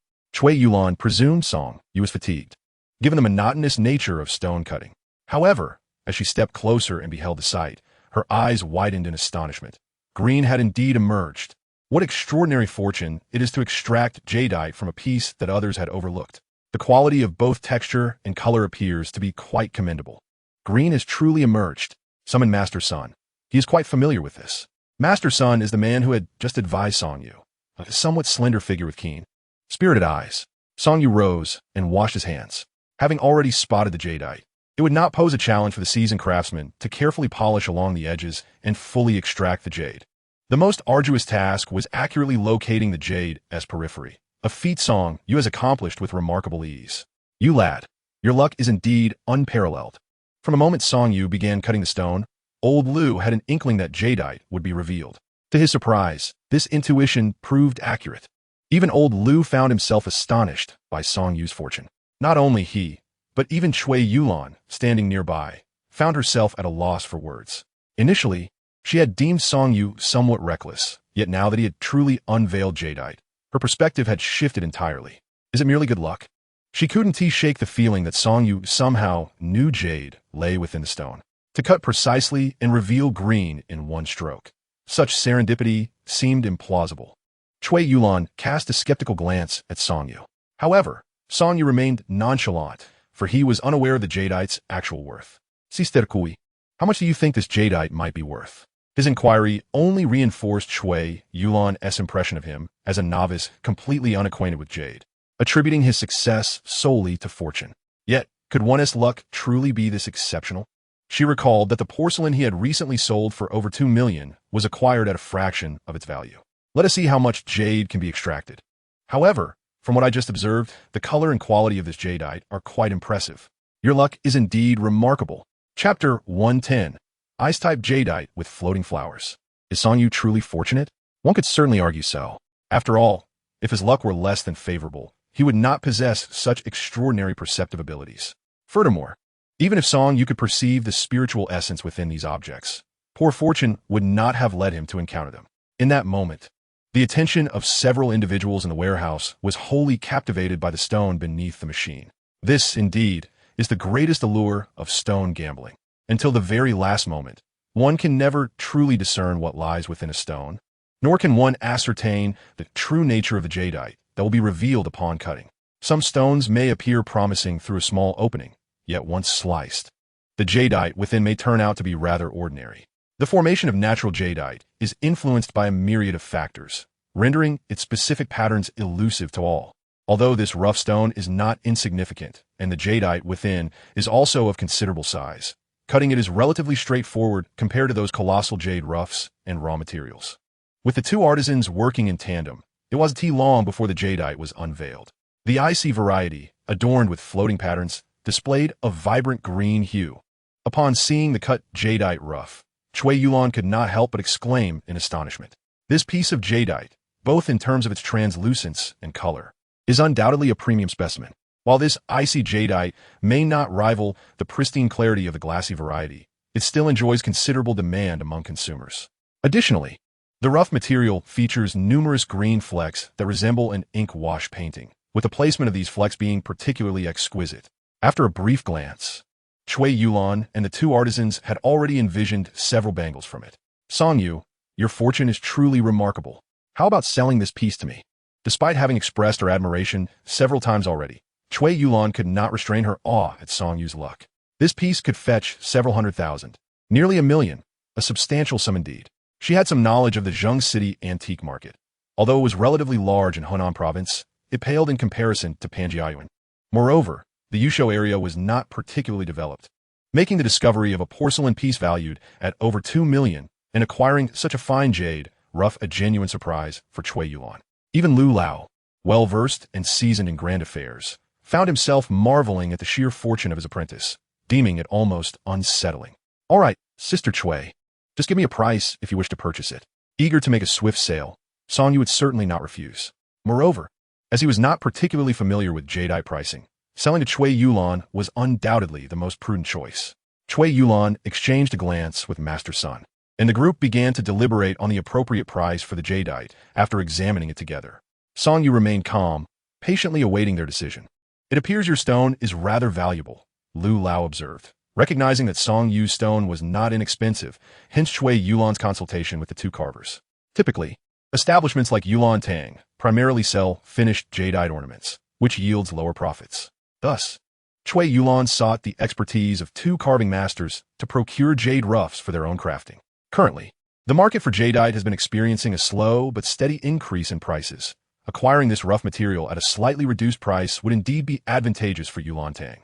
Given that good quality rough materials are highly sought after, this has led to inflated overall prices, often necessitating a premium for purchases. Of course, Chui Yulan would not take advantage of Song Yu, ensuring the price remained in accordance with market standards. After deliberating for a while, Chui Yulan reached a decision. Song Yu, we shall acquire this rough jade material for 850,000. What are your thoughts? The price of 850,000 is neither low nor high. Based on regular market value, this piece of jade should be priced around 800,000. However, given the current fervor in the jade market, the prices of high-quality jade have risen significantly. To purchase such a piece, one typically must pay a premium, and there's even a possibility of it being unattainable. Thus, after some discussion, they resolved to acquire this jade rough at a price slightly above the market rate. Very well, we shall proceed as you suggest, Sister Chui. The figure of 850,000 took Song Yu by surprise. He had anticipated selling this rough for merely tens of thousands, never imagining it could command over 80,000. The profits from jade gambling materialize swiftly, and buyers are hardly a concern. In the realm of antiques, one frequently encounters the predicament of having valuable items yet finding no market for them, making sales quite challenging. Conversely, jade rough is distinct. With numerous jewelry stores across the nation selling jade, it is implausible that there would be no demand. It appears your housing situation can improve significantly. With 220,000 plus 850,000, we now have a total of 300,000. Even in the capital, this sum is not insignificant. Shortly, I shall arrange for the funds to be transferred to your account. Observing the rough jade, Chui Yulan felt elated. Their store had been troubled over sourcing jade rough, and acquiring this piece would alleviate their concerns for at least 6 months to a year regarding inventory for their jade jewelry store. Rest assured about the housing matter. I will certainly assist you in finding a suitable option. With the sale of these two items, financial flexibility would soon be in reach. Song Yu was eager to venture out and explore Panjiayuan, hoping to uncover additional treasures to enhance his earnings. The speed at which profits were generated was exhilarating, albeit slightly overwhelming. However, he quickly regained his composure. One must consume a meal bite by bite, and similarly, one's career must progress step by step. To carve out a name in the antique trade, relying solely on serendipitous finds is insufficient. With financial security, there is no need for haste. Settling down in the capital first is paramount. Sister Chui, are there any shops available for transfer in Panjiayuan? Compared to purchasing a home, Song Yu was more inclined to consider acquiring a shop in this marketplace. Although he currently lacked connections and quality merchandise, acquiring a shop does not necessitate immediate operation. Property prices have been steadily increasing, and storefronts are appreciating even faster than residential real estate. Investing in a shop would allow him to hold on to it until he is adequately prepared to open a business. You wish to open a shop here? There should be some available for transfer. I can inquire on your behalf. Chui Yulan was taken aback by the rapidity of Song Yu's thought process. Just moments ago, he was discussing buying a house or car, and now he was contemplating shop ownership. Please do ask. If there is no suitable shop, I will consider purchasing a house instead. Money is still money. It seems that no matter how it is spent, it never feels sufficient. 3,000 yuan has its own way of living, as does 30,000. Yet even with 300,000 in hand, Song Yu still feels it is insufficient.